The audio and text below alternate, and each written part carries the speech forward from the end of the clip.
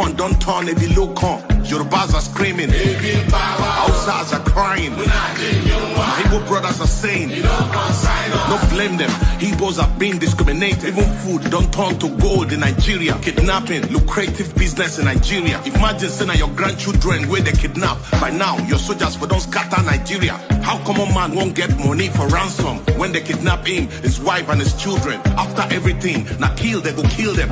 See, as Naira, they fall against dollar. A milocon, don't turn to a bilocon. And you say make we sacrifice for Nigeria. 7 billion to renovate your residence, 15 billion for your traveling allowance. That's not for you and your only vice president. 40 billion for Aso Rock maintenance, 5 billion for food and refreshment, 100 of millions for dogs and animals. Meanwhile, hunger they kill Nigerians. What did Nigerians do to warrant this treatment? Even Gary, they no fit afford for the family. Tinubu government blame Buhari. Buhari government blame Jonathan. People they die. This one don't pass jaga jaga. Oh, Emi loco, OTD Emi loco, Baba Emi loco, Edaku Emi power. Emi loco, OTD Emi loco, Baba Emi loco, Edaku Ojeti.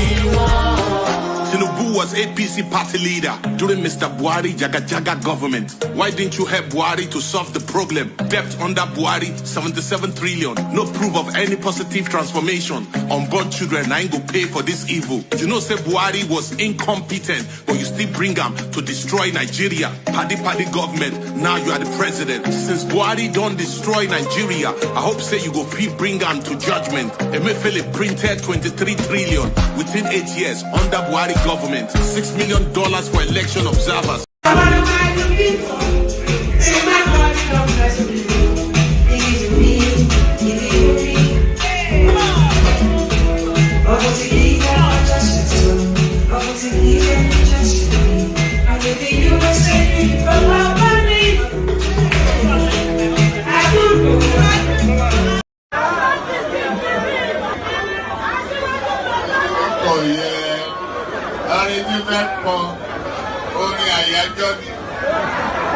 Orin àyájọ́ ni wọ́n dìde wọ́n pínlẹ̀ ogun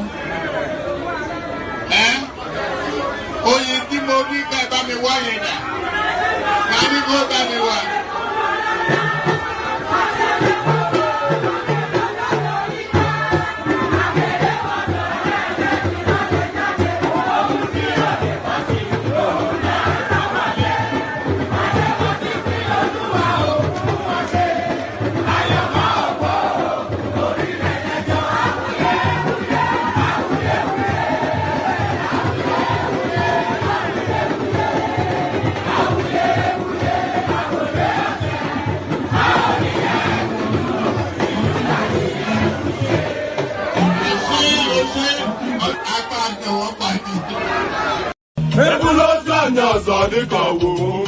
Okay now. To person between my pen. I see. I see what the wedding forget me. Okay. Papa you look at me. One day you get ya. Mama say na wa me to go kwa. Aga na wa mu jelumba. O we butike. Aga ni lu de butilo wane mo. Asa ga wanke ya di kwa ya jomba. Staff sergeant na crook I dey shoot. It be like music, say na hook I dey cook. See as they laugh, they open 32. Who you see? Na Naija actors. Which one? Chidi Mokeme. King of Shantytown, Ogene. Make them no come carry me go Ikotek Mene. I for shoot, make you no go hit Mr. Ebu Bele. See Yabo Joe, Ekwele. Shoot Mercy Johnson, she get belle. See that Igwe where they rap. Which one? We get baby. I for shoot Regina Daniel's hand, but that's weird. There's a guy standing beside her. Oh, that's Ned. The guy with the blue suit, huh? No, that's red. Eating brown cookies, bruh. That's bread. I for shoot Nancy, but she too fine and no be hypo. Shoot Adesua. Na banky wife, oh. Make them no go kick your head, no shoot Jim Aiko. Bimbo Ademoye, na that type I like. Shoot Patient Ozoko. You know they fear Juju. Chueta Lago. You know they fear Juju. Pete Duchi. You know they fear Juju. Kanayo. You want shoot to juju? I for shoot RMD, but that man too cool. IQ.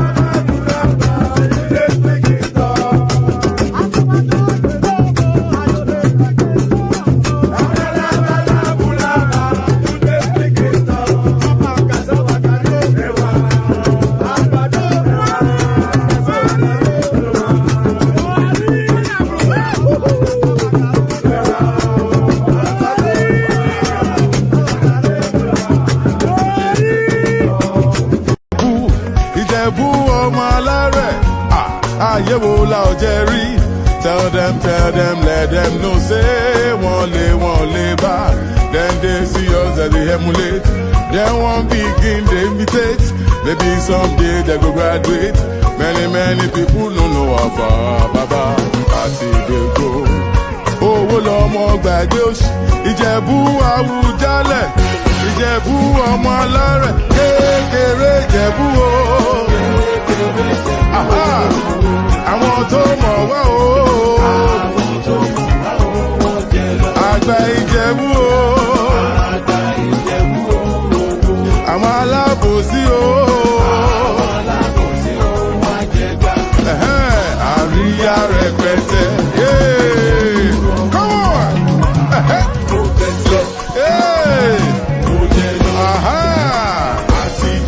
Ìjẹ̀bú jó dáadáa. Ìjẹ̀bú Jayọba. We done the ball with the represent. Olówó lọmọ ṣe yóò. Ìjẹ̀bú lọmọ kò sóṣì. Àjẹwò la ọ̀jẹ̀ rí. Tell them, let them know, say, wọ́n lè bá. Ìjẹ̀bú Àwùjalẹ̀, Ìjẹ̀bú ọmọ alárẹ̀, kékeré Ìjẹ̀bú o. Come on! Àwọn tó mọ̀ wá o. Àgbà Ìjẹ̀bú o. Àwọn alábòsí o.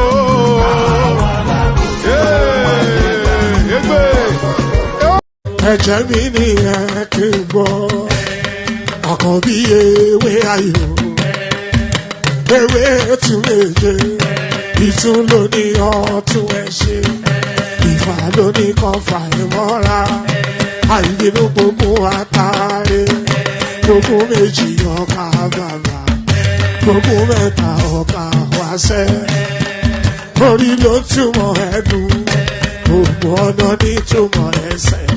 Akọni ìmọ̀ tú ìmọ̀ ọjọ́, ìmọ̀ èmi ni wọn kì í dálẹ̀. Bọ́bá lọ mẹ́lẹ́mọ́, wá fi jó ẹlẹ́mọ́. Akọni bọ́bá lọ gbé fèrè, wá fi jó ẹrùkù. Bọ́wọ́ wọn bá tẹ̀lé, wá fi jó aláré. Àwọn mẹ́tẹ̀ẹ̀ta parapọ̀. Wọ́n wá jọ ń pẹ́ mọ́, ẹ̀mọ́ olóko jẹ. Wọ́n ń pa Akíntọ́lá ọmọ Ògún. Wọ́n ń pàdé Ìyọ̀dà ọmọ Àtàràbọ̀bà. Àkànbí wọ́n ń pàdé Ṣàtàdàdẹ ọmọ ọba Ìjẹ̀bú Mèrè. Aṣíwájú odò gbólùkẹrẹ, ajagun lólòdì ọ̀run. Tó o bá ṣe pé tìyẹ, tó o bá ṣe pé tìyẹ, náà bá ń darí jọ wí. Àpérò ni kò ń gbọ́wọ́, ọ̀bọ ti ṣìgìdì máa gbé, àbẹ́tì ló máa ń gbé, àyàn ti ìlàyàn ewúrẹ́. Ọlọ́run dákun má padà lẹ́yìn ẹ̀, ó má gbàgbé ọ̀rọ̀ tẹ́. Aṣíwájú Ọlọ́run dákun má padà lẹ́yìn ẹ̀. And there it is right there. So both of them should not be on the screen. So let's pop this one off and have that one there. There it is right there. So there it is right there. Good day to you. Good to be in your company. And how are you? So we start it off with that, as we often always do. Often always, there's two different. Um, so we started off with that, as we often do. Yes, we started off with a greeting. So good day to you. Good to be in your company. And how are you? I hope you've had a wonderfully glorious day. So hope you've had a brilliant and a fantastic day. Happy weekends to you too, Choma and Derek Hodge as well. So interact in the comment section if you don't want to come on the screen. So you know the comment section is often more exciting sometimes than the screen. I keep an eye on it, and I cannot just some of the conversations that go on in there is just it's just too wild. But yes, good day to you. Good to be in your company. And how are you? So good day. The usual protocol, click on the like button just as soon as you come in. Subscribe if you're not already subscribed. If you want to come and join me on the screen, the hyperlink that says StreamYard, it should be somewhere there in the comment section, and I'll be reposting it again fairly shortly. So if you want to come and join me on the screen, click on the hyperlink that says StreamYard. It will bring you into a studio space. Soon as I've finished fleshing out the conversational points, I'll let you onto the screen and I invite your thoughts. So it's nothing complex, nothing complicated. It's just as simple as just described. So you click on the hyperlink that says StreamYard, and then you are in, and then I'll do my usual noise making, and I'll invite your thoughts about that noise. So that's just how it works. It's nothing out of the ordinary. It's as easy as ABC. So do that. Click on like, click on subscribe, click on the hyperlink that says StreamYard. You have to re-emphasize that, because it's a call to action. When I'm saying these things, I'm actually asking you to take an action. So as I say it, take the invitation and take the invitation and act accordingly. So click on like. So that's an invitation for you to do something. So do that. And if you are watching in watchback, do that as well. So click on like. And then if you're not already subscribed, do that as well. So do that. Share the link in your social media spaces. And then if you want to come and join us on the screen, the hyperlink that says StreamYard, let me actually send it now, so it's immediate to hand. So do that. And then, of course, the $ at the bottom of the screen, we have the anticipation of 5 minimum super chats per stream. So be the first to set us off. Click on the $ at the bottom of the stream and super chat towards the stream. Do all of those things, and your body will be subsumed with a glowing feeling of warmth. You'll suddenly feel a sensation from within, a glowing feeling of warmth. So do all of those things, and your body will be subsumed with a glowing feeling of warmth. So do all of those things. So let's just get into the conversation. And apologies for not turning up yesterday, by the way. I had oh God, there goes my light now. Let's just carry on. Apologies. You might well say thank God. It's come the laptop that is hooked up to, I think it's somewhat acting up, so I have to unplug it and replug it. So let me do that. Actually, let me do that now.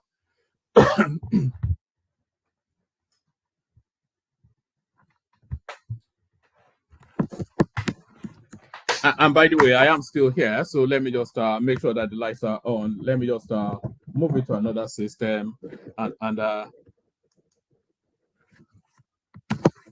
let me move it to another system.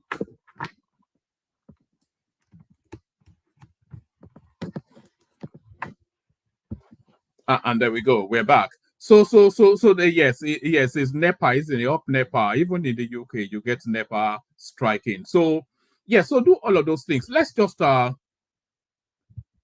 yes, I know, I know that would be further for all sorts of you see what I told you about the comment sections now. Comment section, and they couldn't miss that opportunity. They're already yes, and that's Joma. It's always something with you. Well, that is, isn't it? So let's just launch straight into it. So let's launch straight into it, and we kick it off with this one. So we'll kick it off with this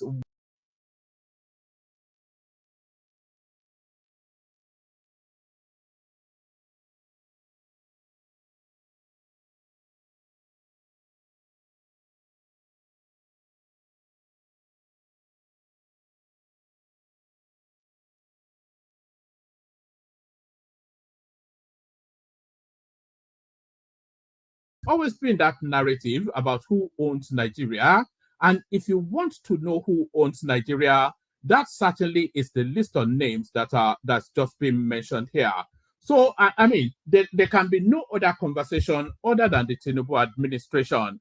Obasanjo arrives Minna to meet IBB, Abdul Salami, and Gusau. So, whoever, pretty much for the last 4 decades, whoever becomes the Nigerian president has to go through at least 2 of these names, Obasanjo, IBB, and now Abdul Salami as well, and Gusau, of course, who I think was an NSA at some point in time. So what's all this about?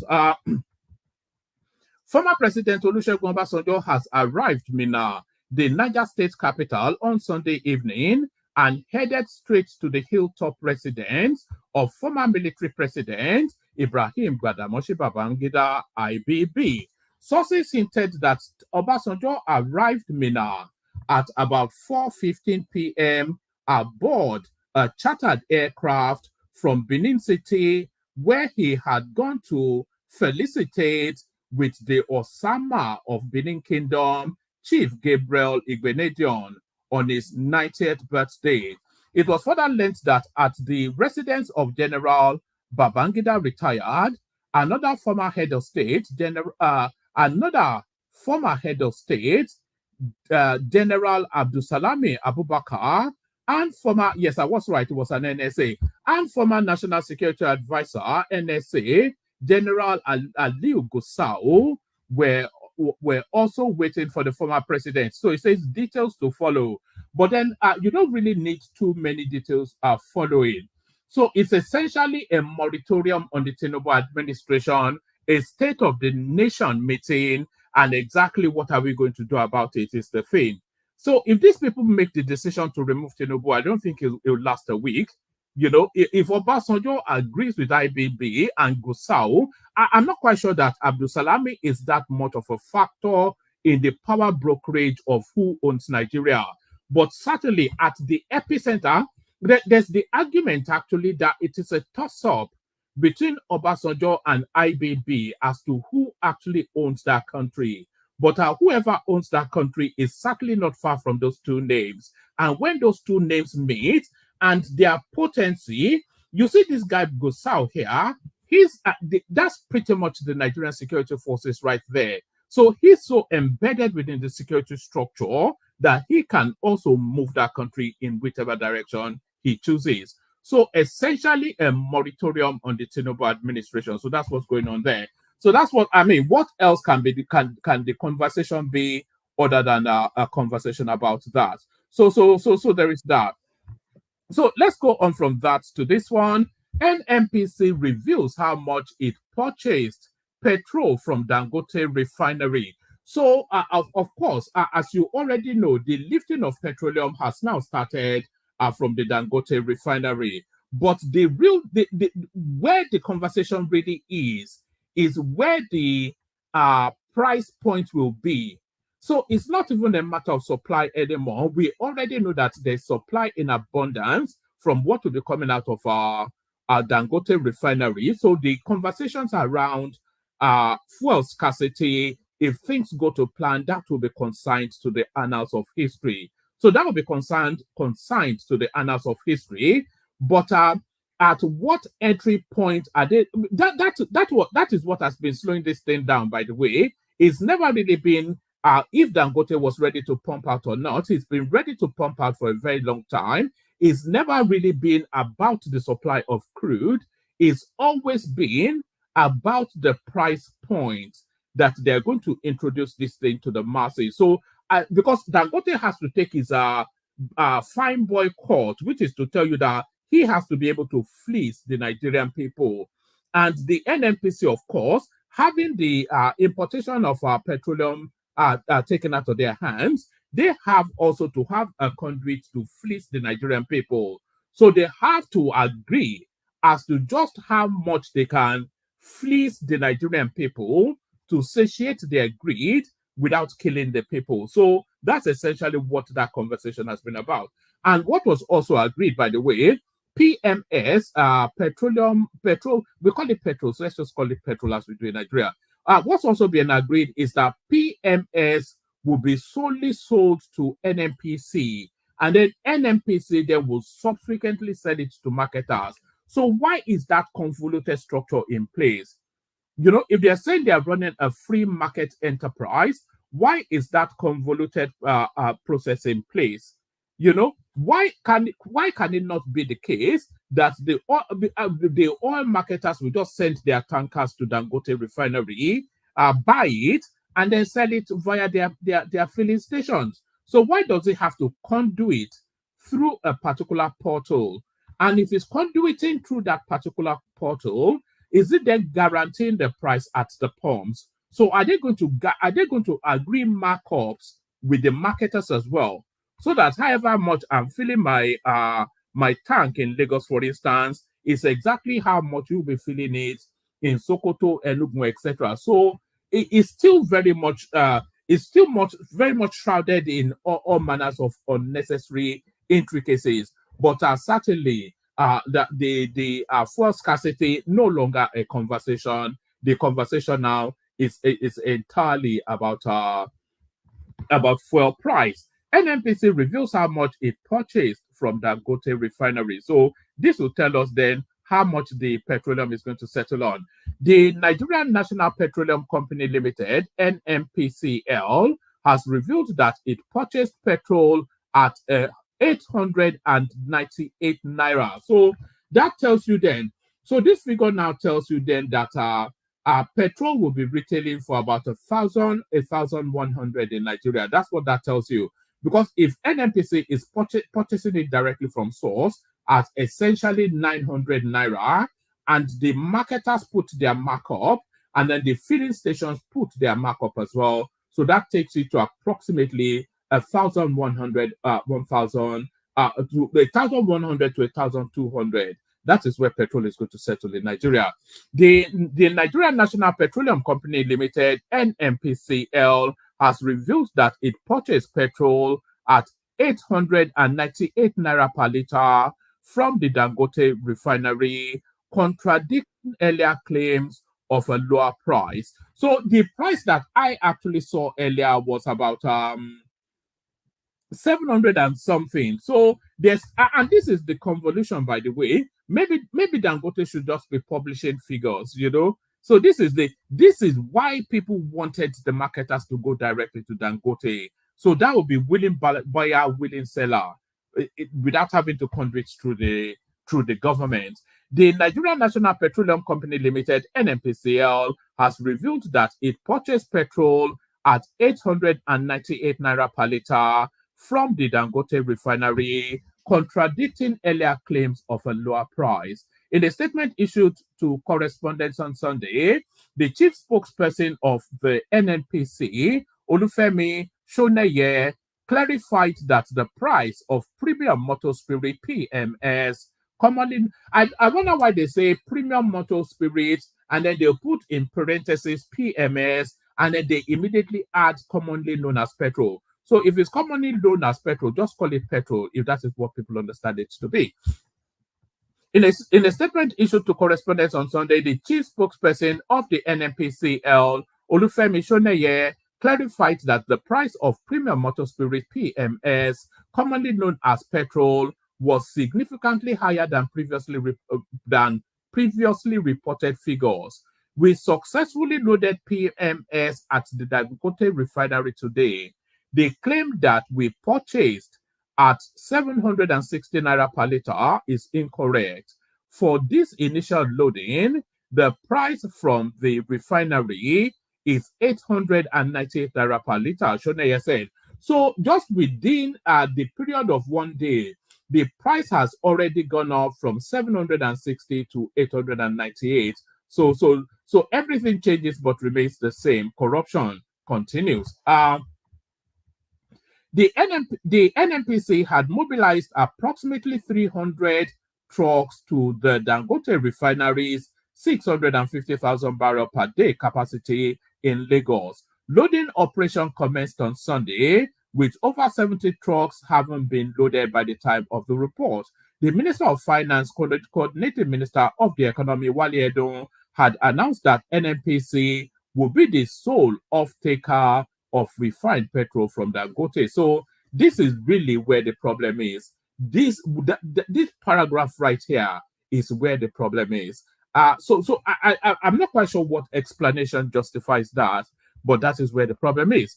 The Minister of Finance and Coordinating Minister of the Economy, Wale Edun, had announced that NNPC will be the sole off-taker of refined petrol from Dangote Refinery. At the technical subcommittee meeting on the sale of crude to local refineries in Naira on Friday, the finance minister, who was represented by Zak Adedeji, executive chairman of Federal Inland Revenue Service, had said diesel from the Dangote refinery will be sold in Naira to any interested off-taker, while PMS will only be sold to NNPC, which will then sell to various marketers. So if they are selling it to NNPC at 898, as I said, NNPC puts a markup on it, and then the marketers put another markup on it. And then by the time it gets to the pump, we are looking at 1-2. Right. At the technical subcommittee, I think we just read that. Yes. He announced that the completion of all agreements and modalities for the implementation of the Federal Executive Committee approval on the sale of crude to local refineries in Naira and corresponding purchase of petroleum products in Naira. Since then, okay, I think we've actually already covered this in a previous incarnation, but let me just give it to you anyway.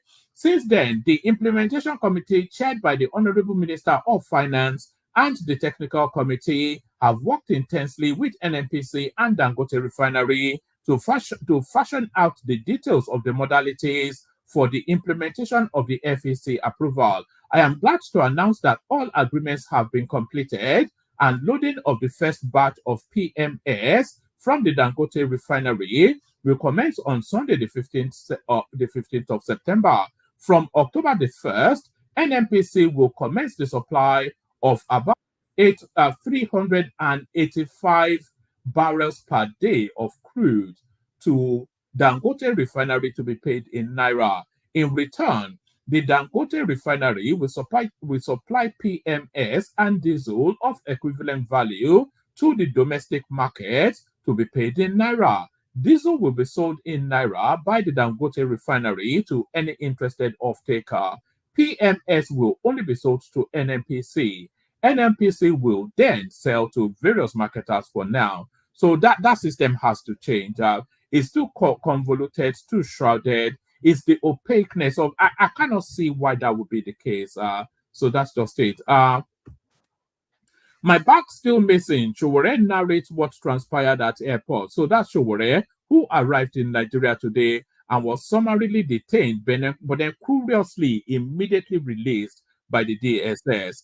Our first set of NNPC trucks lift PMS at Dangote Refinery. So of all of the important things that has happened in that, this is probably the most, so those are the trucks right there. This is probably the most important thing that has happened in that country for the last 30 years, at least since the birthing of the Fourth Republic. This is the most we have achieved self-reliance on energy. So that's essentially what this is. We have achieved self-reliance on energy. So I mean, it's quite a seminal moment in the course of the journey of that country.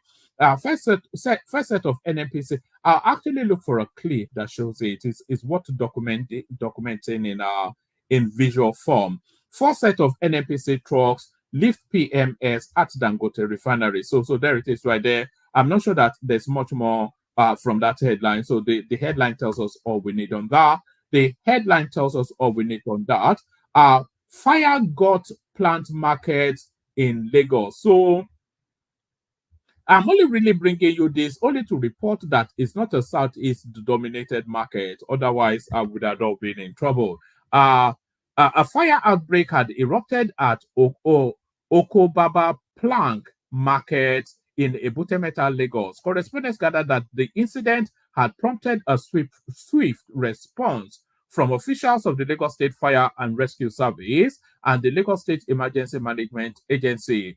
An ex-user, Adedeji Olalekan, tweeting as XYZ, reported on Sunday that the fire had spread to nearby shanties, causing widespread damages. So not widespread, but widespread. The last place you want a fire outbreak is in a plank market, where they sell wood, where they sell all these especially wood for buildings, etc., etc. So the last place you want fire breaking out is in a plank market. So that's plank, PLANK. So that's the last place you want that sort of thing going on. So let's go on from that to another one. Yes, this was when that story first broke, and then they subsequently added about 100 and something naira to it. Dangote refinery set to sell petrol at 766 naira per liter to NNPC. So not only do we get we actually want a breakdown of how they are arriving at the figures that they are looking to sell this thing at. So what's the entry point? There's still a lot to unbuckle from that anyway, because the whole thing sounds like a ripoff to me. Tinubu gives ministers 1,200 bags of rice each for distribution as palliative. So this is turning into a bit of a joke thing, the one that he actually gave to Dele Alake, I think he wants to give it to. He says only the elderly will benefit from it. But this rice thing, it's actually a full-blown joke thing now. You complain about insecurity, right? You complain about unemployment, right? Yes. You complain about the fact that, we are hungry, right? We say we want to protest, right? You say, you don't have medical facilities, right? You say you don't have good schools and good teachers, right? You say minimum wage, right? It's rice. Can't solve all the problems. So there it is right there. Rice seems to. You said they be empowered. That was the message, and this is the solution. The message to the government is a being power, and then you say you are hungry, and then they give you food. So I mean, what's the complaint? You said you are hungry, a being power, and then they give you food. So a being power equals to give you food. Tinubu gives ministers 1,200 bags of rice each for distribution as palliatives. So is there anything else to read from this other than the Minister of Solid Minerals Development, Dr. Dele Alake, has said that 1,200 bags of rice made available to him by the presidency as palliatives for grassroots will be channeled only to the aged in the state. Alake made the disclosure in a statement by his special assistant on media, Segun Tomori, made available in Ado Ekiti on Sunday. The minister said, following the decision of the presidency to respond to the yearnings of the Nigerian people to make more food available at the grassroots, 1,200 bags were made available to each minister to further supplement the established channels of distribution, such as state government and civic organizations. He said the 1,200 bags made available to him will be channeled only to the aged only, adding, we need to reach out to our aged fathers and mothers at times like these to demonstrate the Omoluabi values of taking care of the old in the community. In the spirit of inclusion, it is important that we channel this intervention to mainly elderly citizens who do not have the strength to compete for welfare goods such as these at the established centers. We have taken their inventory and will be delivering to them. So there it is right there. Rice seems to be the solution. Yes, I saw that actually, Mike. So let me highlight what Mike is saying in the comment section. I saw that, but I wasn't quite sure what the traction is. So I saw that because the last one, everybody thought it was somewhat of it was contrived. So this is Mike telling us there's just been another assassination attempt on Trump in Florida. So I did see that in the news cycle. but I wasn't quite sure how solid it was. Let's go on. Lagos State to implement e-call up system for Lekki Ekpe corridor starting September the 23rd. The Lagos State government has announced that the electronic e-call up system will take effect on the Lekki Ekpe corridor from September the 23rd, 2024. So I'm only really reading this because I'm curious to find out what an e-call up is. This comes after the initial rollout. Will this make any sense to anybody, by the way?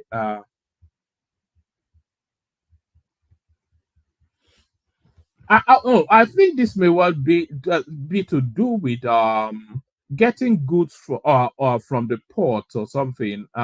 If anybody knows what this means, please come tell us. I just saw the word e-call up, and I thought to find out what it's about. The Lagos State government has announced that the electronic e-call up system will take effect on the Lekki Ekpe corridor from September the 23rd, 2023. This comes after the initial rollout scheduled for August the 1st, 2024 was postponed.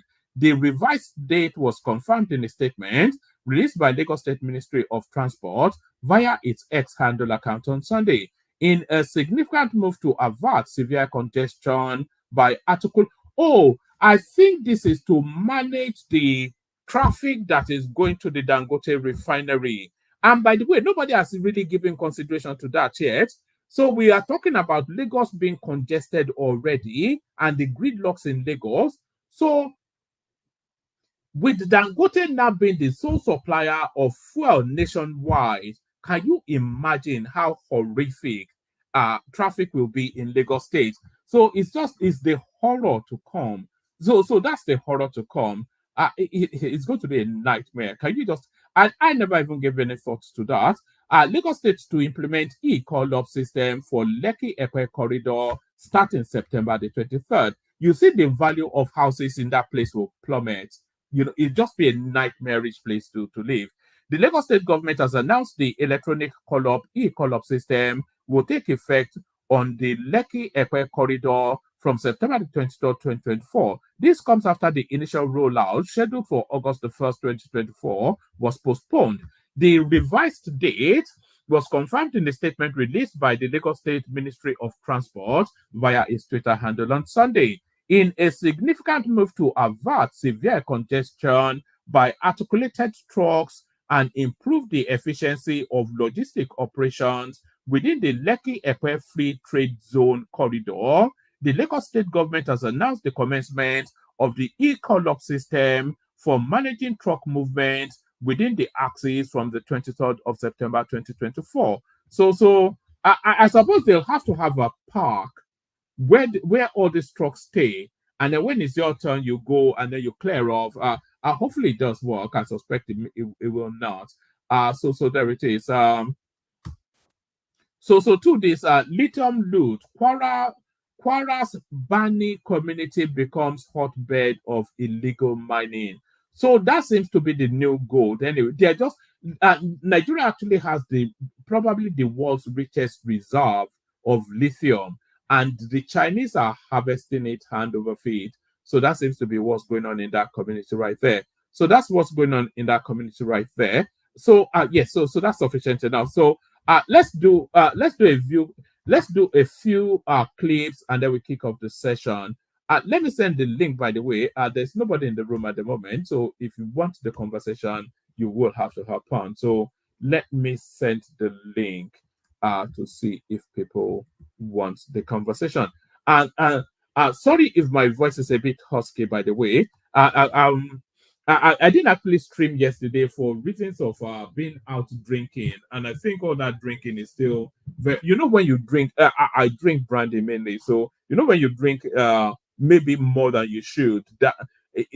I'm not saying I'm hungover, but my voice certainly is suffering from it. I don't often go out, but on those occasions that I do, maybe I was a bit excessive.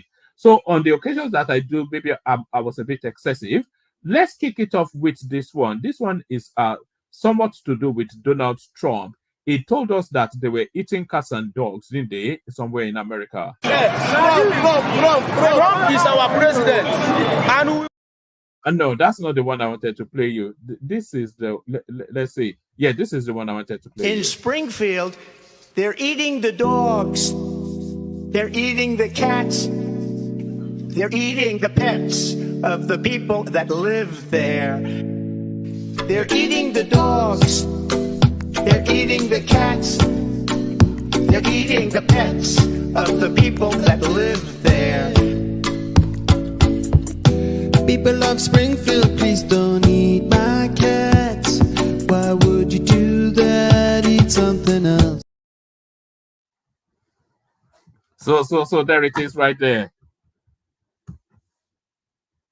So there it is right there. The people of Springfield, please stop eating people's cat and dogs. So you may find it ridiculous, but it probably is going to get traction with examples coming out soon. So people eating cats and dogs in America. So that's Trump right there. So that's Trump right there. Let me take you to another one. So that was funny. This one is not.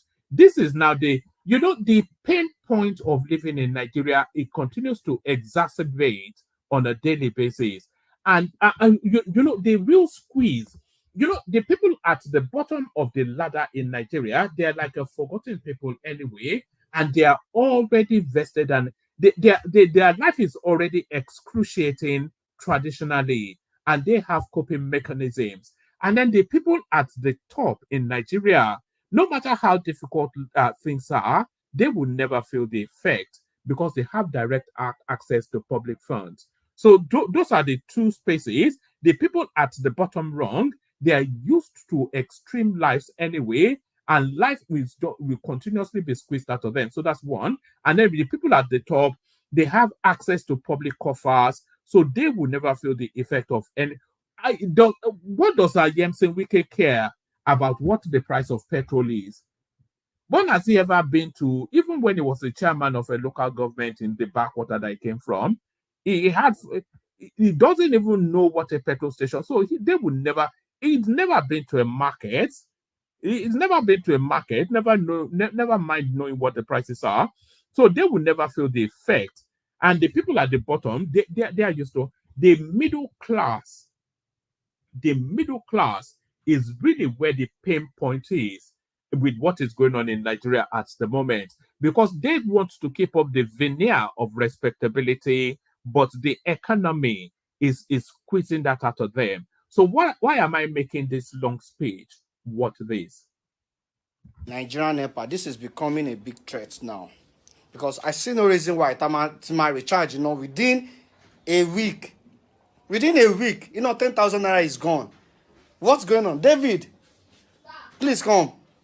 Yes, sir. Can you remember the last time I recharged this light? Yes, sir. When? I think last week. Last week. You recharged 10,000. Last week. Yes. And the light has finished. Yes. This morning. Last week to this morning. Today is what? Saturday. Today is on the 13th. You can imagine, what's really going on? Why are we going in this country? Why are we going? Waiting be all this nonsense gone. Waiting be all this rubbish. Whenever they do, waiting be all this one. Fuel, we not fit buy fuel. Light, we not fit buy. We not fit buy light. Ṣé o gbé yẹn ṣí ere ni? Ṣé en government ní ìyà wèrè ni? Ayé fẹ́ bàjẹ́ ni. Èwo ni gbogbo òṣì kan tẹ́ ń fún wa? Ẹ gbà kúrò látorí iná tán lọ sọ pé ẹ gbà sórí ban A. Now see, to buy 5,000 naira light, you'll be giving me 20 units from 75 units. Are you people mad or what? Ṣé wine wà nílùú yìí ni? Tinubu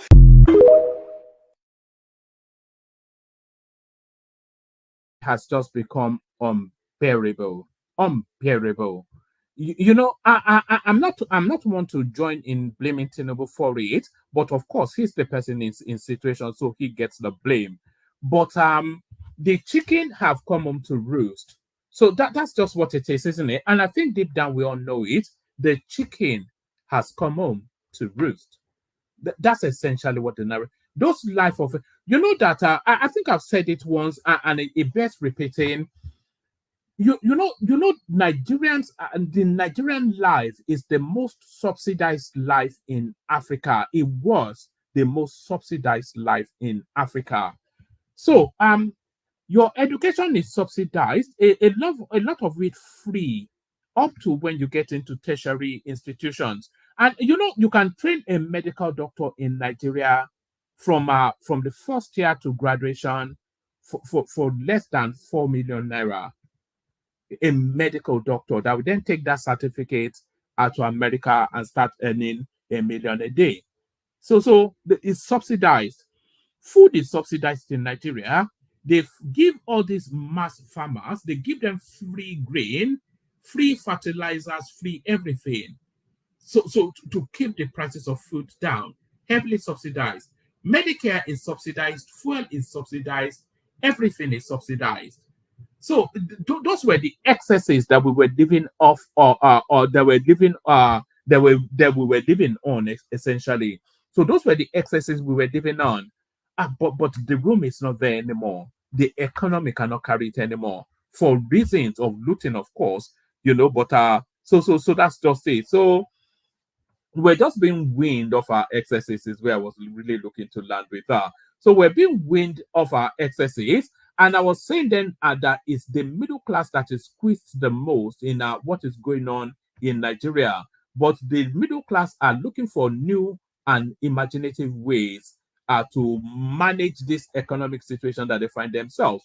So here is the narrative of a person that works in a hospital, and this is the innovative way that person is using to cope with the economic circumstances in the country. Watch this. It can never go well for you. You are living with a thief. You can't even talk to him to change. You are supporting him. You are stealing from somebody. You can never make it in this life, honestly. No matter how much you do. Look at it. Costly drugs. Casualties is 100,000. Yes. Partner. You are having about 3 years. You always disturb me, like when you are doing their videos. Do you get it? No, this is terrible. You will not wear earring. You cover your hair. You wear long clothes, but you do the worst.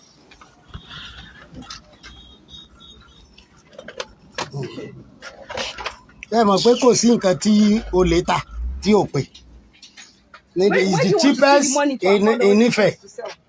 The cheapest place in Ife. Just go. So there it is right there. So let me give you the 411 on what you just saw. So that was a shop. We call it a chemist. It's not a full-blown pharmacy. So we call it a chemist. It's some ramshack that they sell drugs to the local people. So that was a chemist. But then you could see people bringing abuses on the owner of that shop, which is that lady that was looking so much for loan and caught in the act. But why are they raining abuses on her? So her husband works in a hospital. He then in a public hospital. He then steals the drugs from that hospital and then passes it on to his wife to sell in her chemist, and that's their coping mechanism. So he steals drugs from a government hospital, gives them to his wife who runs a chemist, and then they just profit off it. So and that's Nigeria, by the way. That's Nigerians. So it's not a narrative of Tinubu all the time. That is Nigeria. That is who we are, and that is what we do. So that is who we are, and that is what we do. So the situation in the country is that dire that people want to japa, to escape the country, to sunnier climes, to better opportunities and all that, preferably somewhere in the West. But then when you make that escape, what happens next? Watch this. Guys, let me tell you something. For 3 days now, at a stretch, I've not gone outside. I just decided to come outside now. Since 3 days I've been inside my home. And when I measured my blood pressure, it was over 200. Did you know why it was very high? Because I was sitting at a place. Yes, my blood pressure was very high because I was sitting at a place. No physical activity. Well, I just came out now. Still, the whole place is boring. When I tell you guys that Europe, the West is boring, some people think I was joking. See, Europe is boring. As I came out now, nobody to talk to, no place, nobody to even play with. I'm just walking on my own. I'm still a bit young. What will happen when I get much older, like when I get to 70 years? What am I going to be doing? Loitering about. You know how we live here. Even in your building, your neighbors don't greet you. They don't talk to you. That is, when you go back now, if I enter my building now, even nobody greets me. That is the reality. Nobody will say hello to you. Just you take your key, you take your key from your pocket. I mean, open your door and go inside. Just like prison life. You understand me? Even some may say they are staying here because of their children. Right. But your children may not be there for you. These children born in abroad, to be honest, they want to live their life. Yes. And you cannot even be following your children up and down because you give birth to them. They are going to live their life. You will be lucky if they remember you. That is, if they come visiting, safe. Some don't even remember their parents. They don't remember what you sacrificed for them. That's the reality. Well, it is better now that you still have opportunity to arrange Africa. Arrange somewhere. That is, when you get bored in Europe, you have a place to go in Africa. Some said when they retire, they want to live in Africa. It's not a bad idea. Do you understand me? At least you'll be... All right. So that guy was speaking infinite sense right there. Life in I won't even say in the West because I can't speak for what life is in America. I don't live there, but life certainly in Europe is one of the most boring things that you can imagine. It's such a tedious life encompasses you go and you know that the winter months in Europe they are gray and foreboding, so the winter months in Europe they are like something out of not Lord of the Rings. So what was that? Yeah, Lord of the Rings. There's like it's gray and foreboding the winter months. It gets dark very early. It's always cold, and people are just dour and depressed. You are caked in several layers of clothing. When you go to work, when you are on a public transport, you pick up a newspaper not to read it, but to hide away from people sitting around you, just so that they don't draw your attention into a conversation you don't want to have. And then you do that drudgery to that job that you know that your boss hates you, and you're just clutching up to that job with just bare bones. So that's how it is. And then you slug it out, you slug it back home, you are too tired, the kids are making noise, you go and hide away in the toilet somewhere, and then it cycles again.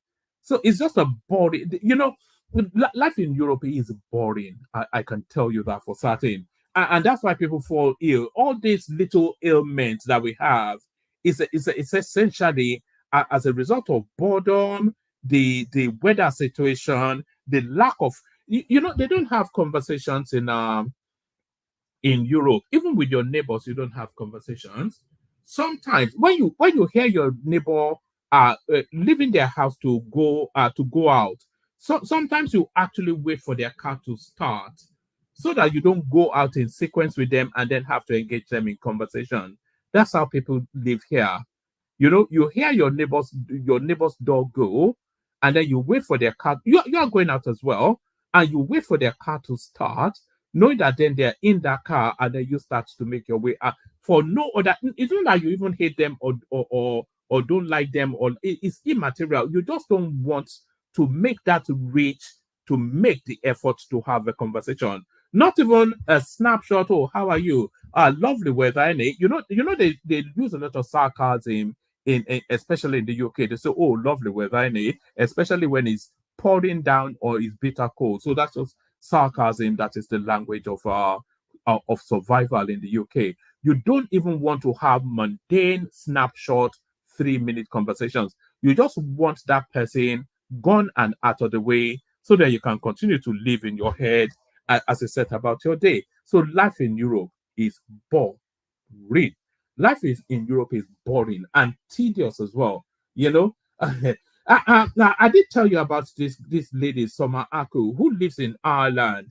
Fed up with Ireland, she went back to Nigeria, and within a month of going back to Nigeria, all of the medications, all the uppers and downers that she's been using to keep herself just steady enough to get through the day, all the medication went.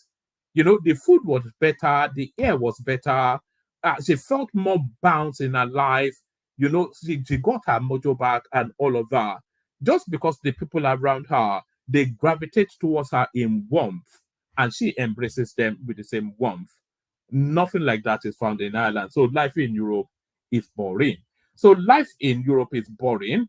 Should I play you one more clip? Is there any other clip that would especially all right, let's go back to the American election, and let's find out just where the Nigerian vote is going. Not even the Nigerians in America, because you'll be surprised that the vote that actually decide the next president of America is actually going to come out of Nigeria. But how are the Nigerians voting to decide who runs America? Well, what's there? Trump is our president, and we will vote for him here. We give him every total support. Anything when they talk, we don't know nobody.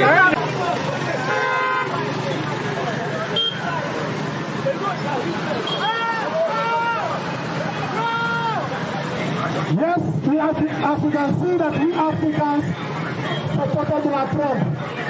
If you have any of your brothers or your sisters or your friends that live in America, tell him or her to vote for Donald Trump in 2024 election. We Africans support Donald Trump, and I support Donald Trump. Make sure that you vote for Donald Trump. I want to use this opportunity to tell all the Americans to vote for Donald Trump. God bless America. God bless Africa. So there it is right there. Campaigning fervently for Donald Trump in the Ojuelegba constituency. You could see the downfall in the backdrop, but Nigerians, you know, that's just who we are. So that's just who we are. Let me play you the Kegite music. Bring on the panelists, our comments with the conversation. First, the Kegite. That's not the Kegites. That is Tinubu showing off just how much he stole. These are the Kegites. Only water, only water, where they see my water.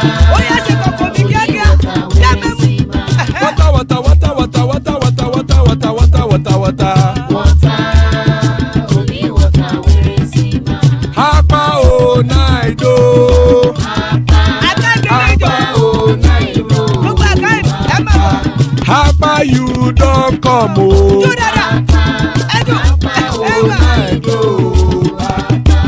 Hapa oh night oh.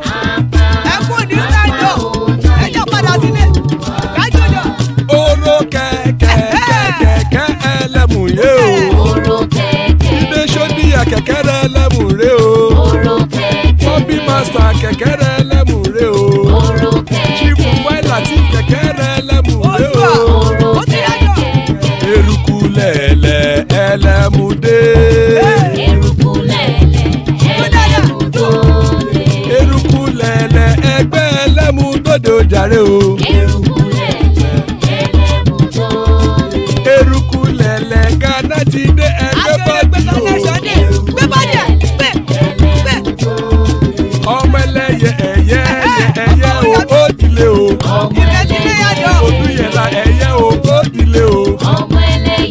Petrosonama ẹ̀yẹ o ó dìle o. Petrosodunke ẹ̀yẹ rẹ̀ ó dìle o. Ẹlẹ́kọ̀ ọ̀run mú ìní o.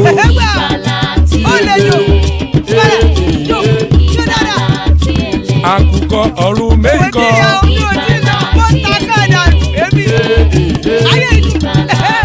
Ikú kò ní ríwà gbéṣe o.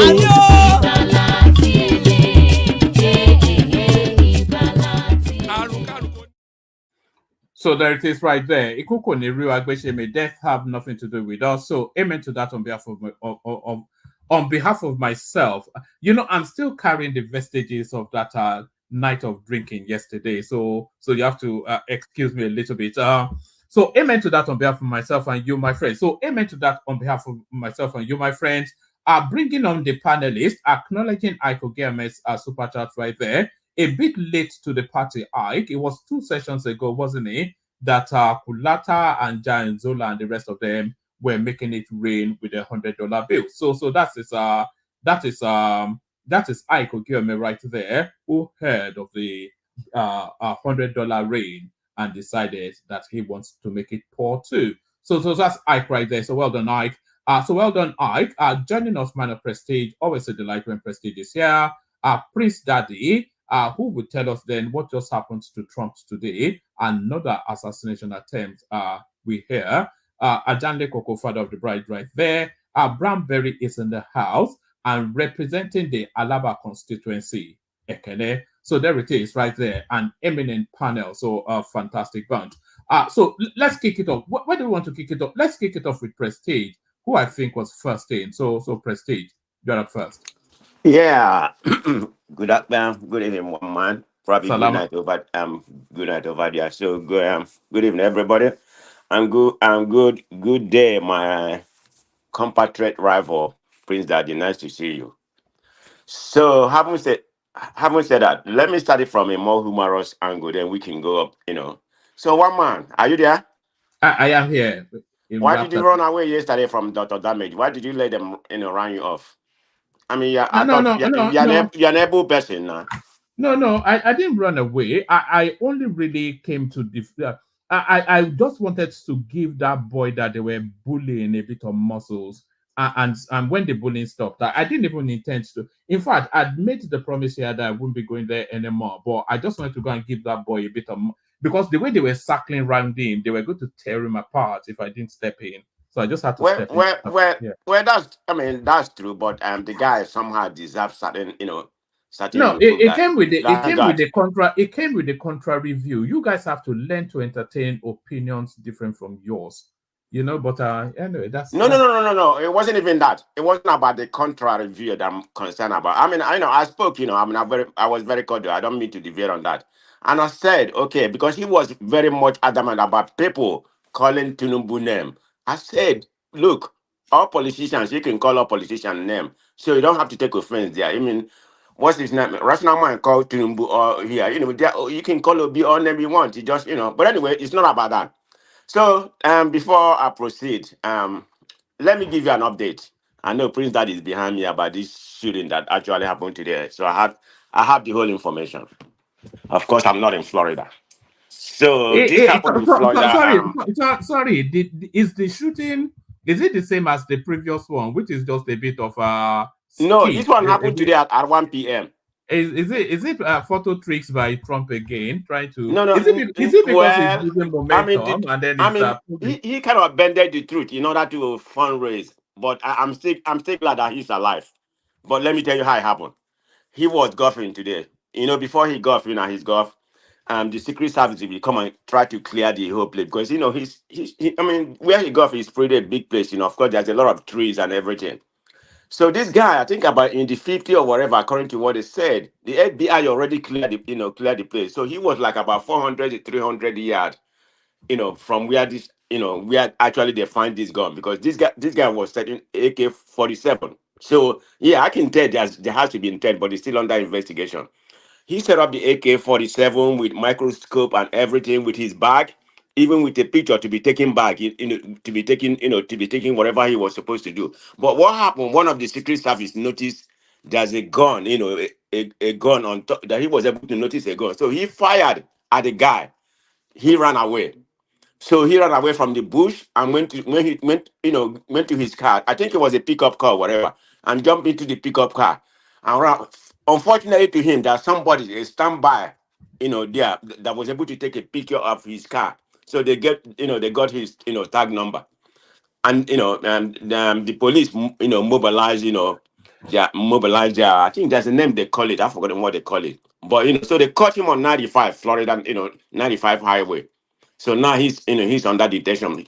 Trump was not actually fired, but what is the guy doing with AK-47 with microscope and everything, so there's an intent there. So everything is still being investigated because he had not spoken.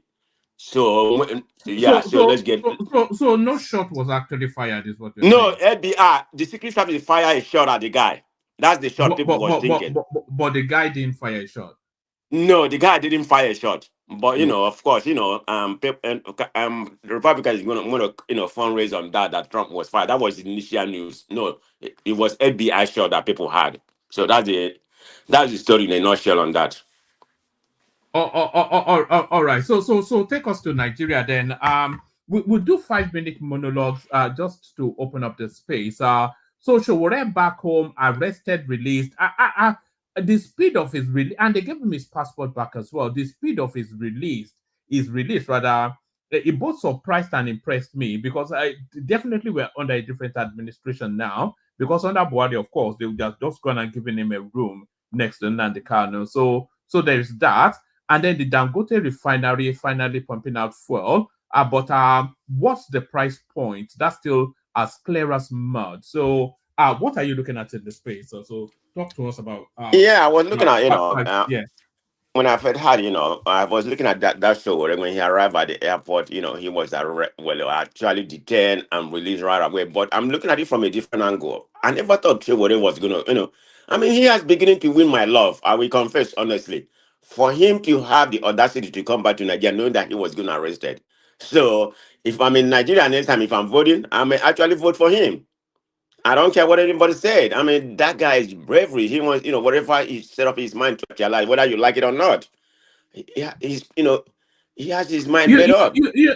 I was actually impressed that Ajale Koko will confirm this. I was actually impressed that he made the journey to Nigeria. We were in conversation with him to bring him here, and that conversation was progressing. It was in America then, but then suddenly it's in Nigeria now. So I'm not quite sure if we still continue to work on it. But I'm impressed by the bravery of it. That Exactly. That's the angle that's the angle I said I'm impressed.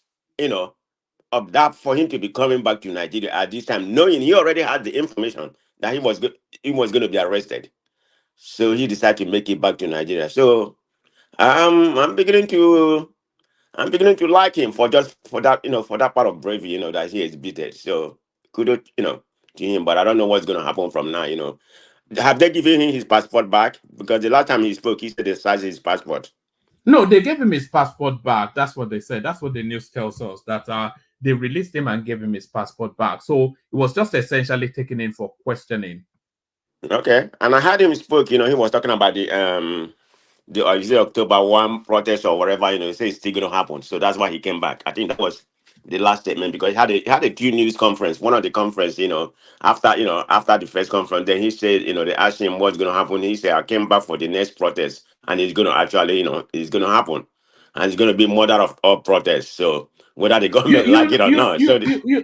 I'm actually impressed by the politics that Shobore is playing now. It's suddenly transmuting from a joke figure to an actual serious contender. Yeah, that's the part I'm talking about. I am very impressed. Believe me, they're not going to do anything to show it unless there's actual evidence that he committed crime or whatever they call treason. Because everything now they consider it to be treason.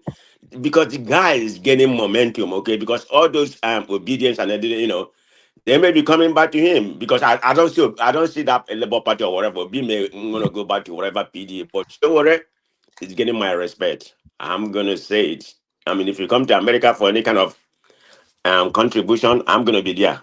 Okay. Do you think Obi's politics has to be necessarily a bit more militant now to try? No, that's not Obi personality. Yeah, but it's not gonna happen. How is he going to cover up? Well, you had what he said the other day that he doesn't mind deputing somebody. I don't know if that how true that story is. That maybe you can confirm that to me, my man. I mean, like people said, Obi has. I mean, like up to today, okay. I'll be very fact. I still support Obi, for whatever reason, but he's part of he's part of the elite. I mean, what part of the politicians, you know? So You know, I've always said that if Nigerians want a change, that change can only be SOWORE. Anything outside of SOWORE is really just status quo, but with a different accent. So we'll see how it goes for him. But yeah, I always like SOWORE mantra, okay? You know, always but people say you need to start from the grassroots, go run for local government election or something like that, but that's not where it's coming from. So we'll see what happens maybe in 2031, because I know Tinubu, God keep him alive, he's going to be here at 2031. So let's just make that one. Nothing is going to remove Tinubu in the next 3 years, in the next election. I'm not sure Tinubu should be so confident that that will be the case, But wait a minute, one man. Let's talk about this. Or whatever you said they are doing now, you saw Obasanjo going to the north or whatever. I know, I know there's something going on. Let's call it. But how can they remove him? I mean, he has all the government apparatus behind him. I mean, the way Nigerian politics work. They can remove him if they put him in a position where he can only really hold on to the power violently. So if you had Atiku and Obi, for instance, if they form that synergy, and then you had Kwakwanso joining them as well, so that unseats Tinubu. But you are talking in a sense country, in a clean country. If that's happened, I mean, I just believe that Tinubu has all the whole government apparatus. Yeah, but how is it going to? You can, even in Nigeria, you can only rig election if it's plausible for you to say that you won. If it's up, like Goodluck Jonathan, for instance, you can only rig the election if there's a plausible storyline to say that you won. If Atiku, Obi, Kwakwanso, if they form a synergy and they launch at that 2027, there is no, especially against the backdrop of the situation in the country at the moment, there is no way that Tinubu can come out and tell us that he won. Because what will be the basis for that win? The whole of the Southeast will go with Peter Obi, we know. A good chunk of the North will go with Atiku. Kwakwanso delivers Kano State. So where exactly will he claim? It will be impossible for him to say that he won. Okay. Are you saying what about if his government, the ANEC back him and, give you whatever result they want to give us, say he won? What can you do? There's nothing. It will be removed violently. It will be removed violently. If he tries that, then you're talking about military coup, which we don't want. That is the only option. I mean, as much as I don't like his policy, I don't like what he's doing, but I wish him success. I want Nigeria to be a better country, honest opinion, but I mean, he's been there for a year and a half, nothing is progressing, everything is kind of regressing. So, but I mean, is he back in Nigeria? One man. Hello? Sorry, I was responding. I was muted. No, yes, he's back in Nigeria now. He's back in the country. Oh, okay. So yeah, that's all I have to say in that in that space. So you want me to go about the NNPC and the using? Yeah, give us a flavor. Yeah, give us a little flavor. They came out with 766 and ended up at 893, all within 1 day, as the price that they bought it from Dangote. So I'm not quite sure. So the corruption and the fraud already started. Okay, I heard you made a readout earlier that it's official, that the NNPC is the one that's going to support it. It's going to be supplying the market here, the crude oil. I mean the PMS, But last week there's an information that came out from this, unless they tried to play some abracadabra. No, there's some information that came out when this information first surfaced. NNPC disputed it as this. They said Dangote could, that was the word, they used the word could, they didn't say definitely, could supply, some of, his PMS to the market here, it's not, they don't necessarily have to have the 100% monopoly on it. So has it been official right now that it's only them? Unless they are contradicting their stuff. No, that's what's coming out of the government. That's coming out of That came out of the finance minister Wale Edun. That's what was Okay, so that okay. If you come out of the government, then it's official that that NNPC will be the sole provider to the market here, and Dangote will be selling. So if that's going to be the process they're going to utilize, how would that be a private entity, Dangote, if it has to supply to the government? Because let's call it what it is. You know, NNPC is a government apparatus, so that's what it is. So we're gonna be getting our crude oil. Now it's already been hiked twice, to my own understanding. By the time you get to by the time you get to the market here and the pumping, everything will increase. So we might be looking, I don't know what it is as of today, but as of last week it was like about 1,000, maybe 1,000 plus. So that just goes to show the corruption that. I think that's where it's going to settle, because NNPC is buying it at 893 from Dangote. So Okay. they're going to sell it onto the I thought marketers. it was, but yes, last week it was 830 something. So But it's 893. yeah, that's the figure they're giving us. They said they are buying it at 893 from Dangote. So they will then subsequently sell it on to the marketers. So the marketers will have to put their own markup. So they will put on a markup to sell to the marketers. So 898 actually, that's how much they're selling it for. That's how much they got it from Dangote.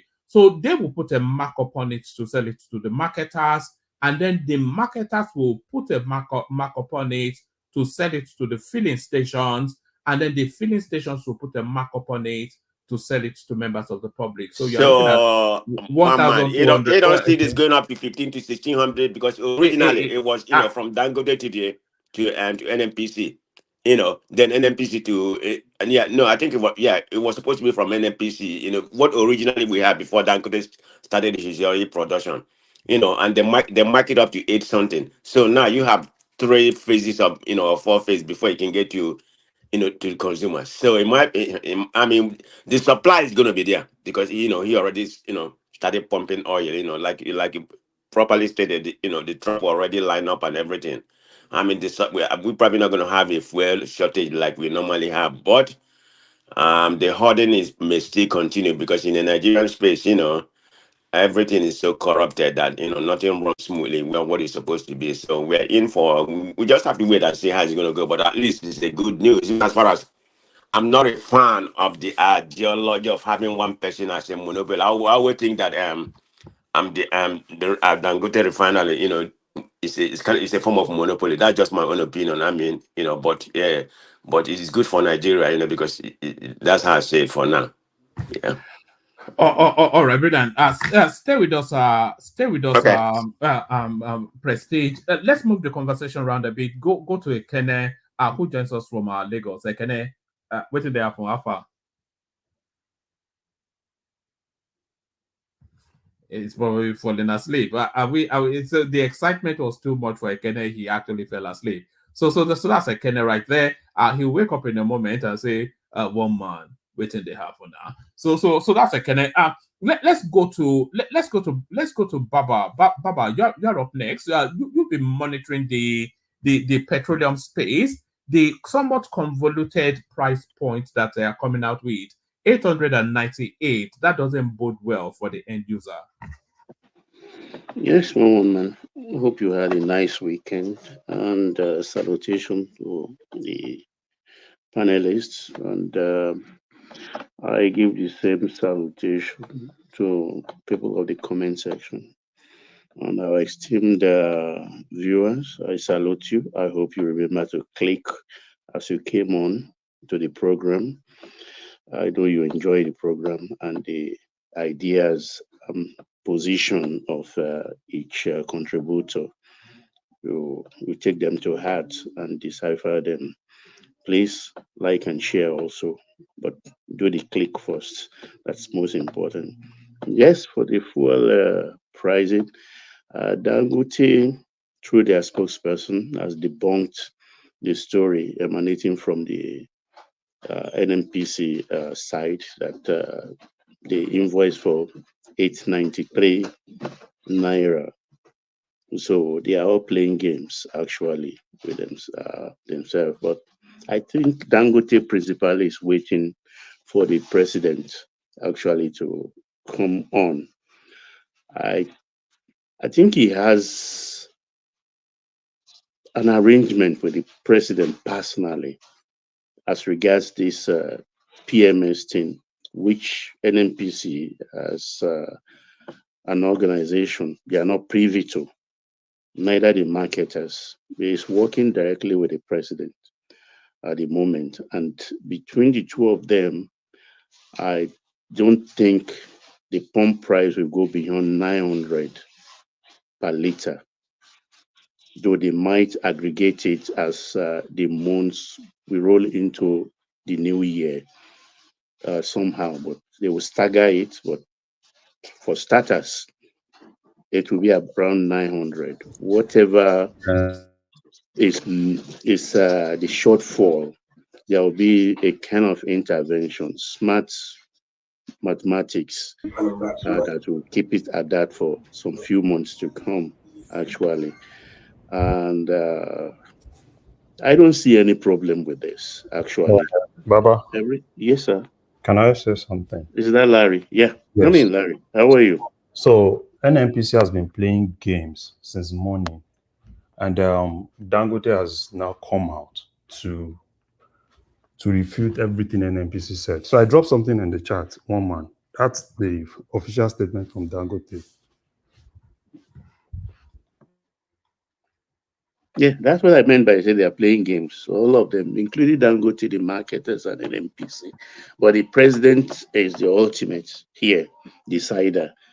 And I think, I repeat, I think the president has an arrangement Baba, at the past. don't Yes, be sir. surprised if NNPC is disbanded in 2 months. Oh, that's in the works now. You should know that. That's in the works. Yeah, it's getting to that. Because you also have to realize that Dangote, they say Dangote built this $20 billion refinery, but that he didn't sign that check for $20 billion. He has investors, you know. So if his investors, if the people that are backing him with money, if they're hearing this sort of figures, then they'll be expecting those sort of returns. So he cannot have ambiguous and opaque figures being bandied about, you know, because he has to account for it. So what does it actually say? It says, our attention has been drawn to a statement attributed to NNPC spokesperson, Mr. Olufemi Shoneye, that we sell our PMS at 898 naira per liter to NNPC. This statement is both misleading and mischievous, deliberately aimed at undermining the milestone achievement recorded today, September the 15th, 2024, towards addressing energy inefficiency and insecurity, which has bedeviled the economy in the past 50 years. We urge, let's see if he gives us a figure. We urge Nigerians to disregard this malicious statement and await a formal announcement on pricing by the Technical Subcommittee on Naira-based crude sale to local refineries appointed by His Excellency President Tinubu, which will commence on October the 1st, 2024, bearing in mind that our current stock of crude was procured in dollars. It should also be noted that we sold the products to NNPC in dollars with a lot of savings against what they are currently importing. With this action, there will be petrol in every local government area of the country, regardless of their remote nature. We assure Nigerians of availability of quality petroleum products and putting an end to endemic fuel scarcity in the country. So, a lot to untangle from there. Yeah. Okay, Larry, go ahead. I think. No, Baba, continue. Baba, continue. Okay, that's what I meant. Everything, but I think you just, which is fair though, with government, the president's intervention to stay. Let's go into December at 900. At least a principal thing is that we may not experience fuel shortage anymore in this country. That's the sweetest thing. And buying in Naira has created a lot of leeway for pricing mechanism for PMS, because government has nothing to do with AGO anymore. That is, what do you call it? Diesel, AGO, diesel. Government has nothing to do with it. So our principal concern is on the PMS. So we will go into the year at 900 at the moment, because he buys in naira, and NMPC also purchased from him in naira 300 barrels to be supplied to him at the moment, and 300,000 barrels to him on daily basis. He has a whole lot of profit to be made from byproducts, and because it's almost things you can take from a crude oil is almost in terms of productivity and grades of different kinds of oil is almost ad infinitum. So there is no way he can get it wrong mathematically, and in terms of profits he will be making actually. So he is home for free when it comes to this oil thing, and at least we can all rest and focus on other things, knowing reassured and knowing full well that fuel shortage is a thing of the past. That is my take on this. Now we'll go to SOWORE. SOWORE, as we speak, as of today, I doff my hat to him. He has gained my full respect. And I dare say he's not a bastard. He has walked in the shoes of people like Tunde Diagmo, who came back, just knowing full well that he will be incarcerated. He has walked in the footsteps of OBJ, knowing full well that he may be killed by Abacha. He has walked in the full footsteps of MKO, who came back and ended up in the gulag of Abacha. So SOWORE is the man of the moment. He's done very well. It doesn't mean I'm going to embrace him politically, but as a human being, he's gained my respect, absolute respect. He's not a coward and he's not a bastard. That's what I have to say about him. I know he's going to milk this for whatever it's worth in the next 4 weeks, appearing here and there. If there is a press call in the heavenly body, I know he will visit and beam his. Let me show you his welcome. It's only about 10 seconds. No.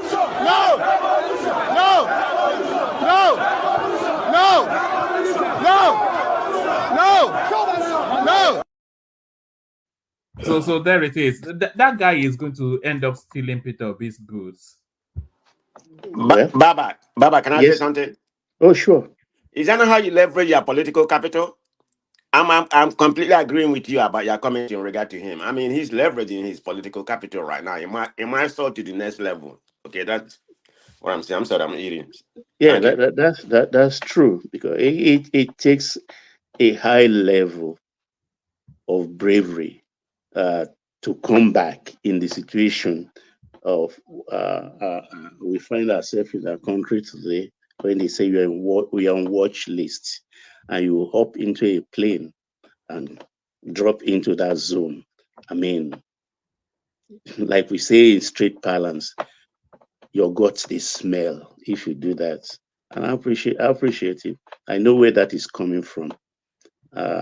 So I doff my hat to him once again. That's a good one. And then for OBJ, Baba, respectfully, it's not within my, I don't have the mouth to say this, but I will just analyze the situation like it is. I think Baba should just give all this politicking a rest. Honestly, it's causing more confusion by playing old boy politics, or he should realize I'm choosing my words carefully. Tinubu is not giving you attention. You went to his house unannounced. You didn't see him. You met the wife. I don't know the kind of message you left. Now you are going to Benidorm to felicitate with him. IBB birthday was a couple of weeks, many weeks back. And I don't think it's Abu Salam's birthday, and you are having Gusau in Tao and things like that. It doesn't work because you've offended these people before, and they know you for who you are. So what do you want to tell them? Must you bat the whole nation down because you want an interim government or you want a government of national unity? Why do you think this meeting is taking place? Because as I was saying, if there were any real, because people talk about owners of Nigeria, if there were any owners of Nigeria, it wouldn't be far away from those names that are meeting now. IBB, Obasanjo, Gasua, but Gusau. Yeah, what do you think that meeting will be about? What do you think the intentions are? Look, or are they just meeting to try and intimidate Tinubu for the optics of it? Yeah. For him, it's just a kind of subterfuge, trying to leverage on these people.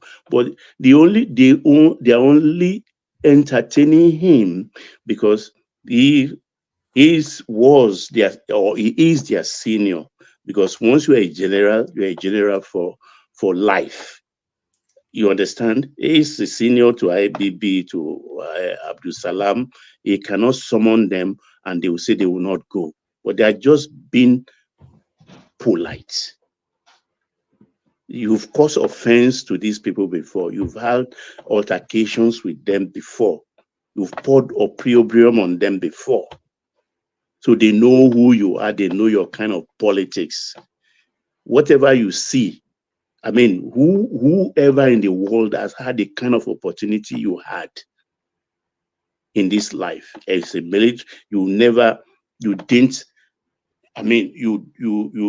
got into the civil war late, within I think 90 days, when all battle sectors had fallen, and you just went there and swept the place, and they handed to you. You wrote your memoir of the war and you claimed the glory. Fine for you. You didn't plan a coup. You were made number 2. The man was assassinated. You became an head of state. You didn't fight for it.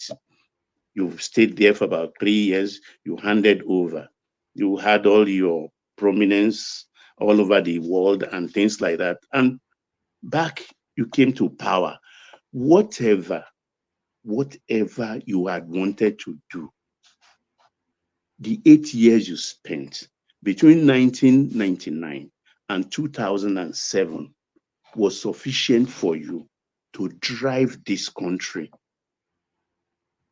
to shape this country to whatever you want the country to be, or point us in the right direction where you think will make this country a nation you will be proud of as experienced leader, a military general transitioning into a civilian president. Nobody had ever had that kind of opportunity in recent history. Okay, you failed. As far as I'm concerned, you failed. And here you are in the year of our Lord 2024. I disagree with you, sir. Obasanjo did not fail. Okay, come on. What Obasanjo left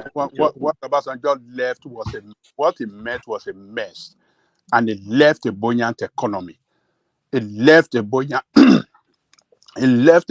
economy and a stabilized political state as at the time he handed over power to Yaradua. So you can't say he failed. He didn't fail. Okay, I say it failed. One, we can debate it from now to eternity. Is it 10 billion or 12 billion we paid for debt forgiveness and things like that? I think we shouldn't have paid that money. Why do you want to owe and you don't want to pay? No. Why were you given the opportunity? Why were you given the opportunity of a nation? I mean, as a nation, you are given a debt relief opportunity. Why wouldn't you take advantage of it? Debt relief and what do you call this thing? A reduced what do you call it? Debt payment. How do I say it? I can't remember the terminology used. Why don't you want to pay? Do you know what it costs? Do you know what it costs to pay loan, the fee and the charges and everything? Do you know what it costs? And where has that gotten us? Positive, you know, the positive, the positive, I mean, the credit worthiness that the nation achieved for paying off its loan. It opened your country to investors as a credit worthy nation. So I disagree with you, sir, that Obasanjo did not fail. In fact, he put a country on the right track for development. Economic development. What development? Elaborate on that, please. Economic development, political development, but the political class destroyed the country, including what Tinubu are doing today. He came from the military constituency, and he turned around the economy within 8 years to a buoyant economy. So you can't say that he failed, sir. I disagree with you in totality. The records are there, the statistics are there that show that Obasanjo is still the best performing president ever in the history of that country. Okay. Can I continue? Go yeah, he failed totally. Sorry, better than IBB. A lot of people would actually argue that IBB was the best performing president. Yeah. Why he failed? For his 8 years, he spent $16 billion for power. You know that is not. You know this is the campaign rhetoric. No, let me tell you. Wait now. That is wait. Not, you can, no, don't say that. Can you play an intervention role here? Can I make my own point? You made your point. Let me make my own point. You are jumping into my throat now. You've made your point. No, that is not true. And I'll tell you why it is the truth. So wait. Simple. In 2005 or thereabout, an altercation occurred between IBB and OBJ. And IBB was trying to contest. And IBB said, look, you spent 16 billion on power and nothing happened. IBB said it in an interview, and OBJ had no answer to that. And he has been confronted several times about that 16 billion. And till today, he has not. Can I respond? Can I respond?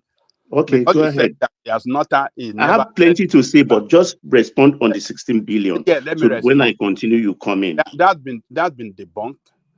And as a matter of fact, during this Buhari time, when Buhari said it in one occasion that he attended, he came out the second day or the third day and said him, look, mister, if you have anything to prove, go to court. I have my record, and I'm denying that 16 billion was not spent. And to say he didn't build most of the generating plants that you have today across the country, he built it. So power generating plant rather. So you see this this habit of going after what do you call it, Obasanjo, and want to destroy him, that his regime did not do anything. That I think we have to retrace our step in that regard. We shouldn't be doing this. The man achieved a lot. As a matter of fact, in the recent history of that country, he built middle class that is missing today. The middle class that we saw, even the lower middle class, everybody had Oh man, a, check your economy what's up. was buoyant. The teacher were buying vehicles, teacher were building houses, teacher, civil servant. That is never seen again. It was during the time of Obasanjo that we had that buoyant economy that gave the civil servant that economic empowerment to enjoy their nation. So I totally disagree with everything you said that Obasanjo failed. Obasanjo did not fail. He put the nation on the right track, even on the economic, what do you call this,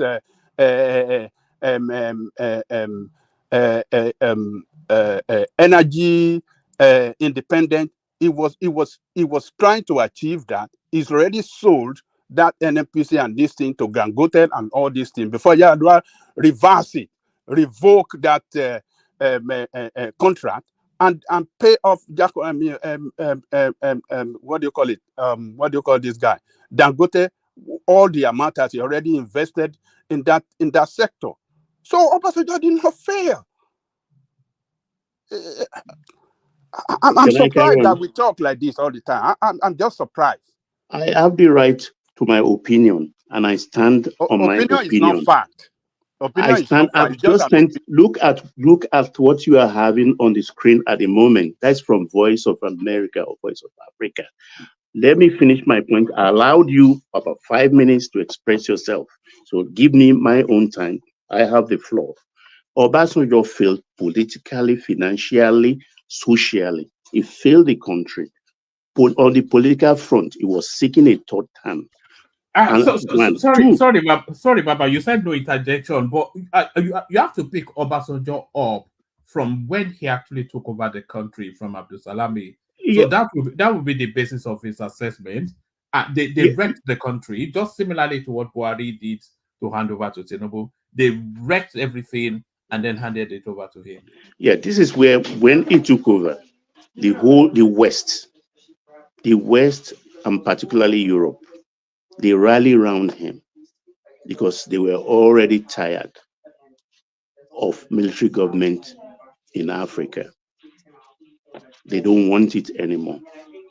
That is why they were so desperate. They won't allow people, some military officers like J.J. Rawlings, to put down their khaki and put on their native dresses and become president.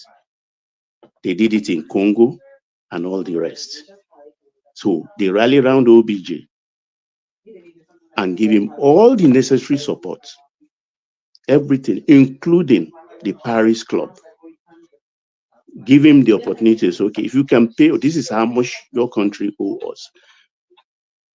If you can pay this amount, cash upfront, we will give you debt forgiveness.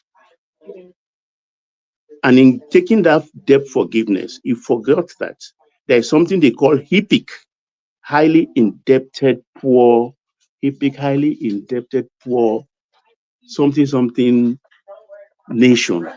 That's the World Bank assessment of such countries then. Nigeria was put under HIPIC. So they were entitled to all the kind of support he had. And what did he do with all those opportunities? Because that 12 billion, for instance, it's not like we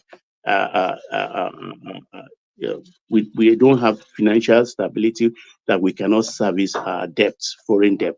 But paying that money in bulk, I don't think if Nigeria were to be a business, a private business, I don't think any businessman would pay that kind of sum bulk at once to his creditors when he has the capacity to service his debt.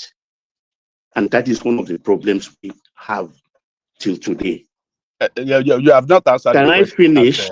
You spend 5 minutes. It is my time. You have your own time. Let me marshal my point. Because you are jumping into my throat like this. You are not allowing me to marshal my point. Okay, go ahead. I will come when you let me know when you are done, so I can exactly go after what you said. Okay, yeah, exactly.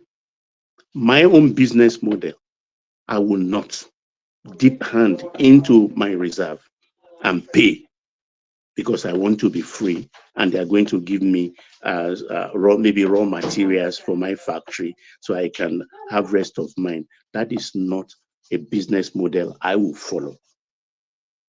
And that is the beginning of our problem, because you don't take about 12 billion hard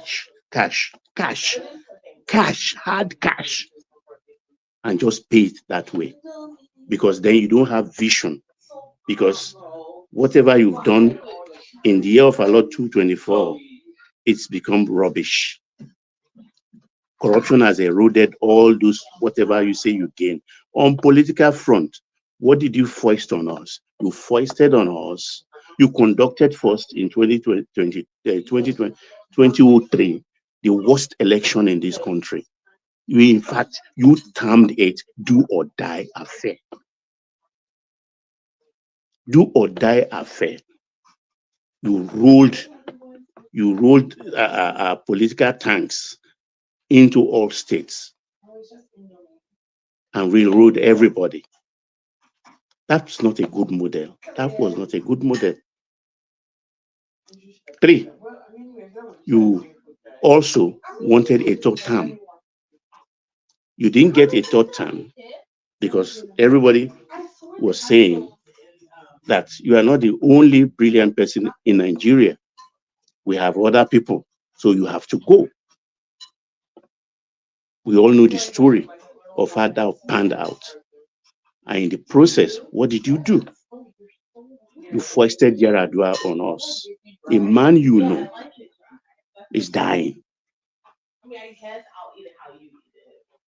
You foisted him on us and brought Jonathan to be his deputy. And what happened 2 years later? Yaradua died. And Jonathan took over. And ever since, you've turned yourself into letter writer. You've never allowed any government to rest. You are a statesman, for God's sake. Retire to the farm and let them run their country. You've done your best as per your capacity, yet you are not allowing anybody to rest. You want to interfere in the affairs of the country, rightfully or wrongfully. Who does that? Who does that? And today, in this last election, you wanted an interim government. When that was not working, an election was going on, almost concluded, you came on air asking the authority of that time to suspend the election. Field Marshal of the country, that didn't happen.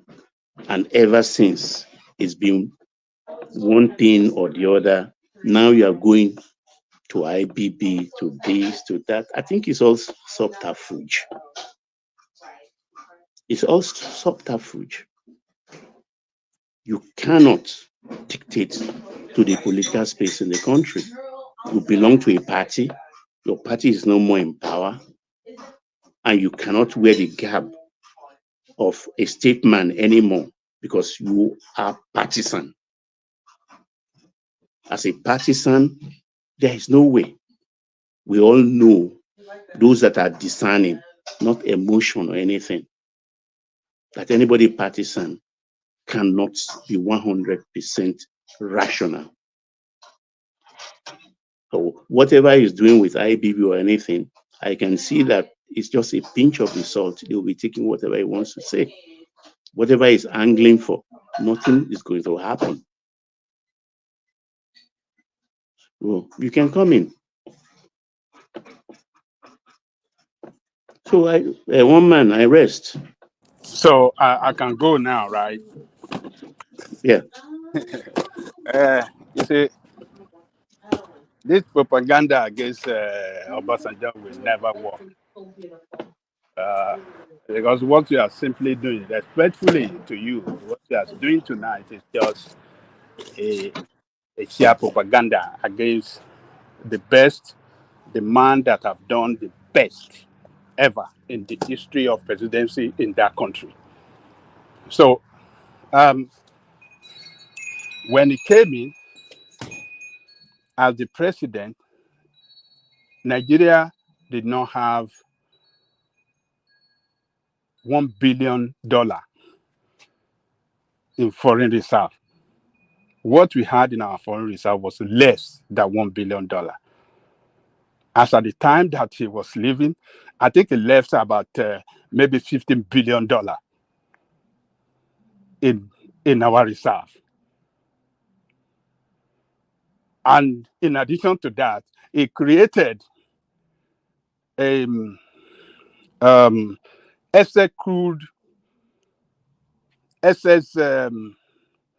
crude oil account in central bank that, as at the time he left, we had about $45 billion there.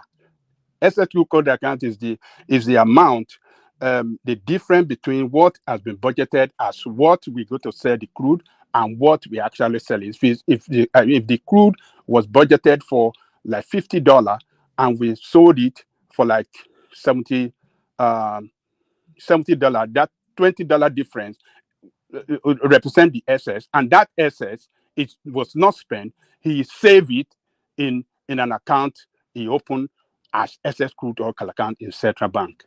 No one ever done that since then. Since he left 45 billion. The GDP of Nigeria, we recorded the highest growth during this time, about 15% during the time of Obasanjo. That's a remarkable achievement in the history of that country. For you to say this guy failed, I think it's just coming out from just hatred for him because he doesn't play the politics he play, because he does not support Tinubu, and everybody is not going to support Tinubu. All of us in that country are not going to support him. All the leadership is not going to support him. That's your word, not me. I didn't talk about Tinubu. In all I've said, I never spoke about Tinubu. No, I know that is because of Tinubu, because of his politics. You are a mind reader now. Hey, yeah, I'm reading mind, and I know what is responsible. And I say not me. Okay, so fine. So this effort in destroying Obasanjo all the time because it doesn't play the politics that this sectional politics that particularly you in the West, Yoruba people play, because it doesn't play that all of you don't like him. So let us go to let us face the reality and let's go after the fact. The record statistics show that it is totally in contrary to everything you said about him, that he failed. He didn't fail economically. And he didn't fail politically. Nigeria was failing as a nation politically. We have militia everywhere. We have Niger Delta. We have Odua People's Congress. We had some Hausa district. Nigeria was disintegrating as at the time he came in. He stabilized that country politically. He built democracy. Democracy that your politicians are destroying now. He was able to build it, and he reorganized the military in such a way that the military cannot threaten democracy in that country. The democracy that you people are enjoying in Nigeria today, that the military have not threatened since he reorganized the military in such a way that there's no way they want to plan coup that it will not leak. That is the good thing that Obasanjo has given. That's a leader. That is the good thing he has done for that country. But it's never going to be appreciated by some of you. But instead of appreciating, you will destroy him every time, every opportunity to destroy that guy. So I just want to disagree with you. I don't want you to misinform people. That is why I am coming against what you said.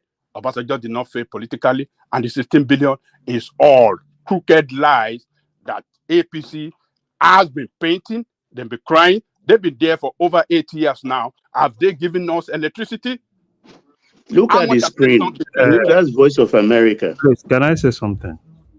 So we have to balance this thing. When you are criticize him on issue, fine. I'll be And what with did you. I issue now? If you are I mentioned criticizing, issue 1, 2, 3, 4. no. If you are I'm not criticizing him emotion. on what he I said didn't mention today, anybody. if you criticize him, I pointed at what he did. But you are the one that is emotional now. I am not emotional. I'm You have just been emotional. you said he failed. You said Yeah, I use the word failed, and I use it I did not fail. responsibly You based said he on failed what I know. economically. You said he failed politically. You said he failed Yeah. financially.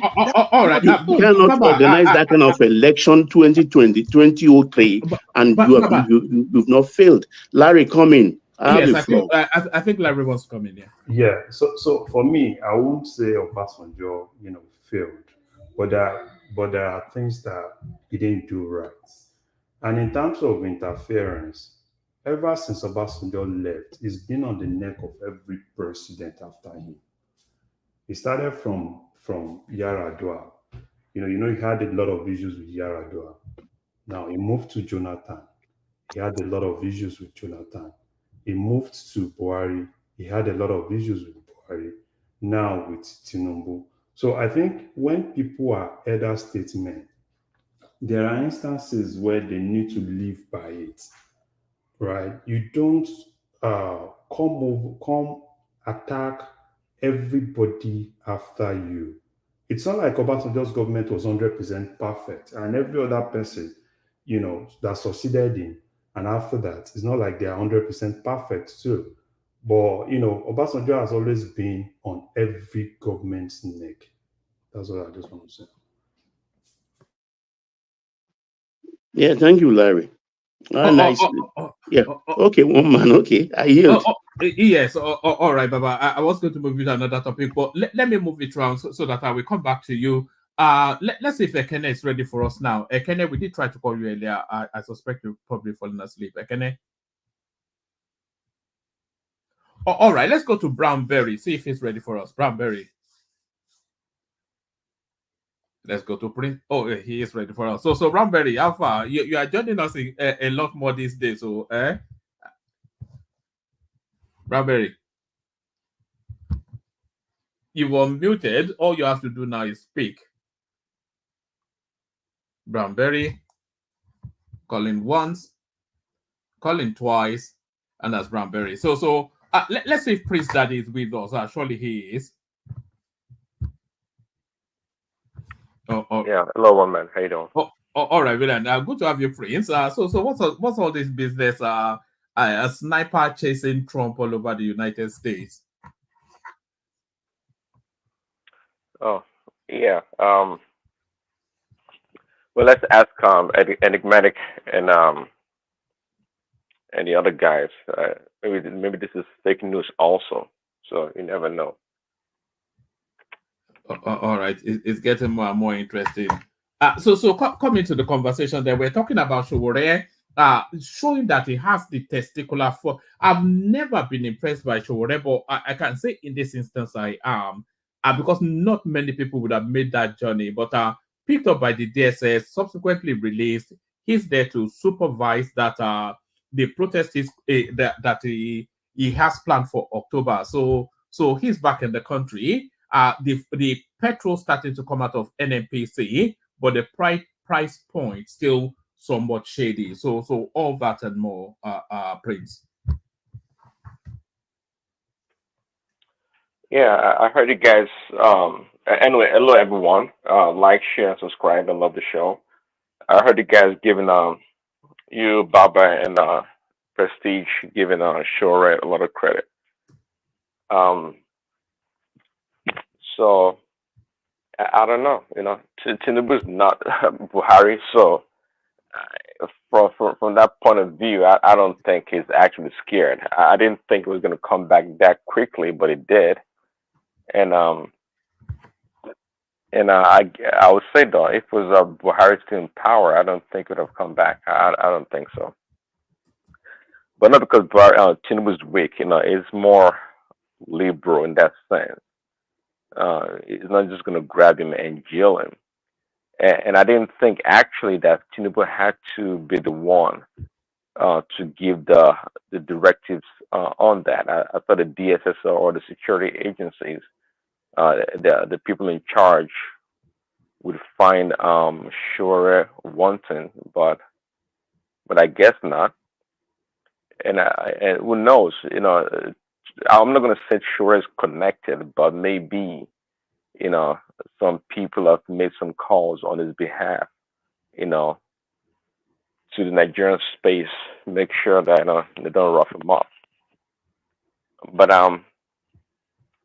yeah, but that's okay. I also heard you guys talking about how he may be drawing attention from Peter B and perhaps his followers. Um, if that happens, that's another sure guarantee victory for Tinubu. Might actually be much easier than that about Peter B. So let's see what happens on the Dangote's pricing stuff for the PMS.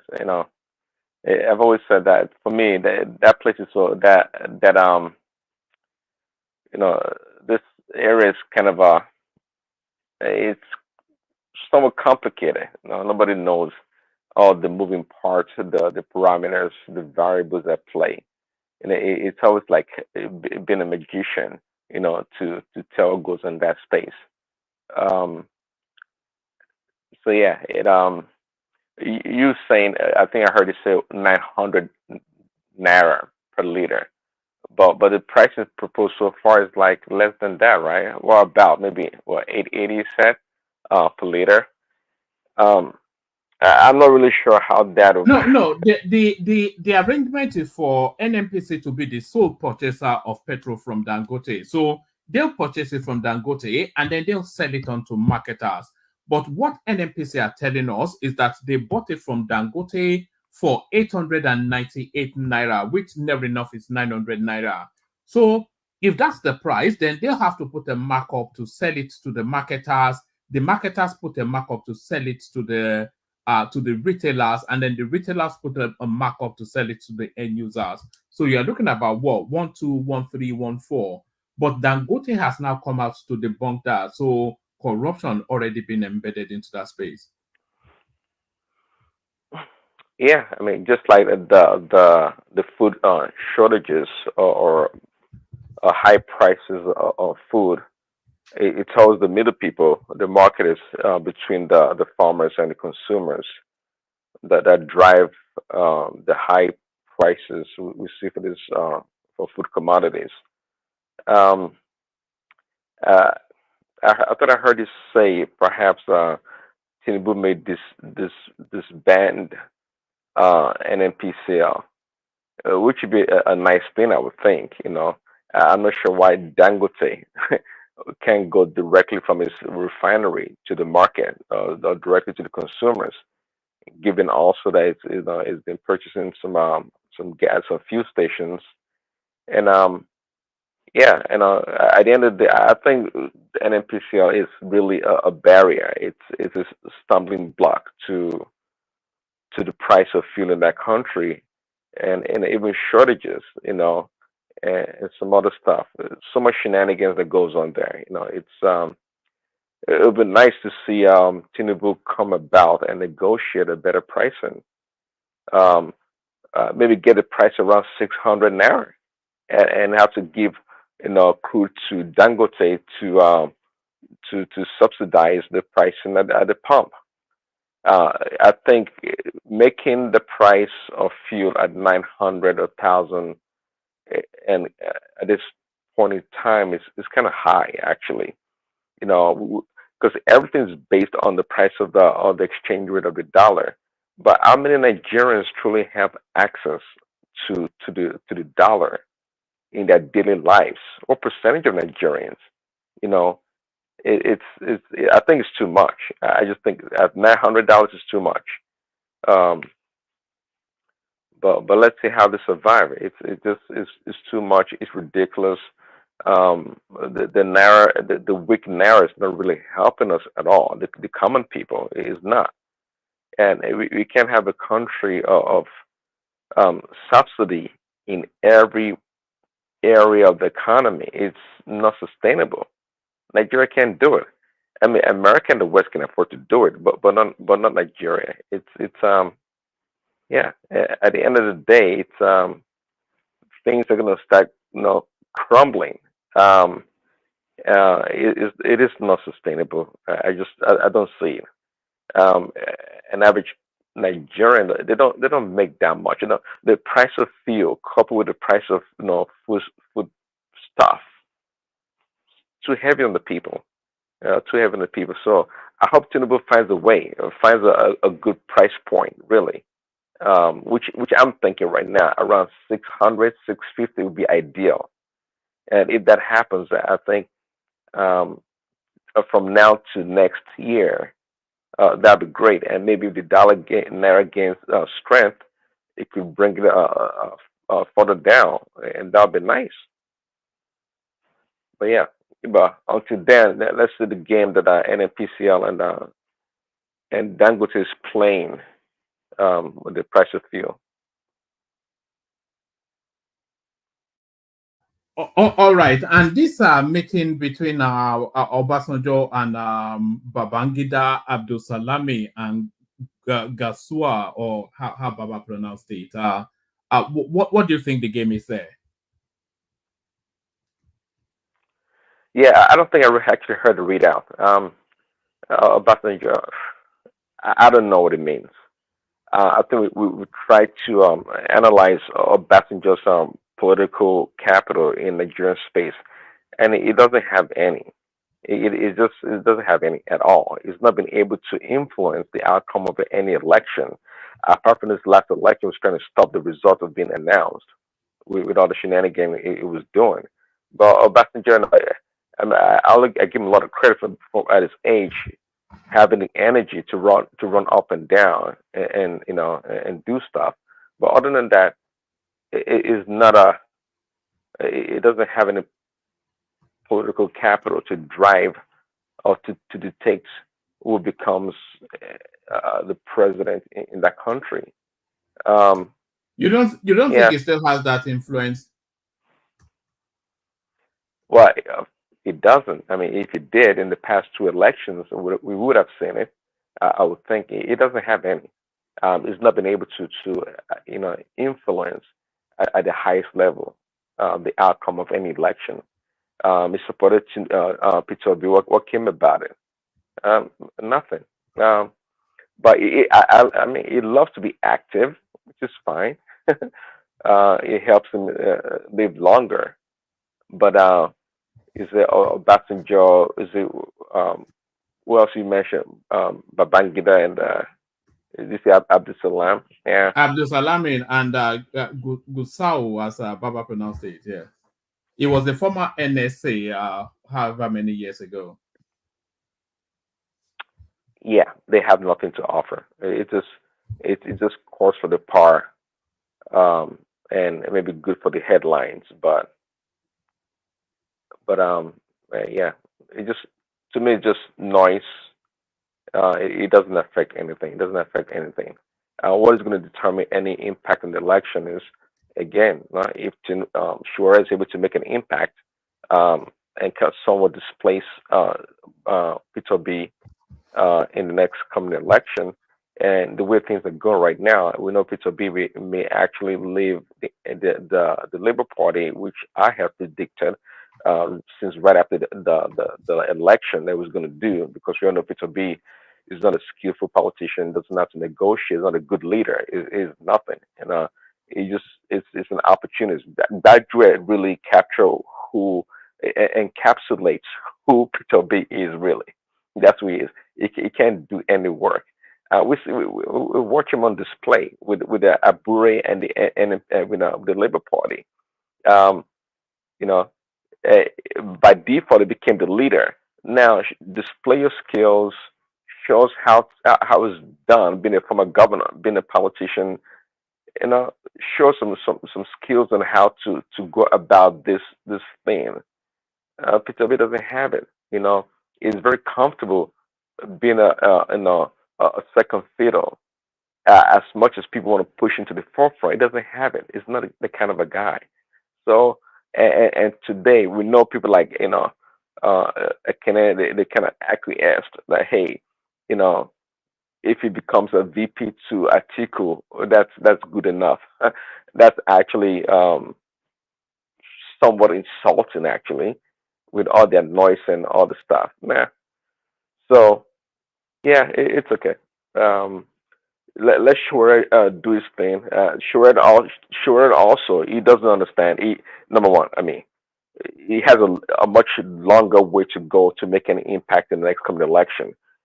He doesn't have the funding, but guess what? Who knows? Comes 2027, somebody may drop a bunch of billions of dollars to him to do something about it. But Chiwere overall does not even understand Nigeria's political space. He does not have a clue. It's a leader of a student union protest. So and he has that mentality, and that's how he seems to approach most things in the Nigerian political space. So, I wish him well. So, what else are you looking at within the Nigerian political circle? Well, what have I been looking at? I've not been paying too much attention. I saw some few headlines. Which one was it? Okay, something about the flooding that happened, and I saw some other in stuff. Maiduguri. Yes, I saw Maiduguri, yeah. I saw Zulum come out to say, the prisons emptied and a lot of terrorists that made their escape. Maiduguri is the epicenter of terrorism in Nigeria. A lot of terrorism made their escape as a result of this flooding. So we should be expecting a spike in insecurity, essentially, is what that means.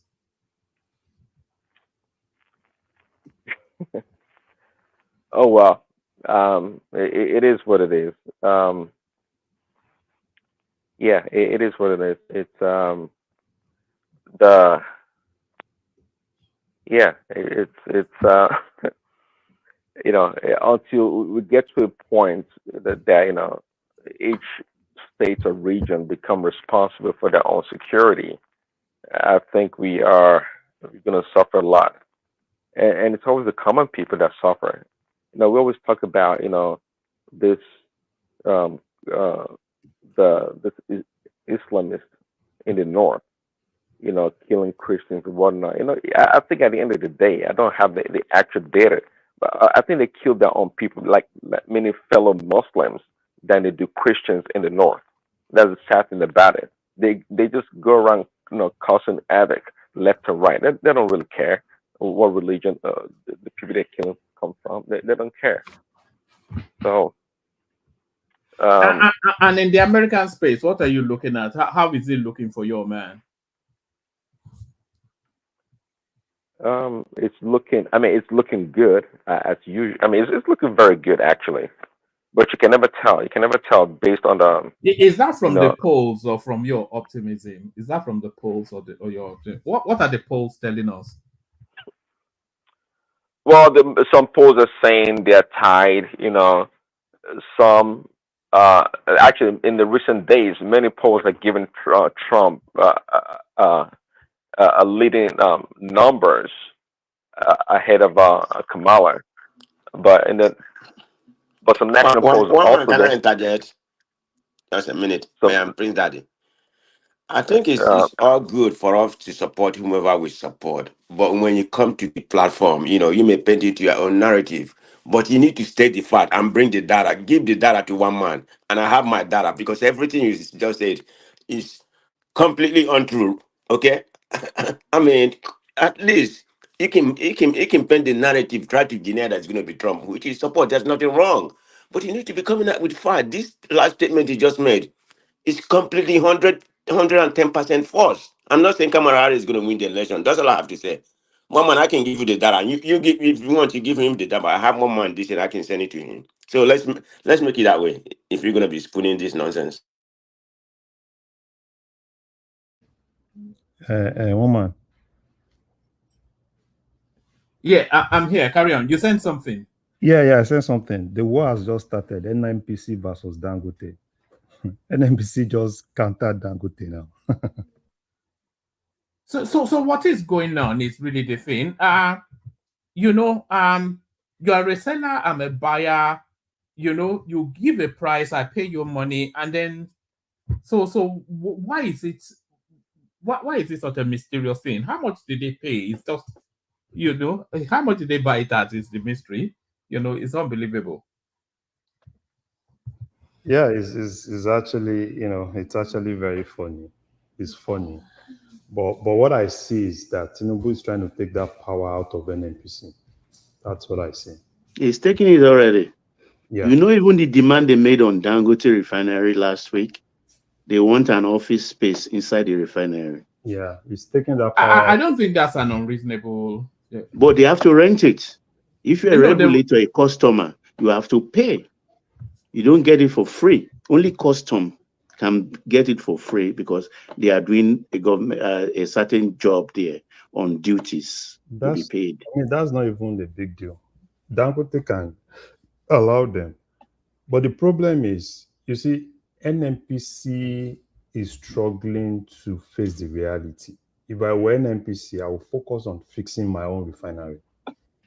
Because the way it is now, Tinubu has basically taken the power out of NNPC and gave it to, the fake guys. Wale Edun, Zach, and those other guys. And NNPC is really, really struggling to face the reality.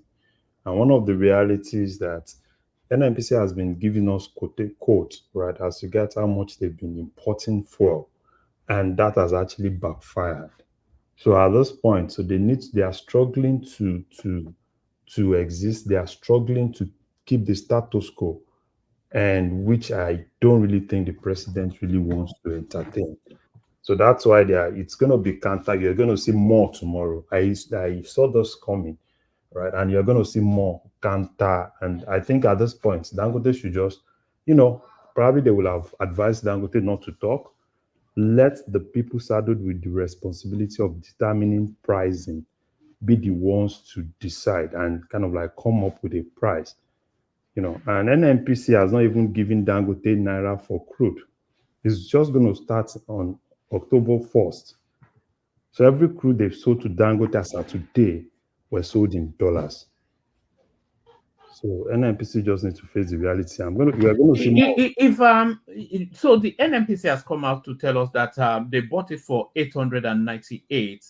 So if they have to revise that statement, then somebody has to pay a price. Because I think I believe them. You know why, Woman? That's flawed right there. You know why I believe them? Because in the same vein, NNPC Dangote Refinery claimed they didn't put 898 on their invoice for them. They said the oil they refined so far was bought in USD. Exactly.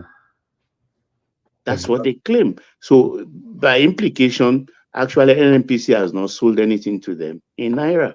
Exactly. So probably it's NNPC that is coming up with this because it's still dollar for dollar. Well, I want to make a prediction here. I don't think we'll hear of Kyari by October ending. He's toast. No. Kyari is going. Kyari, with what I'm saying, right? Because I see looking at, I've been following, and some guys inside, I've been following and I've seen that, it's been a lot. They basically sideline Kyari and made him understand that, it's the Tinubu boys that are going to decide things. Because Kyari has, they were not really expecting the $6 billion bill, right? And Kyari came up with that bill. Now, that bill is still going to be scrutinized. That bill. Do you know that bill? Some of the invoices there based on 68 million barrels a day of PMS supply. 68.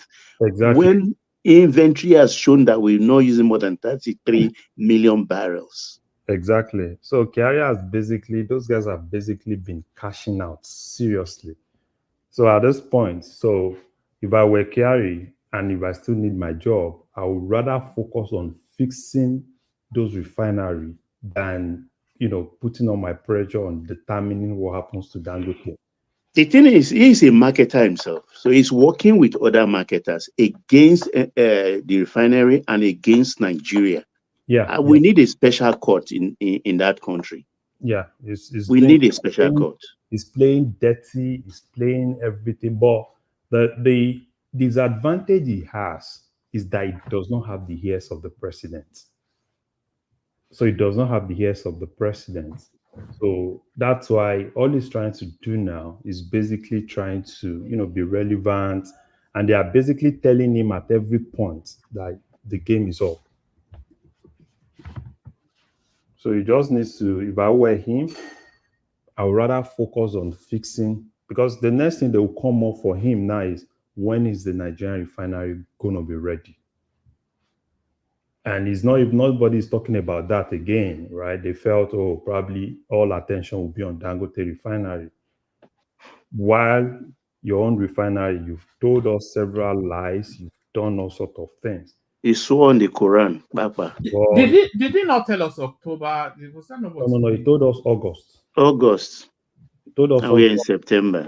He said he's sure it's not a lie this time, and August is gone. Where are even the pipes? He will run the crude oil through to LMA.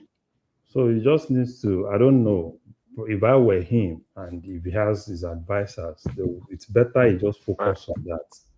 And let's get at least, because if we can get that, at least Dangote is going to start with 25 million and they're still going to be importing like 15 million, right? And probably by October or thereabouts, they said Dangote will move to they will move to 30 million. After that, that's how they want to do the face of this importation.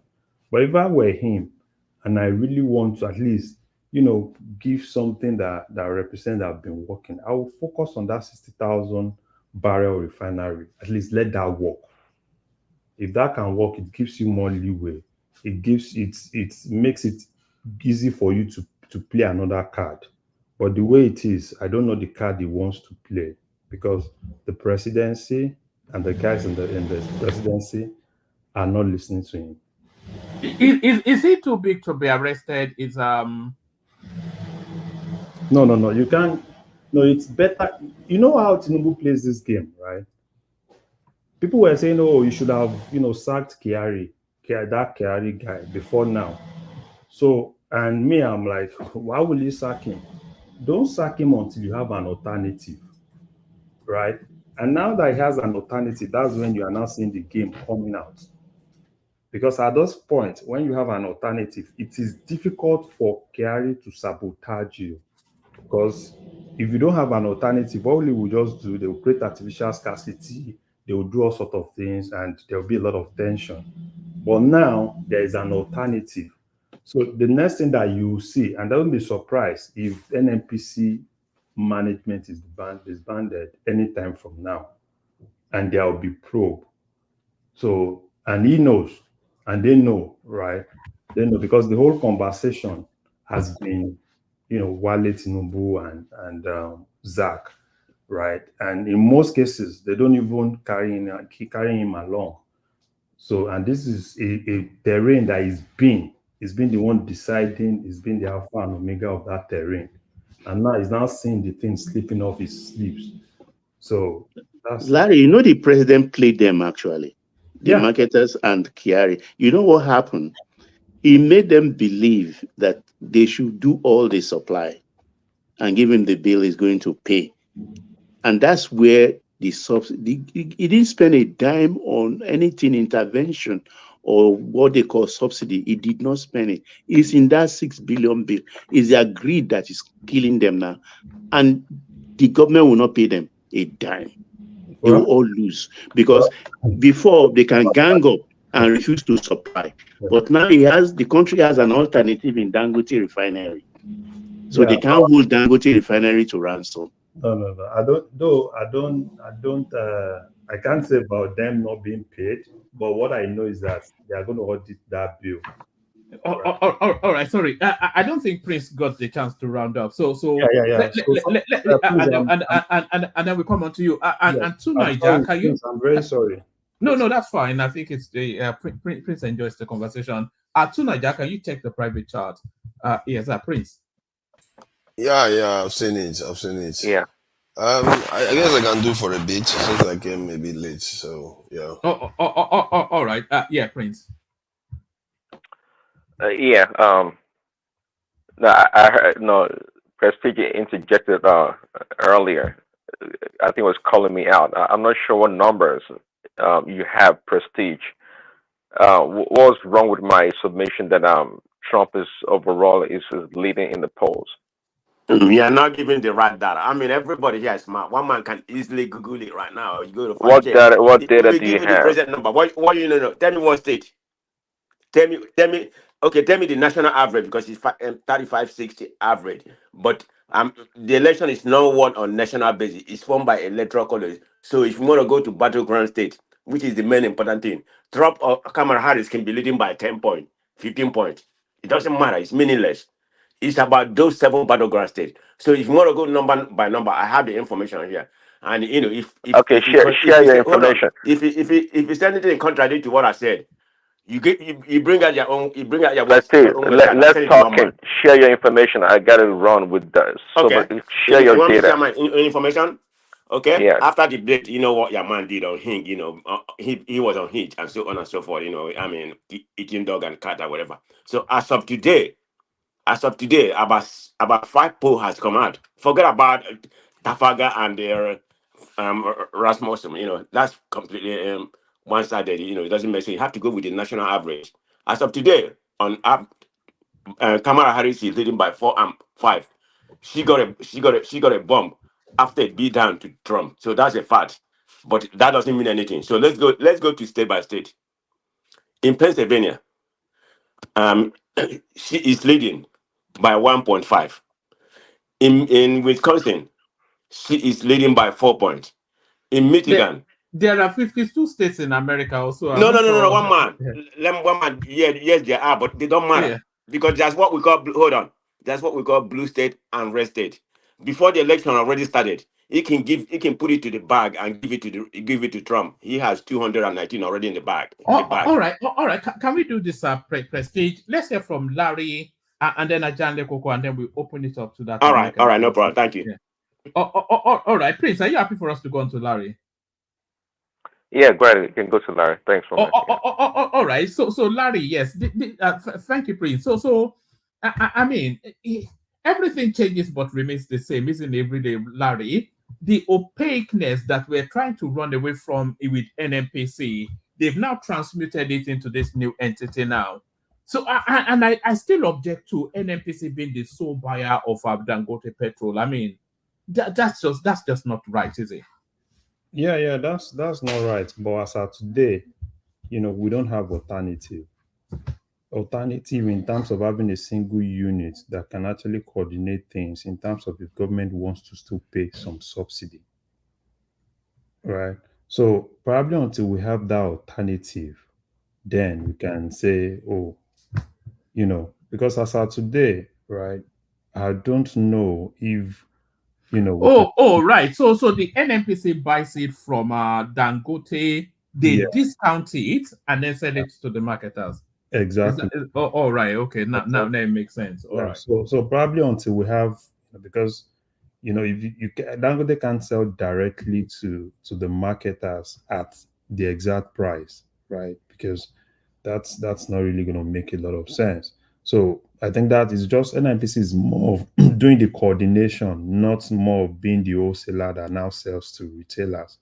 Because I don't even think NNPC can even put anything. Probably if they want to put anything on it, it's just they're just using them as. Larry, please, can I just clarify? Yes, sir. From one man statement he just made now. He said NMCC will buy it from Dangote at one price, and they will discount it to sell at a discount rate. He will sell it at a discount rate to the marketer. Is that the arrangement? Yeah, that. So this is it, Baba. NNPC is buying. Can you, if you have, amount, how much NNPC is buying it, and how much they send it to the marketer. Can Yeah, you? so the thing is, that committee will be the ones to decide, and that's going to be more of if government still want to pay a little bit of subsidy, on it, then that would definitely dictate what, in terms of the pricing, that would definitely be going to the NNPC will be doing, right? So that's why I said NNPC as of today, what they are trying to use them for is more of coordination, right? Coordinate that, then we can now know how much is it, then we know our bill. There's still two big spaces there, Larry. There is determining the actual quantity that the country uses, and then being able to put trackers, to make sure they don't go over the Yes. border. So if we are still going to be having cheap fuel, then we're back to where we were with this servicing the whole of West Africa. Yeah, so that is why. So what happened is this: prior to this time, there's a delegation being headed by the NSA's office to ensure that they are able to track and also ensure that they're able to man our border against some of this illegal, this cross-border petrol transfer. So, in order to do that, they actually gave that assignment to Ajibuno. So Ajibuno is one of the key guys in custom. So it will be heading that particular side, manning the borders, ensuring that they're able to track that. And while the NSA office will be the one to be the general coordinator. So I think what they are trying to do is to at least have a gauge, because I think as of today, they've actually gauged as 40 million liters per day.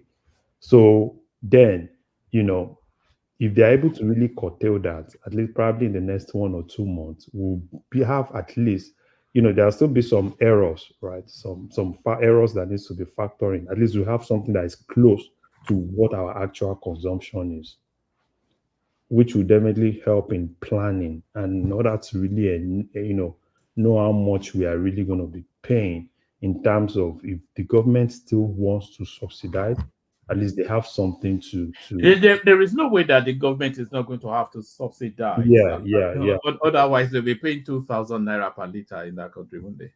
Yeah. There's no way, because and just like Baba said, so the thing is, until we're able to really man that border, right? Because it's still profitable, to buy at any price in Nigeria. Because as of today, in Niger Republic, if you put how much they sell a liter of petrol in Niger Republic to naira, so I think it's around 1.6 as of today. So which means that it's still profitable, in as much as you are not at par with that or close to being at par with that, it's still profitable. So I think it's just the major problem is how do we really ensure that we protect our borders, ensure that, we have, at least, even if there's going to be smuggling, it's going to be minimal. Then, it's not going to be that free for all where an NPC just tell us that we are doing 68 million, 68 million, right? So at this point, at least we'll know what exactly, if we are doing 40 million, NPC will, if we are doing 40 million, yeah, at least, we'll know what's up with 40 million. That's what I just think. And then another thing, so one man, I want to appreciate your platform. You're doing a good job. So yesterday, I was just kind of like, okay, fine, let me just try and see what's happening across the internet. And that was when I bumped on that platform that you were yesterday, that you came on. And my honest opinion, I can say you are doing a good job. Right? Because, and I said it in that, I tried to put something in the chat. I saw Kulata, Man of Prestige was, I saw Man of Prestige. And if you don't have a thick skin, you can't be in those platforms. I can't imagine being on a platform where probably because I have a diverse view, I'll be called a bastard. On those platforms, and there's a lot of them are pretty much the same diet. somebody like Solly, he will be a choir boy he will be like a choir boy on some of those platforms. They will insult your mother, they will insult your children, they will insult certainly you. But you feel traumatized sometimes when you come off those platforms. It's wild. Can I say something, Larry? Just a minute. Yes, sir. Okay. Yeah, if he was on that platform, I don't know how often you go. Okay, everything you said is true, right? That's the case, but it's not just one part of the country that's doing it. People that come to that platform, right? It's every country. I mean, even No, I call somebody is not from the south is more vocal. I'm not saying taking me to where there's no bigotry people from the south. Plenty on that platform, but you are. it's universal of the people that appear. But Yeah. no, Prestige, you are taking me to where I'm not going to. I never No, said. no, I said I'm aligning with your statement, but Yeah. don't make it like it was one tribe that is No. so bigotry there. No, I'm not. He never even said I'm anything about not tribe. talking about tribe. I'm talking about the platform itself. Oh, Imagine okay. you being on this platform. We've seen instances that you have diverse view with people, right? And it's allowed, and that's why we have intellectual conversations. Everybody cannot be the same, and even if you want to have professional conversation, it is expected that there will be diverse view, and it's from that diverse view that we're able to get facts, right? And that fact is what will now turn into something that everybody will generally accept. And that's how it's always supposed to be in conversations like that. Now imagine you having a diverse view and somebody just come on from nowhere because he doesn't believe in what you say and call you a bastard. It's out of it. All right? It's out of it. So, I saw that and I was like, wow. And it's so unfortunate that these are people that live outside Nigeria and have conversations. Some of them, go to their companies, the companies they work, they can't even dare some things. And when they come on to public conversations and they do all sorts of things, and you ask yourself, are these people, as in, which world, where exactly are these people really coming from? It is better you don't join a conversation if you can't take diverse views. Don't even. It was actually when that guy was called a bastard that I felt the Yeah. need That was called to step in. I just felt the need to step. I wasn't even going to go anywhere near it, but I couldn't bear it. I just thought I had to step in. Kudos to Adama. She did a very good job, and that was the first time. I've seen her on the comment section here, and that was the first time at least I saw who Adama is. She came in and she was able to at least speak some truth into those people, even though a lot of people do not really agree. They felt, she was trying to stop them from what they do, and I think it doesn't really matter, right? So that's why I think one man, like I always say, right, and that's why most times there are some conversations I intentionally always run away from even on your platform here. Not because I don't have an opinion, but I believe that when I put some of those my opinion, I may be emotional with it, then I won't be objective. So I would rather not. I would rather keep some of those opinions to myself and listen to people. Probably some people might actually be more objective than I am. So that's just what I want to say, and this is exactly why I actually joined, because I want to put my. Well, Larry, you know what? Those same people will accuse one man of bigotry. And some of them are in the comment section. It's the wildest and thing. It's amazing. That I of all people, I am a bigot. But the people that actually, anyway, it doesn't really matter, It's amazing when I see them. They cannot tolerate opposing view for one second. You can go to another person. I think. All right. Let's go to Ajane Koko. On my way to Ajane Koko. Okay.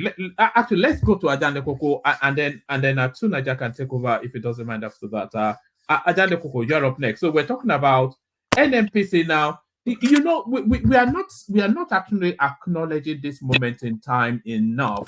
So what actually happened today marks the at least it should mark, I can't say categorically, but it should mark the end of Nigeria ever suffering fuel scarcity ever again. So that's a big thing in terms of productivity, in terms of everything. It's a real seminal moment, a real moment in time, with trucks actually lifting petroleum from a refinery within our shores for our domestic use. Something that every other civilized country takes for granted, and now we can take it for granted too. So that's energy sufficiency right there. So, but that's the only good news. But the outside of that, of course, the Nigerian factor comes in. NNPC, the sole buyer, how much they are buying it for, convoluted and murky as everything that is Nigerian. They come up with a price. Dangote, the seller, tells us that we should ignore them. But then, of course, by the time it gets to the pump, you have to sell your kidney to buy petrol. So, what are you then making then of this moment in the petroleum space? People gonna sell kidney to buy petrol. That's a funny one. Greetings to our listeners around the world. Click on the like button, share and subscribe. If you have look, one man. The price I'm hearing is it's a tragedy. It's a tragedy in the sense that when we were importing this thing, it was cheaper. And now that we are producing it at home, the price is unbearable. Only in Nigeria would that be a statement, that so when you are importing it is cheaper, and that is the case. Only in Nigeria would that actually be a statement about carry on. So it's so, to me, I don't see it as a solution. I see it as a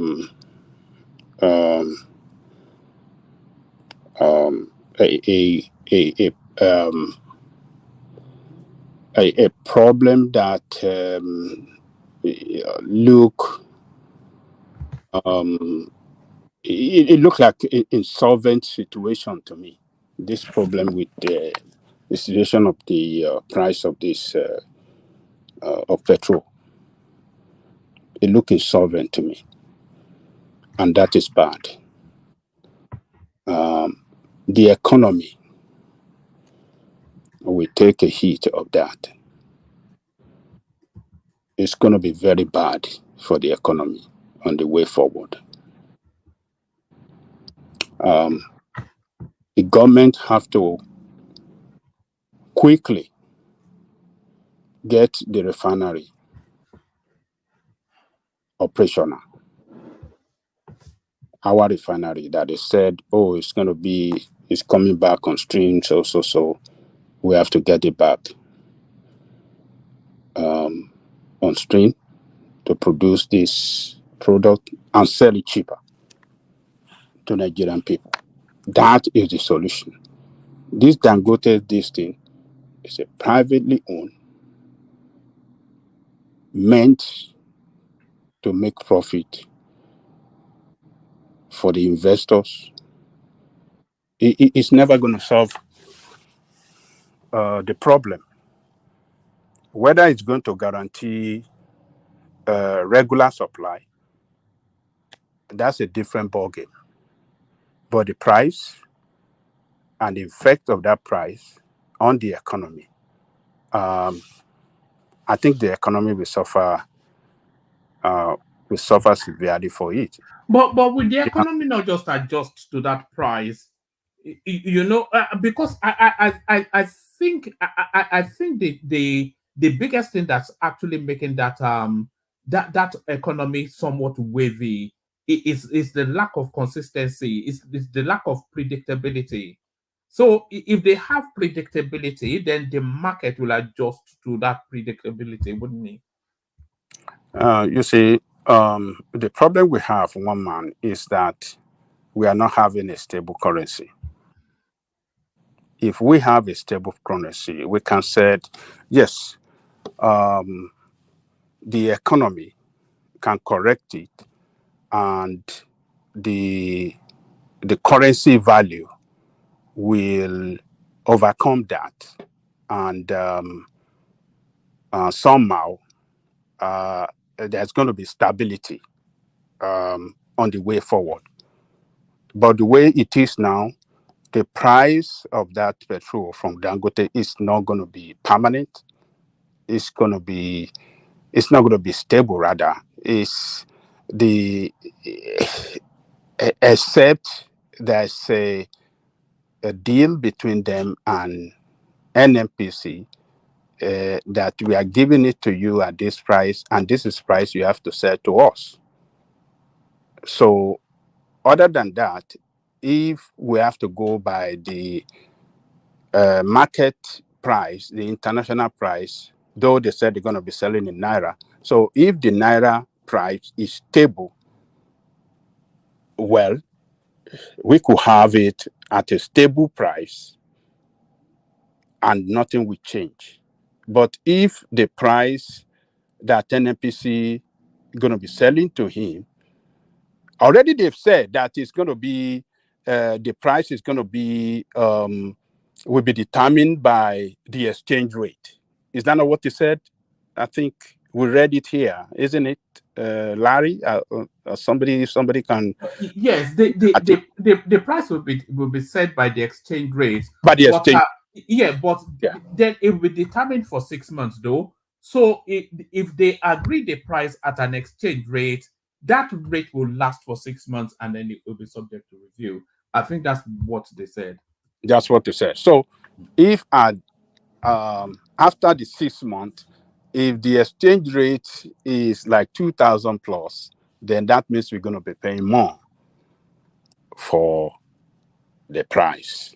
So what I'm saying here is that we don't have a stable currency value, and as such, the price of the petrol will not be stable, and that is not good for the economy. So the only solution that I'm looking at that can bring stability or a cheaper petrol to Nigeria is if we have our refinery rolling out this product at cheaper price, then Dangote, we have to look for another market outside Nigeria. So it is insane that a product that we produce internally is so expensive for us. It is totally insane. We have to correct that. We have to correct that and make sure that it is affordable. So, but the arrangement that we have it now is gonna be so bad on the way forward. The economy will suffer it, and the people of the country will suffer it seriously. So productivity will suffer. Small businesses, some will close down. Some will be operating at a very difficult environment that, to survive and to make profit will be so difficult. So I don't see what we have now as a solution to our problem. So Sorry, Babaja, and even one man. Why do we ever envision that the price will be cheaper with Dangote, given all the other parameters remain constant? Or why do we even think that in the first place?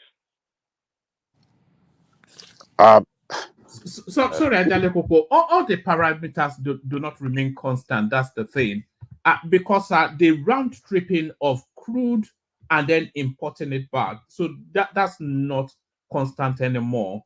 So we're not refining it outside of the shores and then paying demurrage and all of that. So that element is removed, and that should marginally reflect as a downward in the prices. It should marginally reflect as a discount in the prices? Oh, actually, to the contrary, one man, because sorry, you know, the main factor right now in determining the price of anything, especially the price of the pump, is the weak naira. So this is just a marginal, maybe savings in the total cost of the PMS at the pump. The main problem is the naira. And if you have manufacturing, usually if you manufacture internally with a weak currency, it's usually to export to the outside world to bring in foreign currency and eventually maybe strengthen your economy. But Dangote is producing internally, and if it's going to be using dollar as a benchmark for its activities, then we don't. There's no way we're going to save. There's no way we're going to save in that country. So everything still really remains the same. I mean, it's not going to work. It's only going to work, I think, with subsidy. As long as we have this weak naira going on, just like Baba Ajalakuku said earlier, the price will go up next year. If it goes to 2,000 naira per dollar, price at the pump is going to increase. So Dangote is not going to do any magic economically. You can't do any magic about the price unless there's a huge subsidy, or if there's another way to peg the crude oil that it gets to some other commodity, maybe. But if you're going to be based on the free flow of the naira, it's not going to happen. But the fact remains that we mine crude oil. Crude oil is not PMS, it's not AGO, it's not propylene, it's not jet A fuel. There is cost of production. That crude has to be blended, it has to be transported. There is cost of production. The refinery that will produce it, whether NNPC owned or privately owned, there is cost of production. The machineries wear off, they change them. So we should just be mindful of these add-ons. We don't mine PMS, but crude oil.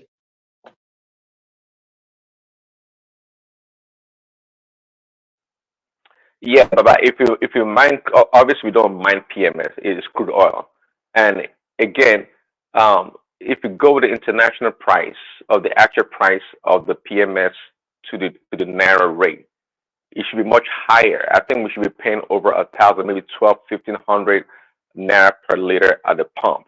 Okay, again, it's all due to the weakness of the naira. If the naira was exchanging right now for 300 naira to a dollar, then we'll be paying around 450 or so at the pump. So it's not so much about the cost. I mean, there has to be. I think Tunaja gave the numbers the other day. The average cost, or somebody did, of a barrel of getting PMS from a barrel of crude oil. It's about what is $0.1 to 0.5 naira per barrel, getting over 100 liters per barrel. There's an international standard price to produce this PMS from a crude or a barrel of oil, right? There is 150. There is 159 liters. 159 liters is a barrel, and you can extract 170 liters from a barrel of PMS.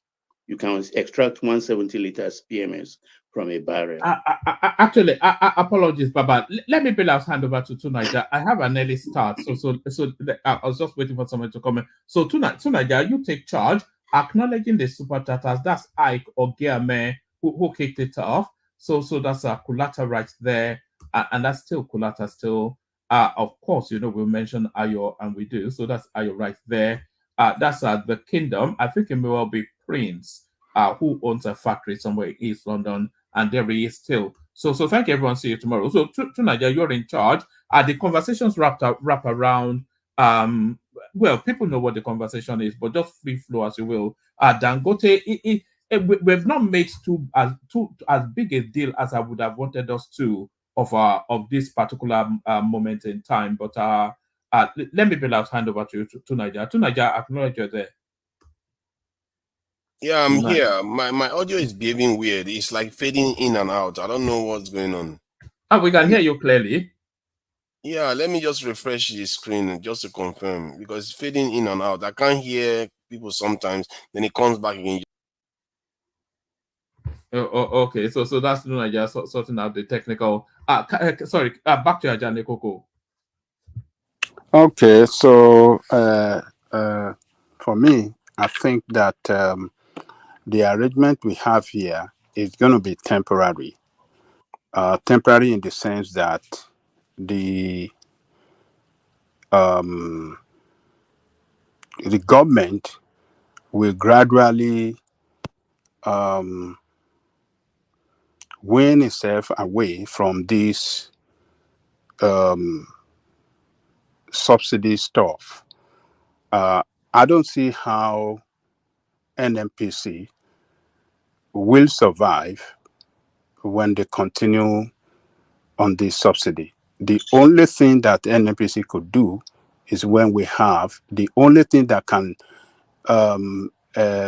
keep NMPC in operation and profitable is when we are producing our own, petroleum product, sell it to wherever we want to sell it to internally and outside the country. That is the only thing that can make NMPC profitable. But if they want to depend on, this crude selling to Cancote at this price, they're selling it, and then they want to buy at a particular price and then sell it at a discount rate to the this marketer. This kind of arrangement cannot last. It's usually an arrangement like this is for short time, just to intervene, stabilize, and get out. So, but why we are having this problem of pricing is because we NPC has stick its neck deep with the backing of the government in this this subsidy stuff that is not even clear to the government. This is even worse that when it was budgeted for, when we had it on budget, when we have provision for subsidy on the budget, that was more even legal. We can know how much we want to sell. We want to provide for subsidy on monthly, but this arrangement that NPC is the one doing it at their own, by themselves, crooking their own account books, and nobody really know how much and what they are really doing. I think it gives room for more corruption than when we had it, when we had a provision for it in the budget. So for me, I think the pricing is going to kill the economy further, and it's going to be the hardship will be more than ever before. And let's wait and see what we are going to see out of it. But for Gangote, congratulations, business has begun. This guy will start making his profit both internally and externally. But Nigerian people that provided everything for him, they are the ones that are going to suffer for his profitability, for his business profitability. Nigerian people will suffer it.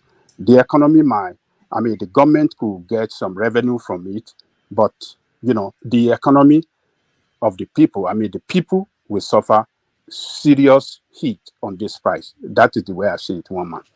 So let me go over there. Let me go Okay. to Showore's back home. I think now everybody has seen it clearly. Those that can really stand by their word. Someone that is very stable with what it stands for. Somebody that, you know, is never shaky and never cow to government threatening, and never um, uh, believe in any other country but in his country. His patriotism to that country is second to none, second to any, is not second to any politician in that country. Because I want to put him in the position of politician because he contested for position of president. So among all the positions, his patriotism to that country is second to none. And he demonstrated it today. It was outside the country when he participated in it, not physically, but he was talking to the people on the ground, and they tried to scare him by saying, oh, some people name, including his name, has been penciled down, that will be taken to jail when they come back to Nigeria.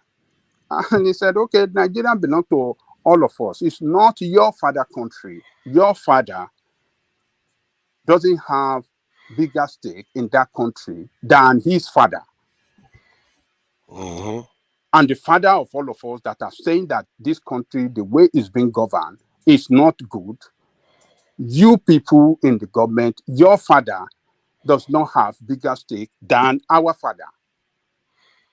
So, and to people that be saying that there is an agent, government in abroad is an agent to CIA, is this, I think they need to have a rethink of what they are saying, because there is no coherent in what they are saying. This accusation against SOWORE and his activism against bad governance. So if you have people in government in Nigeria working in alliance with the United States, Britain, how come that they are the people using SOWORE at the same time? That's external forces you are talking about that SOWORE is working for. Why would SOWORE be working? Why would they be supporting SOWORE to work against the government I that think is working right there for them? is this concept of controlling chaos, whereby there will be opposition to the government, so you control the opposition to the government itself. So you, in other words, you assure yourself that, because there's nobody that is taking Showore's position if he is the one that is seen as the major opposition to the government. So you can see that if you control both sides, you control it's more predictable. That's why people can make that assertion or accusation that Shore may be compromised. I don't understand what you just said. Well, can you repeat your point? The idea is that if you Which idea? Tell me. the idea is that if you want to control a situation like a country, Mhm. you want to control not only the government, you also control the opposition to the government. So they have to dance the dance, otherwise people will know something is up. So one side has to be opposing the other side, and just like labor forces will be opposing the other side, but in reality, they are all dancing to the same tune. It's the same thing that happens in the West. Like even in Western countries, they always say that whoever you elect, the establishment wins. So that statement implies that both sides are being controlled, and that's what corporations do. Corporations contribute to both sides, and they tend to control both sides of the aisle.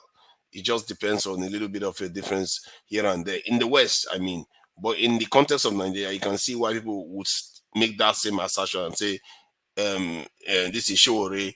The way it comes across, it doesn't come across like somebody that is authentically an opposition to the government. Have you seen Showore go to any other nation other than the Western nation? How many times? That is not the issue. Let me tell you this. There's Okay. contradiction in that concept that you just mentioned. Where have you ever seen in the world, you see Western world supporting the government in place and at the same time supporting opposition to take out that government that favor them? It's never happened. America has done it even with Israel. They've Jellicoe, done it it. happens all the time. They do it all I the don't, time. Like they I wanted don't know what you are saying. Netanyahu out of I don't office. understand. Hold on. I don't understand what you guys are saying. You have to give me instances of where this happened, and you have to be factual. Don't just come with your opinion or with what you are thinking about. Just tell me concretely with fact where you see Americans standing with the government in power and at the same time supporting the opposition to unravel, to take Okay. that government. Where have you ever Before the seen assassination of An Muammar example Gaddafi. is One which second, concept is Senator. that? You are building a house and you want to destroy that house. Does that make sense? no, they are not. They are I not. tell it, Often they don't Senator, one second. topple the house. They just keep it down, looking like I an don't. Okay, opposition. what is the end goal? The end goal is to What's the end goal? preserve the status quo. Okay, hold on. Okay, when that opposition succeeded in bringing down the government in power, so what is going to happen? Another opposition will come against that one. So what is going to happen? If the government in power decides to do something that the other side doesn't like, then they will empower that opposition to be able to take over power. But if the Okay. government keeps doing what they want, they'll keep the opposition as the opposition. I don't get it. Okay, Angelica, listen to this. You remember before Gaddafi was assassinated, before he was assassinated, he eventually came around and became a friend to the West. In fact, he was eventually invited back to the United States. He traveled across the country and actually, I think, met with Hillary Clinton. Um, he became essentially a friend or an accepted ally to the United States. And during the Arab Springs, right? It didn't take that long for the U.S. to support. Also, we can say concurrently they were supporting the opposition in Libya. So when the Arab Spring happened, right? They, even though they were showing publicly support for Gaddafi, they were the ones that fueled and funded the opposition that brought down Gaddafi at the end of the day. And I asked the question: so what's the end game? End game or game of what they did? Chaos and destruction of Libya. For whose benefit? Well, Okay, just do the math. let me tell you this. You see, the case of Libya you just mentioned is Gaddafi's that played into their hand. They don't really. They are never comfortable with Gaddafi in power. So Gaddafi's son was the one at the middle, trying to reconcile between the West and his father. And Gaddafi didn't want to do it because he has been playing this opposition against the Western interests since he came into power in 1969. So, but his son had been westernized a little bit. He schooled here in London and westernized to some extent, was trying to open up the system and make it uh, uh, for his father to relax a little bit, and that was how they were able to get Gaddafi. So it wasn't that Gaddafi is totally I've totally reconciled with them, but you know, Okay, it, what about Hussein it, it, Mubarak, Egypt? Yeah, Hussein Mubarak was a friend and ally because of Israel to the United States for many years. hmm. When the Arab Spring came about, okay, it was the CIA that supported, funded, and fueled the opposition against Mubarak that was That is not true. overthrown. That is not true. CIA It was is true. that is not And true. before the Muslim Brotherhood came into power, yeah. No. See, It's Muslim listen, brother that was strongly behind that Arab Spring in Egypt. They took him down, and election was, they took him down. They took Mubarak out, and they got the power. And when, what do you call it? A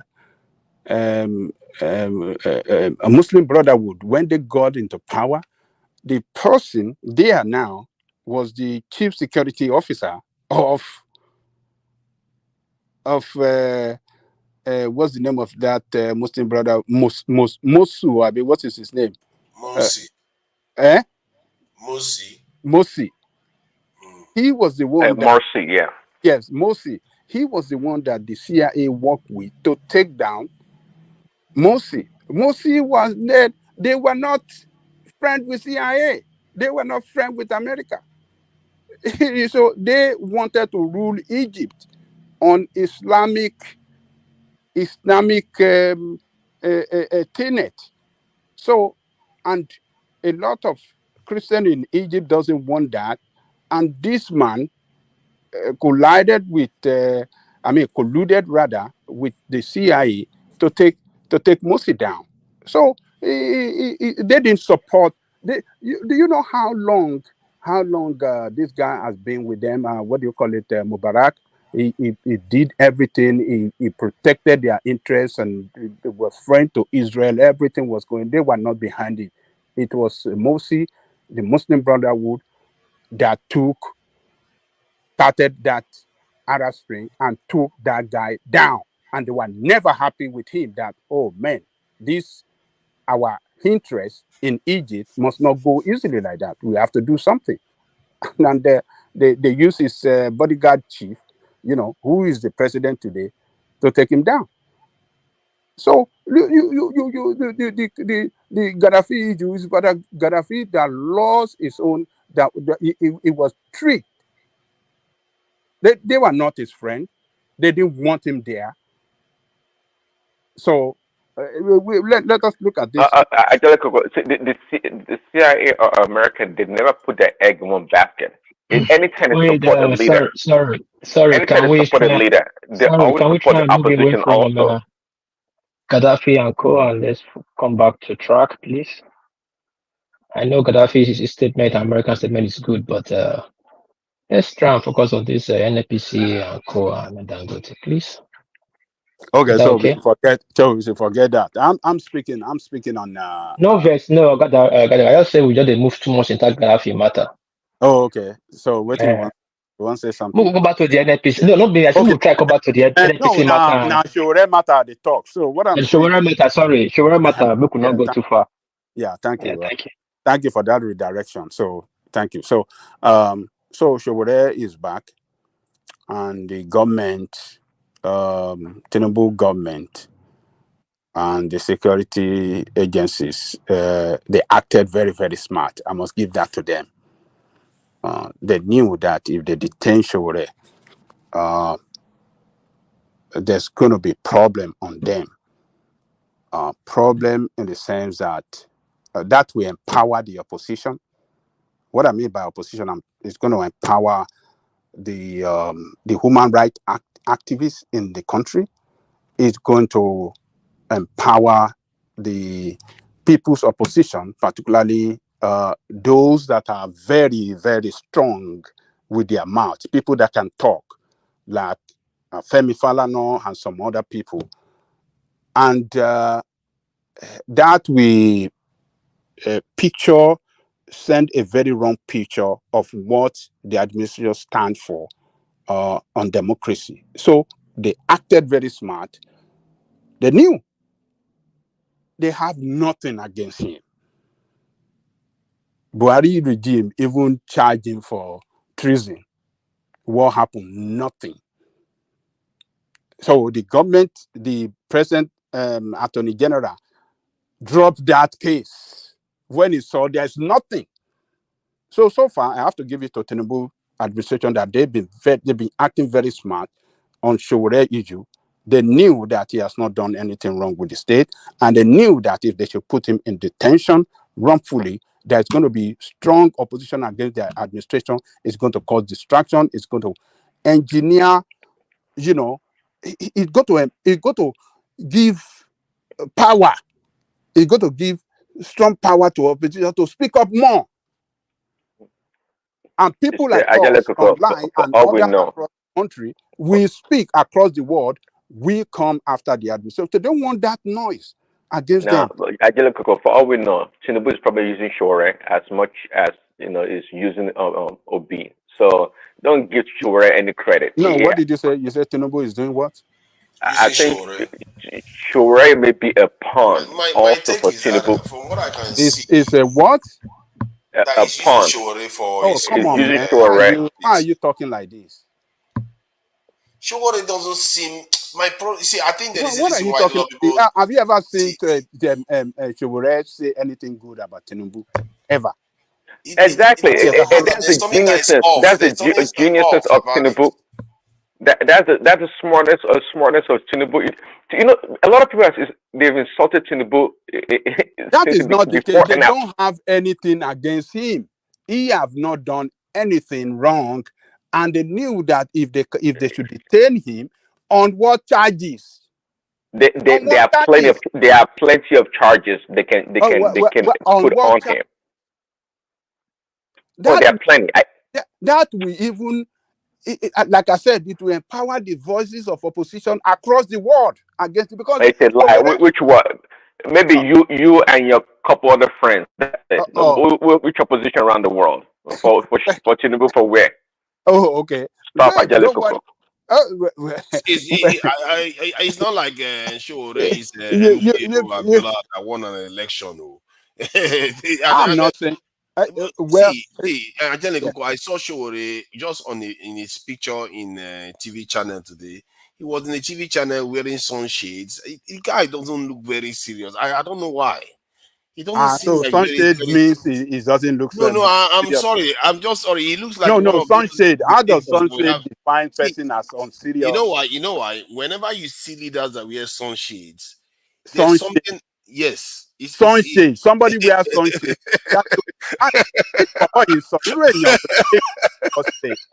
I'm just saying that maybe I'm being petty, but a serious opposition leader What you wearing are saying sunshades sounds so doesn't ridiculous. sound very serious.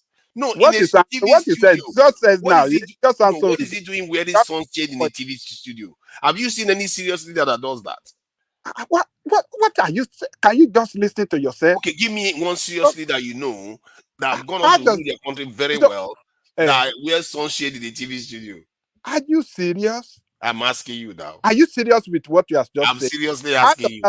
How does that make somebody a serious person and not serious person? I know it doesn't make somebody, but it also seems to be a uniform of some dictators. You sound so funny. This is not a very serious point, but no, you sound so funny. It's not it's not a kind of a scientific or analytical point. It's just that when you dress in a certain way and you talk in a certain way, and to be fair, Joe also already has a kind of dictatorial way of approaching things, and I think that he's wearing a sunshade inside a studio, and his approach to politics seems quite off.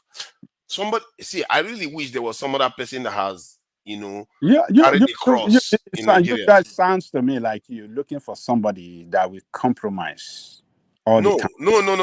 I'm not interested in compromise. I'm interested in somebody that has a clear vision that can articulate it for Nigerians to believe in. He doesn't seem to have it.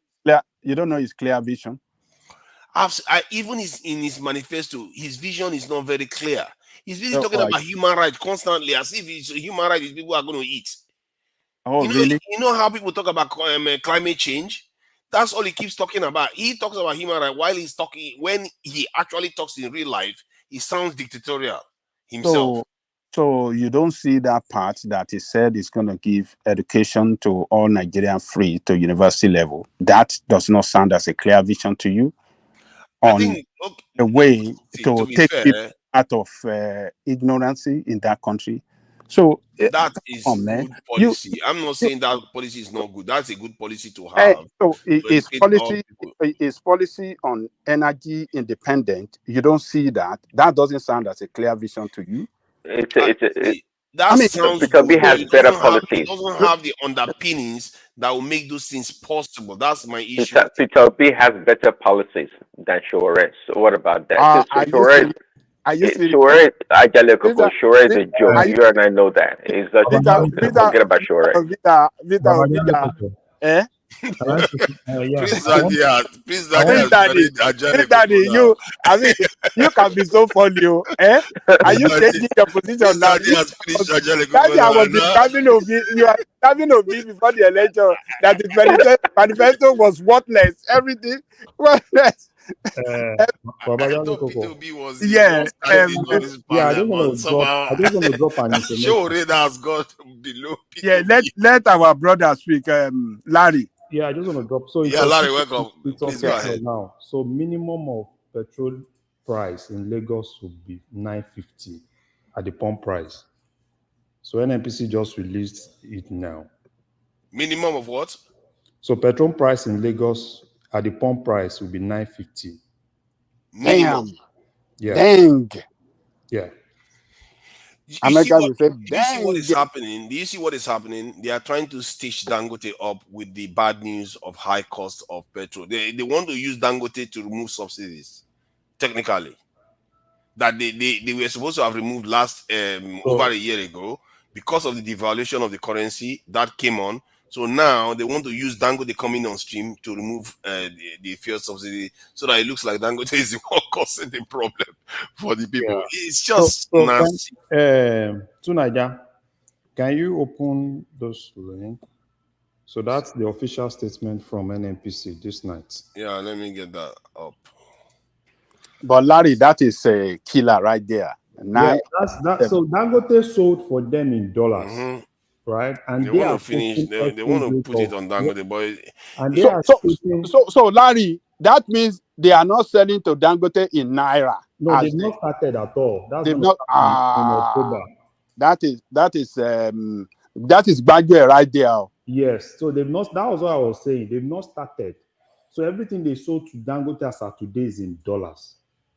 So Dangote also sold to them in dollars, and they are now quoting. NNPC is now quoting exchange rate of 1,600, and I think 1,637. That's the exchange rate NNPC is quoting. Wow, that's nasty. 1,600 cents. Thank you for them depreciating the currency. If that currency was around 600 now, that problem would not exist. But it's all right. They are welcome to carry on with their depreciation. But I don't like this thing that they are doing. But let's see what Nigerians think about it anyway. They are stitching Dangote up big time to take the fall for. No. I don't think a reasonable Nigeria will want to see Dangote as a problem. No, Dangote has tried his best now. He even Dangote even discounted them, right? Compared to what they import. So he has tried a lot. So it's just for NNPC. And I don't know why NNPC is quoting 1,637. If you go down a little bit, you see the exchange rate NNPC is quoting. Let's see. Okay, is it down here? Yeah. You see they are quoting 1,637. So in some places it will be as far as more as 1,000. So it depends on states. Wow, the prices in each state and Abuja 990, 1,000. If this was in 2023, early 2023, just after Tinubu came into office, he put this price, there will be riots on the streets. But people have become adjusted to the 600 for a while, and that's what they did. And now, suddenly, when Dangote is coming on stream, they just started jacking everything up. So that means government is not paying any subsidy. They don't want to pay anything. Yeah, they don't want to pay anything. And my problem with that thing is that they are not even like saying, okay, we are removing subsidy. We are not going to channel this, our money that we used to get before, borrow or whatever you want to do. This is where we are going to channel it to. There is no clear vision of it. I don't understand. What are you doing with the subsidy removal money? Just distributing to states so that the states can use it to fix the dam and levy that are just broke, that they didn't do. All these states are getting money, but they didn't do anything. They just flooded Maiduguri the other day. Bandits are running riot all over the place. It's just, Man, I don't know, man. You, There's no coordination I here. said it earlier, Larry, that this effort is a way of winning themselves out of payment of subsidy. So this price, I don't know how Nigerians are going to survive economically. The economy is going to This is ruthless. This is it's ruthless. going to get worse off, and people going to purchasing power will be further battered, and productivity. I don't know. So I think the only thing that we can see now These is people the wicked exchange though. rate. So exchange rate is the major is determinant. the major, yeah, is the killer, and I don't know Because why they are. for NMPC to, it's so crazy for NMPC to be quoting 1,637 These I people don't know wicked. why These they people want are to wicked. use exchange rate of 1,637, for product you want to use internally, because they have allocation of barrel that they are giving to him. Why to say should they sell it in dollar to him? Exactly. So for Dangote to have Why? even told them, I don't even know what the no, yeah. I That's think quite true. Dangote, I What is think the what Dangote is is the even. point Do you of know? I selling think it in that Dangote high is rate? even right. Right? Dangote is right because this is a price quoted by NMPC because NMPC decide their own exchange rate they were going to use themselves, right? And Dangote, yeah, Sorry, for Dangote to have said, Naija, okay, sorry. I sold to them. Can you sorry, Larry, can you zoom into the price for the south side? I can't see how much is The sorry, Larry. software. South. What was the price This is down my there? audio. My audio is a little bit messed up. I'm sorry, guys. My audio goes in and out. Let me see if I can No, just fill the can image. anybody see the one down south? I don't see the price. I don't want to Everybody's gonna see soon. sorry, Larry, sorry. Just wanted to No problem, sir. because it said 960 in Ogun State, but I can see Uh, the you're worried there. okay. Oh, 980. Which one are you looking for? Oh, reverse. Okay, I see. Okay, thank you. Yeah, 980. Okay. So this yeah. is more. They've not done well for No, selling. NNPC is the one playing the game here because Yeah, if I agree NNPC with had you. if Yeah. NNPC had used probably like 1,500, as the exchange rate, then it would have been cheaper. So Dangote is right for him to have said he didn't give them that price of 898. They came up with that price themselves because they decided to use that exchange rate, of Wow. 1,607. Is that the official exchange rate, which I don't even know, for them to have used 1,637 as their own rate? Northern states are getting massacred based on these numbers, man. Yeah, Those it's, ones it's are transportation cost. If they factor yeah, transportation cost, they charge them higher there. they will charge them higher. In the area that don't have enough resources are the ones that they are charging more. Sometimes, some people, but then again, if you do it, it's capitalism. No, but I think another thing that the states can do now, if they are not paying subsidy, which means that they will be getting what they need. Because from I think the last time NNPC even paid a dime into the federation, into the CRF, Consolidated Revenue Fund, was actually sometime in February. So NNPC has not even paid one kobo in. So at the end of the day, if NNPC is not paying any subsidy, then give us what you sell for us. So, but I wanted to ask a question. You know how these, they sell to Dangote Mhm. at market rate. What is the essence of that anyway in naira? You might as well just do quid pro quo swap. Give them crude oil, and we get so and so back, and then we take the oil and give it to the Nigerian. There's the petrol and products, and give it to the Nigerian state. They kind of, Yeah, you kind of process it like for us, and you give it to a us. swap deal, right? Yeah. Yeah, they won't want to do that. Those guys, they won't want to do that.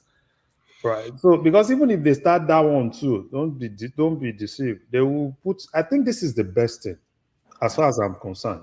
This is the best thing in the sense that take an NPC out of it, right? Let us get exactly what Dangote is giving, and if they're going to take that, then I think this might actually happen. Probably, I don't know. I'm just looking at it as a model. If some of the state governors can subsidize what is coming to their states, If everybody's getting, everybody's getting exactly what they are due to get, then probably some states can subsidize, which I think it might actually be another model, right, of pushing subsidy away from the federal government and NNPC doing their magic, their plus or minus, right? Because if NNPC is getting at this point and government is not subsidizing, so people should buy directly from Dangote rather than having NNPC as a But bottleneck. Larry, I Oh. think before Dangote started before Dangote came on stream, I think we were doing crude swap, right? Yeah, that crude swap. Why can't we do it? Hold on, Larry. Why can't we do it with Dangote, and then the final product, based on the number of crude that what do you call it, NNPC gives to Dangote, the final product will be released to NNPC, and NNPC will sell it at affordable price to Nigerian people, because that crude, in the first place, that allocation that is a mark for Dangote is our own crude. Yeah. Why can't you make arrangement for But swap? there's this argument that Produce it. somebody made that the money that they used to get for the crude, they don't get it anymore. Baba, they can make that arrangement, which means that there will be shortfall, right? And the government will be covering up those shortfall. Because Larry, you are right, because we So- belong to an organization, Exactly. OPEC. So- You cannot sell outside the OPEC price Hmm. range. Except we leave OPEC, there is no way you can do that. Yeah. So if they want to now, No, OPEC. I don't think OPEC have anything to do with the price of the petrol internally. What you sell it into. No, they do. Think about it. Okay, let's say that is stated. For me, one of the areas that pains me also is the divestment that the Nigerian government did from Dangote. They didn't even consult Nigerians to say, okay, should we reduce our stake from 20% to 7%? They should have asked Nigerians, and I'm sure Nigerians would have said, no, don't remove it. Keep it when it shall go to 30%. They did. For that, they did consult Nigerians. You have. Who did they consult? I wasn't there. Hold on, because thank God they didn't consult you. I can't hear you again. Sorry, man. Can you? So, you have people in the House of Rep and the Senate. They are the people's rep. That's the people that they consulted. So that's the people of Nigeria, pretty much. So I don't know why you keep saying they didn't. They did consult you. It's really odd. How is it? I can hear some things, but I can't hear other things. I don't know. Can you come out and go back? Go out and come back. I've done it a few times. It's not making any difference. Can anybody else hear me or something? I don't. Maybe it's just me. We can hear everybody else can hear you. Only me. I don't know how this is possible. It's really strange. Sorry about that. Go and buy red oil and worship your system. Wow. but to Baba's point, I wanted to clarify something earlier. If you're part of OPEC, if everybody starts selling price crude oil to themselves at a lower rate, it will lower the price of that globally. Then it defeats the purpose of exporting, unless you just want to use the crude oil for your own consumption only.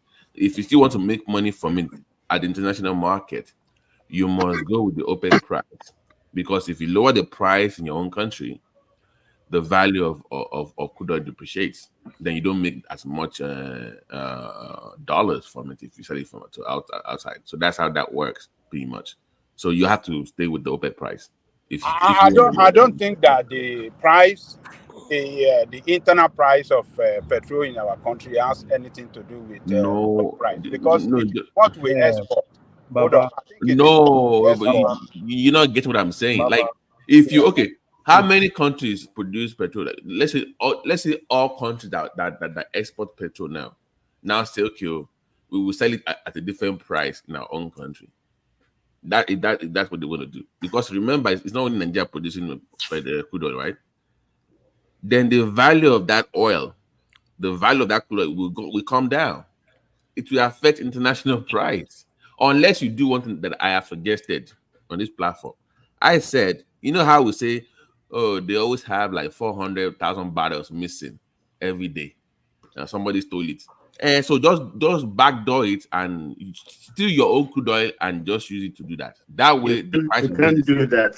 I know, but you can't do that. that's the only way. But just if you're gonna make it legal, You know, then you you know, can't. Babati, you know, if you ask me, right, if they were being sincere with the whole negotiation, if NNPC had maintained that 20%, then to be they would have negotiated more from renting Dangote refinery to refine for them.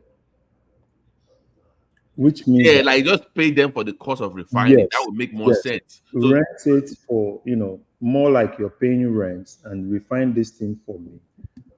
Let me get this out. Probably some of your advantage might be actually some other things that comes out from it. We can negotiate. Larry, if you were Dangote, will you agree? No, that's what I'm saying. That's why I said if they had bought more stake, that would make them a key stakeholder.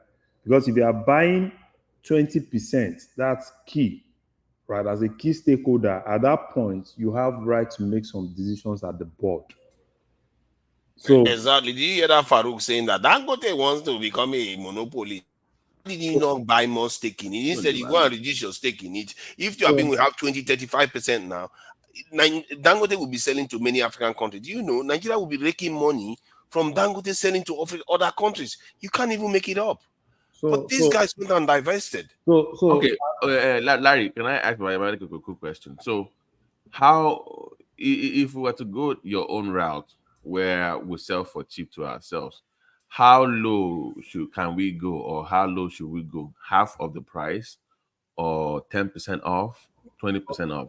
Yeah, How low can you go? I think Kulata in the chat just confirmed something that OPEC countries sell crude to local refineries at discounted prices to ensure. But I'm asking, what is the actual discount? Discount enough to sell? Okay, because you have countries like Saudi Arabia that will sell for cheap. But I want to know, how low can you go for Nigeria now? This is our case study, Nigeria.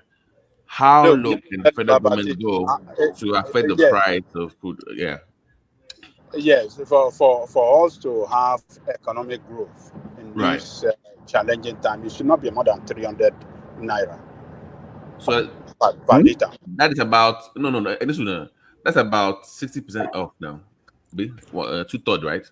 That'll be 2/3 of the actual price, right? So you want government to then discount at 2/3 of the current price, about 900 or so, right? No. What I said is that if we're doing this crude swap with Dangote, we are giving him crude, he make the product for us, and then we now determine the price, sell it at 300 naira, so that we can have economy. Without subsidy. How about the shortfall, Baba? In terms of the money you'll be losing. Yeah. The shortfall. You mean? Obviously, you'll be losing money. Nigeria will be losing a lot of money. 2/3 of your money is gone to you because it's technically subsidy, right? Yes. Yeah. So you are doing 2/3 of the price to subsidy. So if you do 300, no. I'm saying that even that 300, you still have to factor in the cost of refining from Dangote. So if you're going to go to 300, you're almost doing 70% subsidy, because it's going to charge you for refining that crude oil. So to him, maybe about 250 or 260. Then he asks about 40. What of other variants of product that you'll be getting from that crude? Everything we have to sit down and work it out. He's a Nigerian. Hold on, he's a Nigerian. We are giving him too much. You are a socialist. You started. No, Larry. I want Larry.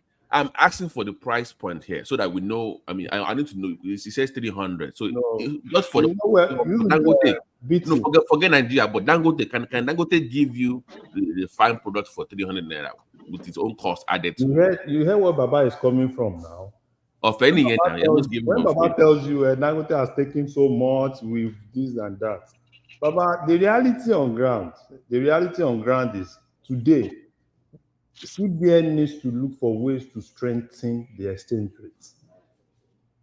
If we can't do that, I don't know. Even when they want they want to start naira to dollars, right? Naira to crude for naira. NNPC quoting 1637 today. That means that is what they will quote in selling to Dangote, which is still the same thing. Larry, I think is that price doable? Is the question. Baba Yakubu said 300. No, Baba is just being sarcastic. No. Let's break it down now. Is it doable? Like, can you do No, 300 it's naira? not doable. Doable for where? I don't know why you guys are saying this. Do you know? Please, can you? Baba, no, Baba. You know why we said it's not doable? Doable when every other thing, ceteris paribus, every other thing still being equal. Exchange rate is still the same exchange rate. And this has nothing to do with exchange rate. Look, no. We are talking. It has to do with the exchange rate because exchange rate. Baba, What wait is the exchange Baba, rate? wait. Baba, wait. If you are selling to Dangote, and you are collecting your cash, right? We are not selling to him. You do what wait, I'm. Now, let's say you are selling to him today. Now, let's say this is your model. We now want to do this your model in October, right? Which means that we are not selling, right? We just said, okay, fine. That crude that we are selling to you, that we are collecting this price, help us refine this crude. And we'll give you probably, okay, this is how much it costs you to help us refine, right? And we'll sell at 300, which means that that money that we ought to have got, the opportunity cost of that would definitely be that money we ought to have got from Dangote. Which means that probably, okay, as of today, if I had sold to you at 1,637, I will have got my full price for my full money. Now, if I'm not going into not selling to you, which means that I'm just going to pay you, okay, fine, this is how much it costs you. Then I'm going to bear the loss, right, of 1,000, probably 1,300 that I ought to have gotten. Then I'm going to, But Larry, this is my point. That 300 that you mentioned, what is the cost of even of lifting the crude? So what is the cost of lifting the crude plus the cost of refining plus the profit Dangote has to make? Can you get that under 300? Forget government even making money. Because the cost of lifting those deals that you said. Yeah, but we don't even control the lifting of the oil. It's private company. So if you look at the cost of lifting the oil, the cost of refining, and the profit both companies that are lifting and refining have to make, how can government then fix 300 as a private? That's what I'm trying to understand. I don't unless you want to do it for free, where you just you lift it, you take your profit, and government makes no money for local. That's why I'm trying to understand that 300 price point is what I'm trying to understand.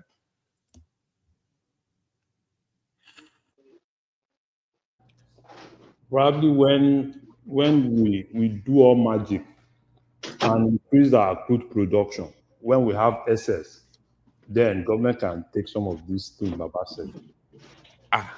300k. I don't know how. No, the government can even decide to like Baba now. Baba is a socialist, but government can do it free if they have excess. That's part of giving back to the society now.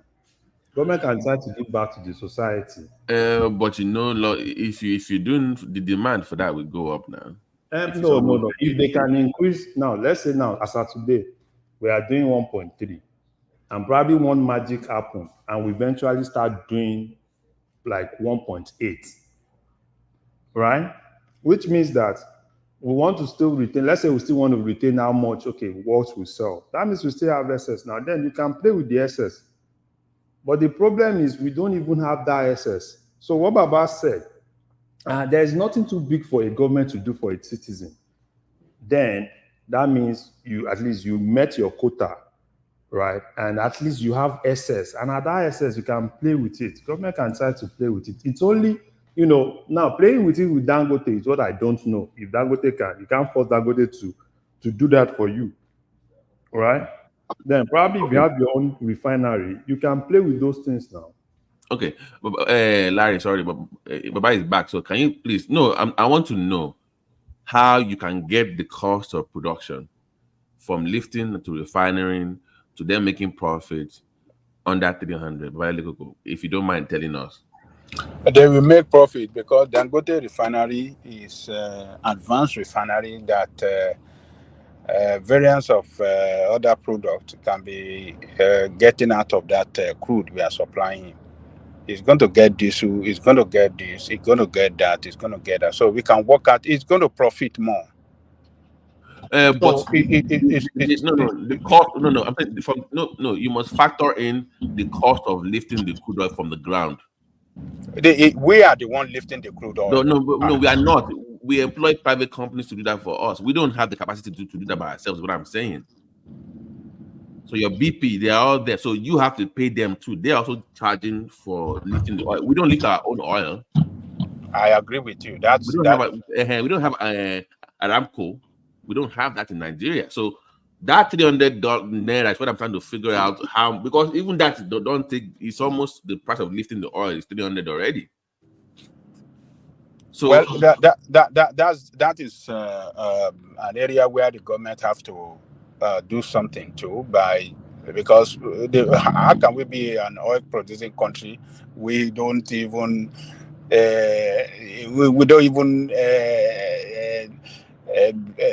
get our oil from the ground, the crude from the ground by ourselves, but rather because we are still slaves, Coco. Yeah, because we are still it's just how can we get it right?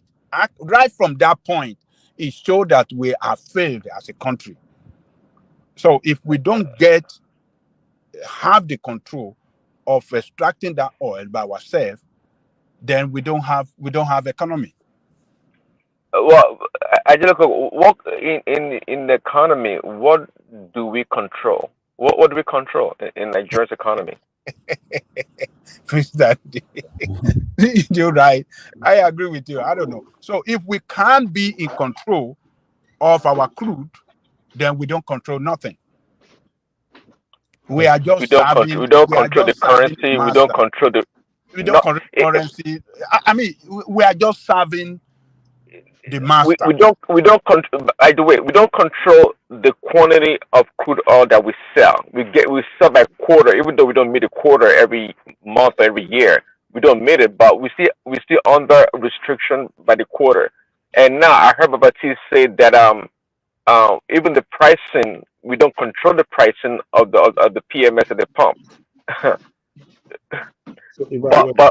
But really, are we selling at the? We're not selling at the going rate that it should be given the price of the naira to the dollar pricing, right? Are we? We're not. We're selling below that.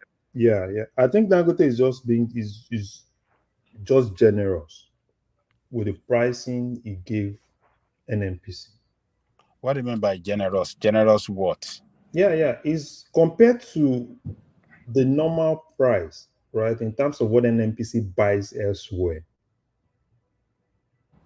No, look, if they really sat down and look at, I don't know if it's only, I don't get it, man, because Baba, this is it. It's not generous. Don't say no. It's generous. It's generous. You know why I said it's generous? No. Don't say it's not generous at nothing. Baba, wait now. Yeah. Wait now. I will sell to you what you sell to me. Right? I agree. Yeah. So now, if I decide to probably reduce, I know what every other person is selling outside, and I just decide like, okay, fine. You sell to me at 5 naira. I can decide like, okay, fine. Every other person and outside is selling what I'm going to give you at 7 naira, right? And I'll decide, okay, fine, because I'm a Nigerian, let me give it to you at 4 naira, right? Which means that because I'm not selling, because if you want to go elsewhere to buy that thing, you buy it at 7 naira, and I'm giving it to you at 4 naira. Then, and I'll put the ball in your court to now decide how you want to now convert it. So now, NNPC now decides that, okay, fine, they want to convert it by 1637, which to me, I think is highly debated. We need to debate that 1667. I don't know how they came up with that. Did they just wake up and go to say and get a price there and say that is their price? Or did they liaise with CBN for them to be able to decide that price? Because every price that you are seeing is basically NNPC deciding that this is the official exchange rate today, right? Which is 1,637. So which means that if this go on, all NNPC will just do next time is to probably go to Wuse Market and ask for their price in Wuse Market and say that's what we are quoting. So that's why for me, why I said even this naira to naira deal, Dangote is going to have some losses, because if you sell to Dangote naira for naira and the exchange rate does not stabilize, that means you sell for me today, then in like a month's time when I'm done and I get that naira from you and I want to change it to dollars because I have foreign debts that I need to pay off. Spare part and everything. That means if I'm not able to, if it's still increasing, that means I'm going to have some losses. So it's a whole lot. So that's why I said the major determinant is still the exchange rate. That's what I think the focus should be on now. And in terms of subsidy, if I were president, what I would just do is I will call a NEC meeting and let everybody, now it's not going to be more of presidency deciding, let Nigeria decide how much subsidy we want to pay. And if the state governors object to paying subsidy to the point that they feel is going to reduce what they get, then that's to Nigerians to decide. I don't want a situation where it's going to be more of a federal government thing. Now, at least we know anybody can go ask Dangote how much he's selling to us. Then Nigeria can decide if we want to pay, which means that if we are paying, what each of the state governors are receiving is going to reduce. Are they ready to take the fall? Right, at that point, nobody will, at that point, it won't be more of, oh, it's a presidency doing this. It's going to be more of Nigeria decides. Sorry, Larry. Well, just like I said earlier, I agree with you that is the exchange rate that's the big problem in this transaction. But in the naira to naira transaction, did they fix a naira amount? Yeah, obviously they have to do that. So it's going to be spot price. So it's going to be spot price at that point. That's why I said I'm against this 1,607. Now let's say they want to fix naira to naira today. Now NNPC is quoting spot price. No. So, they can't do well. What I'm thinking, I mean, the only way is going to make sense is to have a between Dangote and the Nigerian government, they have a fixed naira amount, independent of the going rate of the naira in the open market. Exactly. That's why Dangote is waiting for the presidency, because all these things NNPC do, they decide their own exchange rate themselves, and that's so now probably by October 1st, where the committee is supposed to meet. Now the committee then, because there is CBN as part of committee, it's not just NNPC waking up and telling us, oh, this is what they sell dollars in Wuse or sell dollars in zone 6, right? And just say this is what. No, it doesn't. So it's not supposed to work like that, right? It's supposed to be more. The problem is that it's just bad negotiation or bad negotiator. This thing is quite doable. I mean, Baba mentioned earlier that the naira to naira deal would be net negative maybe for Dangote because of the spare parts, the repair costs, and all this other additional costs. But they can always make provision for that somehow. Maybe pay a little bit premium or guarantee some hard currency for Dangote to the central bank. You can make a deal. A deal is not linear. A deal is making a deal that's customizable for the Nigerian market that would work. That would benefit Dangote. It doesn't have to lose. You don't have to make a deal to lose. And there's so many ways, I believe, to get to this point that we're trying to get to. But we have bad negotiators, and I think a lot of people that don't understand what is going on. And some people do understand what is going on. Of course, they want to milk the system, and that's the problem. Prince Daddy, you know what happened? That committee has not even decided. They've not even sit down to decide the price, which means that they've not even sit down to decide. Now they know how much Dangote sold, the price Dangote sold to them in dollars. And I'm sure that committee is supposed to be the one to decide the exchange rates, which NNPC unilaterally decide themselves. That's why Dangote was more like, yeah, is that committee that is supposed to sit down, decide for Nigerians what exchange rates. Because take for instance now, if that committee decide that exchange rate is going to be 1,500 today, then the price is going to be different from what NNPC is quoting. Probably that would be around 700, because 1635. If the committee sit down today and say, okay, fine, we are looking at the exchange rate of 1,500, right? Then probably we'll be looking at, instead of 858, probably 898 or something, probably we'll be looking at 700 and something. So that's when, for me, I think CBN needs to, because I want to know where an NPC actually get that from, because I don't expect an NPC to be in the position to decide the exchange rates. It has to be a CBN thing. So that's what I just think. It's so unfortunate, but it's the reality that we find ourselves in.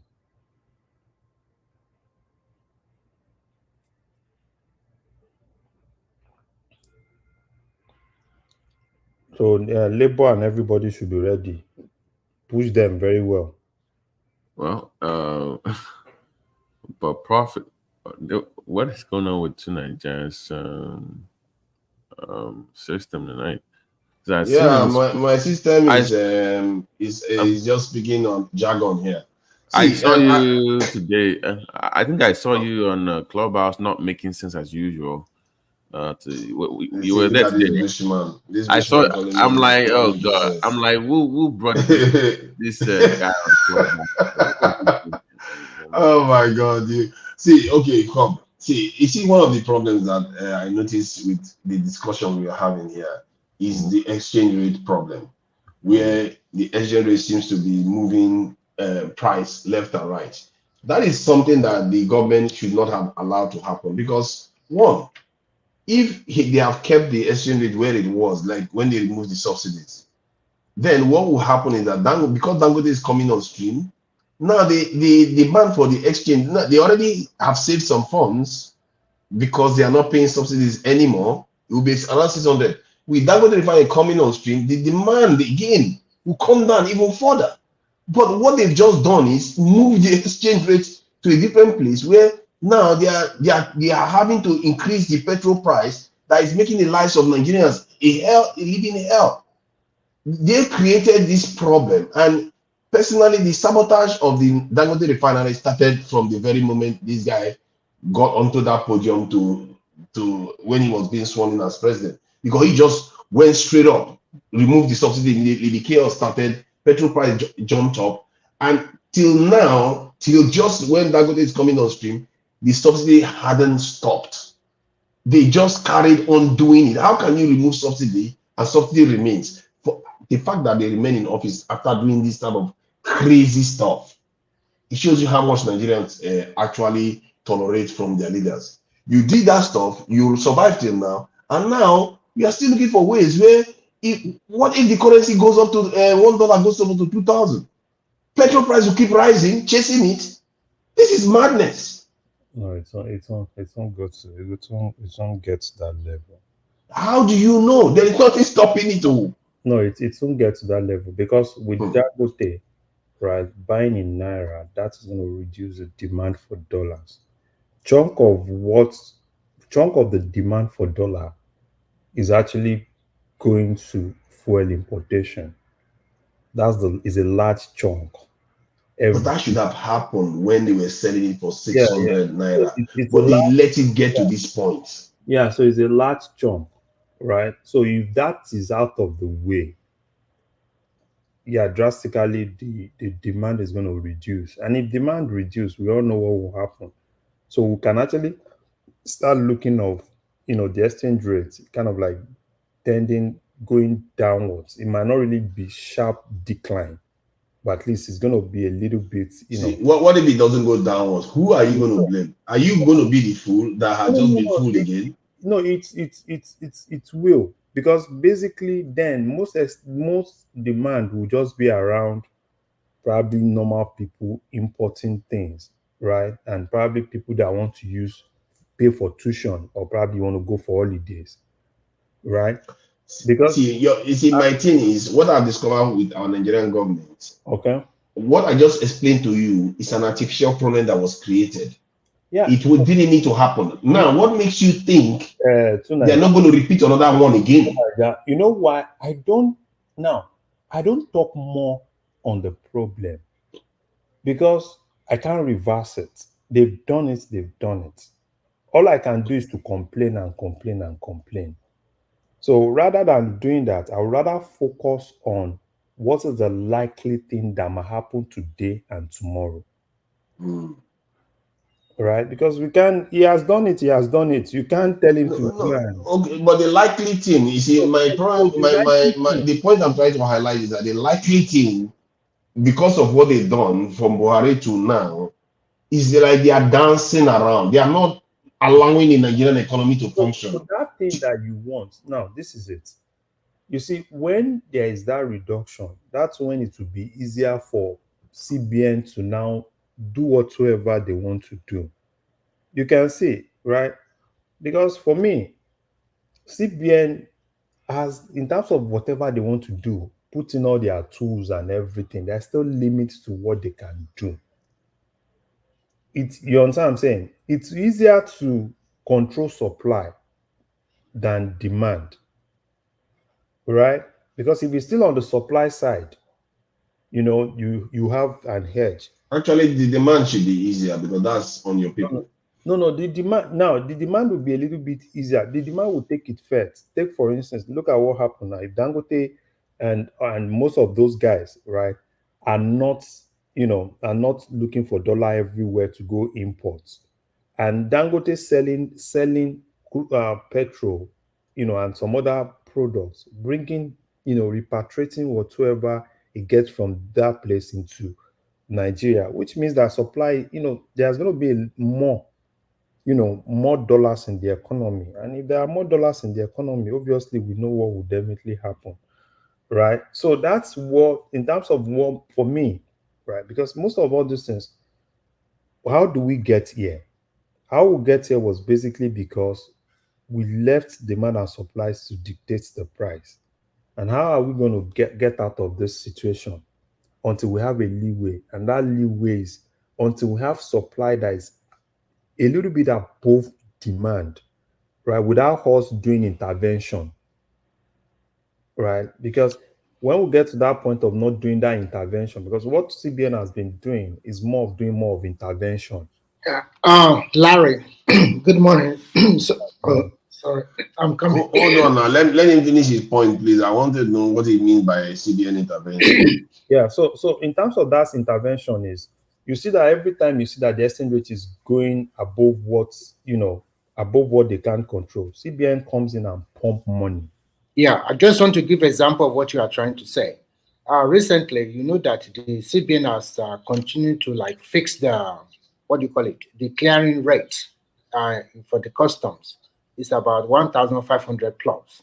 I think they can also do the same thing for this petrol we're talking about. Yeah. That is what I'm saying. So at the end of the day, I think that's what is going to happen. Yes, that is what I'm saying. Yeah, that's what I'm saying. That's why Dangote is also talking about that committee, because that committee needs to sit down. It's not NNPC unilaterally telling us today that it's 160. I think what the NNPC is trying to do is that they are also looking at it from their angle that they have not contributed to the national purse for a long time. And they're thinking about, if we are going to do this business, at least we are not going to import anymore. We could have as well make profit as well. But at the same time, they don't have the sole authority to determine price. Exactly. They cannot just do whatever they want. And when you talk about the Naira something, people forget one thing, that before Buhari left, we are subsidizing the Naira with a tune of 1.5 billion every month. Can we still continue to do that? So floating the exchange rate, although maybe not a very good something for Nigeria today, but you guys have to ask yourself a question. Why is the government getting a lot of money from exportation? Nigerian government is making more money from export nowadays. If you look at the NBS report for the last 2 quarters, they have surpassed the non-oil export, has surpassed what money we generate from oil. We do not even generate nothing. So, like we actually that is quite a ridiculous claim to make. no, it's not ridiculous. That is the truth. You cannot lie about that one. No. You are not using the correct number. No. These are data. For the last quarter, Nigeria get a lot of money from non-export. February. Non-oil export. So why are you saying it's a lie? February. Nigeria Bureau of Statistics. Since February, Nigeria has not got a single dollar coming from crude. We've not got a single dollar coming from from oil, from the sale of your oil. You didn't get nothing. February. So, oh my God, Remy, you need to calm down. See, what is happening there is export, but we are usually to get petrol. Make no mistake. Understand you, but the way the NNPC are doing it, I think what has been transparent before is very easy. They are blending the crude and they are doing all their shenanigans and they are bringing it to you at a cheaper price.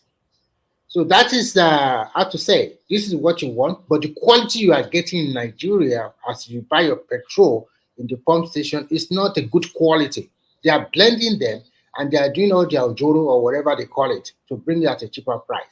As present as we are now, although because Nigeria economy and purchasing power is not high, so we can say the price of food the NNPC is churning out this money is not good enough.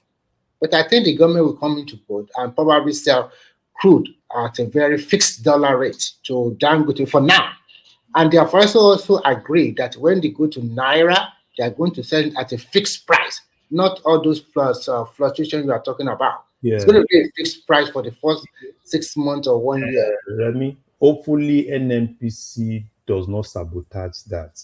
There is no way they are going to sabotage that because they have played their hand now. That's where I need the president to stand his feet down. Yeah. And that committee, you understand? Because what NNPC just did, this, you understand, this have to know, was basically trying to be smart. I know, I understand. They are trying you know what? When you want to get somebody, you let him play his hand. They have played their hand already. That is a mistake on their part. They shouldn't have played his hand like that. So and that part. So exactly. Nigeria's export for one, I don't think the numbers people are getting are accurate. Like the government telling you that the economy has grown by so and so. No, when in reality, the GDP of Nigeria in terms of dollars has almost halved. That is what they laid down for the Nigerian people. So they will tell you, they give you other numbers. You have to look within the statistics they are giving you, because our currency has depreciated. So they are giving you from a depreciated position, telling you that something is growing. It's like something is this in 3 feet tall. You cut it to 1.5 feet, and then just because the stuff goes to 1.6 feet, you say it's growing. No, you've just chopped up 1.4 feet already. That is the problem with what they've done to the Nigerian economy. And when they give you statistics, you have to look behind it and say, convert it to the dollar. Is it truly an increment, or they are still looking at it in Nigerian naira? If you look at it in Nigerian naira, it seems like it's an increment, but in reality, there's no increment. It's a trick that they are playing with words in the economy. I've seen that so many times that the government has done, and nobody has challenged it. But it's all right. But in terms of the exchange rate issue, for me, that is where the sabotage happened, because if they hadn't done it, I said it. Remember, I've said it. Don't make me sick. I've said it on this panel that Tinubu had it in him to be the greatest president Nigeria has ever had. No, you are doing what has he done with a year and a half so far? He has used it to completely mess with the Nigerians left, right. Let's see. He might still correct course, because people are talking about the price of Dangote petrol and all the rest. Let's say you cancel out the subsidy removal President Tinubu gave in his inauguration. I'm not sure. And let's say after Dangote starts supplying petrol and they remove the fuel subsidies, that's when the actual removal of fuel subsidy happened. It still doesn't mean if the Nigerian refineries come on stream, he does everything on security, that he still cannot end up being the greatest president Nigeria has ever had. But from what I've seen, Niger, He can you doesn't hear have us? the will to do so. He doesn't want to do I that. think he can hear Larry, He us. has a different plan for Nigeria. he can hear That's my himself. problem. I tell you He that can much. hear himself. I don't understand him. You know, He can hear us. True you know, Nigeria, I told you before that before this president came on to be, they are subsidizing the naira by a tune of 1.5 billion every month. Can't you factor that and you continue to go back? So Remy, the thing is this: to Niger, don't mix. You see, it's just more of all these economic terms, right? GDP, equating GDP to revenue. You know, it's different. They are two different things, right? So now ask yourself: NNPC has not really brought anything, right? And FIRS, they've not increased the tax rates, right? Then how are we really getting that money to sustain the country? Mhm. Which means that one way or the other, right? FIRS, customs,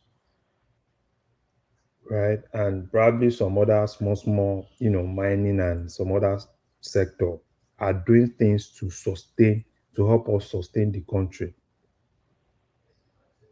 And that's why for me, right, I think it's if you ask me, government should not pay subsidy. Rather than doing that, look for ways to,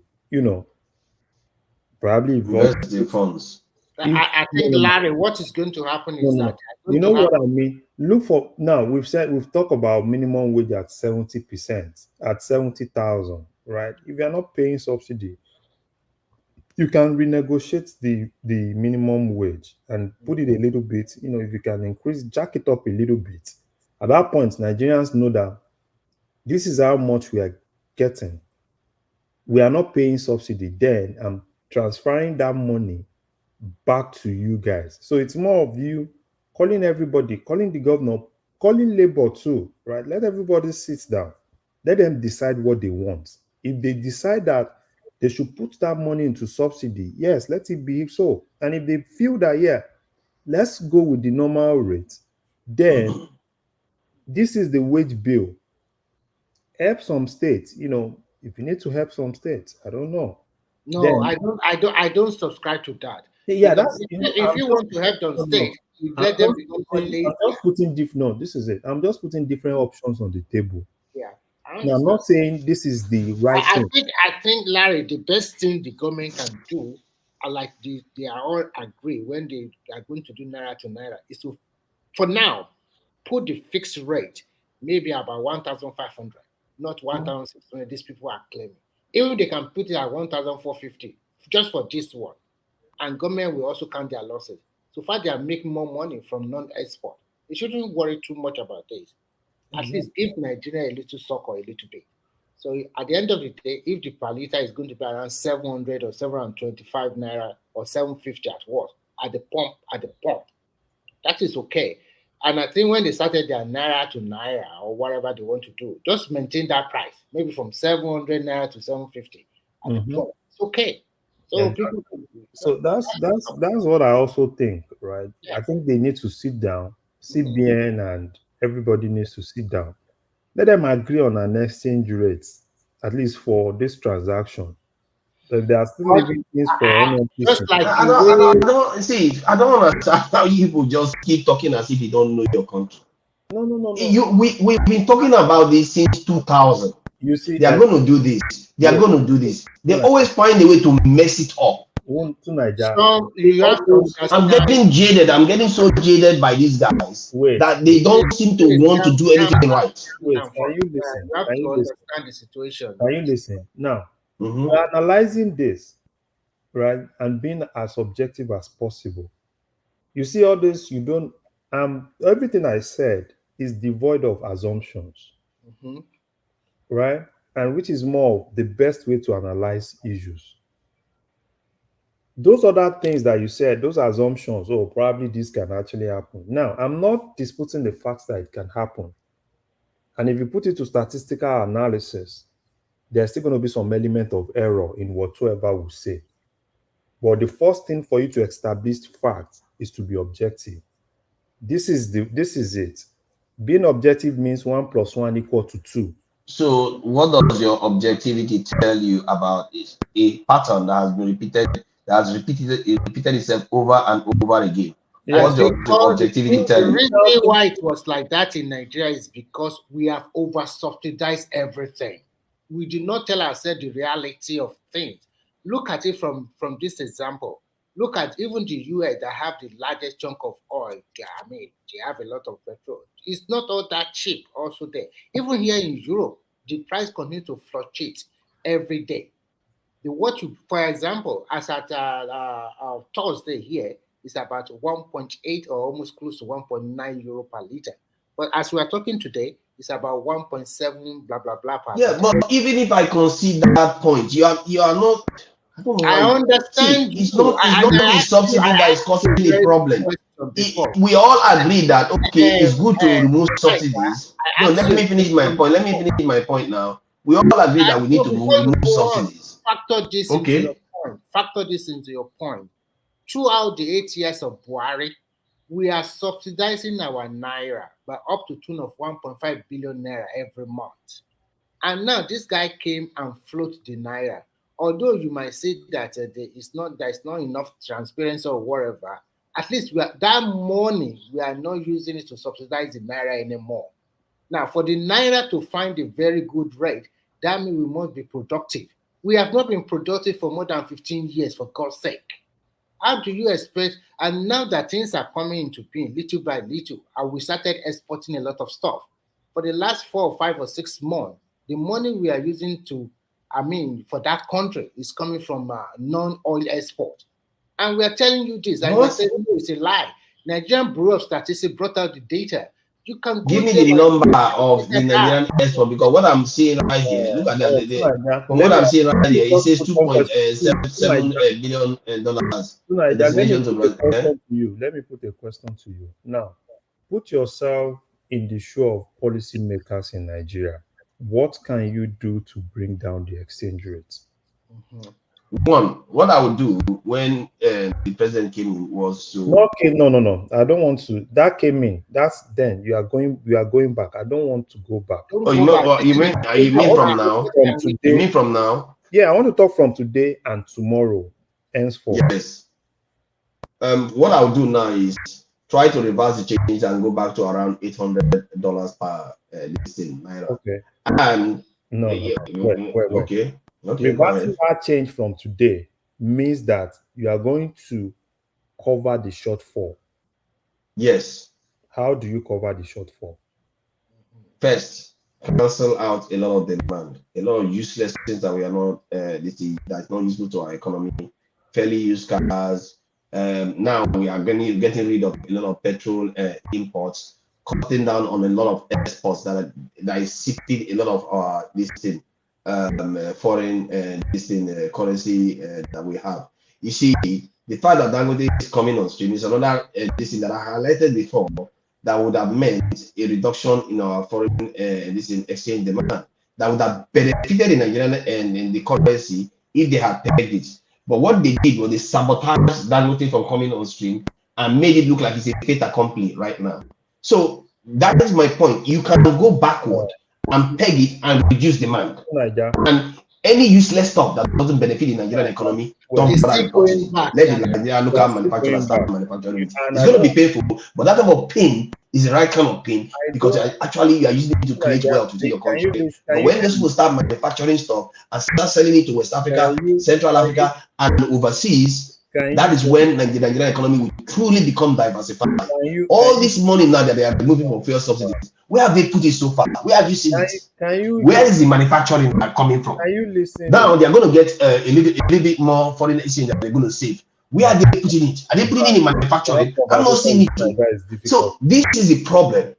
If he took all the money, even with all the devaluation that they did, he took all the money and said, you know what, we're going to be using it to do manufacturing, and you can see manufacturing industry popping up in Nigeria left and right. If anything, they are closing down because cost has increased for all of them. Inflation is through the roof. Do you know how many businesses have closed down in Nigeria? I think somebody said something about 6 million of business of 60,000. No, a lot of businesses have shut down in Nigeria because of what these people have done. Big companies have lost money. MTN, Dangote, many companies have lost money because of what they've done. So if you ask me, I will go back to where it was before. I'll rewind it, cut the Dangote value coming on stream has already helped to an extent reduce the demand on the foreign currency. Then you peg the price, and if you want to do devaluation, you do manage devaluation whereby you move it from 800 to 900 because you know that one I can be able to afford it. You see what I mean? Then I will fairly use cars. I will reduce them to a minimum. This thing, plastic that we can manufacture, that goes away. Chemical that we can manufacture with Dangote refinery on stream now, we don't need those things anymore. So many things that will save money on, and I will still have money in my hands to spend because I've already removed subsidies. For crying out loud, Nigerians can pay 800, 700 pounds, 700 naira for per liter for petrol. So you can see what can be done if the president wanted to do that, but they don't want to do that. They just keep wanting to go north, Why not creating industries that can export a lot of goods so that that low value of our currency will actually pay off? They have not done that. I wish they can do that, but if they do that, we'll all be dancing here. That's my own way of looking at it. Either way, they will not do it my way, but if they do it their way and they increase manufacturing in Nigeria, and economy start this is doing well in Nigeria, everybody will forget all these problems. Would they do it? I can't hear anybody. I can't. It's crazy how this audio is behaving today. Okay, I see. You can't hear anybody. I can't hear anybody. I think you can't hear anybody. Okay, I think I will just keep it like this. Can you hear us? Yeah, I can hear you now. I'll just keep it like I'm not going to use headphone anymore. So, quick question to Naija. Why would you assume that? I mean, you're talking for 1 minute and nobody interrupts you, and you don't think that perhaps your system is not working? Yeah. Okay. Yeah, well, you talk for 1 minute, nobody interrupts you.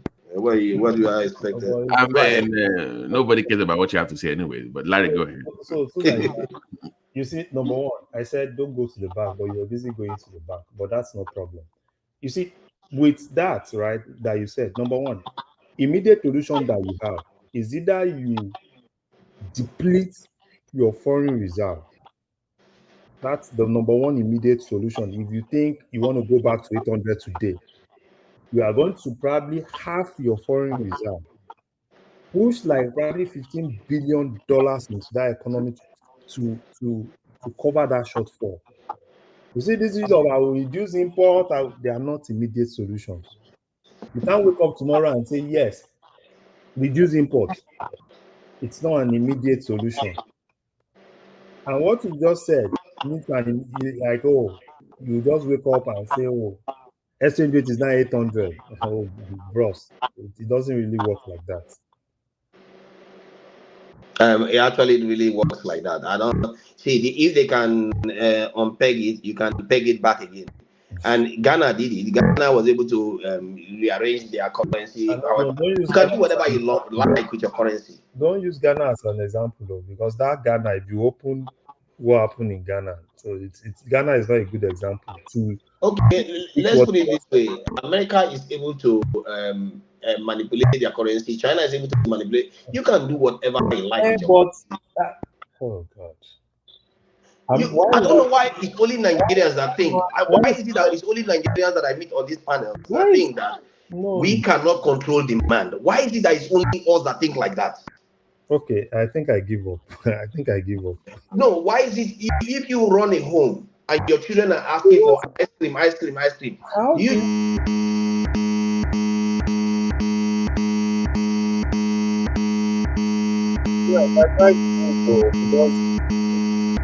Because of them from your side, you are hearing more. What's making that noise? Something like that.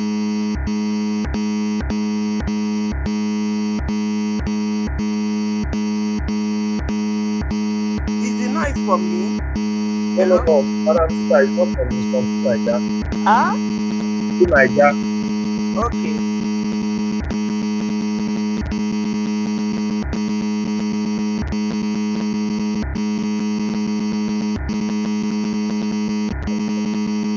I mean, but it's one man. I mean, I've told you. I don't know why.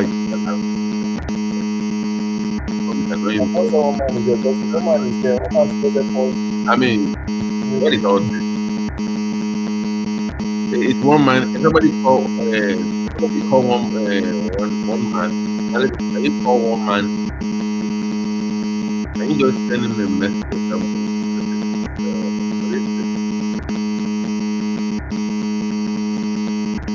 Go out and come back now. Yes, still publicity.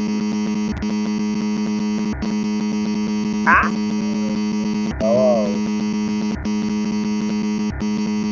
Go out and come back.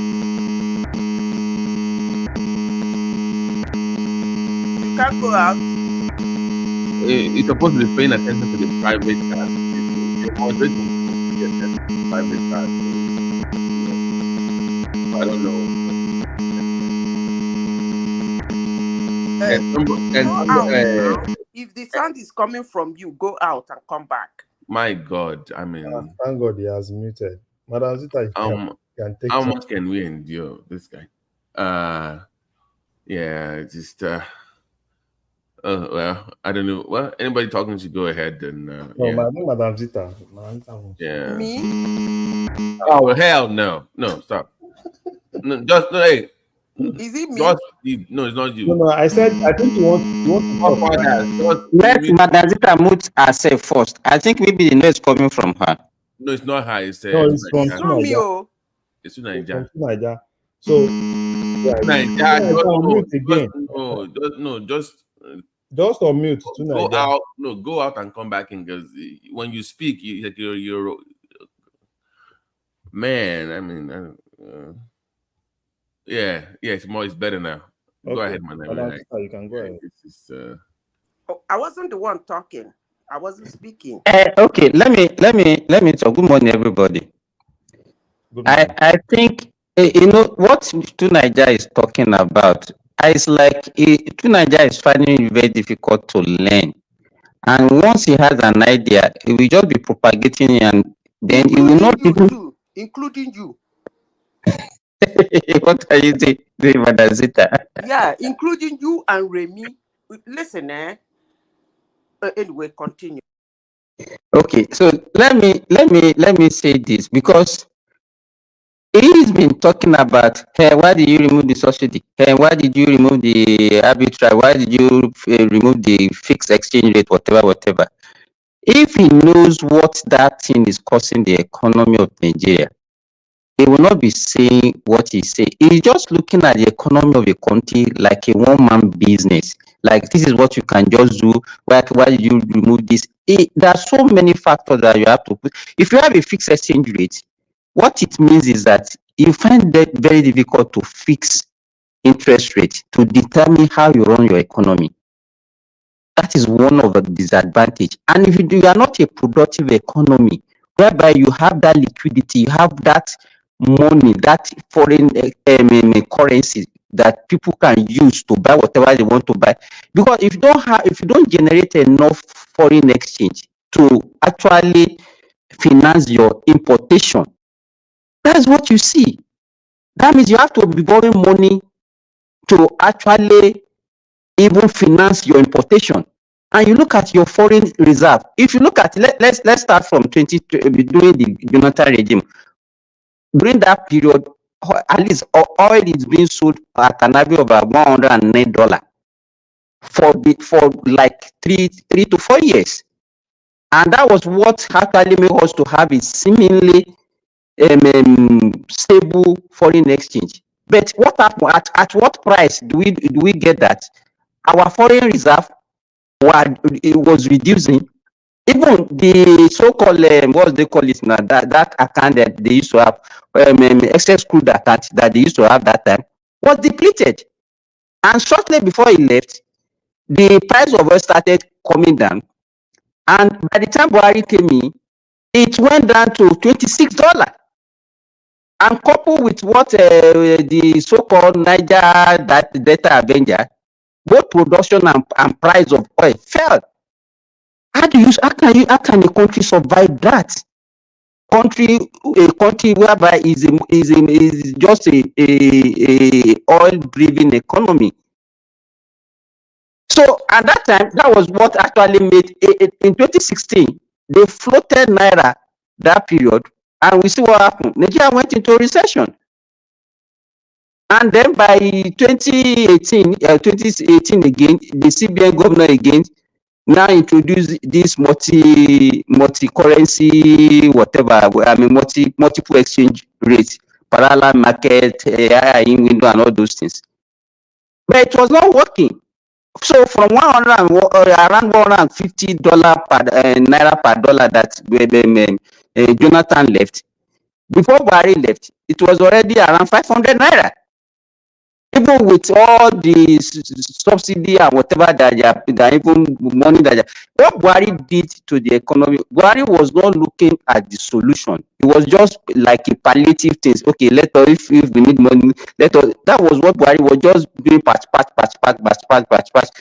the time he left, there was nothing to do again. That country has to survive, and if they don't take those two crucial decisions, it is actually painful to the masses. But that was what made that country to survive. Let me Besides that, Remy, Simba. Okay. Let me say something. And sometimes when I say some things, you guys don't like me, but I don't care. But I have to say it. Black man is always looking for a shortcut, easy way out.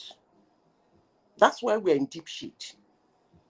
You see, to be honest with everybody this morning, there is actually nothing wrong in having subsidy in Nigeria. Fuel subsidy, precisely. There is nothing wrong with it. But what is wrong with it is the way it is being managed and run. It became a Yahoo. So that is the problem, not the subsidy itself. But no one wants to talk about that. And instead of them to go that length in solving the Yahoo, they always take a shortcut. Remove the subsidy. Things don't work that way. And until we learn how to solve problems, we will continue having problems. Shebi una don't remove subsidy, una won't remove them. You don't remove them, you are not removing it. It's not steady. How far? We should learn how to stop things that happen around us. Not looking for easy way out. The easy way out doesn't solve anything. But if you people say it solves something, I rest my case. According to you people, some people came to this platform and said they know they know where to keep me. And they don't know that I am one human that you can never find where to keep. Ridiculously, I am one human being you can't find where to keep. I will always say what I want to say. Like me, hate me, I don't care. Removing subsidy is just an easy way out. It's not going to solve the problem, and it will not solve the problem. Solve the problem of what?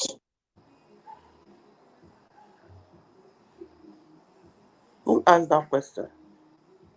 December. The petroleum problem in Nigeria is not going to solve it if you don't know the problem the subsidy was solving before it was removed. You shouldn't have asked that question in the first place.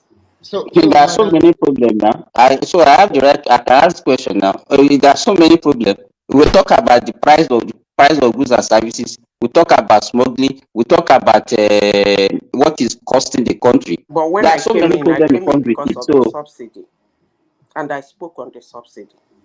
So that's what I'm saying. It's not only one problem that subsidy is causing. And then why So do you just think that? let me Why do you repeat think that myself again. Nigerians can only survive Hey, with subsidy and cannot survive without subsidy subsidy?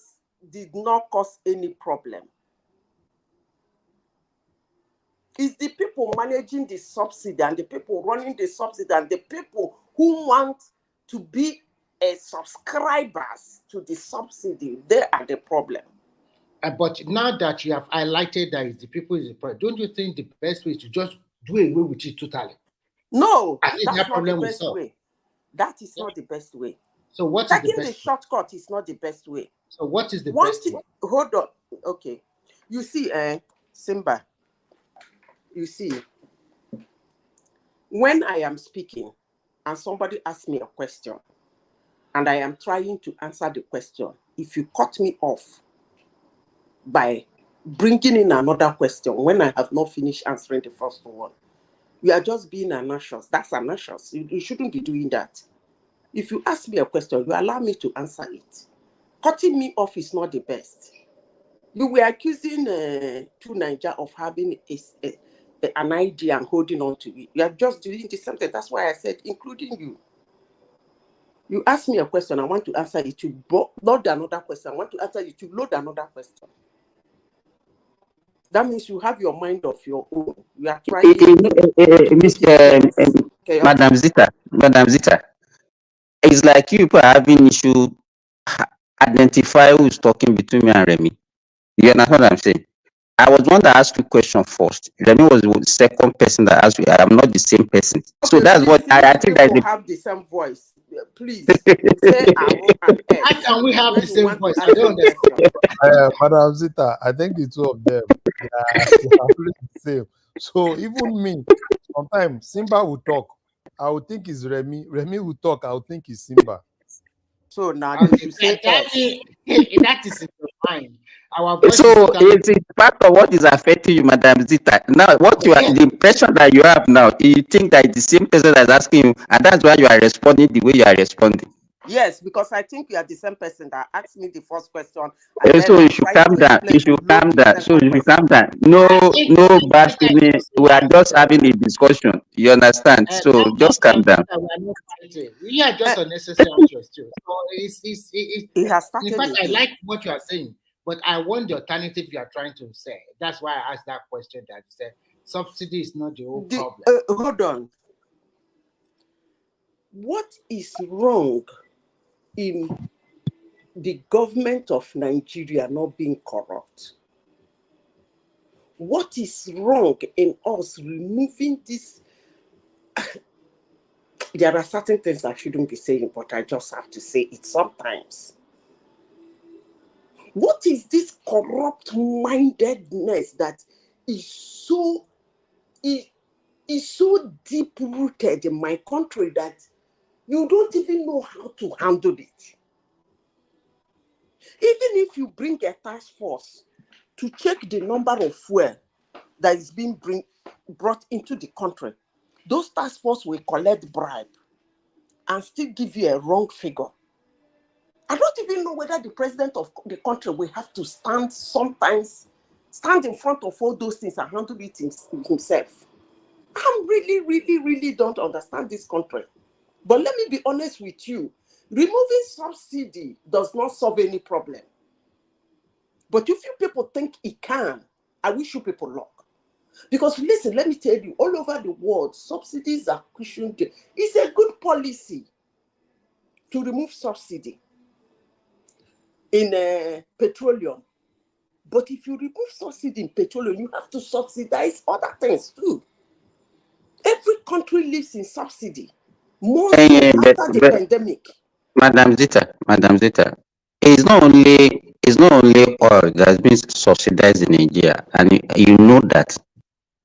There are so many other things that have been subsidized. Health is being subsidized, education is being subsidized, even electricity. So I think we are not doing a good service to our country by just saying that the only thing that the government people are benefiting from government is subsidy on Listen, oil. let me tell you, do you know why I mentioned fuel subsidy? Why I mentioned fuel subsidy is that those guys that how will I put it? The subscribers to the fuel subsidy are monsters. The moment you remove anything from them, they put the country in chaos.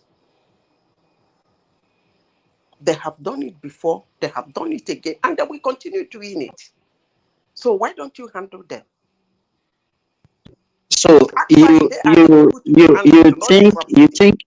you think that if it is easier to handle, even military regime, during military regime, it was difficult to handle. We have successful. Hold on, let me tell you something. Mm. That is actually the reason why the refineries in Nigeria are not working. It's because of that subsidy. The presence or absence of subsidy. The presence of subsidy. And that's why I'm telling you that initially, when you are saying it's good, let me say this. Let me say this. Initially, I asked you a question, and you're asking me. I'm asking a ridiculous question. When you are talking about subsidy, I said the effect of subsidy is not only one. And you said no, it's only for the people. There are so many effects that it has disadvantage. Okay, hold on. So it's not only about pricing of that people benefit. There are so many other things that depending on that subsidy. Do you know that it's very easy to do the subsidy now? Do you know petroleum subsidy? How? It's very easy now because it's very easy now, but they won't do it. How is it easy? Explain. Hold on, calm down. You asked me a question. You said how? First of all, I told you that the refineries, government-owned refineries and NNPC in Nigeria are not functioning. One of the reasons why they refuse to function is because of the subsidy. Do we believe, have we agreed on that? Because of the presence of the subsidy. Do we agree on that, first of all, before I move forward? Me, I cannot agree on the one owned by the government. I can agree that it might discourage private investor in that sector. Yes, but for government owned not to work, it's not due to subsidy. I don't believe it is that. So if you can convince me, go ahead. Okay, let me convince you. I came to this platform several times and I said those refineries can never work. But now that Dangote's refinery is working, the refinery might work. So they were not working because the people who are in NNPC, they don't want it to work. Because most of them have refineries overseas. And most of them are subscribers to the subsidy. Or their brothers, or their family members, or their friends, or even the ones that don't have anybody, have those subscribers paying them some money. So now you know why those refineries are not working. Those government owns are not working. In fact, the government owns are actually supposed to be the one to work. So that government will not be spending money on subsidy. But they will never work. But now, I think they will work. Now. Oh, I thought one of the reasons you are going to give is that you cannot be, if you want an investment in certain sector, you can't be fixing price for that sector because it will not encourage willing buyer and willing seller. Okay, listen, I thought that is one of the reasons why. So you are just giving reason that because conspiracy, reason. That's what you are giving because nobody can actually substantiate what you are saying. That most of them have this thing outside. Before I lose my thought, you made a comment. You said if you want investors in something, you are not supposed to be fixing price, right? Is that what you said? Yes. I don't know where you got that one from. Okay. But the price of petroleum all over the world is fixed. So what's your problem with that if it's fixed in Nigeria? Where is it fixed? Hold on. If the crude All over oil the world. is, hold on, Why did you make such a statement? Tell me. Even the price of food is now, not fixed. I made a mistake by saying petroleum. Let me use the word crude oil. The price How of is crude it oil fixed? is fixed. How is it fixed? It does not fluctuate. Is it not fixed? When they say it's $100 a barrel, it's $100 a barrel. But it's not stable now. How can you say that, That is what Madam I'm Rita, saying that the now. price of The food is price of fixed? petroleum in Nigeria, is it stable? It's not stable. So what is your problem with that? Even as they fix the price, it's not stable. No. You can't come here and be telling me that the price of crude is fixed. How can you be saying such a thing? Of course, it's fixed. When they want to say is, listen, if they agree on $100, that's what is going to go. Till they change their mind, they will fix it again. They say now it's $80 per barrel. That's what is going to go. When they change their mind, they fix What it is again at determining $70. That's what is what going is to the go. So when you say I don't know something why is did I say fixed? that. Why you say something is fixed? I thought that the price will not change. So why is it changing every day It's not that per kind of second? fixed. No, Why it's is not it that changing kind of every day? feast Why is and it changing per seconds? wait. It's not that kind of feast and lucky and throw away. That's there is nowhere in the world such a thing is done. Anyway, I don't know where you got that kind of fixing and locking down and throwing away key. It doesn't happen now because currency value, even the currency the value is not fixed. So why would anything be So fixed? the price of crude in the world is not based on demand and supply. So why do OPEC members reduce their production to jack up the price? Why they do all those things? Excuse me, that's what we are told, that it depends on demand and supply. That's a lie. Even the Let me, Madam Sister, just hold on. We can only this is rational thinking. I cannot be basing my argument on the way you are just basing your argument on conspiracies, which is not a fact, which anybody is open to everybody. You are the only one that have the information. We are basing our argument. My own argument is based on what I can explain, based on the law of economics. Okay. Have you finished? Can I say something? Go ahead. If it's not fixed, I'm not talking about the lock and throw key. You said it's based on demand and supply. Why would they tell you how many you have to produce? Why? If it's based on demand and supply, why don't they allow you to roll on demand and supply? Why are they the ones creating the demand and creating the supply? Anyway, since you say you know economics, I leave you with that. If you say it's determined by the price, let me tell you, if you are a supplier, if you are a supplier, you can decide on how much you supply to the market to actually maintain the price. So that's not price fixation. Hold on. You say And that is why you see that occasionally they will have a meeting and they said, okay, they want to cut production. And some big players there, they cut their production to jack up the price. So why are they doing that? If they can just come and wake up and say, okay, this is the price you want to sell. Since I work in oil and gas for 21 years. I worked in oil and gas for 21 years, and I am still working on oil and gas in Nigeria and outside of Nigeria. I want to close by saying this on what you said. If it is based on demand and supply, and I said, why do they have to create the demand and create the supply? I leave it like that. You can argue for all I care. Okay, let me go back to Nigeria. You asked me, why did I say that this is the best time to do subsidy? Dangote can supply fuel Nigerians can use. I repeat myself. Are you still there, Simba? Yes, I'm with you.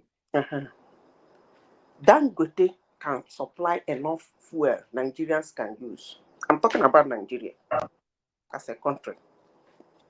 So this is the best time to do the subsidy. If they actually truly they want to do the subsidy. and then put it in the air. Let it be an open subsidy, because the one that are doing before, we don't actually know the heck what they were doing that they call subsidy. How much is Nigerians? How much do they consume? They consume so amount. Dangote can produce so amount. Okay, we are going to the subsidizing. We are subsidizing 200 naira. So the government is going to give Dangote 200 naira. The remaining 200 naira, Nigerians are going to pay. The whole Nigeria will know what is going on. Am I still there? Very easy. Very simple and very easy. Nigerians don't consume hemehe, as they seem to say. So now we can know how much Nigerians consume. And I am sure, extremely sure, that at least Nigeria as a country, Dangote refinery can produce enough to feed them. So this is the time to do the subsidy. How much is fuel from Dangote? 875 naira per liter. Okay, government, Nigerians, make una hear. Dangote refinery is producing at so and so cost. For Nigerian consumption, is going to be lifted from him. We are subsidizing so amount. So you pay the balance. Chikina, transparency. But they will never do that. And I can assure you, Nigerian government is still subsidizing. I had it from here. They are still subsidizing fuel. For reasons I don't know. So the problem is still there both ways. Nigerians that are being subsidized, Nigerians are still buying it at high rate. Everywhere is in chaos. So it is what it is. It's a country that I don't know why the government and Nigerians do what they do, but it is what it is. Before now, I used to pity them, but I don't pity them any longer. When I notice that the corruption is deep. So Madam so Zita, deep. So your way out is that they should go back to subsidy. Of course, this is the best time to do it. So no, a follow-up question. So if they should go back to subsidy, I think you have been following what is happening in Nigeria. NNPC have fixed their price, and the prices are different from state to state. Some are about 922, some about 950, some 960. This guy know they listen to me. No, I just want to ask you a final question about that. Some is about 1,015. So if they're going to go back to subsidy, at what percentage or what reduction are you proposing? After, Remy, look, when I was speaking, I called a company and I gave a statistics of the amount the lifting from his refinery will cost. I think 870 something. And I made a specific comment. I said that fuel from that refinery alone can feed Nigeria. That's what I said. We don't need NNPC again. We don't need Port Harcourt refinery. We don't need all those refineries all over the place. So hold on. We understand that. My question is Let me finish. We are looking for a way to solve the problem. Ask me a question. I'm trying to answer. Don't cut me off. We don't need all those chaos all over the place that we get so confused. We don't know who is giving how many and how many we need and who is dropping how many and how many is lifting and the landing price and the costing price and the delivering price and the dropping price. We don't need all those now. All those are in the past. He has said how much the lifting from his refinery is. Government should step in and give the subsidy. Chicken now. So what is all this drama everywhere? At least for Nigerian consumption alone. All those people who are refining everywhere that need money, hey, do you want to keep their businesses? Other countries in Africa stay there, where they used to tell us they brought 200 and they go and drop 5 in Nigeria and subsidize 200 for them, they drop 5 and go to those African countries to sell. The time has come for them to sell to those African countries. So what is all this? Madam Vita, try understand what Remy is talking about. You know, when they were paying subsidies, the way they subsidize is this: for them to have a uniform price all over the country. It's not only that they will say, okay, let's say NNPC is saying, okay, this is the cost of bringing the fuel to the country, and then we are going to, okay, with subsidy, we are going to be selling at the cheapest rate at 500 naira. For them to get that to get that fuel in Maiduguri or somewhere in Kebbi or Sokoto, they have to pay what they call petroleum equalization fund also on that. What that one means is that the cost of transporting and the logistics to take that fuel from Lagos to Maiduguri to the remotest part of the country have to be also be factored in on the government, and they pay those ones to the to the fuel stations owners. So that one now has been removed. That is what Remy is talking about, that you cannot have a uniform price all over the God of country. mercy. God of mercy. I don't get this. I don't You even don't know get why you what? don't. Hold on. I That is don't why even know. they say that You in see, some area you get it you at see, 900, some area you hold get on. it at 1000 plus. You see, this is actually the problem, one of the problems, because I have a lot of problem with Nigerians, because I don't have a problem with my country, Nigeria. I really do have a problem with Nigerians. Now, I made a comment. Even when the price of fuel is fixed all over Nigeria, it is still not being sold the same all over Nigeria. So what difference does it make now?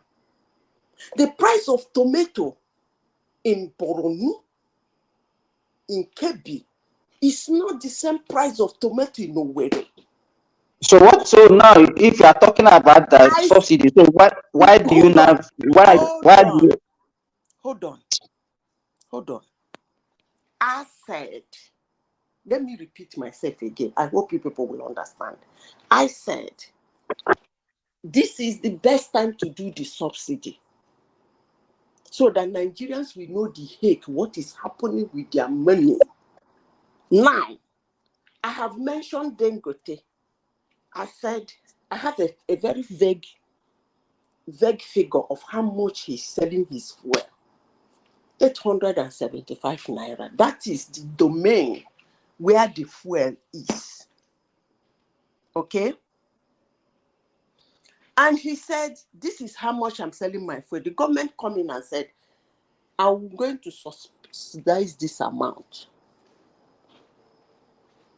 And then somebody will lift the fuel from Dangote refinery, take it to Kaduna, and now said he's going to sell it 875 naira because he has to include his transport fare.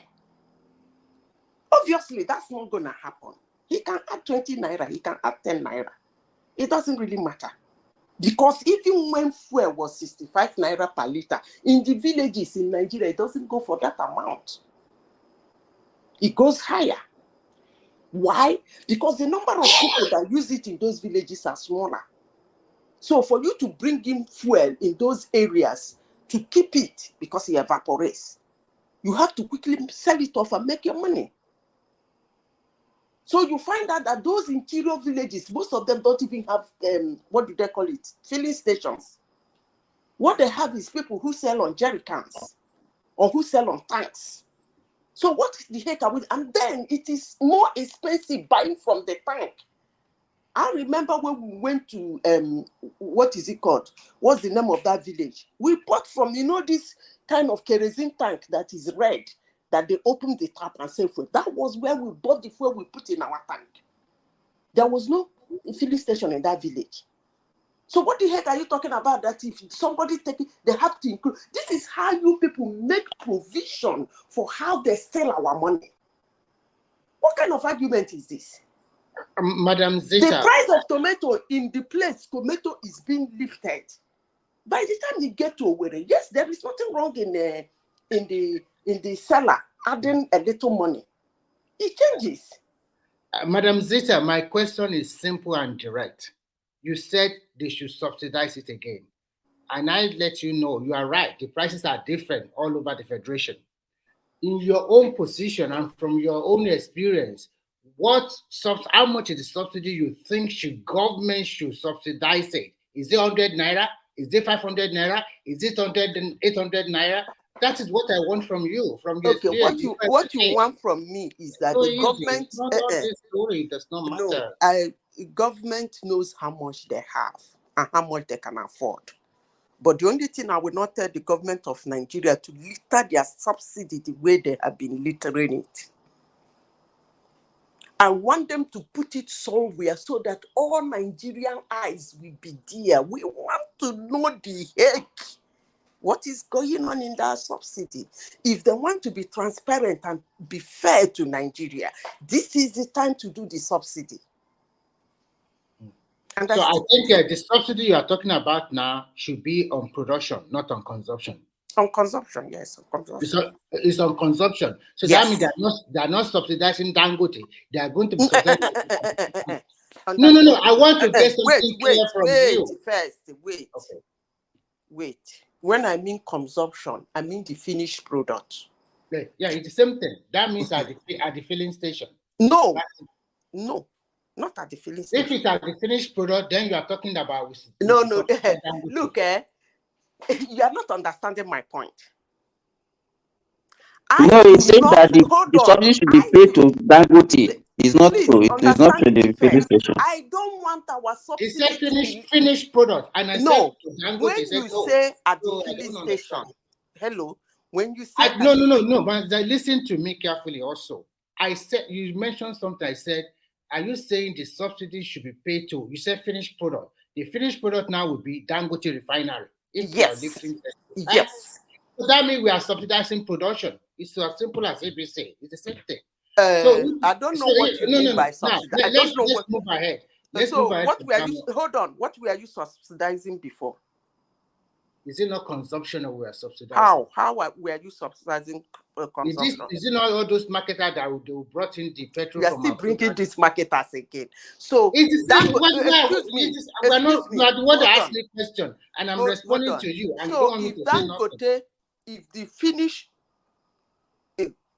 I believe what Nigeria was subsidizing was the finished product.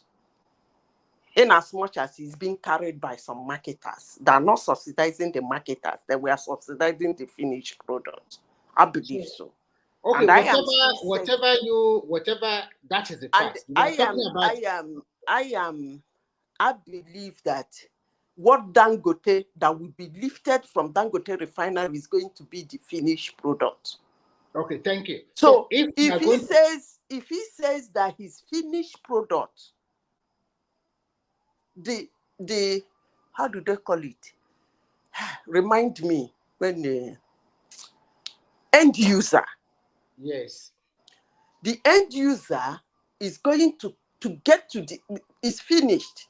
So if anybody comes to take it here, as long as the person is taking it from lifting it from Dangote, that particular person is the end user. That's how it works. Okay. So at that point, it's a finished product ready to use. And he says, this product is finished. This is what I'm going to sell it. Okay? I think from your experience from this oil industry, you all agree that Dangote, having put this refinery into being, also want to make a profit. It's not. Hold on. We all agree now. We all agree. Okay, he's going to make profit. Oh, now that hold on. Now, I'm coming down to the people you are concerned about. You are concerned about the filling stations and the marketers who has been killing Nigeria. But let me tell you how, because you have said this some time ago. Listen, I record everything, like my brain, sentences and phrases people use. More so the one I listen to stick to my brain. You have been concerned about them. Not this night, but you have been concerned about. I know on several occasions you have attacked me in this platform telling me that what about those who have been living on it? Not me. Maybe it's another person. And I maintain my ground, and I told you, it's you. And I told you, are you not Remy? Is it not Remy that is speaking? Yeah, it's Remy. Yeah. Thank you. You have told me in this platform that I cannot say this because that What about those filling stations that have been leaving the people they employed and so on and so forth? I will come to that this night. I'm in a very good mind to address it. No, Madam Zita. I'm sorry. I think you are mistaking me for another person. This man, We never had that kind of discussion before, and that was a long time ago. But like you said, that your memory is good. My memory is also sound. So okay. if I say something like that, what I'm trying to ask you this today is very simple. Now this is the present situation. Let me finish now. Should come back. No, listen. It says subsidy should come back, but you cannot put a figure because you don't know the person. Let me finish. Okay. I will come to that. I cannot tell government how much to subsidize. That's not what I'm going to do. I will never do such a thing. Anything that is sustainable for them, they should do it. Now, Dangote's refinery says it's 800 naira per liter. That's what their finished product is going to cost. With their gain and everything, of course, 800 naira at that point, they are making their gain. And government says everybody lifting that fuel from Dangote is going to lift it. That is when Dangote is selling it to you, instead of selling it at 800 naira, Dangote is going to sell it at 400 naira.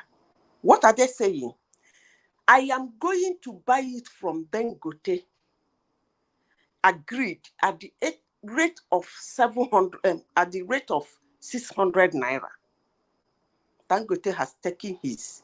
I've subsidized 200 naira for Dangote.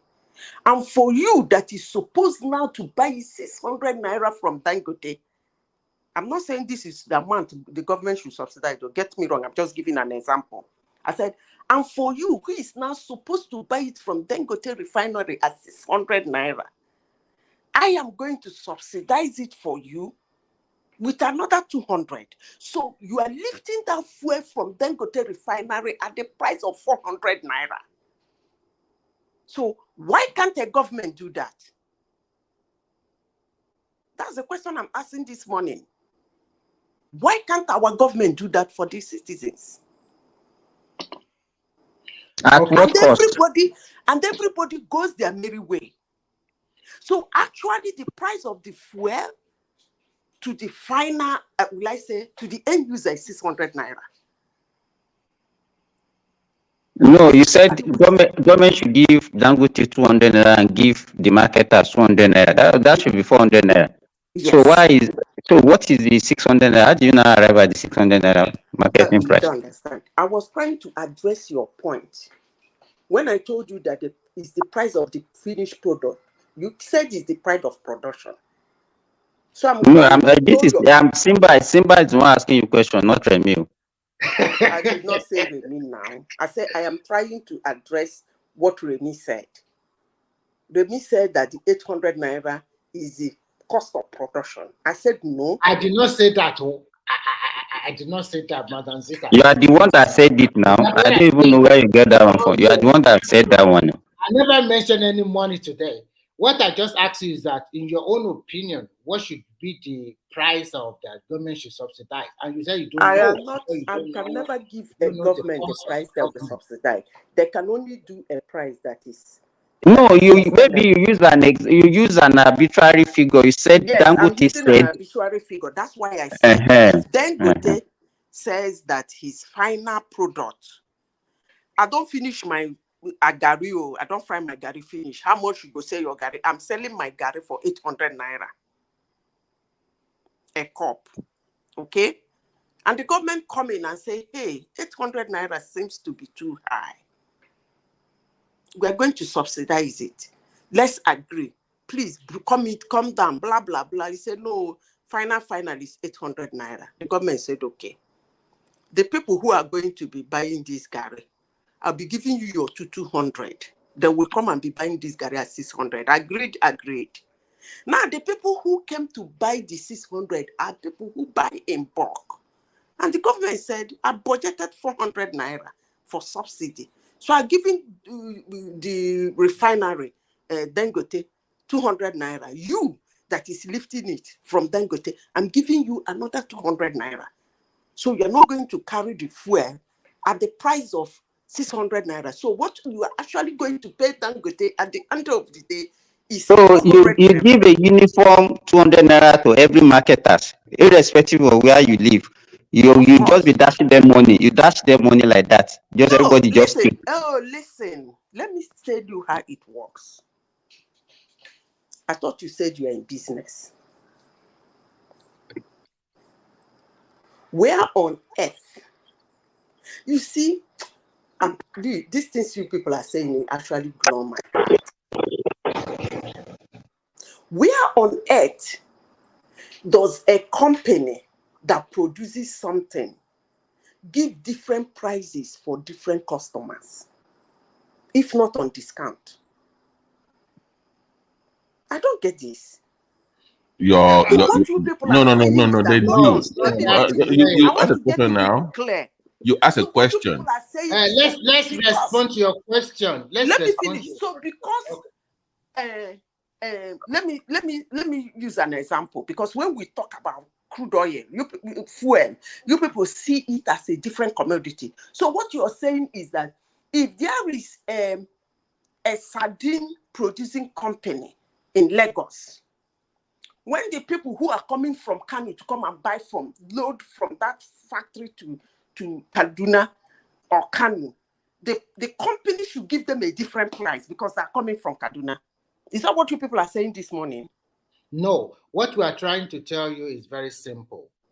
The price the NNPC fixed for different states. I said I don't want NNPC again now. I'm doing a different policy. You cannot say... Remy, sorry. Let me answer her question, because she said that, okay, when I asked the question, she says, well, I thought you said you're in business. Okay, let me tell you the way they do it. All those factory examples that you are giving. Before, those factory, they are the one that bear the cost of transportation from wherever they produce to the final consumer in the remotest place. They will be the one that will pay for the cost of the logistics and transportation. But in a small, and that was what government was doing before, to make sure that the price is uniform. That was what I was trying to explain to you. But you, continue. I think it's very difficult to have a conversation. You don't want, you don't want to understand what people are saying. I beg, I'm tired, Joe. Okay, I'm listening. Continue.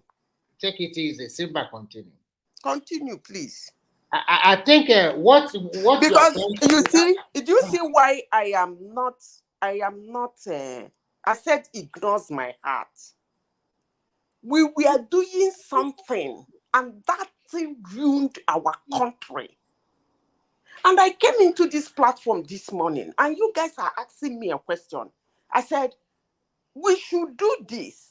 And all of you are bringing back that old thing that we are doing. Because what you are saying, let me tell you, I only want to listen to yourself. We don't understand what you are saying, and how practicable is what you are discussing. Can I finish? I beg. Can I finish?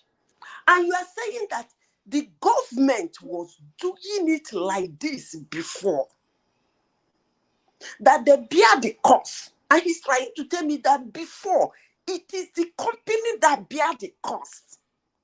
And I am saying, for we to solve this problem, we have to get rid of all those policies that have ruined our country.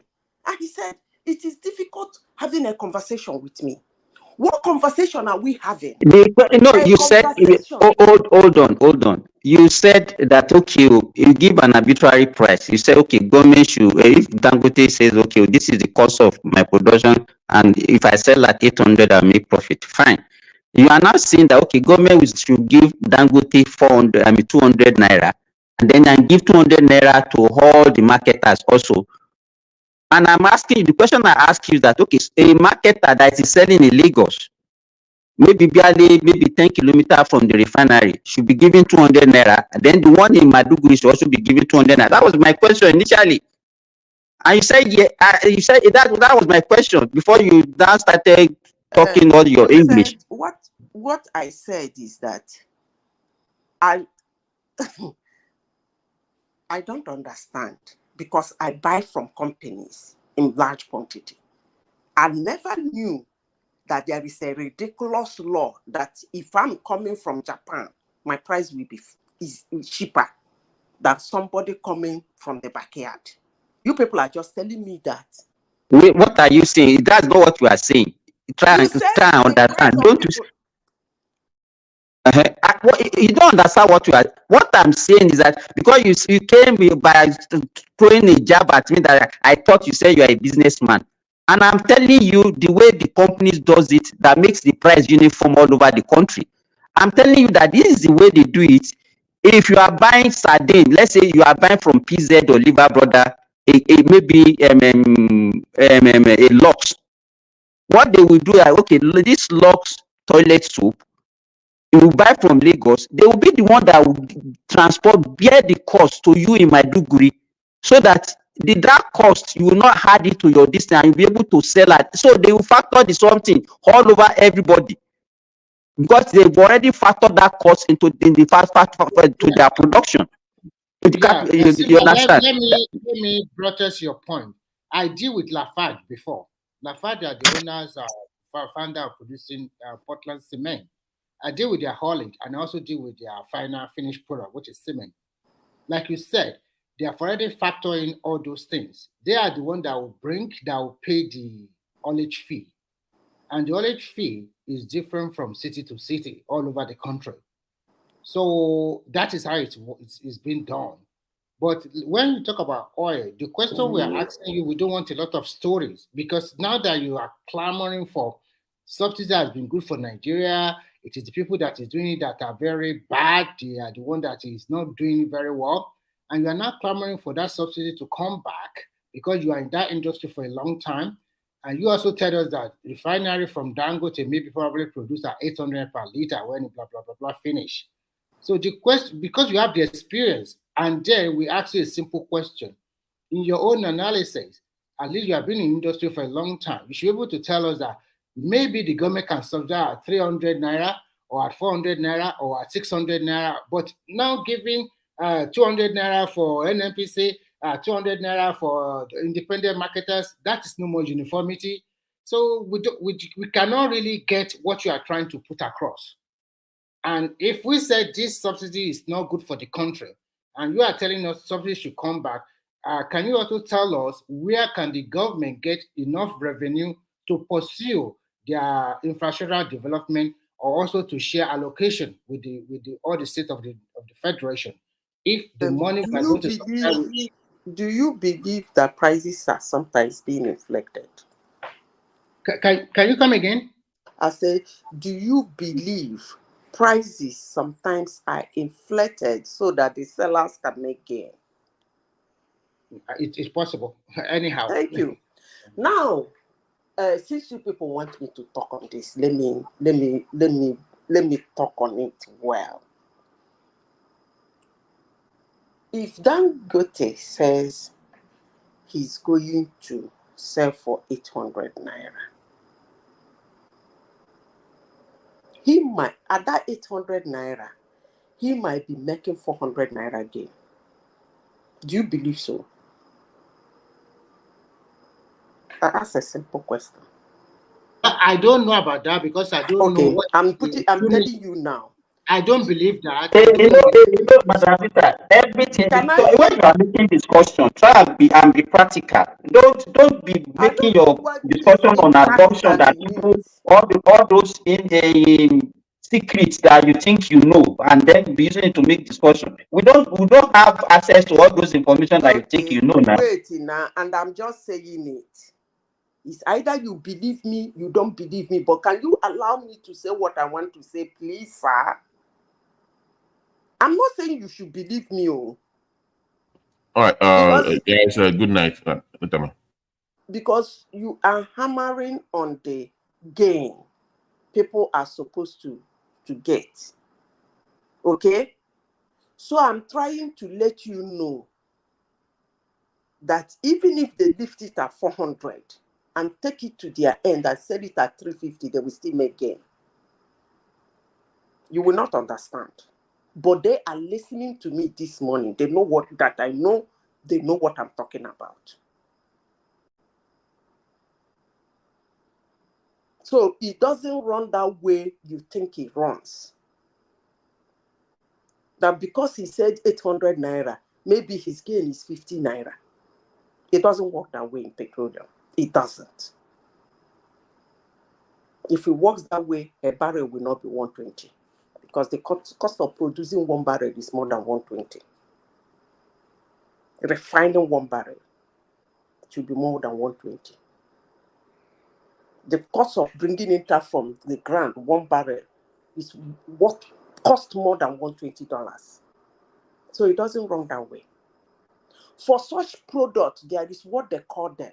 Such products like You are just, Madam Sister, you know what you are doing? You are just talking in abstract. I'm not talking in abstract now. You are believe me, that's what you are doing. Because if there's anybody that can say you understand, it's just being sentimental. Okay, You are not do you know explaining. what you will do If you for are a me? teacher this morning, you are a bad teacher. Hold on now, not the hyper. Cool down. We are just discussing. Do you know what you will do for me? Take your time at your leisure. Make. I actually want you to do on petroleum products. Go and do your research, very good research on petroleum products and their pricing. Why their pricing go low, even when it's too expensive to produce. To refine that fuel, to get that crude from the ground is extremely way too expensive. If you put the burden of the price on the finished product, nobody will buy it. I leave you at that. What you're going to do, go home. Why can't you don't be, we are having a discussion, you are giving me an assignment. Why can't you explain? You are not, I'm not the only one listening to you. There are other people, thousands of people out there. So are you giving them assignment also? No, wait. Yes, I'm even giving them Explain what we don't know, want to learn. Explain to us. I will not explain to you any longer because you said I'm speaking in abstract. You know, when I try to The only one. I'm here speaking on behalf of other people. If we don't understand, explain and let us understand the thing. If you really want to understand, you would have just understood. I have already told you now. I just assumed I understood. Listen, you would have understood because I said, let me repeat myself. I said that actually, if they lift it at 400 naira, they sell it at 300, they will still make gain. You didn't understand that. You say it's abstract. And I come back. Because simple, let me tell you, if I buy something at 400, just hold on. Just hold on. If I buy something at 400, let me tell you, as you said, I'm a businessman. I do with even wholesale and retail. The only reason why I can buy from a company at 400 naira, I'm not even talking about oil now. You understand? I can buy a product from a company and at 400 naira and sell below that cost price, and I'll still make profit. I know that. And the reason why I can do that is because of what they call what's it called now? That they used to give, depending on the volume that you buy, they give you a discount on each on per tons. Because I deal with that. They can say, okay, if you buy 200 tons in a quarter, they are going to give you 2% or 4% on the, and that one you can actually determine how much you can get, and you can, because of competition, you can say, okay, I can, if I prorate this 2% or 4% on each goods I buy, it will come to like 50 naira discount on each one. I can say, okay, I can give that 20 naira one to my customer for the customer to come to me, so I can sell as 380. I understand that. But is that the same thing that is happening in the oil sector? That's the question we're asking. So why is it so difficult for you to say? It's not a secret. Tell us what is happening. Hold on, because you said, listen, that was why I made a comment. You've analyzed your own the way you do your own. And I told you, I made a specific comment here, which doesn't sound abstract. I can actually don't remember what they call petroleum products. But by the time, if I'm able to come here tomorrow, I will remember what they call petroleum products in economics. Then I will, the type of product it is. So the burden of the production is not actually put in the product, because there is a way they make up their money. I will come with a full analysis. In fact, I'm going to drop it in the comment section tomorrow for everybody to go and read. So that's why I told you people that the chaos and the manipulation and the deep-rooted corruption in Nigerian subsidy that made it to go deep into our economy. That's why our refineries refuse to work. And I said, this is the right time to put the subsidy, so that Nigerians will see what is happening. That they are lifting it at 400 naira doesn't really mean, I don't know, you try to explain it, but in petroleum it's quite different. It's a little bit more different. I'm no longer in the production session, but I will try and explain it the way you people will understand it, so that you won't say that I'm talking abstract. What you said, yes, something like that. That's how it happened in petroleum, but it's not exactly like that. In petroleum, it's quite different. So when they lift at 400, they can actually sell for 200 and make their gain. I can assure you that. Clean.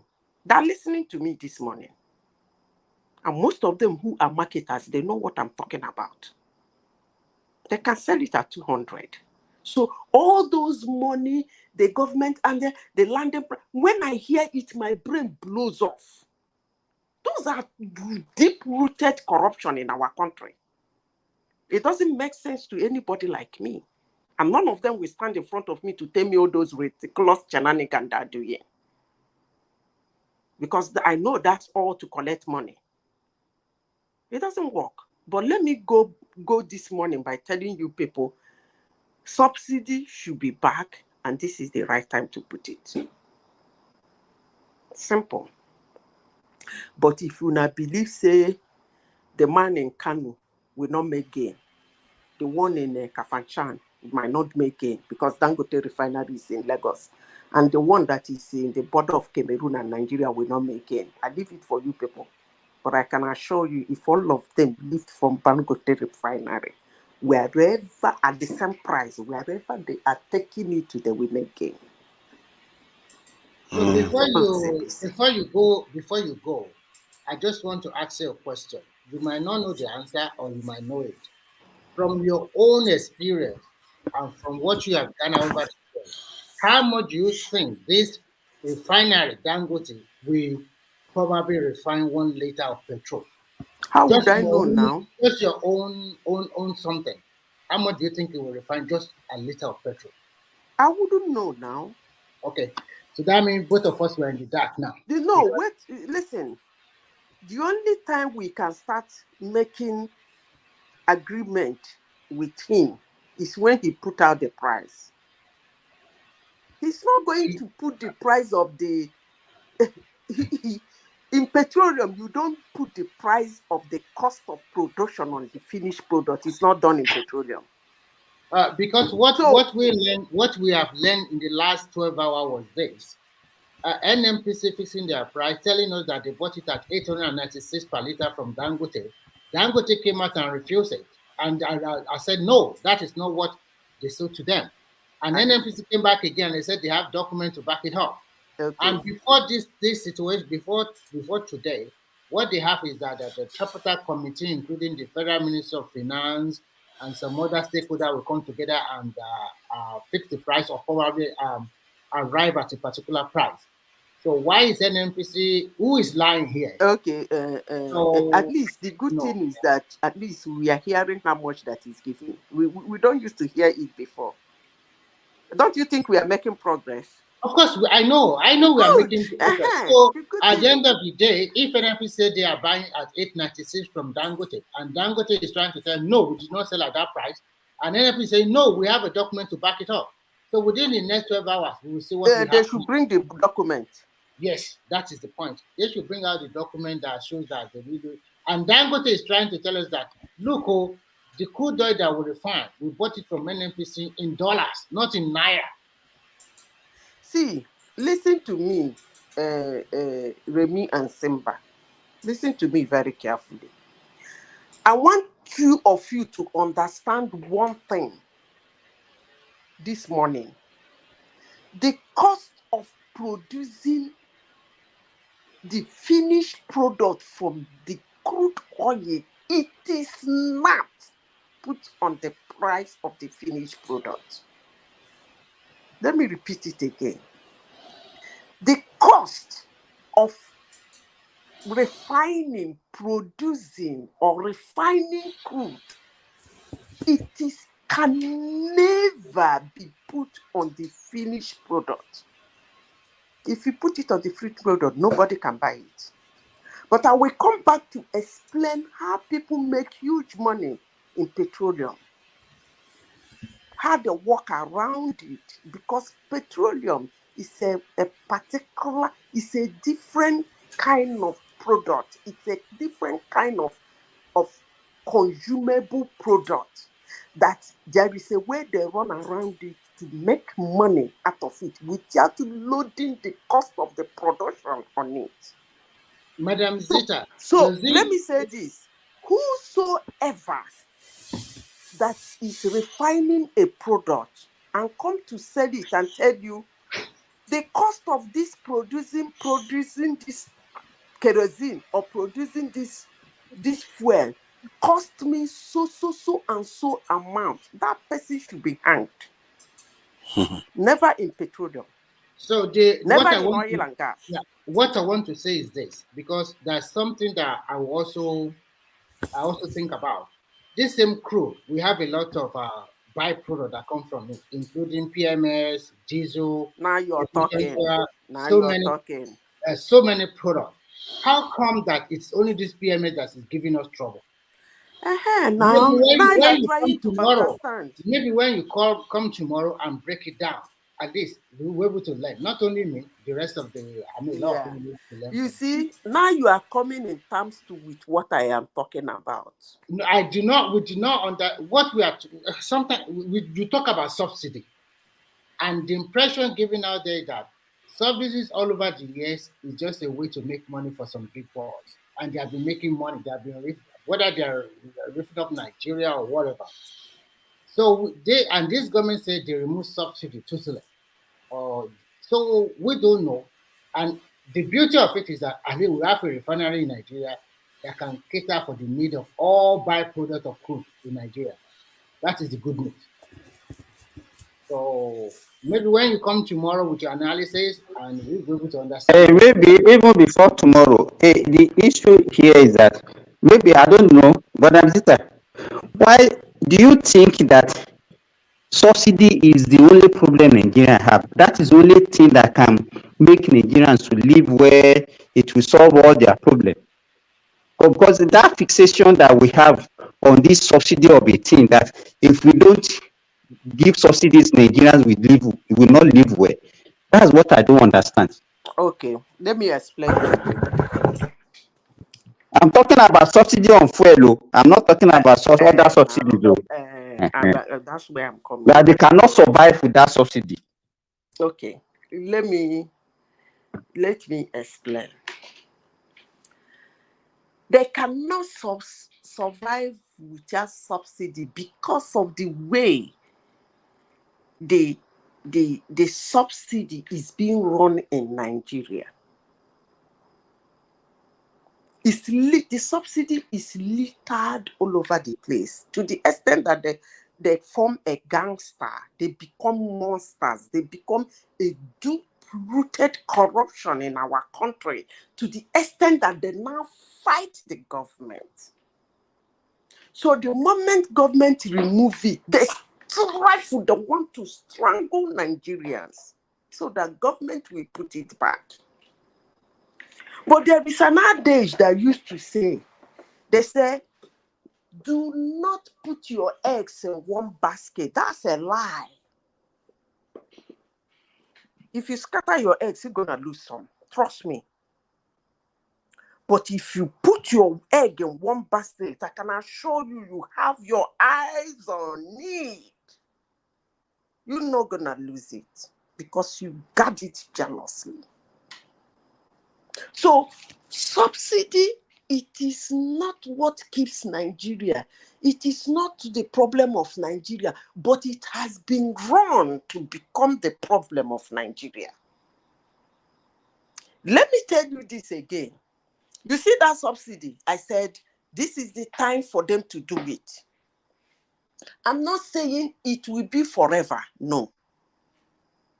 This is the time for them to do it. And when they do it with Dangote Refinery, after some times, they're going to reduce their hands. They will carefully start removing their hands from the subsidy. They start removing their hands from the subsidy. Because let me tell you something. If they do that subsidy with Dangote Refinery, other refineries will start working. They won't want to be the part of that subsidy. I can assure you. Because that idea of importing it will no longer be there.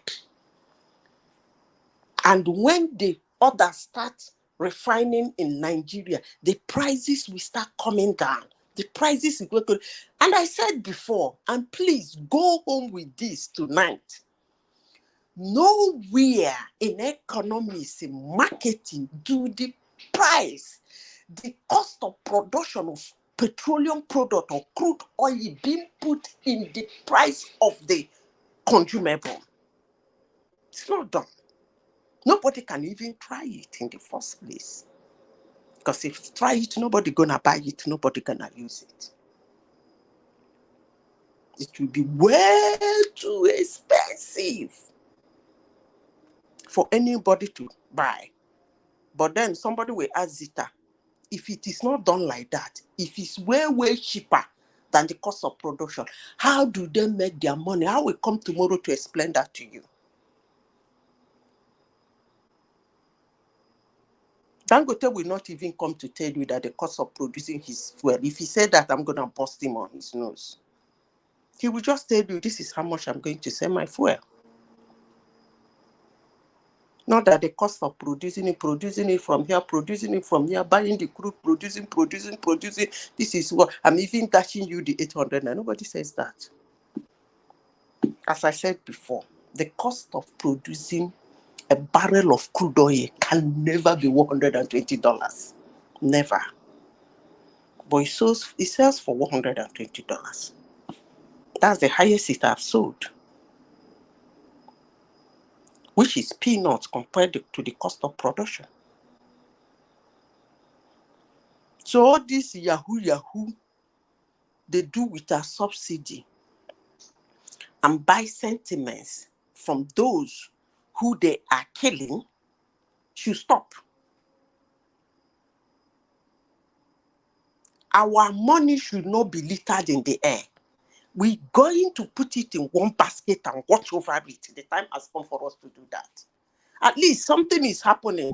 Dangote is saying, don't mind them or that lie, I did not give them at that price. I say, yeah, we have documents to show. Let them bring out the documents. Let's see. At least we are listening. We are hearing. Before, Remi Asemba, do we need to hear how much they paid? We don't used to hear things like that. Before, NNPC, they used to talk to us. Mbano, they don't used to talk to us. But now they're talking. They're really going to fight it out with Dangote. I can assure you. Because that man said, see, that man's CDU is massive. NNPC go here. I don't even know why they let that man do that in the Nigeria. They go here this time now morning and they laugh. We there for morning, no. Hello. Yeah, hello. I said this time now morning, they never see anything. They never see something. You see those your NMPC. They never see something. No. You see that gigantic thing in Nigeria. It will expose a lot of things. It will expose. And their time has come for Tinubu to start firing people left and right. Too. I don't know why he's not sacking people. He better start sacking them left, right, and center. So that everybody go sit up. Madam Zita, you know earlier on, you said you don't even understand why Nigerians are corrupt. You understand? And it's not only the government that is corrupt in Nigeria. Everybody. When I say everybody, I mean everybody. It's only people that are not benefiting from corruption that condemn corruption in Nigeria. You understand? Even this one that you are proud of now, that okay, because of and the Dangote that comes now, it's going to eliminate all that corruption, is a lie. Let me tell you, after some time, you discover that corruption will creep into what Dangote is You also don't doing. understand now. You don't understand me. Listen to me very carefully. So let me just finish what I'm saying. What you are just saying, it is not as if you mean it that okay, that it should come, or you are saying just because of Dangote comes, if government want to do it, they should do it now. Are you emphatically saying that we should continue with subsidy that will benefit Nigeria? Is that what you are saying? I want to be clear.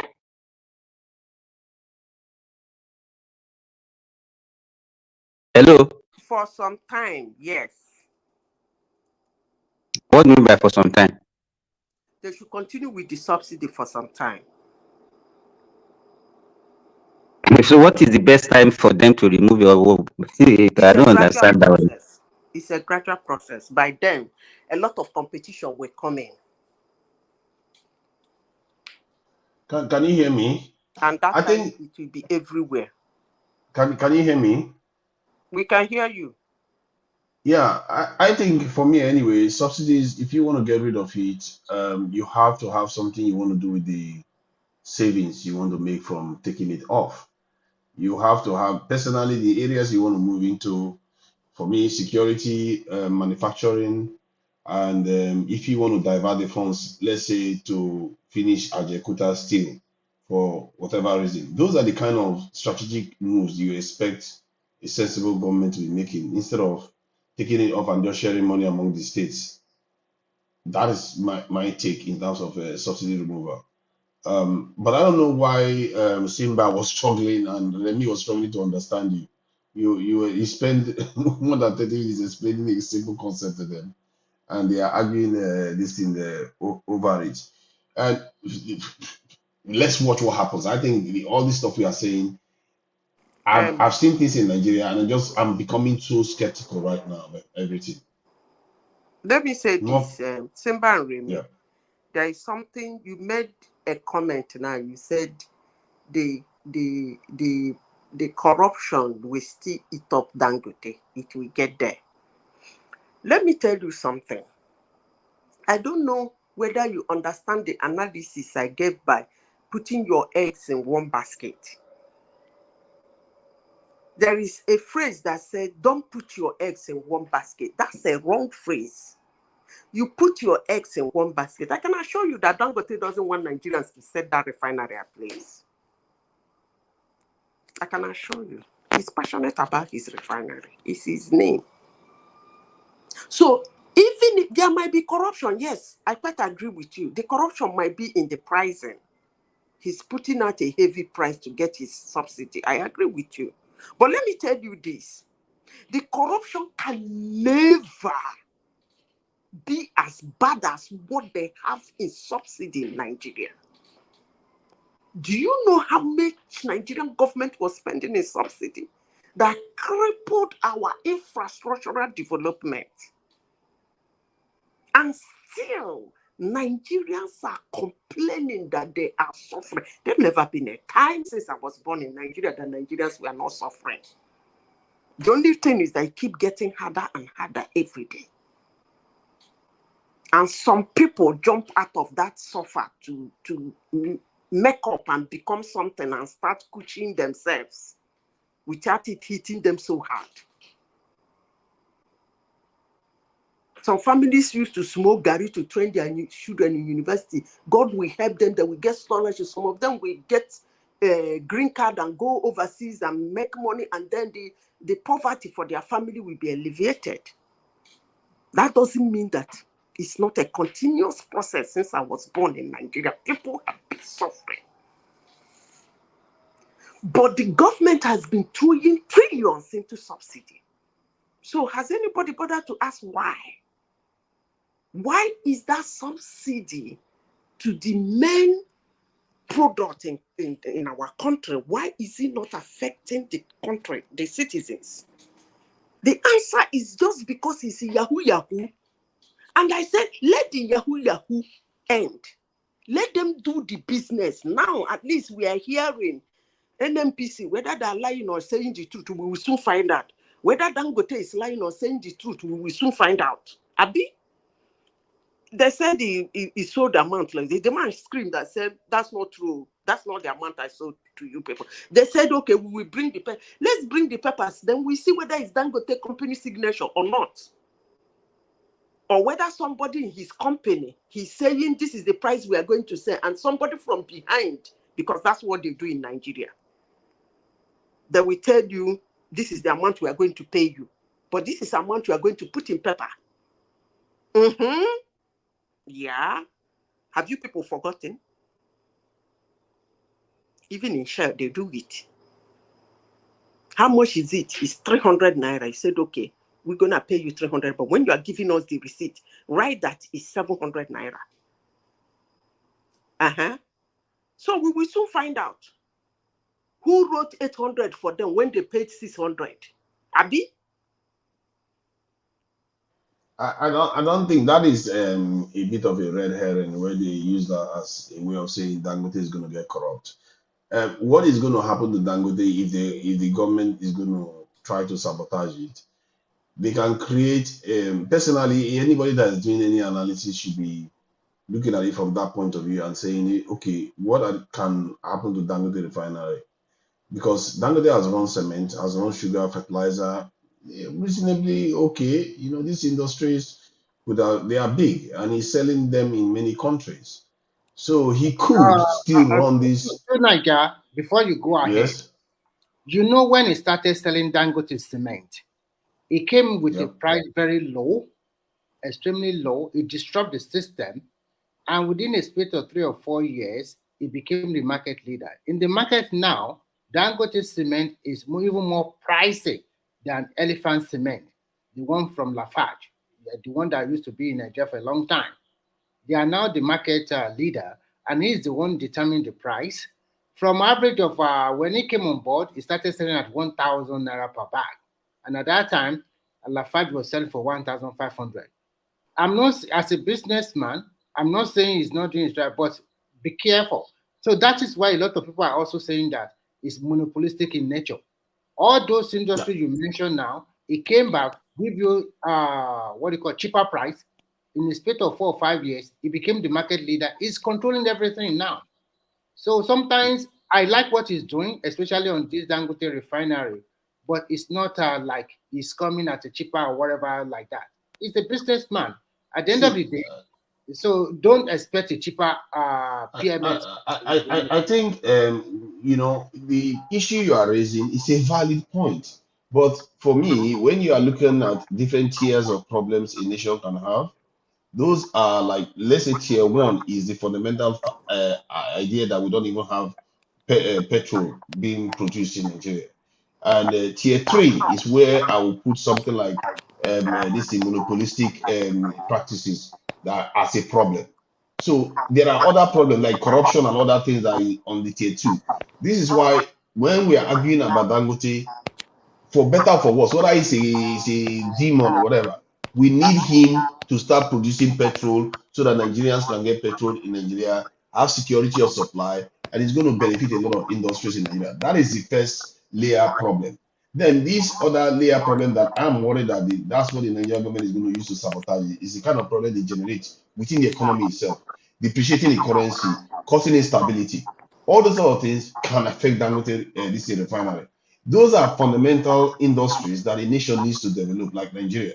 So if Dangote refinery does well, goes on to perform the way the cement one is performing, give it 3-4 years, you're going to see the impact on Nigeria. No matter if the government doesn't do anything crazy, no matter what happens, you're going to see the impact because you're going to start seeing solid supply of petrol. And I think that's going to start affecting the inflation rate in terms of stabilizing the inflation rate. If the You government are doesn't remove the 100. currency, You are that will 100%. stabilize things. You are 100% right.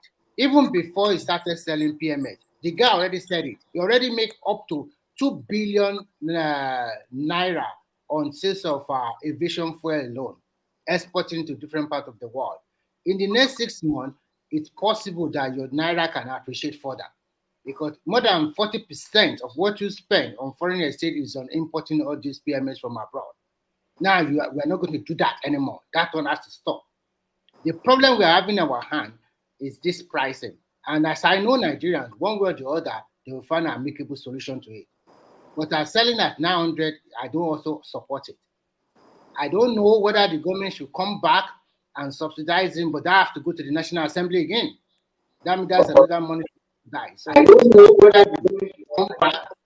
But I can almost bet you that the naira is not going to appreciate anytime soon. It's not going to appreciate. I don't think it's even going to appreciate I'm under not this saying government. it will in the short run. It will It should, but I don't think it will. It will. It will. The reason why it will appreciate soon, I will tell you. Like if you turn out 40% of what you are using for foreign exchange, you are no more using it. It will already affect your naira.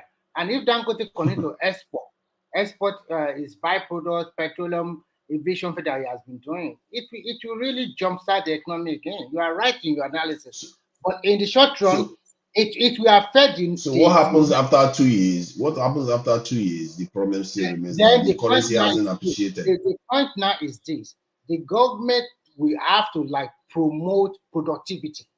And how do you promote productivity? This is not just rubbing the hand on your children's head. Sometimes you have to force some people to do something. We have to be self-sufficient in agriculture. There's so many things. Not only government, individual also have to look at opportunity. People in diaspora also have to look at opportunity, what they can invest in their country, why they still continue to stay wherever they find themselves. So it's not only for government alone. What about the citizens themselves? People don't need incentives to invest. Their need for survival will make them invest. The environment has to be conducive. You can't have inflation going through the roof and you go and invest in that kind of economy. True, Nigerians. I think I don't know why we always think that, Nigerians, once we pick something, we get fixated on it and we think that is the only solution. We get fixated on subsidy, and that's why we're talking about subsidy for decades. You understand? But now we are talking about Dangote. The coming of Dangote, we see it as the Eldorado. That Dangote is the solution to all the problems of our country. Initially, we are talking about pricing. No, by the time Dangote comes on stream, the price of petrol is going to come down. Now we know that one is not possible. And that's why we're still reiterating on subsidy. The foreign exchange now, with all those things, you don't understand that whatever crude that we are giving to Dangote, we use it for foreign exchange before. It's no longer available for foreign exchange. So it's just like you are just exchanging something for something. You understand? What you need to sell to get foreign currency before, to get that dollar, it's no longer available for that dollar. So you are not getting that dollar. So all these things that we are saying, that's why I partly agree with Nigeria that it's not going to have any significant effects on the exchange rate. It's not going. So you should get that one off our mind. But the reason why it's not going to have any effect is not because it shouldn't have had. It should have had, because Even like when you claim that because the imports, the exports we are doing, we are not going to be doing getting the foreign exchange anymore, so it's going to cancel out. It doesn't necessarily cancel out because we actually export more than we actually get back into the country. So it means the crude oil that we are still exporting, some of them are still going to be going out, except we decide to give all of them to Dangote. It means that we are going to get excess petrol. It means there's going to be a kind of extra left for the Nigerian this government to get Bear in mind that from Dangote. bear in mind that it's not only petrol that we import. Oh. So don't just get visited as if it's only petrol that we use foreign exchange for. You understand? Yeah, yeah, So we import whatever you are everything. All those getting, things now are whatever now you are fully getting straight from from the Dangote. extra, hold on, whatever you are getting from the extra is going to finance other things.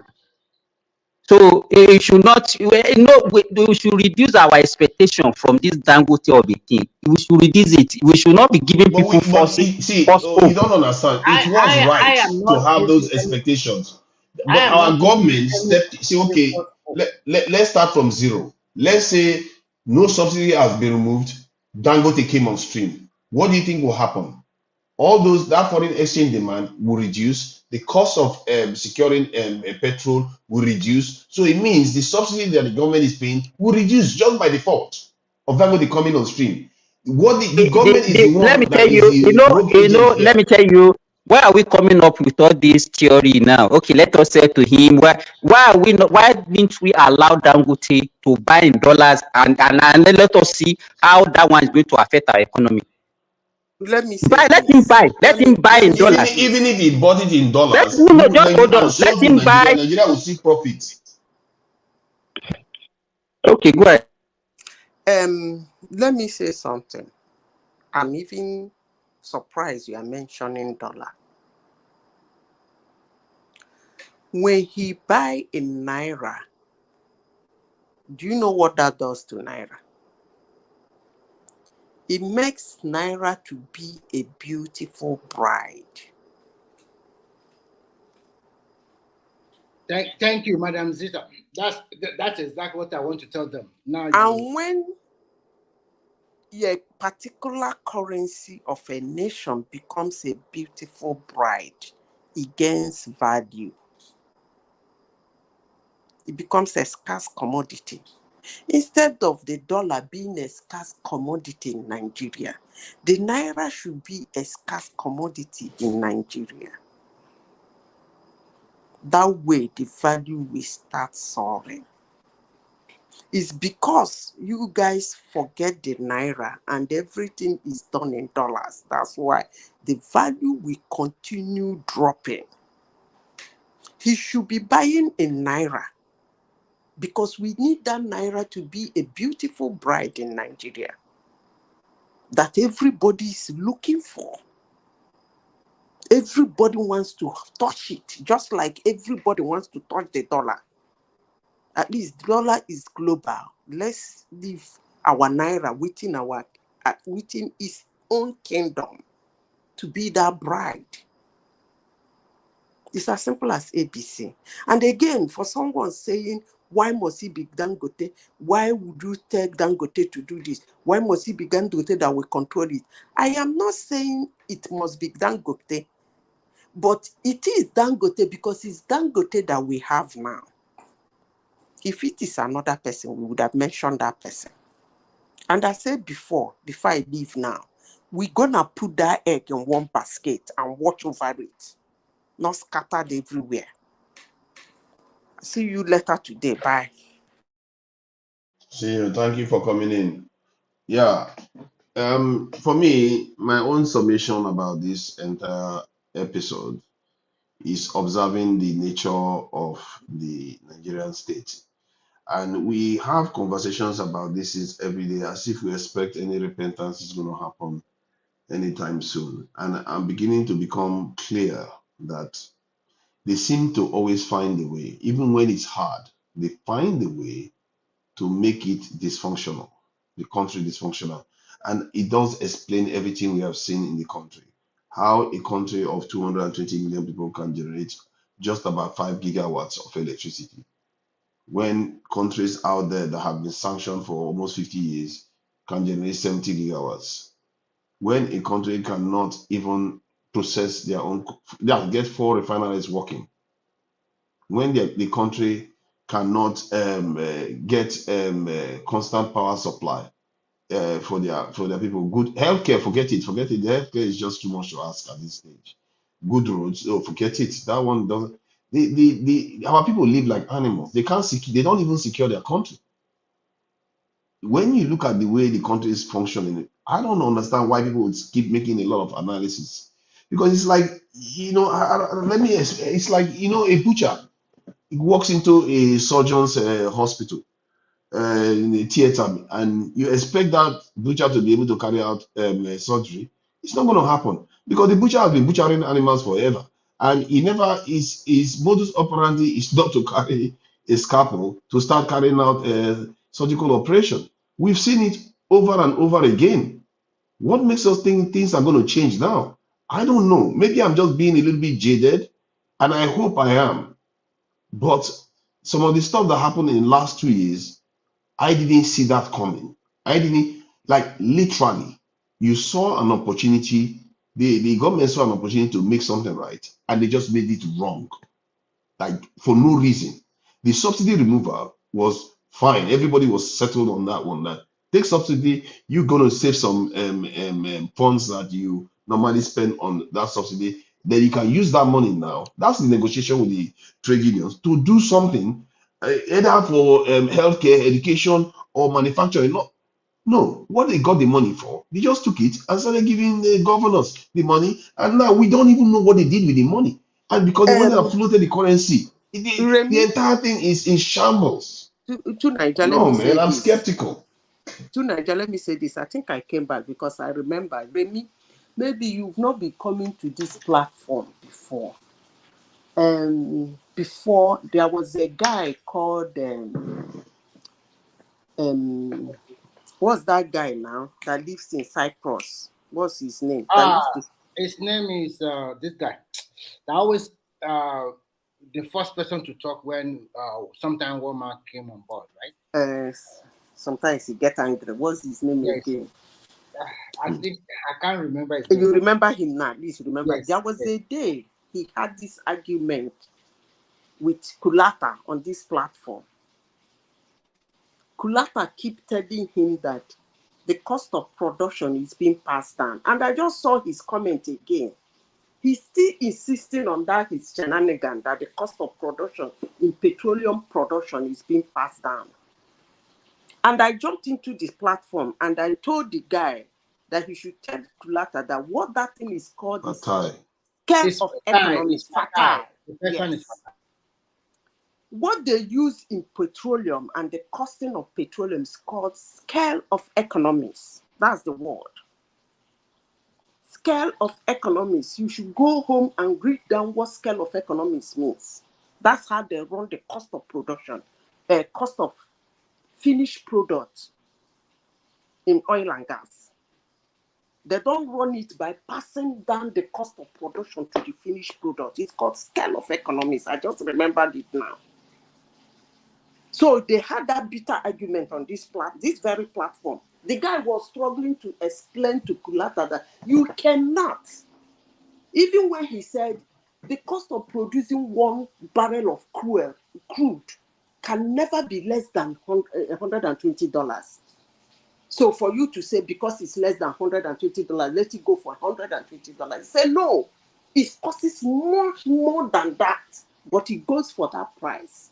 And I jumped in, I told him it's called scale of economics. That's what economics of scale, I mean. And I'm saying it again this night. You don't pass the cost of the production into the finished product in crude oil. Nobody can be able to buy it. But if he wants to argue, he can go ahead. Thank you. Yeah. Regarding that pricing, when I had a conversation with Kolata, he was there. He said, economics of scale doesn't eliminate your cost. It doesn't eliminate the cost, but you can afford to reduce the overall charge because you're still going to make a profit, even if you are making a penny out of every liter. But however, the idea behind the cost, when I did some analysis, it came out that the cost of per liter in terms of production of the 1 liter of petrol should be somewhere around $0.1 to $0.5. If any of that is true, then we should expect, except that Dangote is even more expensive to run than any other most refineries around the world. Because based on refineries around the world, that's the scale that they expect it to fall under. And if it is 0.5, you can see why petrol should be somewhere around 700 this in naira. If it is 0.4, it should be less. If it's 0.3, it should be less. And for the life of me, I don't understand why things are so expensive to operate in Nigeria. And if the economy is very Dangote refinery is more expensive to run than many refineries around the world, then the federal government should be asking and saying, what have you done to the Nigerian economic ecosystem, whereby for a country where income is so low, they still manage to make cost of production extremely expensive. That it's just some of the stuff you see in Nigeria is just I can't get my head around it. The craziness that we see here. Well, I mean, obviously the leaders, you can see the leaders, they don't care, especially about things like the educational sector.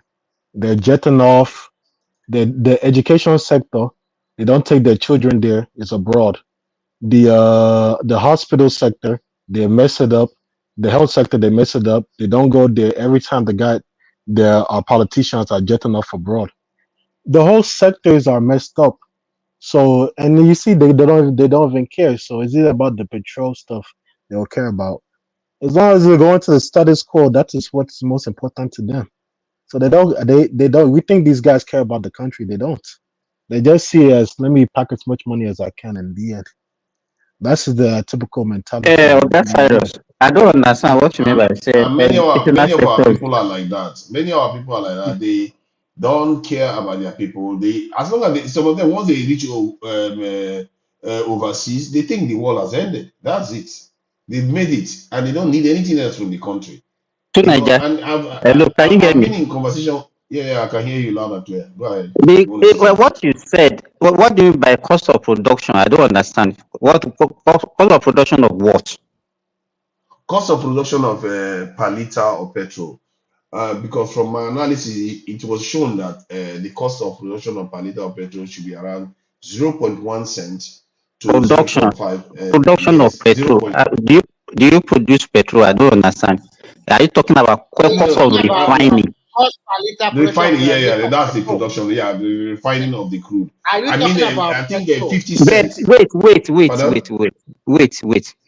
You know, I don't know where you get that your figure, because I think it's $0.5, $0.1 to $0.5. That's the actual terms.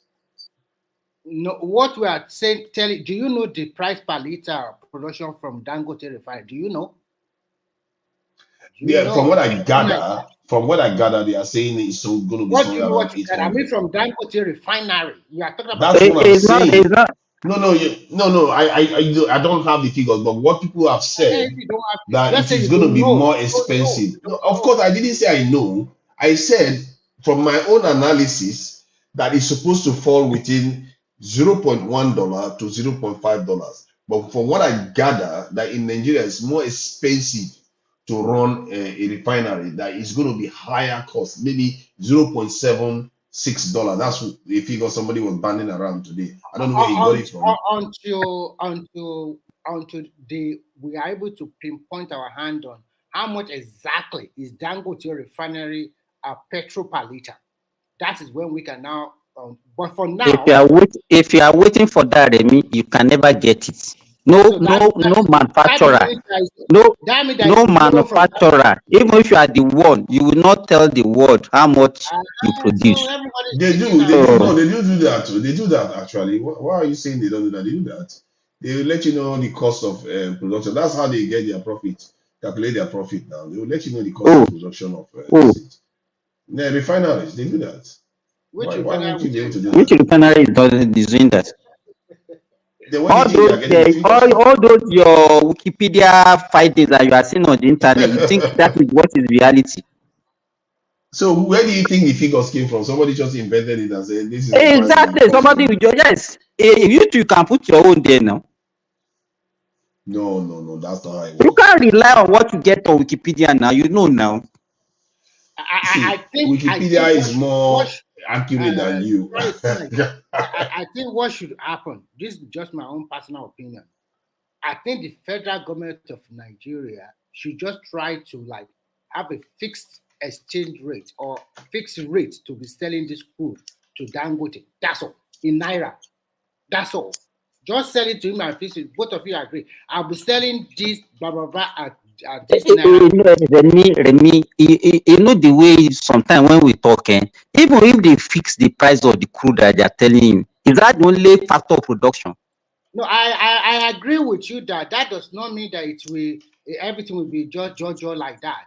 I know Nigerian mindset, and I know every It's Nigerian. not about Nigerian mindset. There's no way. Let me tell you, any goods and services should not be fixed. There shouldn't be any fixed price because things changes. Yeah, but if we don't do like that, All these things that we do, if all this if no, I don't even understand it again. Why are we putting a lot of if into somebody's business? Simba, you want to leave Why it are to we the putting a lot of if into somebody's business? Simba, you want to leave it to the forces of demand and supply? Yes or no? Yes. Thank you. If you want to put it like that, do you think if the price push up to like 1,200 or 1,300 per liter in Nigeria, what will happen? Your people will cry. Even at 700, they're already crying. Talk less of about double the price. That is why government intervention. It's extremely hard now. It's extremely what hard. mean? How can price go from 190 something to 700 within how many years? That is very difficult to absorb. This Ojoro they are doing, all this something that cannot be transparent. Everybody knows the truth, okay? We are just deceiving ourselves. Even you yourself, ask yourself a question. How can you buy a fuel in Nigeria for 197 naira per liter in Nigeria, and then you are buying it in your UK where you are staying? You are buying for almost £2 or maybe £1.50. Now, even at exchange of 450 during Buhari or 500, how much is £1? That point we already know about that. We already know about that, and we are already in agreement that the subsidy. See, hold on. What is the use of removing subsidy when you are not going to use the money for anything better? As a matter of fact, you don't even have the money to use. You cannot say they are not using the money better. At least as of. Oh no! Tell me, what have they done with the money? Listen. You tell me what they've done with the money now. Since you know, what have they done with the money? But Sunanya, tell us what they've done with the money now. Hear me out. No, he is the one that nothing. I've not seen anything done with the money. That's my so problem. What is the money right now? Is the money just sitting somewhere? They spend it and distributed it to governors to help them fix dams that they never fixed. What did they do with the money? To Nigeria, we have a constitution in Nigeria, and the constitution state is clearly there. Any money that comes to the federation account, we have a federation account. All that money, half the percentage that goes to state, percentage that go to federal, and percentage that go to local government. So any money you get as in Nigeria as a country, that is the first rule. So that is just what you are saying. You just invented something. The federal government has the right to invest in something. Sunanya, give me a second. Let me. I've been hearing this from you guys, but hold on. I'm beginning to look at it from a different angle. Hold on. So the subsidy, you said any money that comes into the federation account, they have to share it. Is this money coming in, or is the money they just remove from? They cut down. This look like that subsidy is government, federal government cutting down costs of spending. Basically, is the money they are spending on something? Hold on. This is not money coming in from somewhere. It's just the money they don't want to spend. They're cutting. They don't want to. They what's the word? They don't want to. They're removing. They're cutting down costs. So now because they cut down costs, no. Does that mean money is coming in? Let him finish now. It's not just where I'm coming from. I hear where you're coming from. Remy doesn't want you to make the point. Hold on, Remy, wait. Let me say, Sunanya, I had issue with that idea that that subsidy money that they're putting, them sharing it with the governor. Because I asked that question one time. People were telling me that, no, it's that's not the money like that comes in, they have to share. It's not like that. Try to understand it first. Okay, let me understand. There is when you import this crude from abroad, the petrol from abroad, Nigerian government, on behalf of all Nigeria, they subsidize it. That means they pay some money to some marketers to make the price of your petrol to be at that low price.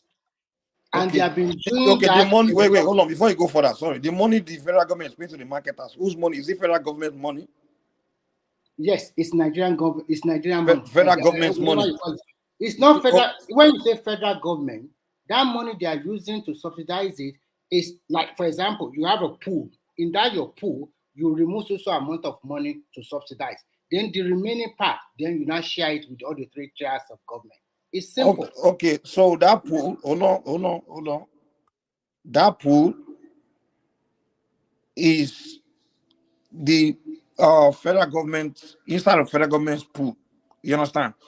Because what it looks like you're saying is, No, you do not get me. First and go ahead. foremost, there is a pool. All the money your country is making go to that pool, go to that basket. Mhm. Now, the federal government of Nigeria, they are in charge of, through NNPC, they bring in fuel, imported fuel from abroad. But because Nigerian government want to sell it at a cheaper price to their citizens, they have to put in more money to make life easier for the people. We So know the that federal, subsidy, yeah, that's subsidy, yeah. that is That's subsidy. federal government spending. So it's up to Thank the you. federal government to decide to spend. No. What do you mean, no?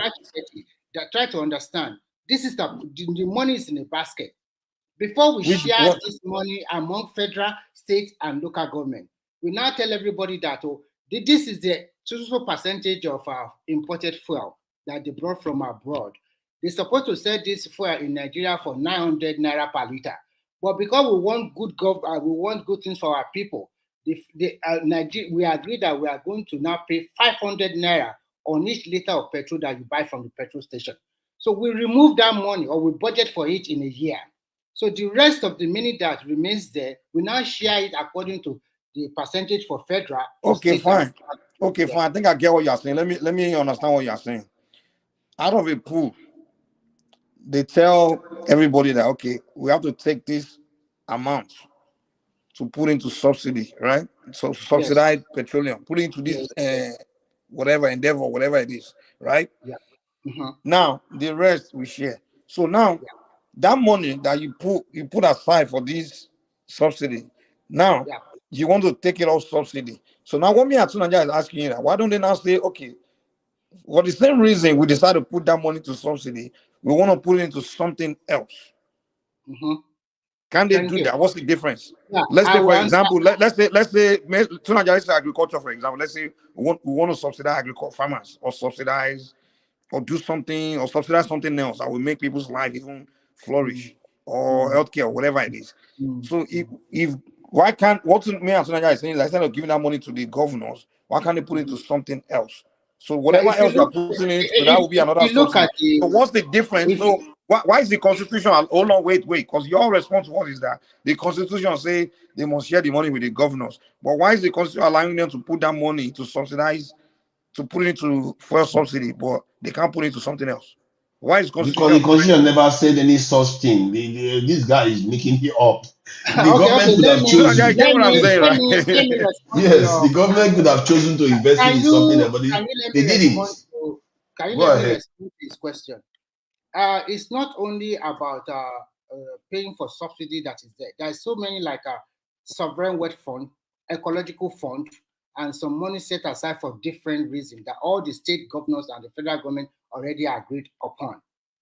So when now that they remove the subsidy, then there is more money that comes into the federation account. When that money comes into federation, there's some Money money. from where? There is something we call, I cannot remember it very well.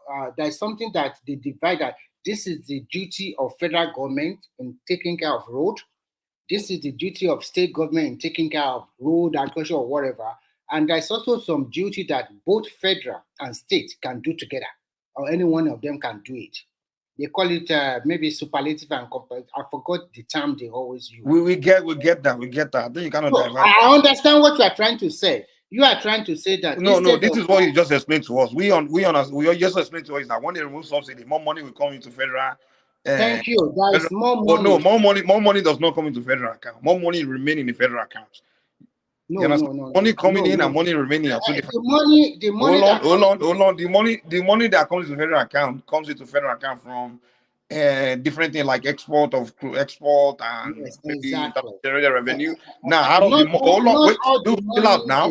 Let somebody land, man. We are not fighting. I know there's no point. We are just having conversation, trying to understand ourselves. So money that comes into federal account are money from where they earn revenue from the federal government for the country, meaning we export crude, whatever money comes in or whatever things we export comes in. So out of the what comes into the federal account is what we take out to put into subsidy or put into this program or that program. Now, if we choose not to cut that program, it doesn't mean more money will come into account. Money will just remain in the account. That's it. It's like you stop paying. It's like you having a bank account, right? And every week you pay, you buy something, you pump money into something. If you stop pumping that, if you stop pumping that money into that thing, your money will only remain in your account. Doesn't mean new money coming to your account. Can I respond to you? What we are trying to say is very simple. The money they are using to subsidize all those fuel, when they stop it, that means there is enough money to also add to what they are giving the state government. The federal government will also have enough money. Why does it have to? Yeah, it's simple as ABC. You have 100. It doesn't have to do that. He could have taken, let's say, hold on. Let me just add now. Let me just add something. He could have just taken about 30%. Okay, he could have. You have been talking now. You could have just taken like 30, even 40% of the money. Say, okay, state government stake. This 60% we are going to use it dedicated to other Hey, you are a joker. You are a joker. You are a joker. What is a joker? You are talking as if you are not running a country with a constitution. That somebody will just say this is the way I want to do it. You're just a joker. But the federal government does it all the time. They choose to do whatever project they want to do. That is what not are you going on about? Okay, there is constitution there. You have to follow. All you need is the house of this thing. All you need is the assembly to pass the bill. To pass the assembly, is it easy? They were able to pass bill to borrow money, even more money. What are you going on about? Is it easy? More money like before. Okay, that is the point. We all know the truth. We are making enough money. They just mismanage the economy, and you're busy defending them. This is not about. They mismanage the country. I think I see where Remy is coming from. Remy, I think I understand where you're coming from regarding the constitutional part. I think the budget. Hold on. What is right, and I just say defending. Who is defending who here? This is not about defending. We are telling you what is in the Nigerian constitution. There is nothing there in the constitution that says the government cannot decide on any major projects. Give me 1 minute. First and foremost, there is a food inflation in Nigeria. Our people need more succor, something that can make them feel much more better. There's some money that you also give to the state for palliative purposes. These are some money set aside from this federation account that he has to give to them, or he has to do it by himself as the federal government. And sometimes the federal government cannot know the problem of what is happening in each state of the federation. He gave the money to this for palliative purposes. Sometimes he also bought some food or item to them. Some of these state governors, they refuse to share it. Some of them go and hide it. Some do share it. What we are trying to say here is this. There is constitution of the land. You must give what is deserved to the state. You must give them what they deserve. You cannot just say because you are. Tell me what is it deserved. Is there percentages that are said to that the government has to allocate? According to the way they share the money, I'm not totally. I cannot remember totally, but I'm damn sure that federal government is collecting about maybe 47.5%, and the remaining 52 or 51% is being shared between the state and the local government. But unfortunately, so that percentage the federal government gets. Unfortunately for the local government, for the last more than 15 years or 20 years, those money that are supposed to go to the local government are not going to the local government. The state are collecting it on their behalf, and they are spending. Oh my God! You are just feeling waffling all over the place. The point is that there is money available for federal government. That's why they can fix roads, they can fix renovate train lines, they can build even new train lines if they needed to. They were able to do that. If you have money, let's say the federal government spends about $10 billion on subsidies. and you go and remove it. Then you say, okay, states take 4 billion. I'm going to take this 6 It's not billion. done that way. That's what we are trying to tell you. And you are Oh not my listening. God. If you don't listen, you will not know what is going on. There is constitution. I'm telling you that. Oh my God. But He Remy, just used words. can you quote that It's part not of the true. constitution to us so we can understand this constitution? Okay, let him He just is talking. It's not possible. What he say? Okay. Now let me question him. He answer straight question. I don't need you to give me long story. How does the government decide to fix the rail track that costs billions of dollars? I will now tell you how they were able to do that. Most of those How? rail track, listen, most of those rail track and the rest. So you want to they give us just long story? Listen, it's not a long story. If they are loan money, they get a big loan from China.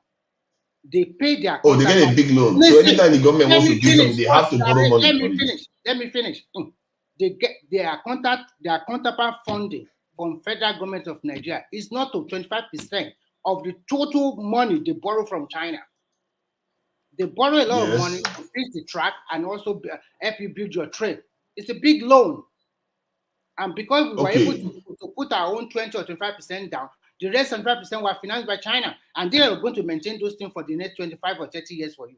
That is how it's been done. It's not Okay, so if that, okay, so you are saying now, from what I understand, that if the federal government wants to do anything, they have to borrow money. They cannot do anything from the money that they earn. They cannot do anything from the money. Hold on. Because You see, can you just let me talk? Can you just let me say a word? They cannot do anything from money that they used to borrow to pay subsidies. They cannot even do anything, even the money that they used to borrow. They can't decide that now, instead of paying subsidies, I can now take this money and do something else. Okay. Yes, they can. Let me respond to you. Let me respond to you very well. The federal government have their own share of the federation account, and they also have their own budget, what they want to do for 1 year. I will give an example of the Lagos. Who decides on this budget? No, who decides on the budget? All the federal ministries and federal parastatals, they all give their budget to the federal ministry. And when they now have a meeting with the FEC through the presidency to determine how much is. So in other words, the president decides? No, not like that. Let me try. Can you calm down? So the president doesn't decide what direction they should go? Let's assume you are the Minister of Agriculture. For each year, they will ask you to bring your budget. But before you bring your budget to the presidency and also to the Federal Executive Council, there are so many parastatals under Federal Minister of Agriculture. Each of these parastatals, we have to submit budget to you as their overall held. And then you and your team will now put your own figures together and go and present your case to the Federal Executive Council. The Federal Executive, the President of the Federal Executive will harmonize everything, and when they are done, they give it to the President. The President will go to the National Assembly and submit it. And the National Assembly will now start calling you, Chunaga, you are the Minister of Agriculture, come and defend your budget. And that is why you see them doing that. People so like you this is what's wrong with Nigeria. No, let me just finish 10 seconds. I want to use Calabar. He sees the truth and he pretends as if it doesn't exist. Relaxing. You are asking questions. Unbelievable. What a waffle. I will let you talk now. Give me 20 seconds. I just want to use Lagos to Calabar as an example for you. This is a project that awarded to iTech something. iTech agreed to finance majority of the project. Government also supply money into it. Federal government. I'm not talking about state now, because this is the budget that the federal government want to take on. So it's not money from any state. It's from the federal government.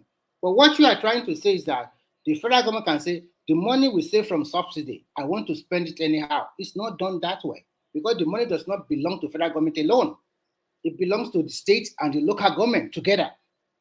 That's what I'm trying to tell you. It's as simple as ABC. Okay. They borrow the money. So money belongs to the state. How does it belong to them? Explain it. Yeah, okay, I will explain it to you. When they buy any liter of petrol they imported to that country, it's not only the federal government that is using the liter of petrol. They are going to spread it across the federation. So they know about it. The state know about it. The local government know about it. And if you now say, okay, Remy, that's not what we ask you. I say, how does that money that the federal government decided to spend in subsidy, or subsidy? How does it belong to state and and local government? So you can see from my explanation in the beginning, I told you that the money is in a pool. And before they distribute the rest of the money, they already say, okay, fine. This money, we want to import this certain amount of imported fuel from abroad. All of them are great. Go and import it. And when they bring it home, they distribute it all over the country. Now, we are not doing that Remy, anymore. sorry, do you know that the subsidy cost is not fixed, right? It could the quantity. Hold on, the quantity each year, the consumption is not fixed. It's not a fixed consumption. So that is why so the subsidy cost is not like a fixed amount. You know that, right? Yeah, you are right. But you must remember before that there is budget for these subsidies every year. It is only in 2023 that they have budget for 6 or 7 months of the subsidy. So that means before even Buhari left, but already say, okay, this subsidy, the money we are going to pay for subsidy for this year is just going to be 6 or 7 months. After that, no more subsidy. It's already there. Now, one more question. Sorry, one more question. So that budget for subsidy, is it under federal government budget or is it under state budget or what is it? Okay, fine. It's under federal government. When the federal government have a budget, the budget is for the whole of the federation. No. Hold on. No. You didn't answer the question. Don't do that, man. What Remy like to do is just waffle again. Yeah, like to do that thing. I'm not waffling. Hold on, Remy. Sorry. No. Don't do this. Wait. State government have their budgets. Local government have their budget. Federal government have their budgets. So don't come here and tell us that federal government budget is everybody's budget. No. Federal government budget is federal government. If the federal government decide what they want to do, you understand? Which usually the president want to administer whatever project he wants to do, whether he just wants to build. Hold on. Whether his budget that year is only to put 90% infrastructure in River State only, that's is what it is. We've had president that only build certain region of the country and ignore that sort of stuff. So you can't say he has to create a budget where everything has to be balanced all over the country. I don't think so. See, my reasoning was originally correct because that's how it's done. Your reason is not like correct. See, Remy, the way you do things is why Nigeria is really in your reason is far. Now let me read this. Let me read this. The fuel subsidy removal savings fall under the federal revenue. So while the federal government may not need formal permission, the allocation or utilization of these funds can be a point of negotiation, especially regarding. Can you let me finish? Can you let me read? Listen to what is that saying? Can be a point of negotiation, especially regarding how the savings are distributed to states or used for projects that benefit all levels of government. In other words, the federal government doesn't need state permission, and the only thing they can do is just want to talk to other people to consult them. But the federal government can decide to use those funds for any major project that benefits the nation, as long as the National Assembly agrees with it. Let me ask you some simple questions. What do you understand by federal revenue? Federal revenue is federal government's revenue. It's not state revenue. Who constitutes the federal? Is the central government, not the state government. That is what I'm trying to tell you. The country's revenue is the federal government's revenue. Okay. Now, whatever state, hold on, whatever state generates within their state, that's the state revenue. Exactly. Oh, it's very. The federal government. That's why we say some states are not what's the word, viable, because they can't really generate enough revenue to sustain themselves. So the federal government have to give them allocation to survive. You understand? So state revenue is what a state generates within a state. I understand. Or the national revenue from export, all those things, that's the federal government revenue. So when we talk about this subsidy, I mentioned a lot of things you guys are not putting into consideration. The money that goes to that pool is being shared among the 3 tiers of government. The imported fuel they brought into Nigeria is being circulated all over the federation. They are not saying, okay, this federal money is my money, so I'm not going to give fuel to Lagos State or your state or something like that. It's not done that way. What I'm trying to say is simple. It's an agreement with all of them. Now, the rest of the money, let's share it. You might say, okay, as a federal government, if you now talk to the governor, maybe what you are trying to say that, okay, the money we are using to subsidize fuel before, I'm not going to share it to you states anymore. I'm going to now spend it on social projects in your state, social projects in that state. That also depends if the governor agrees. He cannot do that alone. No, it's not. No. It's not. You see, you are saying they need government. No, if they don't. No, okay. Let me read it. Let me read it clearly. It says no. The federal government does not need permission of individual states to spend funds saved from the removal of fuel subsidies. That is something you fail to understand. When there is a state in a country where, let's say, state of emergency, and the government wants to spend money, do you think they have time to be consulting the state? They will not even consult the state at all. They will just pass the bill. What's the point of the Senate and House of Assembly? They are useless there if they have to be consulting the states for everything. The House of Assembly is useless. No, even remember Obasanjo had to pay the external debt. He didn't have to. It's his choice. He has to use our revenue to pay. The same thing with Tinubu too. So Tinubu decided to pay. It's the choice. Mike, if Tinubu decide to pay our debt with the subsidy money, Mike, no one. That's his choice. Are you trying to say Obasanjo just remove $4 billion out of our money without the National Assembly saying yes to it? Just give it to our debtors. Oh, now you bring it. How about state governors? Now it's National Assembly. No, I'm asking Mike that question. You mean Obasanjo just took $4 billion from our external reserve and then pay off our debt just like that without the National Assembly say go ahead? Is that what you're saying? I don't know. I mean, Obasanjo was a dictator during his time, so no, you can't do it. He didn't do like that. He seek their consent. Maybe we can go and search it that time. He seek their consent. That's a lot of money. What I'm trying to say is that when it comes to money, there's some money that he has a power. The president, maybe they already voted for him from the budget. But if that money is not voted for him from the budget, if it's going to be extra spending out of the budget, he has to seek the National Assembly approval before he can spend that money. Okay, which is fine, of course. Yeah. So checks and balances. But you can't tell me.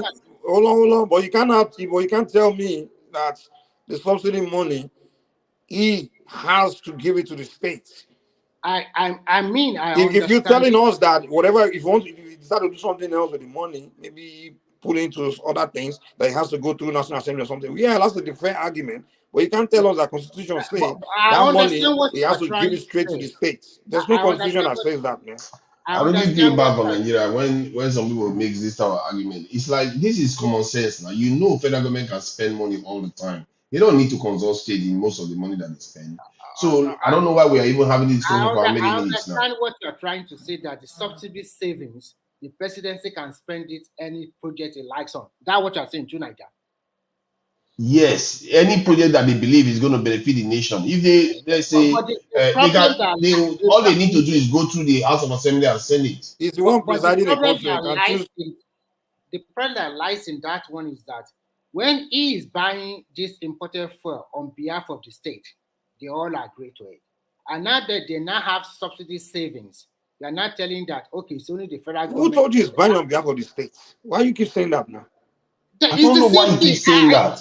Okay. You forget that the House of Assembly and Senate can override anything the states do. They can. The states don't have power over the House of Assembly and Senate. You forget that. And they are all in Abuja with the president, and the president technically owns them, like we all like to say all the time. We all know what it's all about. The idea that we are even having this argument that the federal government cannot choose what they want to spend money on, we all know they can. And the question is, what they've chosen to do so far has amounted to almost nothing for the Nigerian state itself. There's no strategic project you can say this is what they are doing that is big. The only thing that is happening right now is Dangote. It's not them. If anything, they decided to remove Nigeria's stake in Dangote refinery. Who does that? This company is about to start making money. Oh, that's when you decide to remove your stake in it. What are you borrowing money for then? What did you remove subsidy for now? You took out subsidy. Is that not the money you are supposed to take from there and make your donation, that's your share of payments into Dangote refinery, so that we actually own 20%? And maybe, if anything, even increase it to 25% or 30%, so that wherever Dangote is selling crude oil, products in Africa, Nigeria is going to be making profit from it. But no, instead they went and divested from that. Now Nigeria has only 7% from the income that Dangote is going to be making. They try to frustrate Dangote. The money, the subsidy money, they distributed it among governors to use for what I don't know. That government part, Look at what happened to that one Medjugorje turned now. me off, man. I won't lie. Like they turned me off, man. Completely. Because these are governors where most of them like they don't do anything. That don't even pay salaries. They don't do anything, man. I'm like, you just throw the money into corruption, man. You just handing it to go. I mean, like, if you're gonna remove something like that, you know that will cost people pain. Just make sure you put it into something. You have to use it for something tangible. Yeah, that people can say and say, this is what they did. You know, it's kind of like they could build a world class. If they build build a world class hospital in Abuja with that is worth $1 billion, that Nigeria say this is one big thing that Nigeria is proud of. No, not one thing came from all that sweat. And this money is saved every single year, not just 1 year. It's going to be saved this year again because I think it's going into the second year. It's going to be saved again. So the money is being saved. What is he doing with the money? So now, I remember when people were hungry, they were like asking the government, like, okay, what are they going to do? And they're telling them that, hey, you should go to your governor. We give them, we increase this money to them. Like, who's going to go to why would you give the money to governors? Are you kidding me? They won't go to governors because governor is not the one that removes subsidy. You're the one that removes subsidy. So if you're going to remove subsidy, then do something for us. You know, you can't tell us to not go to governors. Who's going to be matching the governors? You can hand money to governors. If you're going to remove subsidy, you have a reason why you're removing it. And that reason, you can't say I'm removing subsidy because I want to give governors more money. It doesn't make sense. You got to tell us I'm removing subsidy because I need to put the money into this other thing here. That's what we want to hear. And then we can know that, oh, wow. Good morning, guys. Good morning. Good morning. Welcome. Yeah, see, it's like you guys are just bullying Remy for nothing. You guys are not understanding what Remy is trying to tell you about the subsidy money. In the first place, there's no special budget for subsidy money. You need to understand that. So what Remy is trying to say, let me just say this in a simple term. See, before they remove the money for subsidy, yeah, it's like, let me use, okay, 4 of us on this program now, we buy a bag of gari, for example, yeah, and we have. I can't hear you. I think your system, your network. Yeah, even my speaker is like. Can you hear me? I thought it was supposed to be simple. You are not making it simple. Hold on, no. I want to make it simple. Yeah, we have this is my brother. We buy 1 bag of gari. Yeah, now I say, okay, before we share this gari equally among ourselves, we have some people that are hungry. Let's remove 4 Congo out of this bag of gari. You understand? Me and you, 4 of us, now share the remaining 1 after we already removed the 4 Congo. You understand? Now there's no more. We now decide, okay, we don't want to give gari to any. Yeah, your system again. But I see the analogy is trying to paint, but that's not true. Because it's not accurate. It can be. Subsidy payment come from federal. Yeah, it's from federal allocation. So what you trying to make it look like it's not federal. It's not coming. It's coming from special. This thing. You know. No. The money. Listen, the money we share equally in Nigeria is the money we make. Yeah, together collectively. You understand? So that money has never been shared equally. I don't. Jesus. No. They share money to state now. They share money to states, but not equally. They have sharing formula. They have their own formula. Yes, exactly. But not all the money the federal government gets, especially when it's not actual money, it's borrowed money. You don't. The federal government can borrow money. The one that go to federal account. You understand? So Tinubu has no power over that. So that formula has to be shared. The one that's the one that the federal government didn't intercept for national this thing. If he goes into the federal account, that's the one that is shared out. But not when the government, the money that they are borrowing to pay subsidies, they can choose to borrow that same money and use it for other things. That's what we are saying. And as a matter of fact, that's the argument them and the trade unions have been having forever. Why do you think that argument was going on? Trade union, one of the things they kept saying was that if these people remove the fuel subsidy, they're going to eat the money. And that's exactly what they did. They didn't take the money and say, let's do one big thing for the country. with it. That's Anyway, the issue. That's the issue people are having with it. And so it's a bit because of a sad tale because I expected that at least one day, maybe improve our security so that people are not getting kidnapped left and right, and our business environment can be able to improve. And Nigeria is not losing almost $50 billion every year because of insecurity. you know what, Why is he not doing that with the money? Trinidad, to me, left to me, I would say they should remove subsidy totally from. Why? I don't mind subsidy being removed, the oil fresh subsidy being removed. I just want the money to go into something that will impact the life of the people. That's what me I care about. I don't want all these. I don't want it to go anywhere near corruption. Like if you give it to all these governors, maybe one or two governors will not be corrupt, but vast majority of them will be very corrupt. They're not going to do shit with that money. Mike, you know The the one they game are that already seems to be getting, they're not happening, doing Mike. anything. People come here every day. People really come here every day to complain about his governor that the guy doesn't build. That Guabiodun, he doesn't build anything. Mike, The guy let me built let, nothing. let me give you the formula of the game that seems to be going on. The government will do something that they spend money on. They will say there is corruption, and they will say we need to change the stuff for the corruption. Instead of them to get rid of the corruption, they say we need to change the policy so that when we change the policy, the problem will go away. Then when they change the policy, the people are suffering now, then they will pass a law to stop the problem.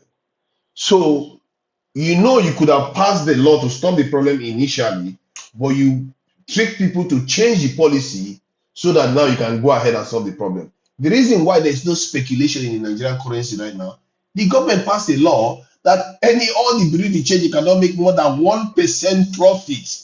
No malam or whoever is selling money on the street can make more than 1% profit. Why didn't they do that under Buhari? They didn't do it. They could have done it, but nobody choose to do that. So they made round tripping gain a bad name so that they can flow the currency. So we have the ultimate round tripping. Where do you think all our money went to? Foreigners have speculated on our currency, and now our currency is selling for 1,500 naira per dollar. This is a stupid game that they play with the Nigerian people, and people don't pick up on it. What can I say? It's just what it is. I'll just keep watching Nigerian. And personally, I'm very, very skeptical right now. If they can do this in broad daylight and get away with it, you have the country GDP in 1 year and you get away with it, anything is possible. What they can do anything to the Dangote and none of us will say anything. They can, if they want to damage Dangote now, they don't have to damage Dangote directly. They just have to damage the Nigerian state. When they damage the Nigerian state, the nation becomes unstable. Boom, Dangote is affected. When they're not building the Ajakuta steel plant up to 97%, guess what happened? They sabotage that one to that one is not working. The one in Alaja is not working. Everything they sabotage. Man, I'm tired, man. If you guys think these people are serious about fixing your country, they are not serious. They are going to keep sabotaging the country so that nothing actually functions properly So now, in do that you think country. the problem is that almost everyone in every area of government, they're all friends, kind of connected? So it's almost like nobody want to go after another person. You know what I'm saying? Like, because a lot of these things, they all know who's doing what, who's doing something. You know, like they just don't want to go after each other because they all like, it's like a group of people that know elite, they're just friends. So the person that's supposed to go hang the other guy was like, no, I'm my guy, let me just leave him alone.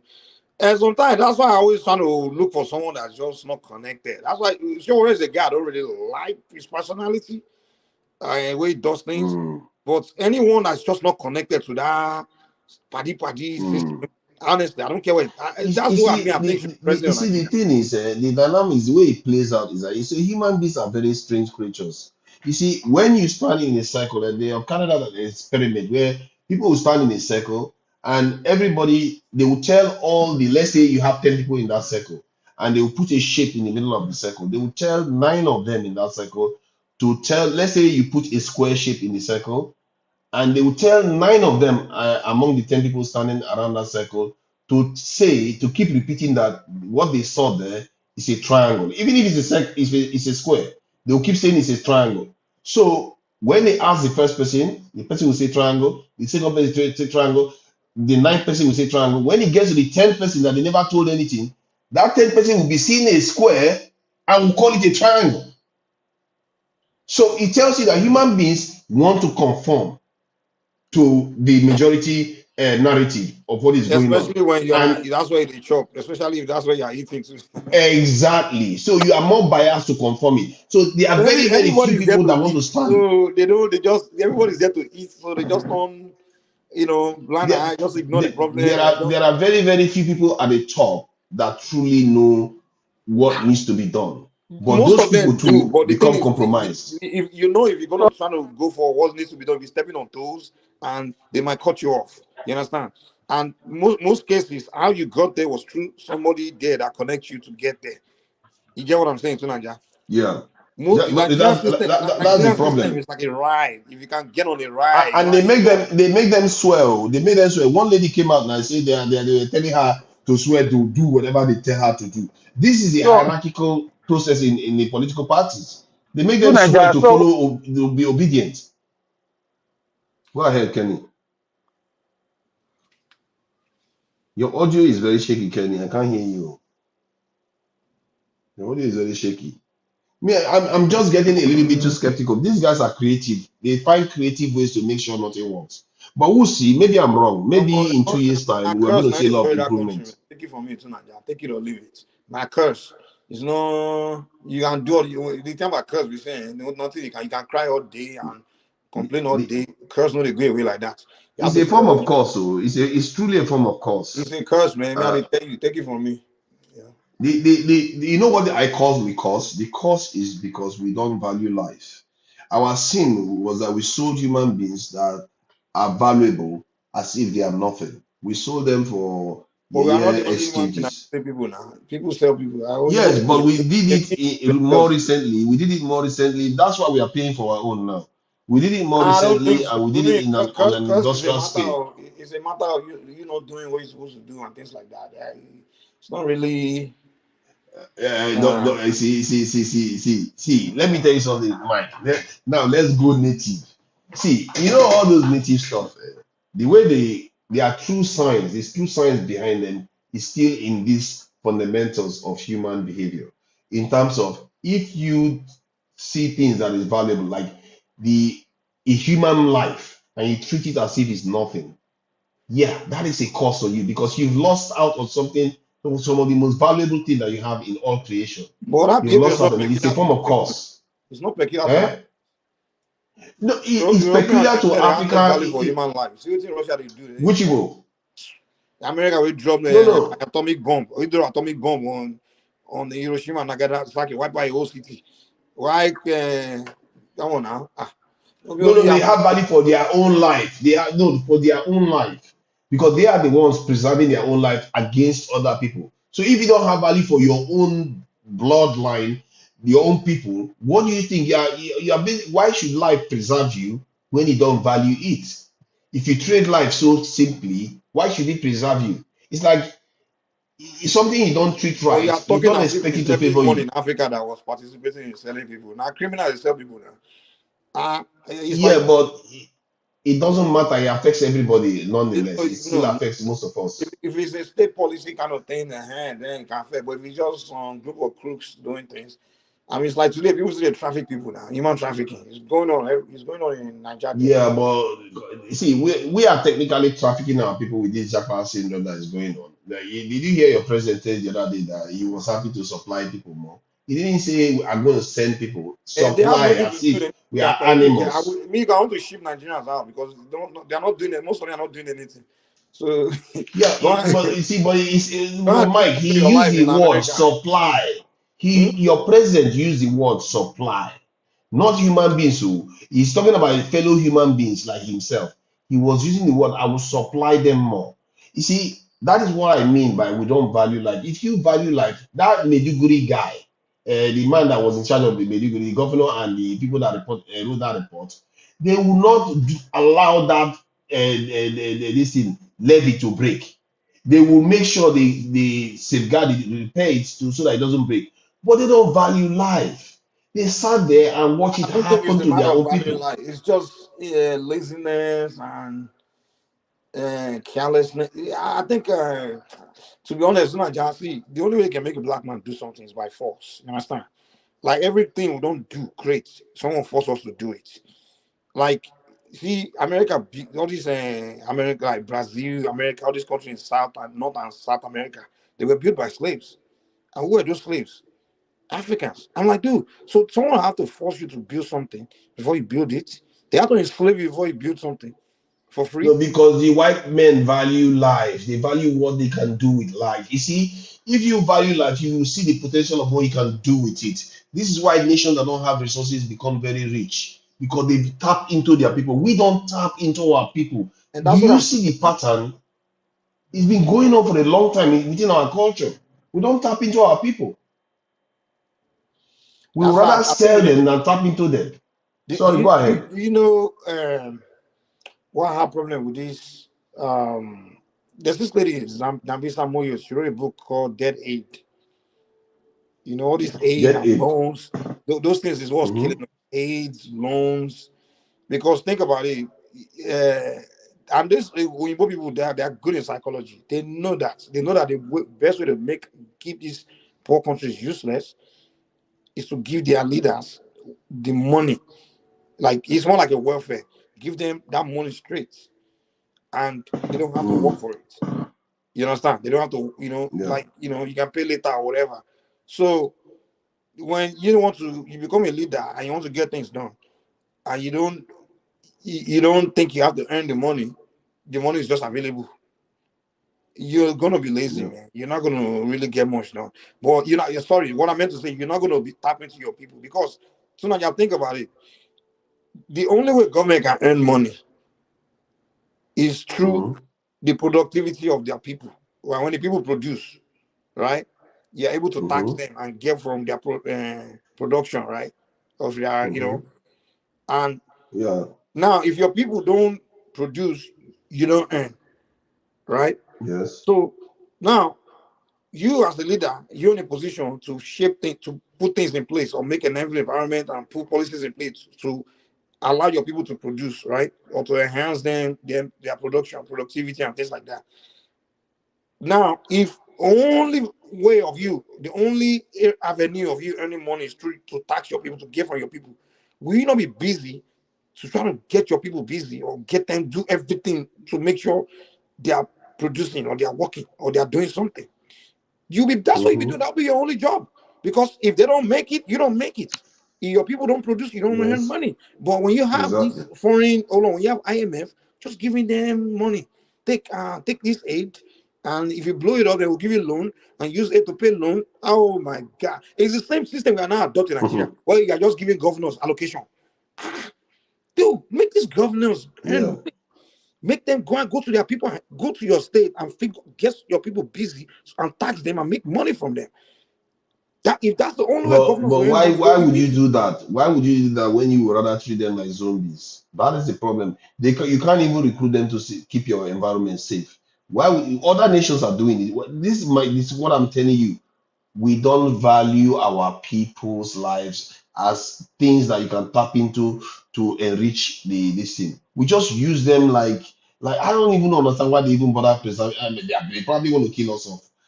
I don't even know why they bother. They just want to get money, give it to Igbo people, and enjoy a little bit, and they will carry on doing this dance until So God now, knows what else. you know what the mistake came from. It came from the beginning. Um, they say if you don't design something yourself, you really can't value it or understand where you are going, you are taking it to, or what it's all about. If when Chinese people design their system, they know where they are going. Before you design something, you think about why you are designing it, what is the purpose, Yeah. and what you're trying to achieve, right? And then once you design it, you become a master of it, and you make sure you actually all the effort you used to design it, you actually end up achieving or fulfilling what you designed it for. Now, what happened in Africa is this: so when you women came to design a system, right? And then they were leaving, they just tell the African, everybody saw that system and almost this thing there and a fine place. People used to see the woman living in a mansion and just, it's a fine thing, So the woman left. So everybody is just trying to jump on that ride to go and enjoy it.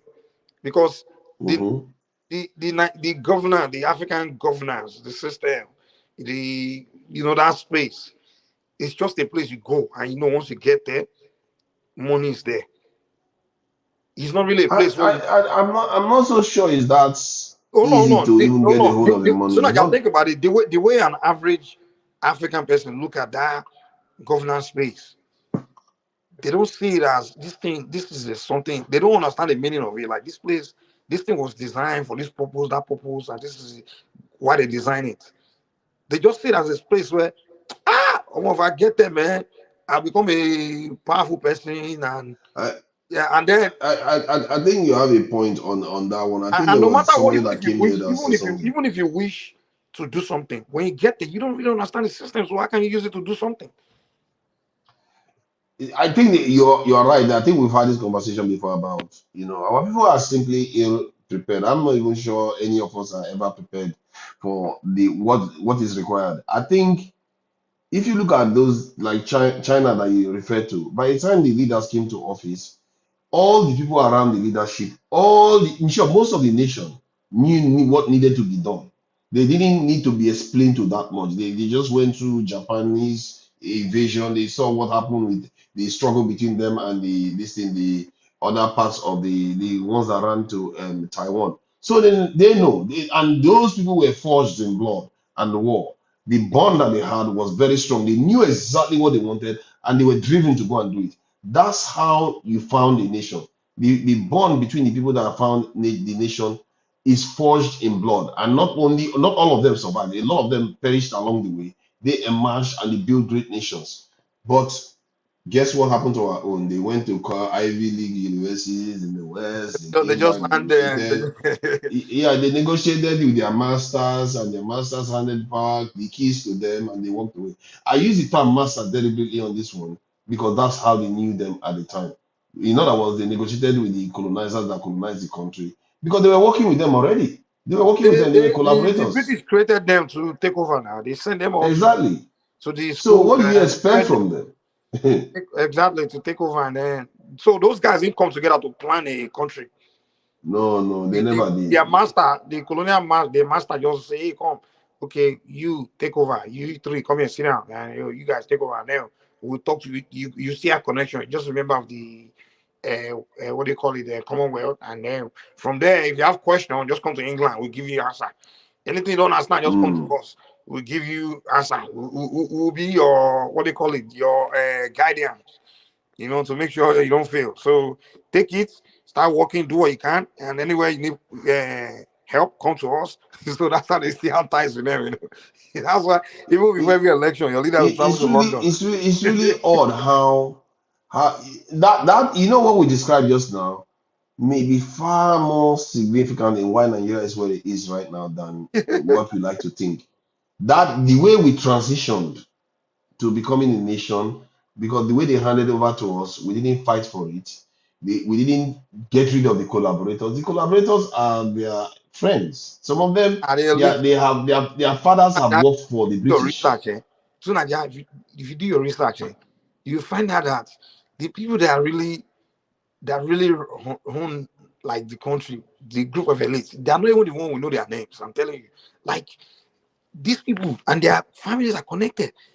The Fanikayo days, so many families like that from North. They Even are the linked. Yeah, they hold are on, linked bro, underneath.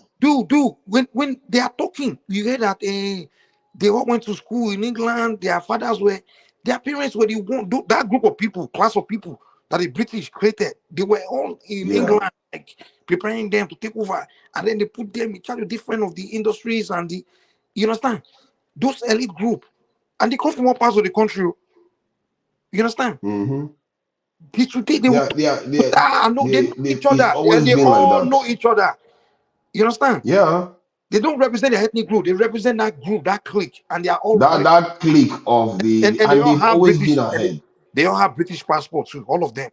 Of course. Of course. Many of them are probably signed on to some of their specific. I think one of them even belongs to the Privy Council of the UK. It's crazy. There are MPs in the UK that don't belong to the Privy Council in the A lot of UK, these but people, Nigerians are in this organization. when I engage them, they are so their mentality is so British. I'm telling you, all these guys. Yeah. You listen and I start speaking grammar. Their mentality is so British, And most of them, once their father has a, when they spend most of them go to school in England, they spend their childhood holidays in England. Yeah. The time they spend in Nigeria are usually among other elite kids. They live in a rich area, and then they spend most of their time in England. So they are more like British people. How can those kind of people turn? Because then their father's father has worked for the British when the British were colonizing Nigeria. Then their father came and it's hard for them to turn against them. And that is why nations that build their countries, the people that do it are the ones that kick those people out.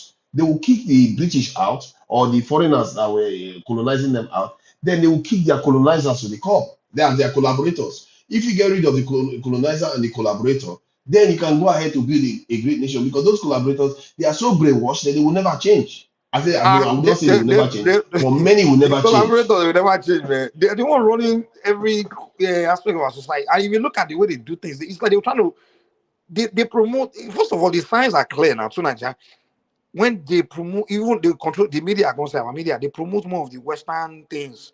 Like you don't see them promote anything good about ourselves now, Africa or anything about.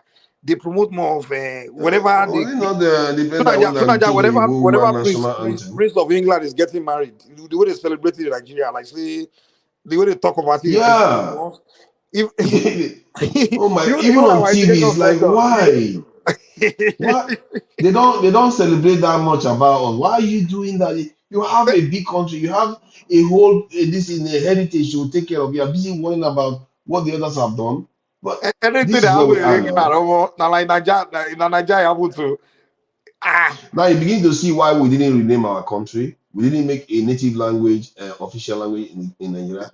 All these are you things are that even South Africa vernacular. has done. You want to make vernacular. You want to make vernacular official. No, those you can choose elites, 12 languages. You can choose 12 languages and make them official languages. those guys will slap you. Those elites, those guys will slap you tonight. I say, You see that? this one don't they talk about this. These people they are British, man. The people That that is run a your country, problem. they are British. They are English. People that have been It's brainwashed. Man. So people that spend their entire childhood in England, holidays, they hang with other British kids and they reason British and they see Africa. The way they look at the rest of us in Africa, especially the poor, the rural, the typical African, they see you as the way the woman see you. That's where they see you. You understand? exactly. That's how they see you now. Why do you think they don't feel anything when the poor African just dying like chicken? They don't feel anything. You understand? It's like these people, and that's the same mentality Ojukwu had. You know, the guy too, he grew up in England, he was around. Yeah. Many of them are The deep, guy, deep, the deep guy into didn't the feel West. anything when his people were dying. They don't see Mm. their Africans as it's not only all those Nigerian elite, those British race. They are like the way they were brainwashed. It's like they see other Africans the way they are racist or Igbo masters see Africans. Like your life don't mean shit. Mm. That's why when a prominent British person die, the way they will talk about it, the way they will look when Queen Elizabeth died. Look how all of them go England. Look at it, they Well, mourn. they don't play around now. They But go and when a prominent African died, they mourn like that. So they they don't don't care. They don't exactly, care. and they begin to Yeah, transfer that mentality to their people. Like no, the African man is just a slave class. You know, that kind of those are the things that irritate me. That's why I always, when I see those Nigerians come speak grammar to me, I'm like, dude, you ain't shit, man. that part may be more consequential. I like to think that human mind can change. Maybe it's not impossible that even people that were born collaborators cannot see sense. At least they may not be that extreme, like they So hate now their people. they Who have to knows? actually spend time for you to begin to The feel people, you people. have to spend time among them. Most of them, Yeah. most of They Nigerian never do. they don't spend time in AJ at That's true. hotel or in the street or among the regular Nigerians. They never had that experience. You understand? Their That's true. They entire are busy childhood, hopping their from entire country to life, country. they're more in private schools in England or schools in around Igbo people or their fellow rich people. Hi, So they never that's really sad. feel you. So they don't see you as a human being like that. You understand? You see, those are those type of people. When you see the regimes that are ruling some countries like China, they've kicked them out. They have gone to another country. You will see them. Some of them they will be in the West, but mounting their country from the West. Why? why the leaders in the country are busy building the country. Like the Shah of Iran. That one was kicked out by the Ayatollahs. The He is guy, the West bad mountain while they are busy building nuclear weapons and developing the country. It's really interesting how this is actually work. But you know, it can be quite funny sometimes when the people locals decide to take over. But I have to give Europeans, those ones don't take prisoners. If they want to come at you, they come at you and finish the job. Europeans they finish like the Russians cleared out this is Romanov family. The French cleared out their but they almost finished the whole monarchy in France too. The British they beheaded the king. It's like these guys don't take prisoners. When they mean business, they mean business. If you want to get in their way, they will fight you. And but it's one of those things in our own context, the people that are controlling our leaders, we have a double problem here, but isn't it? You Tunaja, have your own leader, you have another but overlord over them. if we were a mono-ethnic country, I think we would have risen up and done something. Yeah, we're not Yeah. Somalia now. Eh? How Somalia is doing that. If You know it what was just Somalia one went and did? empire that you are using a puppet to root them, it won't take time before a group of guys will see what's going on. You understand? And just figure Songhai everything out. Empire existed now. Songhai Empire was quite large, it demolished it and it No, broke what I'm into saying is, pieces. you are giving an example of how the British they don't, or even the Iranian how they overthrew the puppet guy, all those things. Yeah. What I'm saying is, in the case of Nigeria, it's very difficult because we are multi-ethnic society. So to say, like, asking something like that, now, why would I go and overthrow? It's very difficult, man. A northern guy that's in charge or a Igbo guy that's in charge, or it's difficult in a multi-ethnic. I think it's about ideology. We just never created the right kind of a set of people that are a little bit separated from the colonizers that had some serious ambition to take the country somewhere. They never came together. And I must say, Lord Lugard and the British, they did a good job of trying to create suspicion among the different groups, and they deliberately kept them apart. They kept the north and the south separate and gave them two different systems because they just want to make sure that they don't connive and Why did they give us two cause problem for different? them.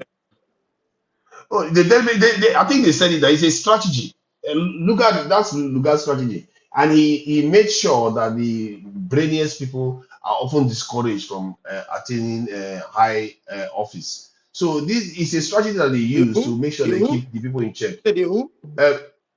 Uh, the brainy people, like the people that are highly educated, that they don't rise up the rank quickly in the government. And he deliberately kept he literally said it that they are keeping the north and the south apart so that they don't listen. I think there's a word that they use for it. In the So beginning, it's not. it was the brain guys that won't talk now. I mean, come on. And now was It was brilliant. what? Tafa Balewa was brilliant. Awolowo was brilliant. I mean, Do you know how many they had? Azikiwe But was you will okay. not even see one northerner if you They left for just the greedy. south had all the most educated people at No, that time during in yeah, you can Nigeria. have more, but in the north, the leadership in the north was still very educated people now. Amadu Bello was educated now. Tafa Balewa was educated. And you know Tafa No, Balewa, he was probably more educated than even the Satan leader self. Tafa Balewa was a I highly don't know educated about man. Do you know him? that. Okay, let's say he was highly educated, but if you group all of them, the ones that are, let's say all the doctors or all the professors or whatever, you find out that the South has vastly more than Yeah, we the this have thing now. we have vastly more people. But what I'm saying is, you saying that they were making the dumb people. You know that story we used to hear, like in the No, north, no, they make no, no, dumb ones no, their no. They were leaders. That's discussing. what No, I'm no. saying. It's actually a real policy. This especially Lugard. He doesn't like smart. Listen, he said he made effort to keep quite a lot of them. It doesn't mean he kept all of them, but at least the ones that rose past are the ones that are conforming to their own message. If a smart man buys into your narrative, you want him to rise up the rank, isn't it? But if he's smart, but you know that this guy is too independent, you want to keep him away. That is the strategy that he was using during that time. But that said, Baba T seems to have showed up from, I don't know whether he went to wilderness to pray. I don't know. He's back. But the point we are making is that it's like I'm a little bit skeptical now. From what I've seen in the last 2 years, I'm very skeptical of the Nigerian space. and it will take sensitizing the people to shift the system. If you change the people, the leadership will have to change or they'll pop. Forget I use this. about sometimes the thing that will happen to Nigeria. The worst scenario is that everybody goes their own way. That is the worst. No, Sorry. that's not that. If you call that one the worst, maybe it's the right point for you to use No, what I'm because trying to say is that that one, the whatever blood that that is going to be happens, shed for that, what you I'm don't trying to see say it. is that whatever that happens, if you try to like change the system or whatever, that is going to work. That's what's going to happen. And that country No, might no, no, even no, no. be That's able not to what's going to happen. So See, you're good as you're good as every ways. The Igala good as every ways. you see how quickly he jumped in with that kind No, of I did not jump in like that. this I've is been listening to you. Tell me tribal what narrative. No, Let that, I me think finish my Funaja is point. not really. He didn't really. I don't think that's what he meant. I did not jump in like that. I've been listening to you for more than how many But Remy, when you say everybody, what do you mean by everybody? Who is that everybody? Yeah, he just assumed that the Nigerians will just the moment they want to change the government, it's about they will just divide themselves. Funaja, let him explain what he talk meant. about Let him allow him to ideology. explain. You talk about ideology. You talk about people that are different from the political class now. A new ideology come in, sensitize the people, blah blah blah, like that. Who are the people? Are they not the same with the same followership and leadership? And can I What are you talking about? It's the people like us. forefathers. You said we have, or I mean, sorry, you said you have a structural problem that the ruling class were brainwashed by, I think it was Mike, by the British and the country around the country. So during this this unlearning of so many things and bringing people together, the system itself will resist that change, right? So there will be a pushback.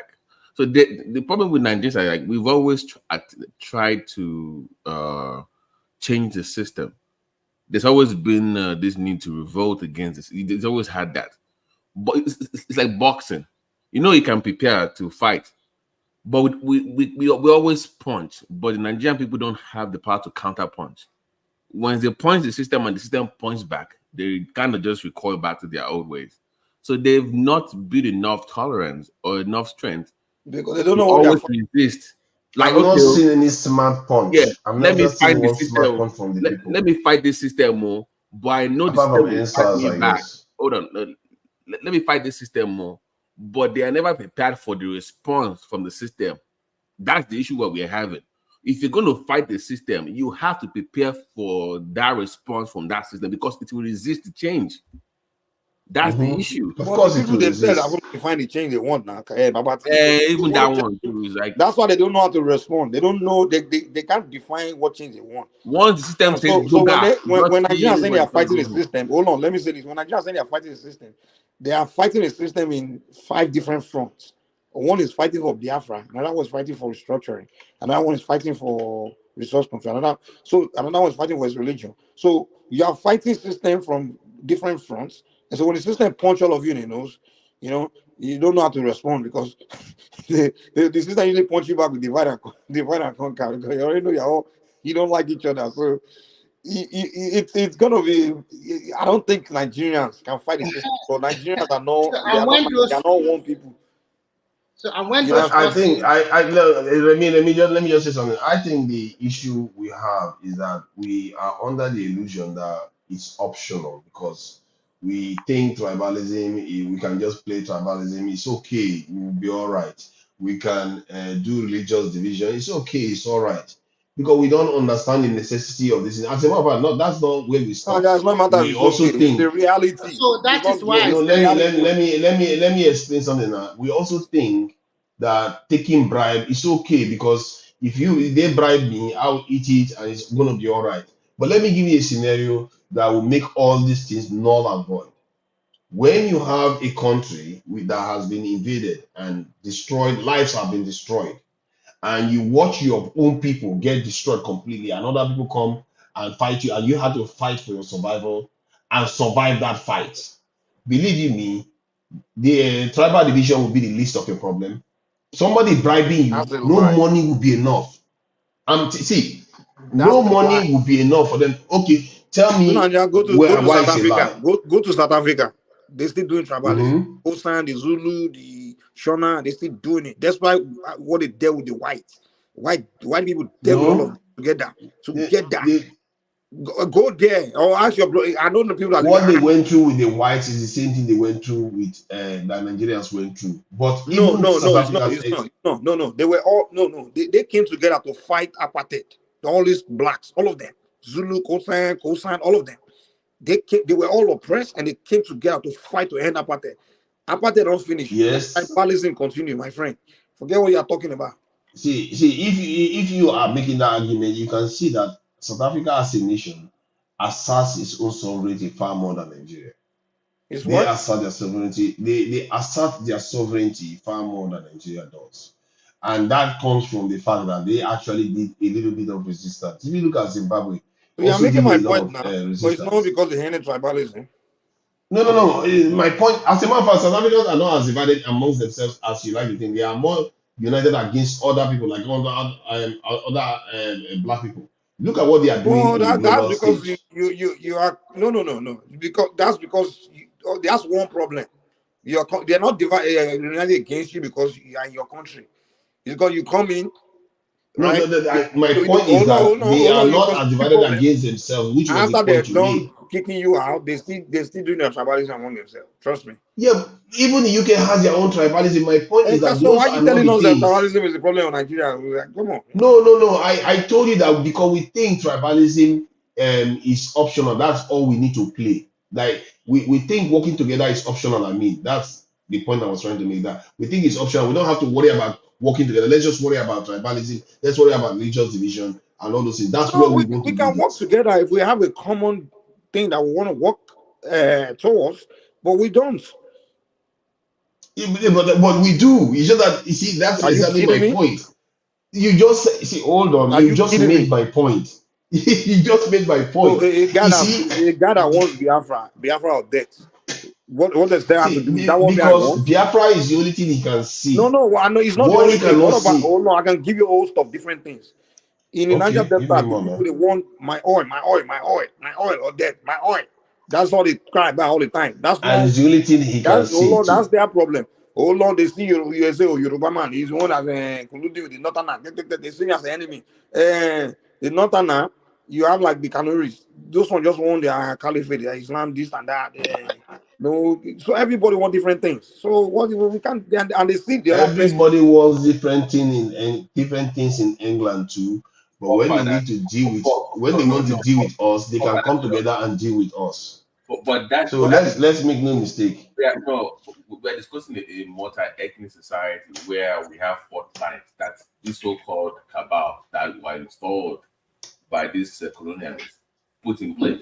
So if you're going to fight them, you have to first overcome those things first amongst yourself before you must have a common front to fight them. Once you show cracks, like Mike was alluding to, once you show cracks in your quest to change the system, they will exploit those for like you will see the best guy can be making sentences right now, can have the most genuine points about change. Next year, you say, it was why are you supporting this guy for revolution? It was their grandfather that betrayed us during the Civil War. They know what to say to trigger you. You can genuinely want change, but they say, I wonder what betrayed you. It was Azikwe's fault. It was that one's fault. The same person that was with you for revolution, we just switch sides.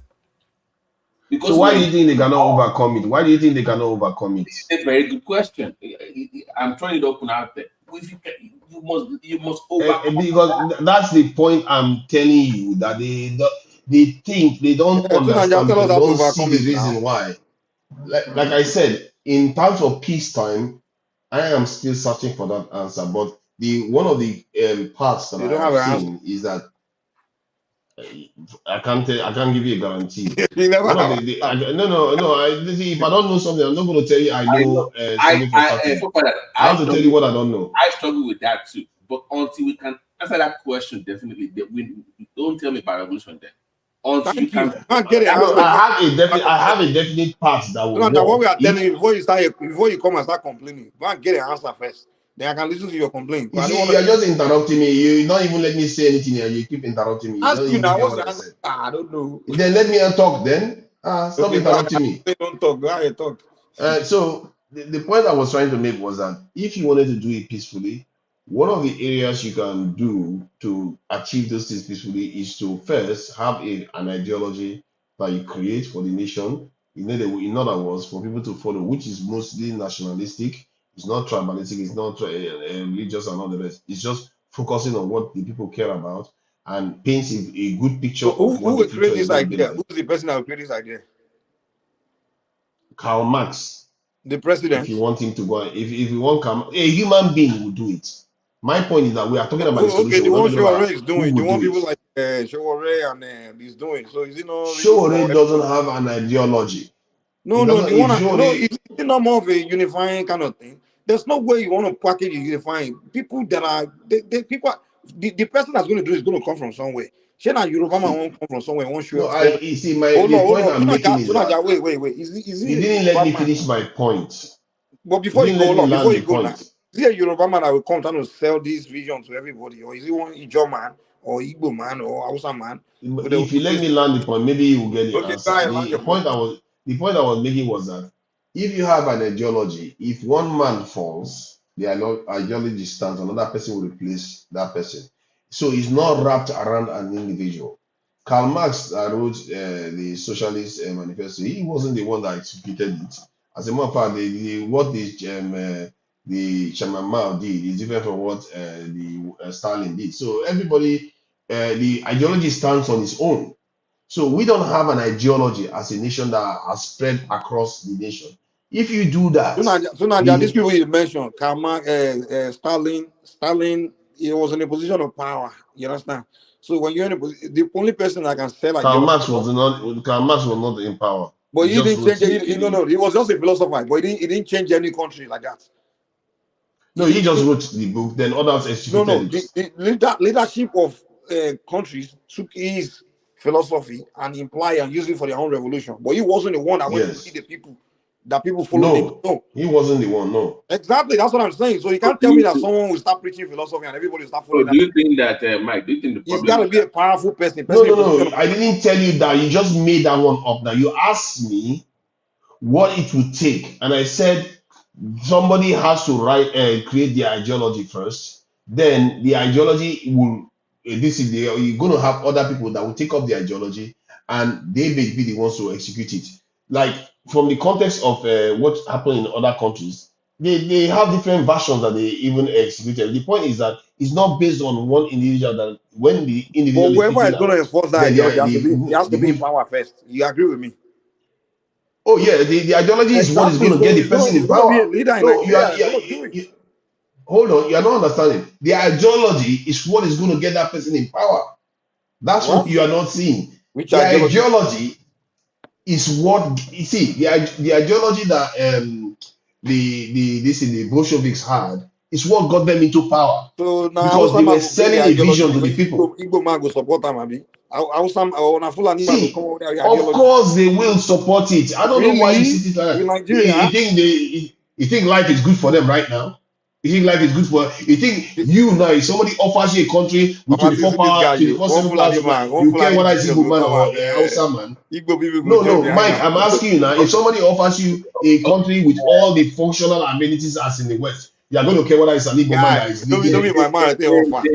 let No be me today that they So you offer. are going to reject Even it our if it's an politician Igbo don't man that is offer leading us. the movement. Even for though that, we don't offer us. hold on.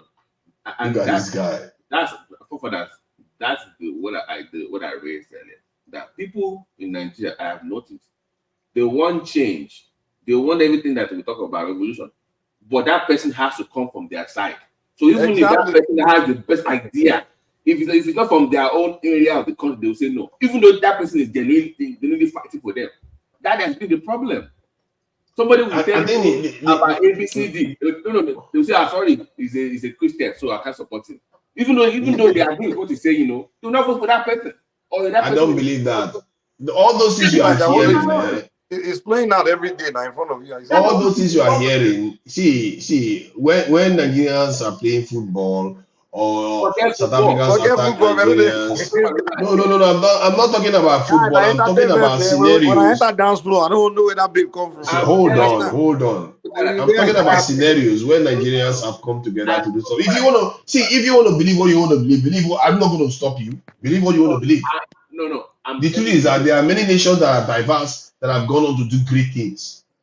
Yeah, You we can can do believe great what you things, want, but it's but not it's to not follow reality. somebody. You can only what we You can do. will What we can end follow. up doing is You maybe see, your individual will problem start is that you producing. think you have a choice. You see, this is what I said earlier on. You think you have a choice. When the time comes, you don't. If you stand in the way, you get thrown out of the way. When the time comes, you don't have a Naja, choice. you have pipe dream. That's You why I sound like this said guy Lama. That's Maybe. what that guy always talk. See, We need to come see, together. And we need to see, I'm like this guy. Mike, let me say this to you. Let me say this to you. Bros, you are doing pipe dream. One Don't of the focus on best things, reality, man. one of the best things that can happen to our people is maybe one of these my dreams come true. The worst thing that can happen, none of them come true in terms of all these problems that we could face and solve them. Because if we don't face these problems, we are already dead. But we are too stupid to realize it. Because sooner or later, others will come and take whatever we've got left. We will become like What the is this problem, Indians Tunaja? What is the problem? living in reservations. Tunaja, That's what is what the we are going to problem? become. What is that problem you need to solve? The problem of, let's say you have a foreign enemy come and this attack you, and you hope you survive it. Because if you don't survive it, you will Tunaja, you say we fail have the again. problem we have now is not foreign enemy attacking us. You say the problem we have now that we are too stupid to solve it. What is that No, no, problem? no. No, if no, the thing is, if you don't realize you have the problem is that the world is not there to it doesn't owe you a living. You need to survive. Like when you are going for an Olympics competition, you don't say because you're not seeing the British person, Yeah. you're not seeing the American person, you don't prepare for Olympics. You have to prepare because the world is ticking on and on. What are we doing? We are busy navigating about tribe. I see there's no consequences to it. Sooner or later, Bro. the consequences will come calling and we are going to pay a heavy price for it. If we are lucky, we will survive it. If we are Tunaja, unlucky, we will go into the wilderness. my brother, allow me to talk now. Bros, I don't think the problem in Nigeria is people complain about other tribe. I think the problem in Nigeria is we're not producing, we're not productive. And tribalism has nothing to do with why you, Igbo man, or you, Ijo man, or you, Calabar man, or you, Kanuri man in your region, you can't learn how to start producing what they are producing in Japan. You understand? It's not tribalism that's causing you not to do that. It's just black man just don't know how to build. He just doesn't, he's not interested in building. That's your problem. In Europe, Yeah, that's why hold on. the In Benin Kingdom Europe, built the wait, let me largest land now. structure. Let me land. In Europe, they do tribalism. A Frenchman, I really don't see it. The way French people talk about Spanish people, it's not like they tolerate each other's tribe like that. But what they all do is they're all productive people and they're progressing. And when it's time to do business, they come together, do deals. They come together and do deals. But it doesn't mean they love each other. They tolerate each other's region. The Scottish man really don't like the English man. They don't, you know. So that's not anyone's problem. You understand? That's not why you're not developing. So all these things people come, oh, reason Africa's not developing tribalism. Get the hell out of here.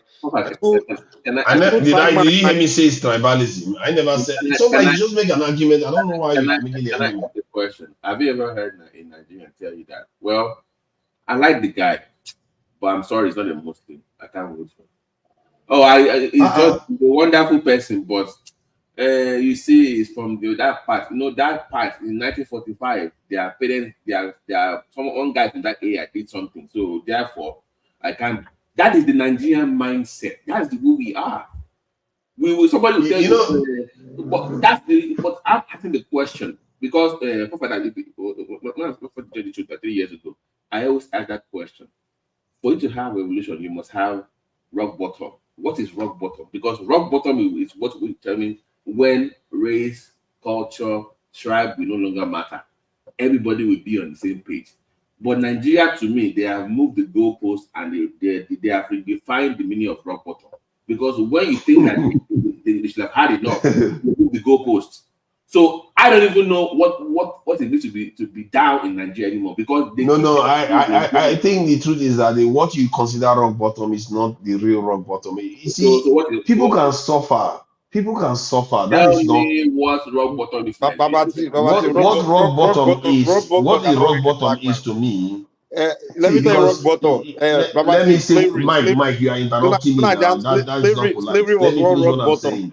No. That is rock bottom at the time. But remember, they went on to colonize us. This is why I said if Did the something slavery happens did to the you like slavery that, not hit you well where you wake up? see, hold on. If people come to try to conquer you and you survive it, that's when you can emerge and grow.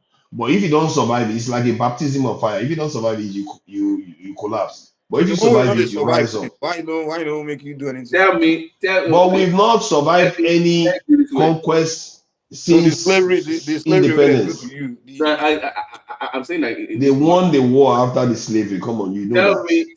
Tell me one European country that will endure 1/10 of what Nigeria is enduring right now. They will have revolted. They would have You, killed One themselves. of When what you we're come out, enjoying. do this like to suffer. They you don't know try. why we can enjoy a lot more? You know why we can enjoy a lot more? Why? Because Sudan is enduring a lot harder. But Somalia why are we enjoying a lot that way? harder. Then Congolese are don't tell enjoying me a lot about harder. it. No. But let me explain now. If you see the reason why we can endure more because it happens Because you gradually. are a The sufferhead. degradation, the Because degradation you are a happens sufferhead. gradually. The degradation happens gradually. So it's like boiling a frog, as they say. So that's how we got here. But the real bottom is going to only happen when real cataclysm or something catalytic happens. Something very big has to happen to unite the people. And my only prayer is something big enough to unite the people and strong enough to nudge them to do what is right for their people. And I don't know anything else other than a major conflict. I don't know anything else that can galvanize people to But a the level that you Nigerian civil see war in the now, way they build we nations. I've not know anything else.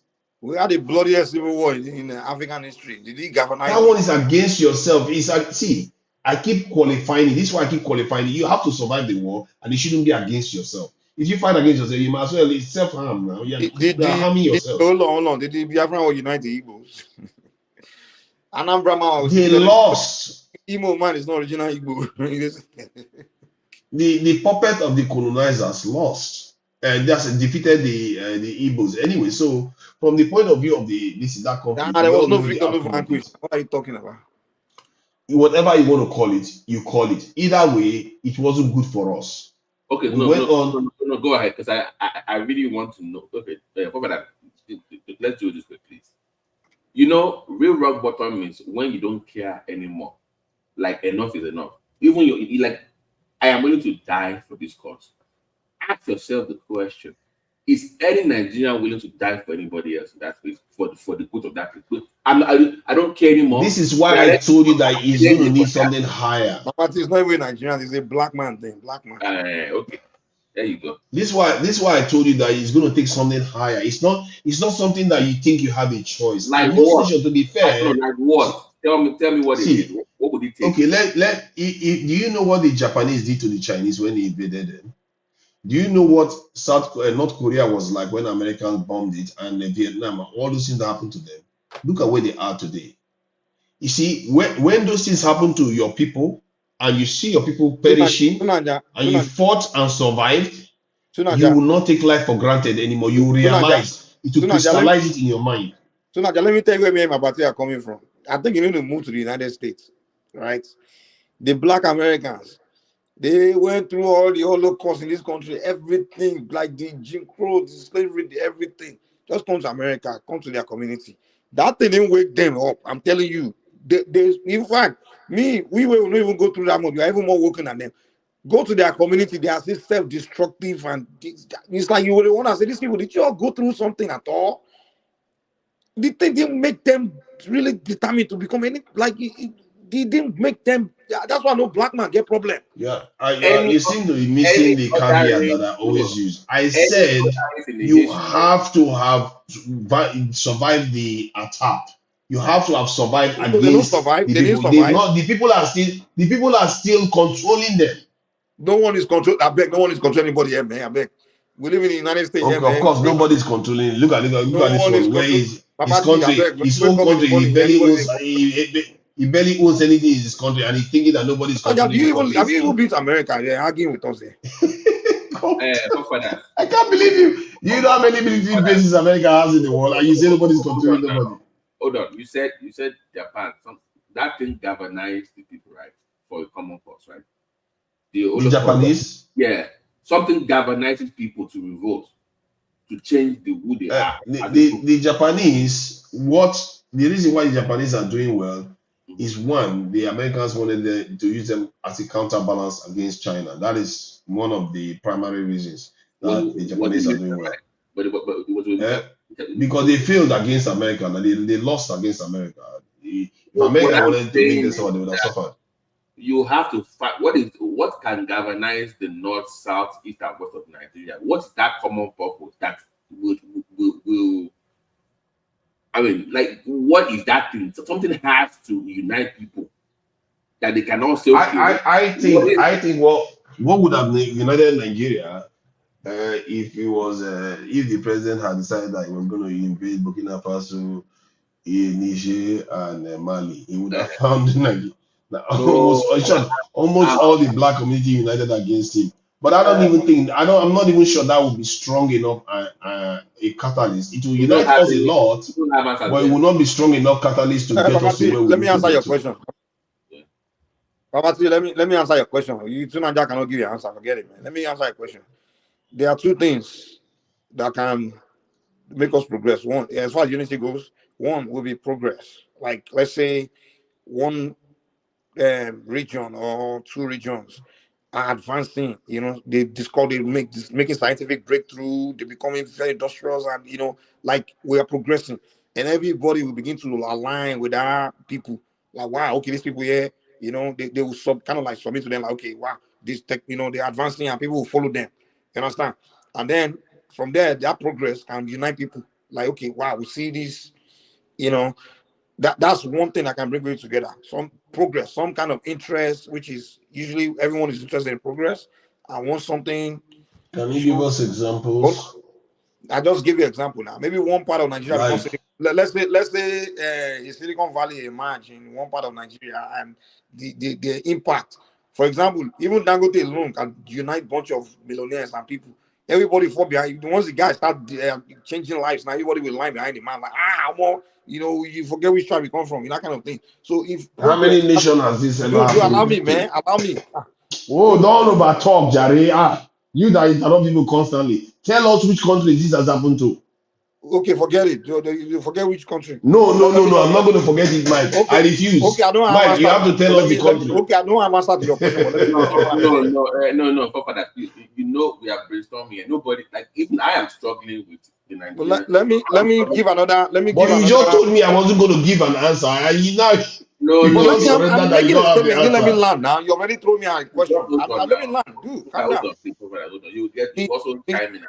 The other way Nigeria can advance, which is what Remy always say, give people their autonomy to advance in their own pace. And maybe one region or two or three or whatever begin to advance very well. The other people like those people. I want to learn from them, and they can work with them. So give people that autonomy, whether region or ethnic group, whatever. Just give them power like Lagos or Zamfara to be in control of themselves, so we can all be in peace. So we have nothing that is dividing us, because this idea of we are all this unitary one thing is never. That's the root of our division, because it's never going to be balanced. Because one region will be producing. Chill out, man. One region will be producing way more than others, and the other will feel like, wow, why am I doing more than these people? And these people are holding me back. So until maybe give everyone the autonomy, and we can be one people, so no one is in anyone's way. Those are the two options me I can produce and present. And Mike, we had our autonomy before we got colonized. But Fafara, what issue do you have with what Mike said? You always make that statement as if it makes sense. Because it can be the first. Hold on. It can be first at that kind of path to true freedom and independence of the people. So just because it hasn't been done anywhere else doesn't mean it can't be done in Nigeria. It's my point. So, for such an important thing, you want to have data, historical examples of where things are, something like this has happened, because it's so important. You can't just say things like that without having references. I agree with him in terms of when people develop at their own pace. There's merit to say that people will be more efficient at adapting. But you can also argue that sometimes when you have a central control, people are more efficient. So it depends on how you want to approach the environment. But what you see in the world is that various systems, like he described, some parts are autonomous while others are more centralized. They are all still performing very well. It tells you that that trait in societies is not the deciding factor. The deciding factor that I can see is craziness where people have been invaded and trashed and everything, and they go on to build great things. And you know what pointed that thing out to me was when Chairman Mao said that he thanked the Japanese for invading them, that if they had not done that, China would not be where it is today. They would not have woken up. That triggered that idea that, maybe there's something that happens to people when something like this happens to them. And it occurred to me that this is why Hitler did the first flag attack in Reichstag, I think the German parliament or something like that. And you hear about first flag operation. I think the Japanese did a first flag operation too. Because when they do these things, they rile the people up, they get the people ready for conflict, like their lives are under threat. When people are afraid for danger, for their lives, they unite. They have no choice. You either unite or die. Which one? Is it more? Is it about money now? Take money and die. Whether money is going to keep you alive. You see what I mean? So Yeah. when it gets to that kind of point, money doesn't matter anymore. So in the Nigerian context, when is that point? Just bring it back to Nigeria. In the Nigerian context, when will we get to that point, or what would be the what would be the indicators that we can say? I think when we'll get to that point, I think from my own my own analysis, I think if you have an ideology first, you start sensitizing people and winning the argument on the ground. If you can gain space, they will resist. If you can gain space and win the space on the ground, people will become more conscientized. Can you give us Yeah. give me one? No, give me one ideology that you think. Because if you just give me one Okay. ideology, Let's say, like, I will use one of my favorites, which is security. If you can make that argument and crystallize it in people's mind that you deserve protection and you shouldn't have to be kidnapped and killed and all the rest of it, that you deserve protection, and that if you get this is what is going to happen. You can be able to live freely, your children will grow up fine, you'll be able to go to hospital, and you paint a picture of what the new world is supposed to look like after that measures have been taken. And if you start winning that argument, guess what is going to happen? When the leaders try to oppose the idea, the people will rise up. For me, that is one of the, and because the leaders are still going to keep misbehaving, isn't it? The only way they can kill the ideology is to fulfill it, because people will want the ideology to come to pass. So that is one of the most peaceful paths you could use. In a way, that's what the Bolsheviks did. The Bolsheviks didn't come into the country just guns blazing. By the time they got to the capital or wherever they landed in the Soviet Union or Russia at that time, the military had already taken over the government for them. So they barely did anything. It wasn't very bloody. So To because they had Nigeria, won the argument on the ground. the reason these, can you hear me? Yeah, go ahead. The reason these countries are talking about advancing is because they believe in scientific research and studies and, using their brain and working hard. Bro, they don't need to come and bomb you before you start doing the same, okay? So stop all these before we start to advance. We need someone to come and invade us and violent us. To Nigeria, nothing stop you from start thinking today and start using your brain to start learning how to make things, okay? So stop all these things you always come here to tell us, man. I beg. Okay, can I come in here? Come Good in, morning. Jerry, my brother. You see, to Nigeria, I've listened to you. Try to understand where Mike is trying to, portray to us. The truth of the matter is that every countries have their history, where they are coming from. The real problem we have in Nigeria is that room was not really given for we to discuss the kind of country we want to build. So it means we don't know what we want to build. We just assume as a people. And that's why things are falling apart. Let me give you an example to back up Mike. Do you think if the northern part of Nigeria were to be autonomous region on their own, do you think these terrorists will have space in that place? The answer is absolutely no, because they turned blind eyes to solid minerals they were having. After all, they were the one in charge of the crude oil in the south. They own the oil where. So it's like we are shitting those people in the south. They have it in their mind. We are dominating them. And as a result, they turn blind eye. So most of the generals, retired generals, they quickly, queue in and start mining this stuff, bringing people from far away. And those guys gradually they mastered the soil and they started doing all this kidnapping. Gradually, now it's not a bigger issue. You can see. So if we want to build a country, there is need for we to return Nigeria to the autonomous region. That's just the truth.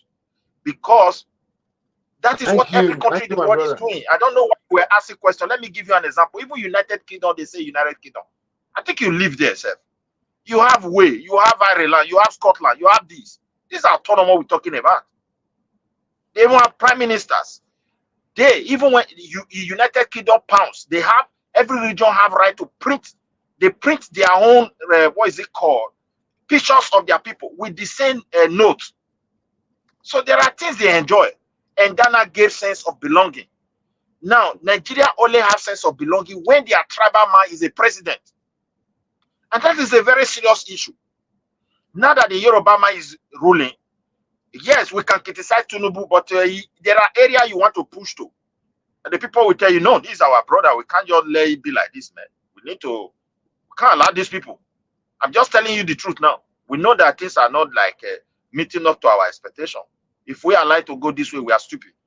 If Amsama is there, that's what's going to happen. You can criticize, but there are things you push for. They'll say, no. These people can't do this one. If Igboma is there tomorrow, he's going to do the same thing. So let us, let them return back to regional system. Or even if this state, they want us to Let remain me in this state respond to level. him since he's addressing me. Yeah, since we want to, if it is even state, we should also plan for autonomy. That is what the entire European is enjoying. And I see no reason why we cannot enjoy it. Imagine, I don't know where you are from in Nigeria. Suddenly somebody will come with bulldozer to your community. The local government chairman don't even know what is happening. They will tell you someone has given them permit in Abuja to come and start digging this place, that there are mineral resources there. Is that how it's done in Europe? My local government can stop any federal government project here in Sweden. If it deem they don't, if they look at it, look, this one we don't need it here, and that is the end. There's no court you can go because they have power over their land. Midwest, the Europe that Thank you're you. talking about, when you call police, the police will show up in 15 minutes, but you're not going to Forget get that about in police first. The reason is that they have region. Now That's why police is coming. let me make No, the point I wanted to make. the reason why police to Nigeria, the reason why I call police and police will come is because they operate that regional government. Okay, now let me make the point I wanted to make. Exactly. Let me make the Have point I local police, wanted state to make. police, all those things. Let me make the point I wanted to make. You see, the type of government doesn't matter. Whether it's centralized, regional, most nations still function. Does matter, Even man. it doesn't matter. No. Let me explain. You are not letting me talk now. Come on, don't do this. See, he addressed me. If that was the case, that because if the Northerners were controlling their region, they would have made sure that all those theft is not happening. But it's happening in Burkina Faso, it's happening in Niger, and it's happening in Mali. That's what they are all fighting right now. As a matter of fact, even the Egyptians have similar problems. So the type of government we are arguing for is not necessarily the one that is going to lead to a panacea. We had it to an extent in 1960, and look at what happened in 1966. We were progressing now. Yeah, we were progressing into a civil war, and then after the civil war, No. Mike, don't say that. We never progress into civil war. We never. See, It's just that you see. Let me finish the point I was making. See, the idea that just because the UK is more centralized than I like to think. When you go online right now, go and look at the powers the Scottish this leader has, the first minister has. You will see that the first minister's power, the only thing that she has that our governors don't have, and our governors have some that she doesn't have, which is immunity. Is the ability to have police, and which other one? There was one other thing that she has. That's it. The first minister of Scotland has. So the UK is centralized. Their oil goes to the center. They don't even have any special allocation of oil to Scotland, funds of oil to Scotland. Rule the world now. I mean, Mike, they control other countries' resources, man. Not Mike. Tubaba. Wait. See, that does not mean we don't have central government. when you have a region. What it does is this. The simple thing is that when people talk of accountability and transparency, it is only regional government that will make it to happen.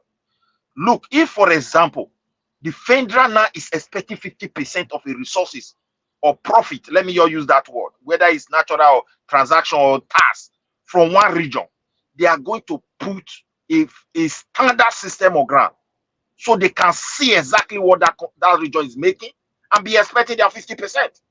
In Nigeria case, nothing is on ground. Now, if Tinubu want to announce the kind of money he has put in the hand of your governor only this 1 year, you will cry.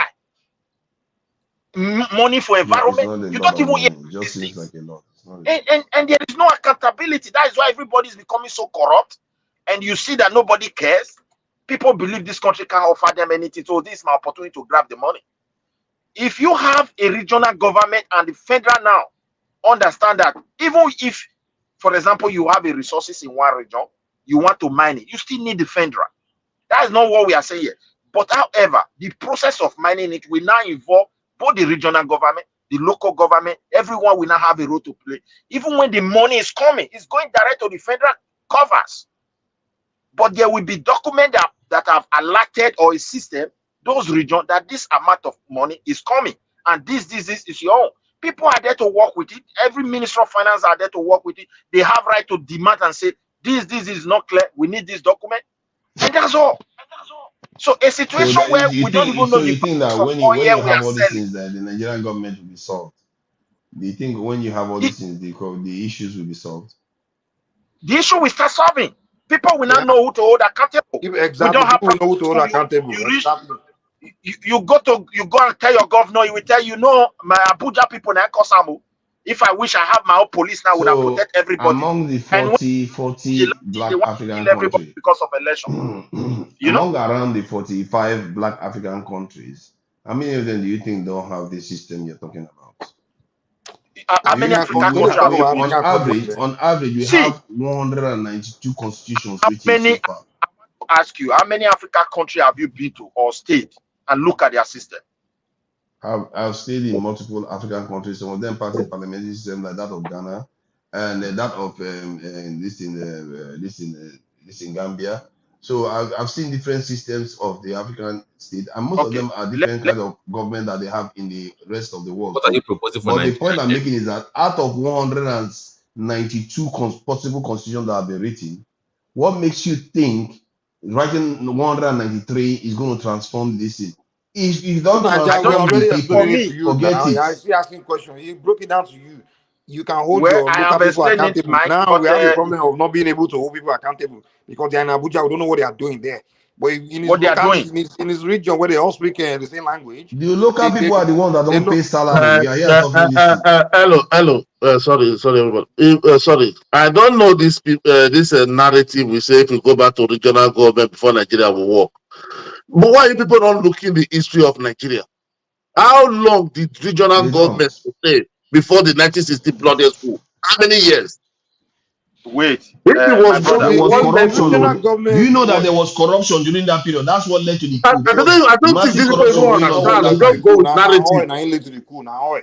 Those No, there well, was Ladisma guy corruption. there. Oh, Now lie. No be we corruption. may you've not not Now checked lie. the we may history Now now. ain't Okay, the let me coup. see if I can find we may not evidence. agree. Every one of us may not agree on a region or autonomous, but if Nigeria continue on this direction that we have, something worse than civil war is ahead. So have that one in Exactly. your mind.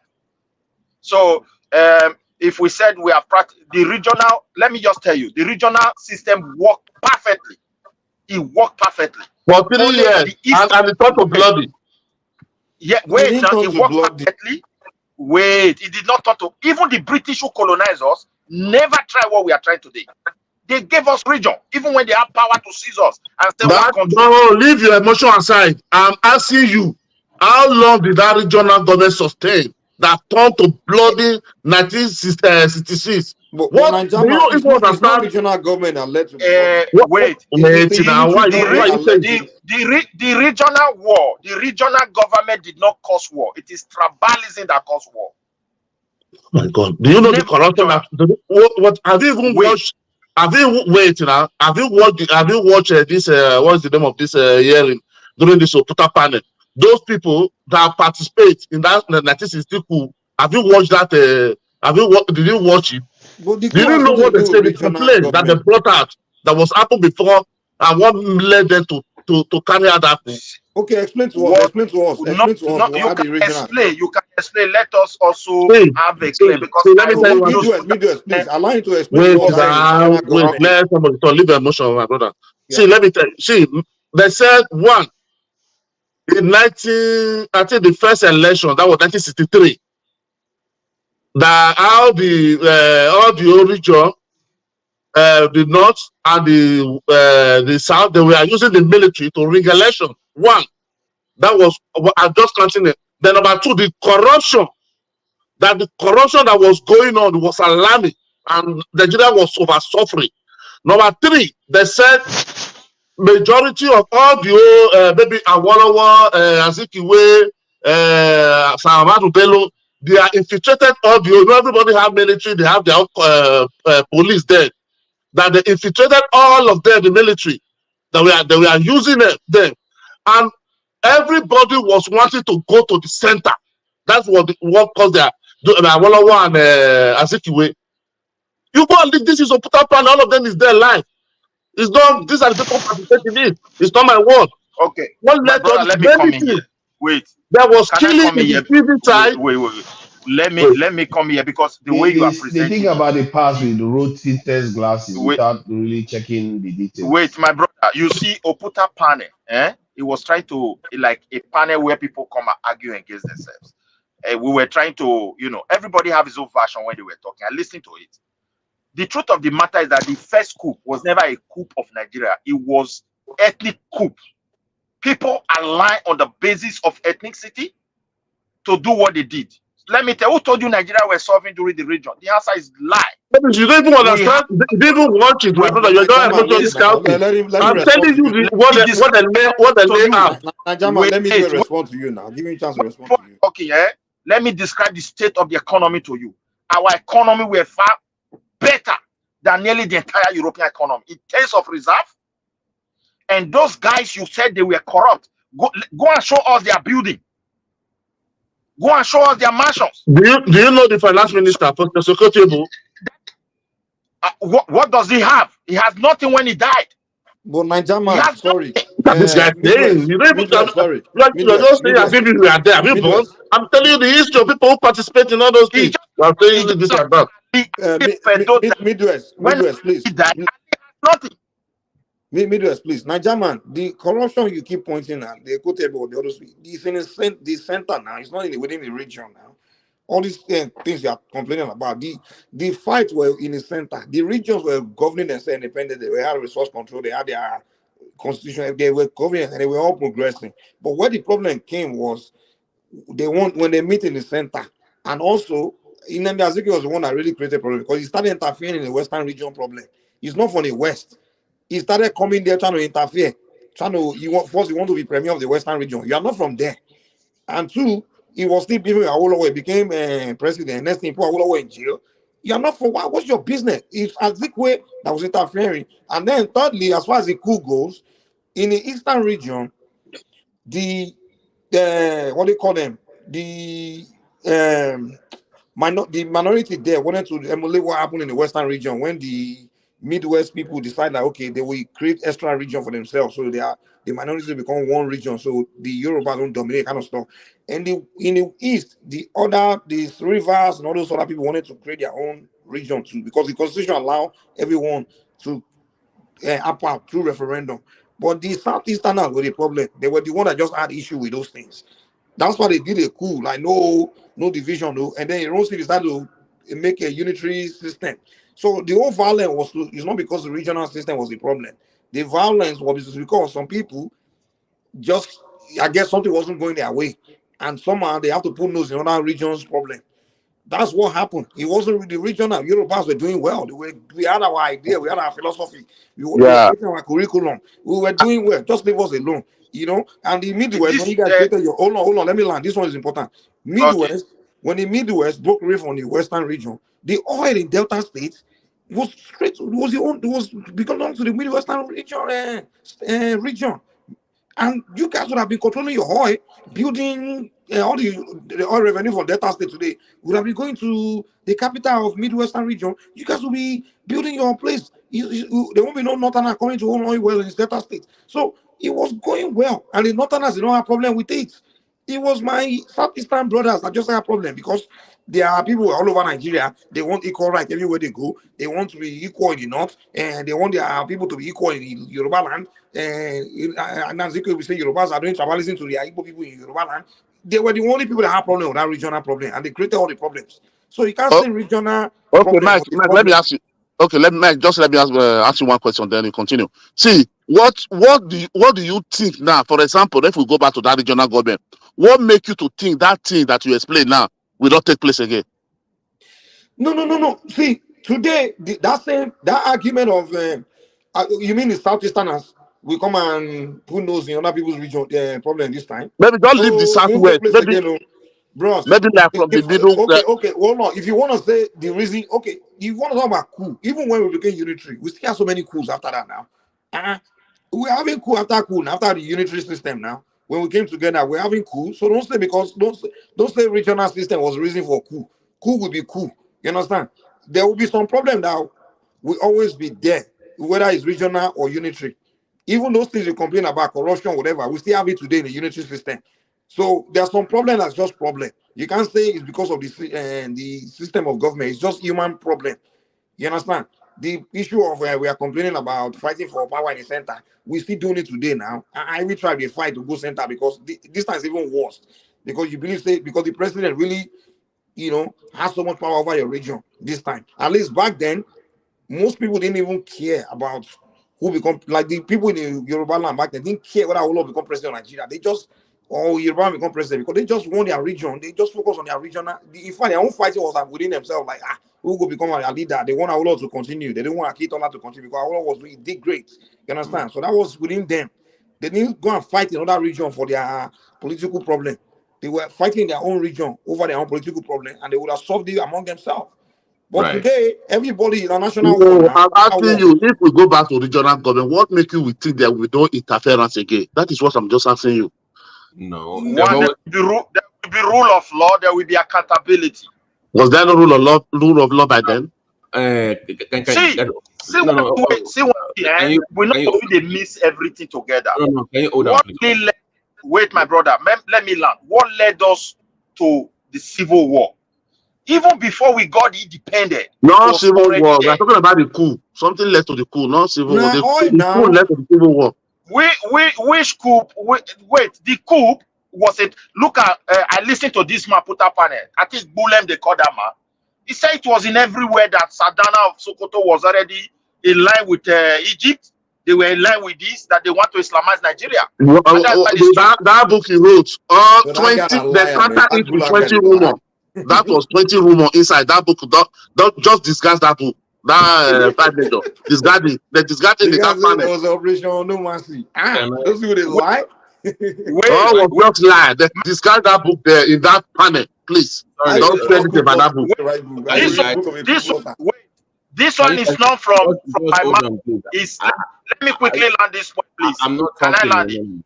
No, just to clarify, because he said that they had a coup during the regional government.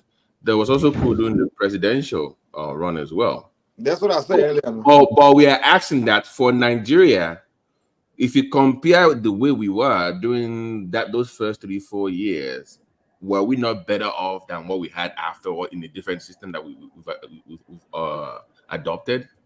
So you go with the best you've done. Now you then start to rectify the mistakes you made. The weakness of that system is what you will then fix.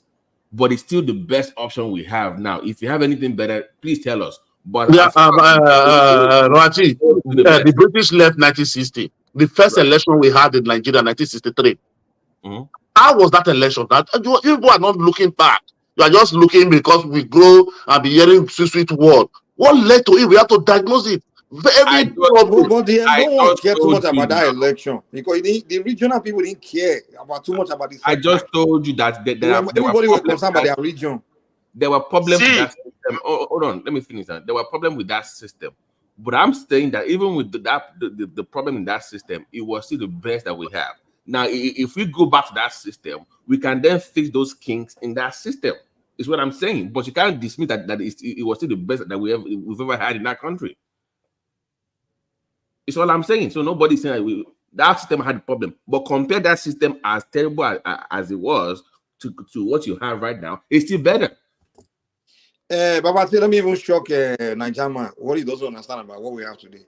Do you know that this system we have today, somebody from first of all, governor have power to depose the king in this so-called constitution we have today.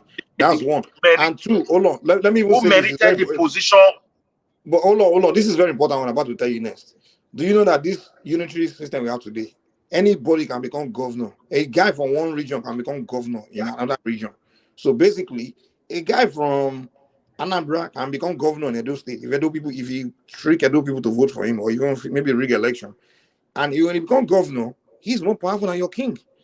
And if he come from a region where they don't respect king, they don't believe in king, and now your culture, you can stomp on your culture and say, me and Oba they bump Edo, let me dethrone him, because the constitution giving power over him. That's what we're having today in Nigeria today. Why is some people who come to Lagos and be telling about Lagos, we don't respect king, that kind of thing. You are stumbling on people's culture. We have culture here now. We still have it. So some people don't make me a go Kanu now. They go, hold on. Make I go Kanu now. Me I carry Quran. I don't be Muslim. If I carry Quran now, step on now, they go chop. I mean, come on now. So you need to understand. We have problem here now. What led us to the first coup? That is what led us to the first civil war. When Ahmadu Bello said in this country, like, look, you are different from me, and we have differences, and they say yes, they know. Says okay, let's sit down and let us discuss, so we know those differences and know how to handle them. That is the best idea. The way we are in Nigeria now, something more than that civil war. When he said it, this guy, please, you are just giving pam story. When he said it, did they agree with him? When Awolowo said Nigeria is like oil and water, they agree with him. It is this is look at our problem. The Easterners believe that they can rule everybody. They never agree. So you have to put it straight, so everybody is listening to what they will hear. Not that half story. That is where we have the problem. Instead of they agree to discuss this issue, knowing very well that these people are concerned about particular issue, they went and discussed politics with them, how they can be prime minister, and how the regional one is for them because it doesn't concern anybody. So we will not talk about Ahmadu Bello, but they are raging. Okay, you will command this, and Awolowo has no position from Fendra. He was betrayed, and when he returned back to West, okay, let me go and meet my people. Akitola is already there. And this is where the Western region, that's why they have this problem. If the Central were properly arranged, or Awolowo was the Speaker of the Senate, I will tell you, we will not have that problem. Now, Awolowo that was blackmail and put into prison. Do you know blackmail Awolowo? No, it gets to a point. It was not like that from the beginning. There were space. I'm talking about that period of time. He was a free person. He was moving around. He was with the as a forefather of that country, and after that betrayal to him, he went back to his region. That is where the genesis of everything began. They planned everything. Suddenly, he ended up in jail. There was a terrible crisis in the western part of Nigeria. So the truth of the matter is this: when you look at Bullen, what he was saying, he said, "Let those who merited it rule the country." The question is, tell me anybody that doesn't merit to be president, if not for the ethnicity. You that is talking here, you can. Wait, I said discuss that man. Don't everything that man. So unless you are not looking. Maybe you just watched only that segment. That man, everything he said, that is total lie. A man write a book that go with 20 rumor, and they discard that book in that panel. You are still talking about all this, everything is submission. He said merit. What was happening by then? Everything was merit. That's why the Igbos, we are all in officer, not the military. All the old civils, everything. The rest people were just civil servants. What are you talking about? Nigeria will rule by merit then. You are just talking of today. You have to say when did the British military leave Nigeria? They leave in 1965. Who's supposed to be the GCO? It's not there was no federal character back then. There was no quota. You understand? There's no quota system. It's by merit. When the British military leave Nigeria in 1965, the next person that's supposed to be the GOC, supposed to be Mama Larry. Because the Minister of Defense was the Northerner, he had the Northerner to know that they even love themselves. He had to say, no, don't let the military want Mama Larry to be, because he's more trained, more experienced, to be the GOC. But the Northerner by themselves, they said, no, there cannot be chief of staff, and another Northerner will be the GOC. He said, no, give it to Aguiyi-Ironsi. Aguiyi-Ironsi was not even a full military, a full commandant. You have to understand all those things. The way they would take the Easterner, but the Easterner, go and look at our War book. I forget the title of that book they read there in 1946. The plan of them to take over Nigeria. What are we talking? No, we have to look this thing public. It's the matter of time. Want to wipe everything we are taking over Nigeria. Well, the Midwest that we are talking today, even the small civil war that we don't have, don't you know what we suffer? So I will let you. I like this unity system, no matter what people are talking. Because this is what everybody go have the soldier, police there, reward them, invade every little ethnic group.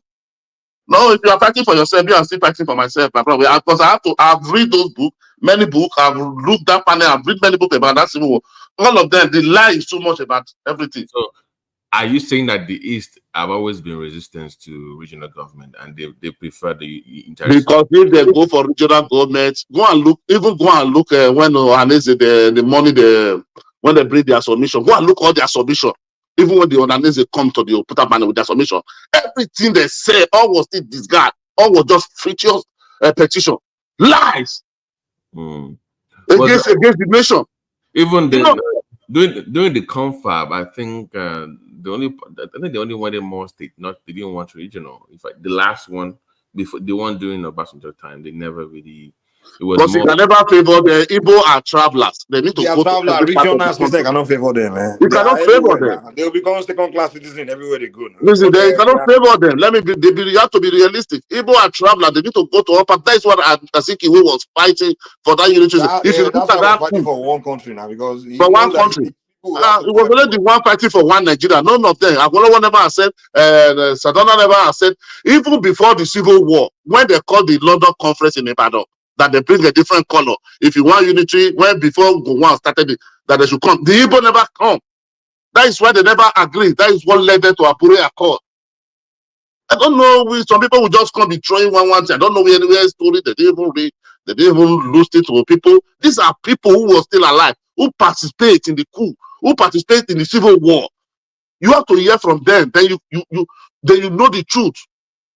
Even when they are lying, you will know the truth when they're turning the story upside down. All this go and be reading people, somebody Bembule book. How can you read that? A book that he brought. Okay. All of them start. He was writing book on rumor. Can I quickly say something? Yes, sir. Go ahead. Yeah. The thing is this, my brother. If they don't return Nigeria to regional government, what is coming ahead will be worse than that civil war. The reason is this: through migration.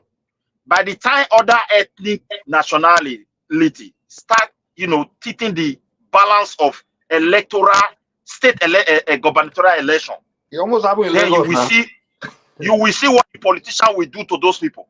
So, my dear brother, let us be honest here. Everybody must go and manage their space, whether we like it or not, and contribute to the federal, and so that everybody can have sense of belonging. Because they should devolve power to states as they are now. Devolve power to states. There's no power to states. Which power they give to states? A state governor. I said I didn't even say they have given. I said they should devolve power to states. State control.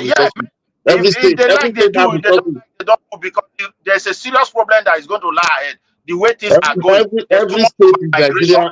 Every state in Nigeria have resources to sustain itself. They should devolve power if the state should be paying back like 30% to the federal coffer and take 50% for whatever they generated and 20% and bring it to the central coffer and share it again like the regional government type within the states that are not viable. Finish. So to go back to regional, no regional government will never work, man. If you come, some people will be looking, you have why the Igbo doesn't want the one that are shouting for Biafra for how many years? Why did they want their 5 east and go with Biafra? No. Because they want Delta, they want Port Harcourt, they want those, they want all those things because of this resources there. They say that you tie 2 wrapper and that if you tie 2 wrapper, so somebody is telling you different story. You tie 2 wrapper. No. I'm asking that the guy now the kind said that if you tie 2 wrapper, but Yoruba that have Ashoke, they have 2 wrapper. So Yoruba is Biafra now. Now they even said I say what did they call it? By the way, Mike, did you hear that video? That one guy was just changing Yoruba name that it was the craziest. They would say America is a good name. I've never heard America. I said Papa is Ampa. Papa is Go to Wikipedia. They have changed. They have finished the Yoruba history in Wikipedia. Go with me. They are changing different story about Yoruba in Wikipedia. Hosting space. Oh my God! We will not finish Yoruba. Finish. You know, that's what they raise many of their beginning. Right? They go see that. Look at that man. Look at that man. Look at that man. They ask him question. All you will just ask him emotion. Answer the question. No way. The one that baffled me past all the petitions. Marginalization. They brought you to the panel. No one stand. No one of that petition. The fool at least they brought. Look at the men. All the petition. No one stand. They write about everybody. Did not everything. They asked that man, why did you kill Sadana?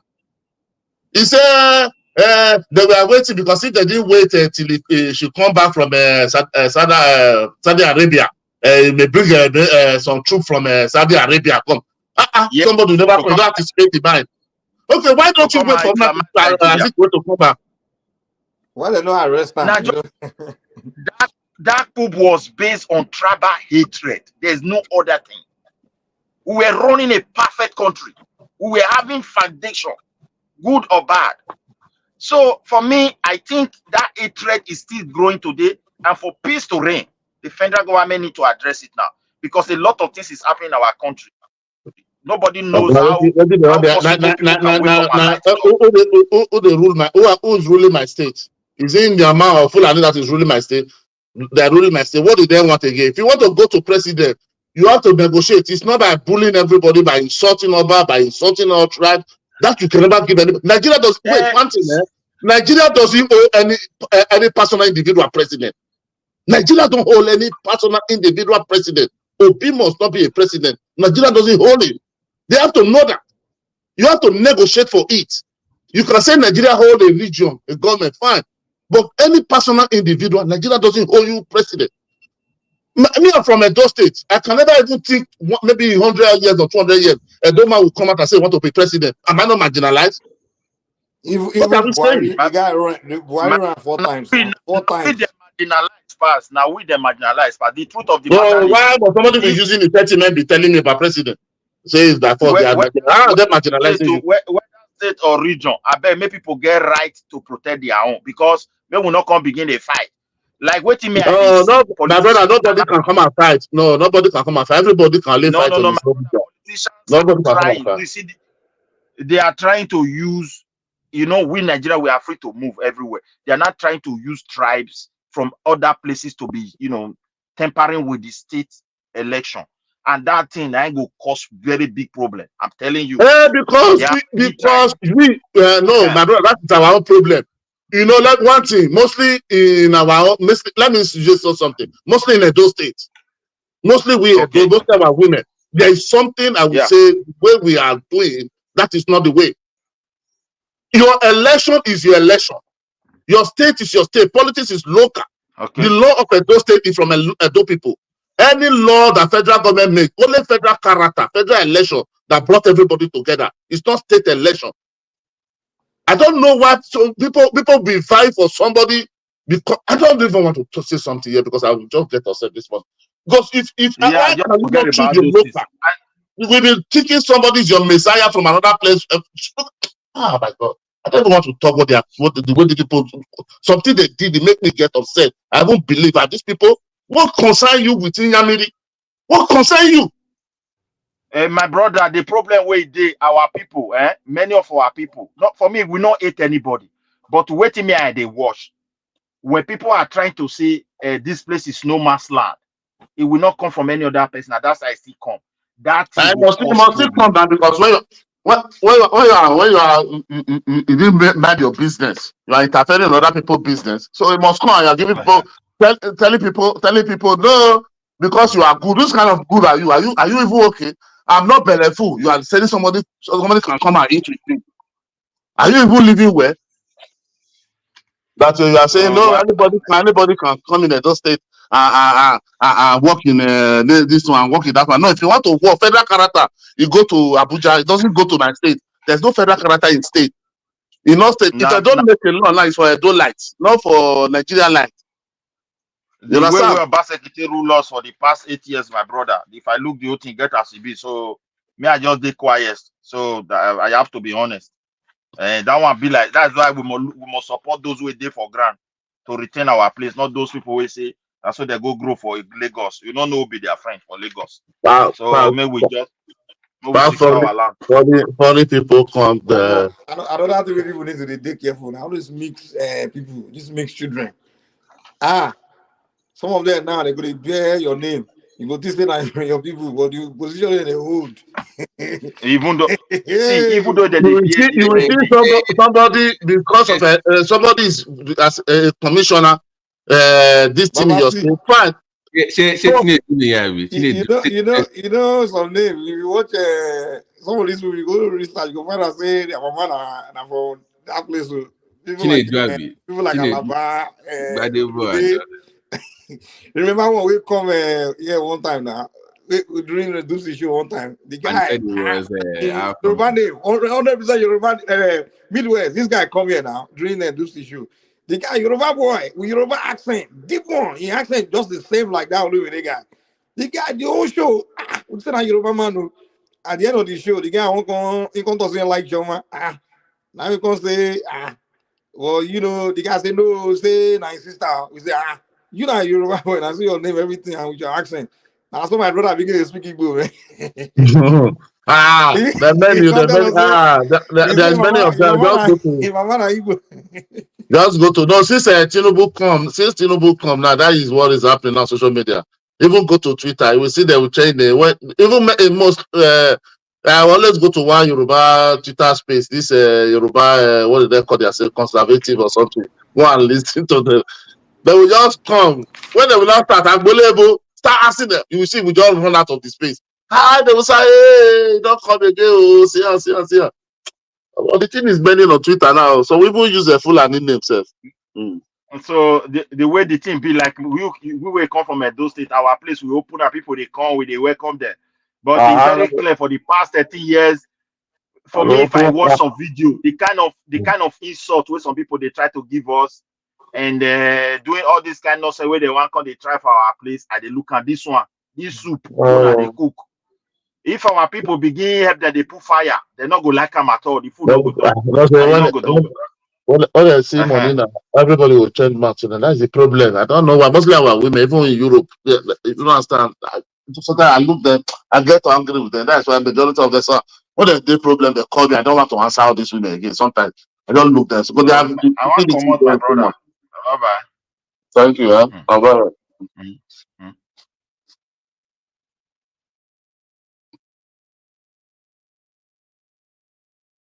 What father? It has gone to a different platform. You know, it never sleeps now. Our security experts. Are you still there? What security expert? Don't mind. Papa is telling us now to recruit. Doesn't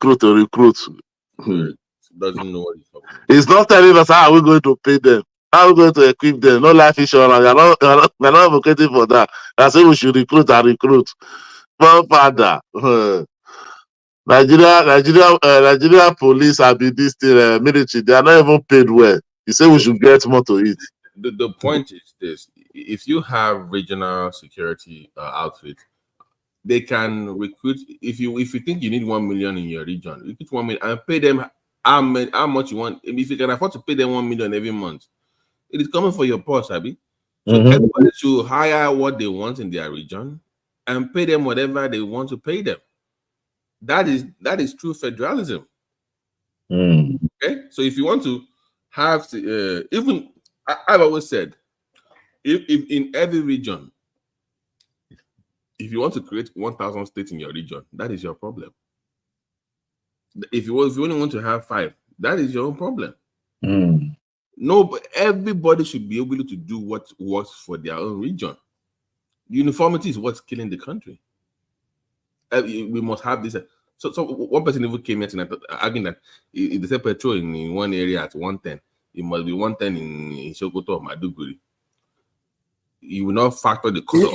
You know, when everybody has No, different... you see, I have this argument. This was, the platform. But I think remember either last week, somebody was saying, they are selling petrol in this in Lagos, in Kano, they are selling this thing. I said, well, what are you talking?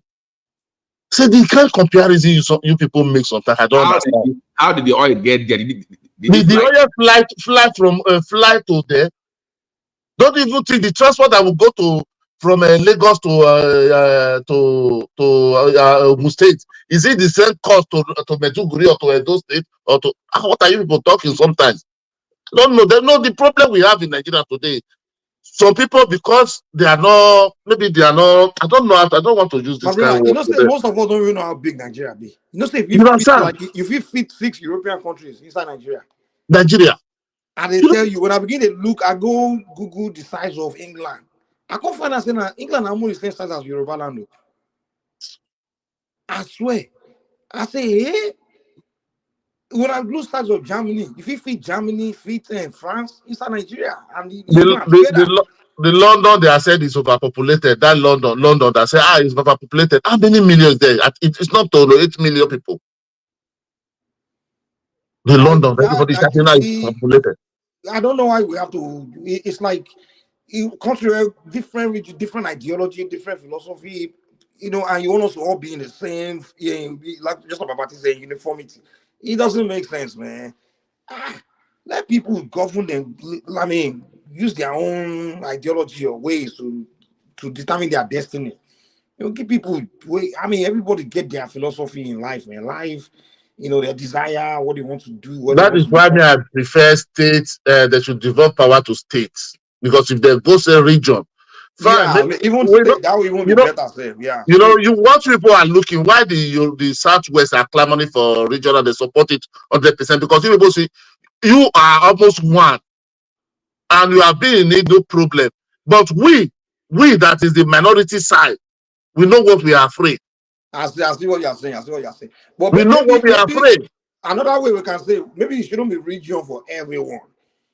We can just say, I mean, in fact, the way they were constituted in the beginning, like, okay, a group of people can determine, like group of ethnic group can come together and determine that, okay, we are one region, that kind of thing, or we are one state, or we are one, people should determine that. You know what I'm saying? Everybody have different reasons why they want to. But Mike, now, for example, Mike, let me give you one scenario. See, for example, that they say go back to regional. Okay, they say, okay, we have created 4 regions before. Midwest be there, which become a bender later become bender, which is beneath data. Okay, they say, okay, go back to Midwest. Do you think data will be able to join with Benin those states again? No. Impossible, because why? Honestly, me, I say regional. I think a lot of we Yoruba, when we say regional, we're just thinking of ourselves. I think that's the mistake I'm making.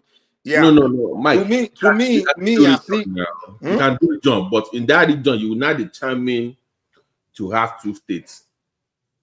So the point is that you can still go back to your Midwest region, right? No. Yes. Wait, let me finish. I understand what I'm trying to say. No, Mike, wait 1 minute. See, for example, now you say Midwest, come back to Midwest. Midwest is about 12 tribes, but maybe this thing 2 states. That is a Delta and Benin. Today now, look at what is happening in Delta. Some parts say the Igbo say some part belong to them. So do you want to say that Delta that was Midwest people should come back again? That's what they are telling you. Carry more problem for head. Yeah. They are telling you now tomorrow when you finish the region, and they will come back and say, no, this land belongs to us. They will invade you first and the Benin. Will that suffer consequence? of the age or the plan already be calculated before the Midwest region. They will support. You understand? So to me, when I usually mention region, I don't mean go back to old region. That's not what I always consider as region. Now, me, it's more like though for the Southwest, even with the Southwest, me, I just want more like, you know, maybe Southwest can have region, but everybody else, it doesn't have to be the whole region. It can just be, it can be states, like you said, or just however people want to do it, they got to determine for themselves. But what I mean, I want more is more of autonomy, like ethnic autonomy, kind of, or group of people's autonomy, kind of thing. But the idea of just one like central, the country is too big, and the philosophy and the belief system of everyone is just different. no, we have to do like America. That just every state have its own autonomy. That yeah, is we can do it like that too, but I still don't, you know, yeah. Maybe, to me, I can settle with the state having autonomy, but then with the Southwest, it's still gonna, okay, how can Ogun man no say this man we there now from Osun or now from Ondo, you know, so he's still gonna end up being region for the Southwest. You know what I'm saying? But me with the Southwest, we have a way of life. You understand? We have tradition, we have customs, and it's just dying with this Nigerian thing. To be honest, it's just dying. I mean, and many of us want to preserve it. Like, yo, we have a way. Our children now not even know some. You know, do you know this girl Thames, this musician? Yeah. She said she don't even speak Yoruba, man. I say here. She's forming so for that to work, we need that regional government for us to preserve our own culture and tradition. We have to preserve it now. I mean, where this thing is dying now? Because if you go to South to the South now, just go and do opinion poll there. Nobody will say. I don't think 70% will support this regional government, because when you will not tell them, because problem will come again. The Southeast will say no, it was former Eastern region. All those people should come back to Eastern region. And those people, when they say no, what will happen? No. You can have, you're going to have referendum now. That's not like, as a matter of fact, in the proposal for regional government, Kwara, Kogi, they can actually vote to either stay in the north central or join southwest. Areas can actually vote of what they want to belong to. It's not like they're going to force them to join. Yeah, no one will be forcing anyone. People should. It's all referendum now. You will vote where you want to go. That's how it works. So when the referendum did favor some parts, maybe give them only 5 or 4 states, then they will not say that. No, you have to factor Nigeria factor into it. Who told you you're only going to have 6? Some people is telling you they have 13 states. So where's the 13 state coming from? So if somebody is telling you it's anywhere the title rapper is already in millions of people's mind. Oh no. But that is one person's opinion. Like, for instance, now if you say somebody that's to rapper and it must be Igbo, that those people in that area in Delta will then vote if they want to become by Southeast or they want to stay where they are. Those Ika people, we have to decide for themselves. They're forcing them. They are forcing them. So meet one Ika today, go talk to be Igbo. The another one go say no be Igbo. Those one. Those people. If you see some Equator, they will say some they be Igbo. Some will say they not be Igbo. If you see some Delta Agbo, they will say they be Igbo. Some will say they not be Igbo. See the thing. So automatically, when it now come, okay, they say okay, let's settle his drivers vis-a-vis. They don't do it. Do you so by tomorrow maybe the part, you know, human the part, because one thing me I always look at. When I only look after the British left 1960, the independent, after they now left with all their military, why is just those only 5 years of 6 years just the British left? That kind of bloody coup happen. This thing have been planned, have been concentrated for years. Can I ask Mike a question? Mike, those in Kwara, if they give them the referendum to vote, and some part of Kogi to join Yoruba land, will they vote yes or no? I don't know. From there, no, even those in Kwara, that one is very easy now. No, the Yoruba, there's still be 5 local government there. Maybe only those one will just join the Ibadan there. Yeah. The Yoruba part of the that's my point. Yeah, they will try to. I don't It even was know not- why they were carved into Kogi in the first place. I need to. that was a I mistake, really man. want to That was a political BS, man. But that's my point. They should have the power to say, okay, because they have one advantage, Mike. Take this out. When it's time to pick the president or vice president, those Yorubas in the North Central, nobody will pick them, because if they pick them, they say, they are still Yoruba, even though they are in the North Central. So that is the issues the Saraki is having, because even though it's not central, when it's time for his party to pick him to run for office, they say, no, we know you are. Yeah, not someone like you know me, like you know. Yeah, but you see, but you see Yoruba. So when it's time for them to benefit, they become Yoruba. But when it's time for them to sacrifice, they become not central. Not central. In any way. They are vote for North Central. But when they time for the they are calling Yoruba. No, yeah, see Yoruba. Sorry, we can't vote for you. Yeah. So what's the point of them staying in that area then? No, but those side road is very easy. You know, so maybe they want to go back to the region. It's very easy because Yoruba would not even have to drive so much. Even the people there will not drive so much because already there's about 6 local government in Kwara. You understand that is Yoruba, and so that one is so easy. They'll just say, okay, just demarcate it, go. Maybe the little one is in the other local government can say, okay, I'm living there. That one it will not be forced. It's just counting. But that local government that is already know that the culture of Yoruba, the same tradition, everything is already there already. Those ones will just easy to carve at first, you know. So that will not be too much debate. But if you come like Delta or Agbo, the too much complication will be there. Some will say no, some will say yes. Now look at what is even happening. Okay, if we don't have the regional government and somebody already be hiring all those cannot, all those oil, those gas, all those bias, all this protect particularly side that the resources, that fight will come again. It will not last another 3 years. Because when you start sustaining, you start looking, this thing is done. Join Biafra and bang now. Just join Biafra and save yourself the trouble. Biafra is not a country. There's nothing like Biafra there now. Let the country come now. That is why you tell those people. Not me join Biafra. I'm not Biafra. I didn't know anything. I didn't know the name. So some people they claim Biafra too. That's what I was telling the other guy now. That is what I'm saying.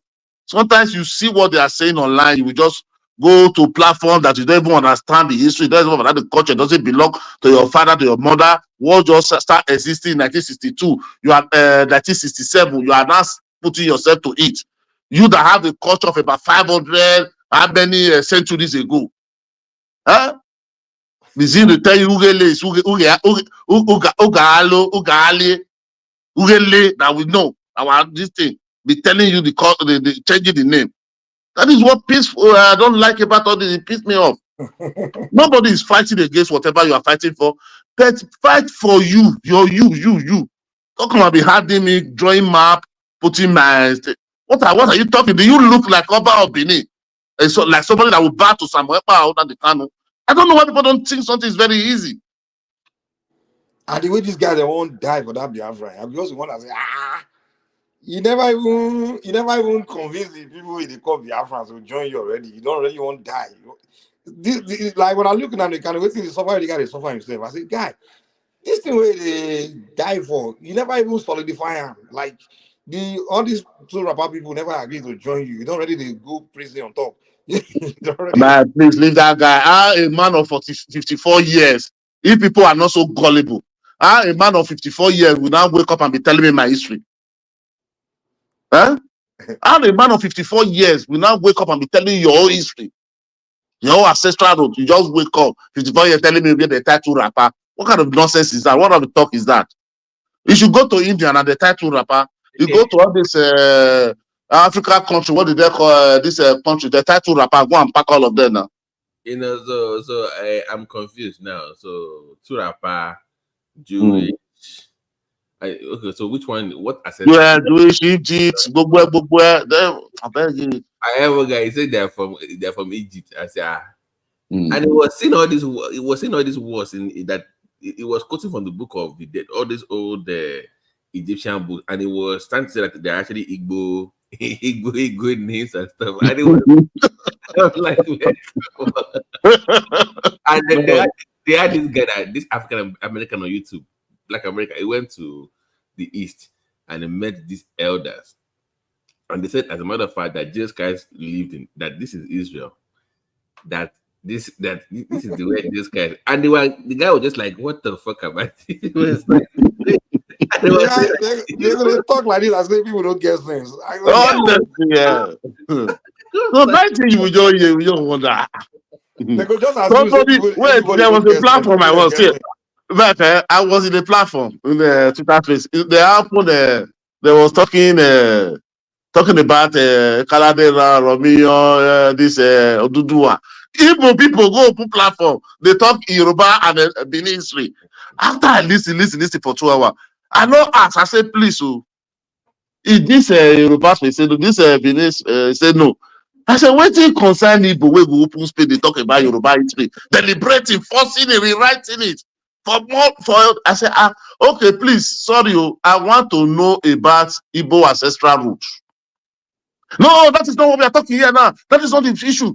I said, okay, you are discussing somebody's history. Not what, discuss your own and let me know. Not the one where they vex me. When people they talk about them, they go come here, come to see why they talk about them. Why not they talk? Even some of these comments, they say, why they talk about people? What? I said, no, go any other go online right now. Go look who they talk about who. 9 out of 10 of the video of people talking about people. Now Igbo people they talk about other people. You know, like you are the one talking about everybody everywhere. But then when people start talking about you, you don't like it. Well, it's become a problem. No, don't talk about them, but let them talk about you. You just quiet. That's the job. Talk. By the way, is it true that Peter Obi is considering becoming vice president? No, you have debunked it. I went to Twitter handle the next day. You have debunked it. Okay. I watched the news, even that news central itself, because there is a place that the signal went off. Maybe that is where they changed the story. Because I watched the interview live in news central. He didn't say when they were asking, but what unless all this news, maybe they want to say, I don't know, but they didn't say something like that. He said, I'm ready to work. I'm ready to work with anybody who have the same ideology with them, who want to build Nigeria and learn. You don't understand? I'm not ready to work with those who want to, if it's for state capture. Yeah, but that is what he said there. I don't know how they not say it's one time. The issue is that this is the issue. Obviously, it can't pick that anymore because that one has no value politically to win him anything.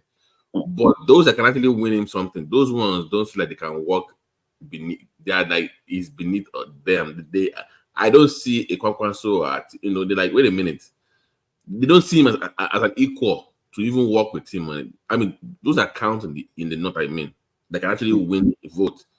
They don't want to work with Peter Obi in the north unless he's willing to be their vice president, and he doesn't want to be a vice president. So I don't know where he goes from here. I don't know who he's going to pick from the north. No, don't speak for him, but this politician don't want to be a vice president. I've never said it. He don't want to be a vice president. So no. I mean that for those people that actually matter, that actually that even lost his own word. No, don't forget about that. Forget about that. That is not. I don't think they're going to make that. Will be that again in 2027. I don't think that one. Even though they are going to come with that one, maybe they are going to go. That 2027 is not going to work. Honestly, I'm sorry. I'm not. It's their right to fight for any office, any higher office. But that one is not going to work because I don't think that they are going to remove Tinubu. That is number one. Number two, and even though they're going to merge with Atiku, how is that going to work? So because Atiku now will come and remove a Satana, for what? No, that one will never work now. Carry Malu vote now. And it will look bad because it's like, man, you're so desperate, you are going to be deputized Atiku to kick out.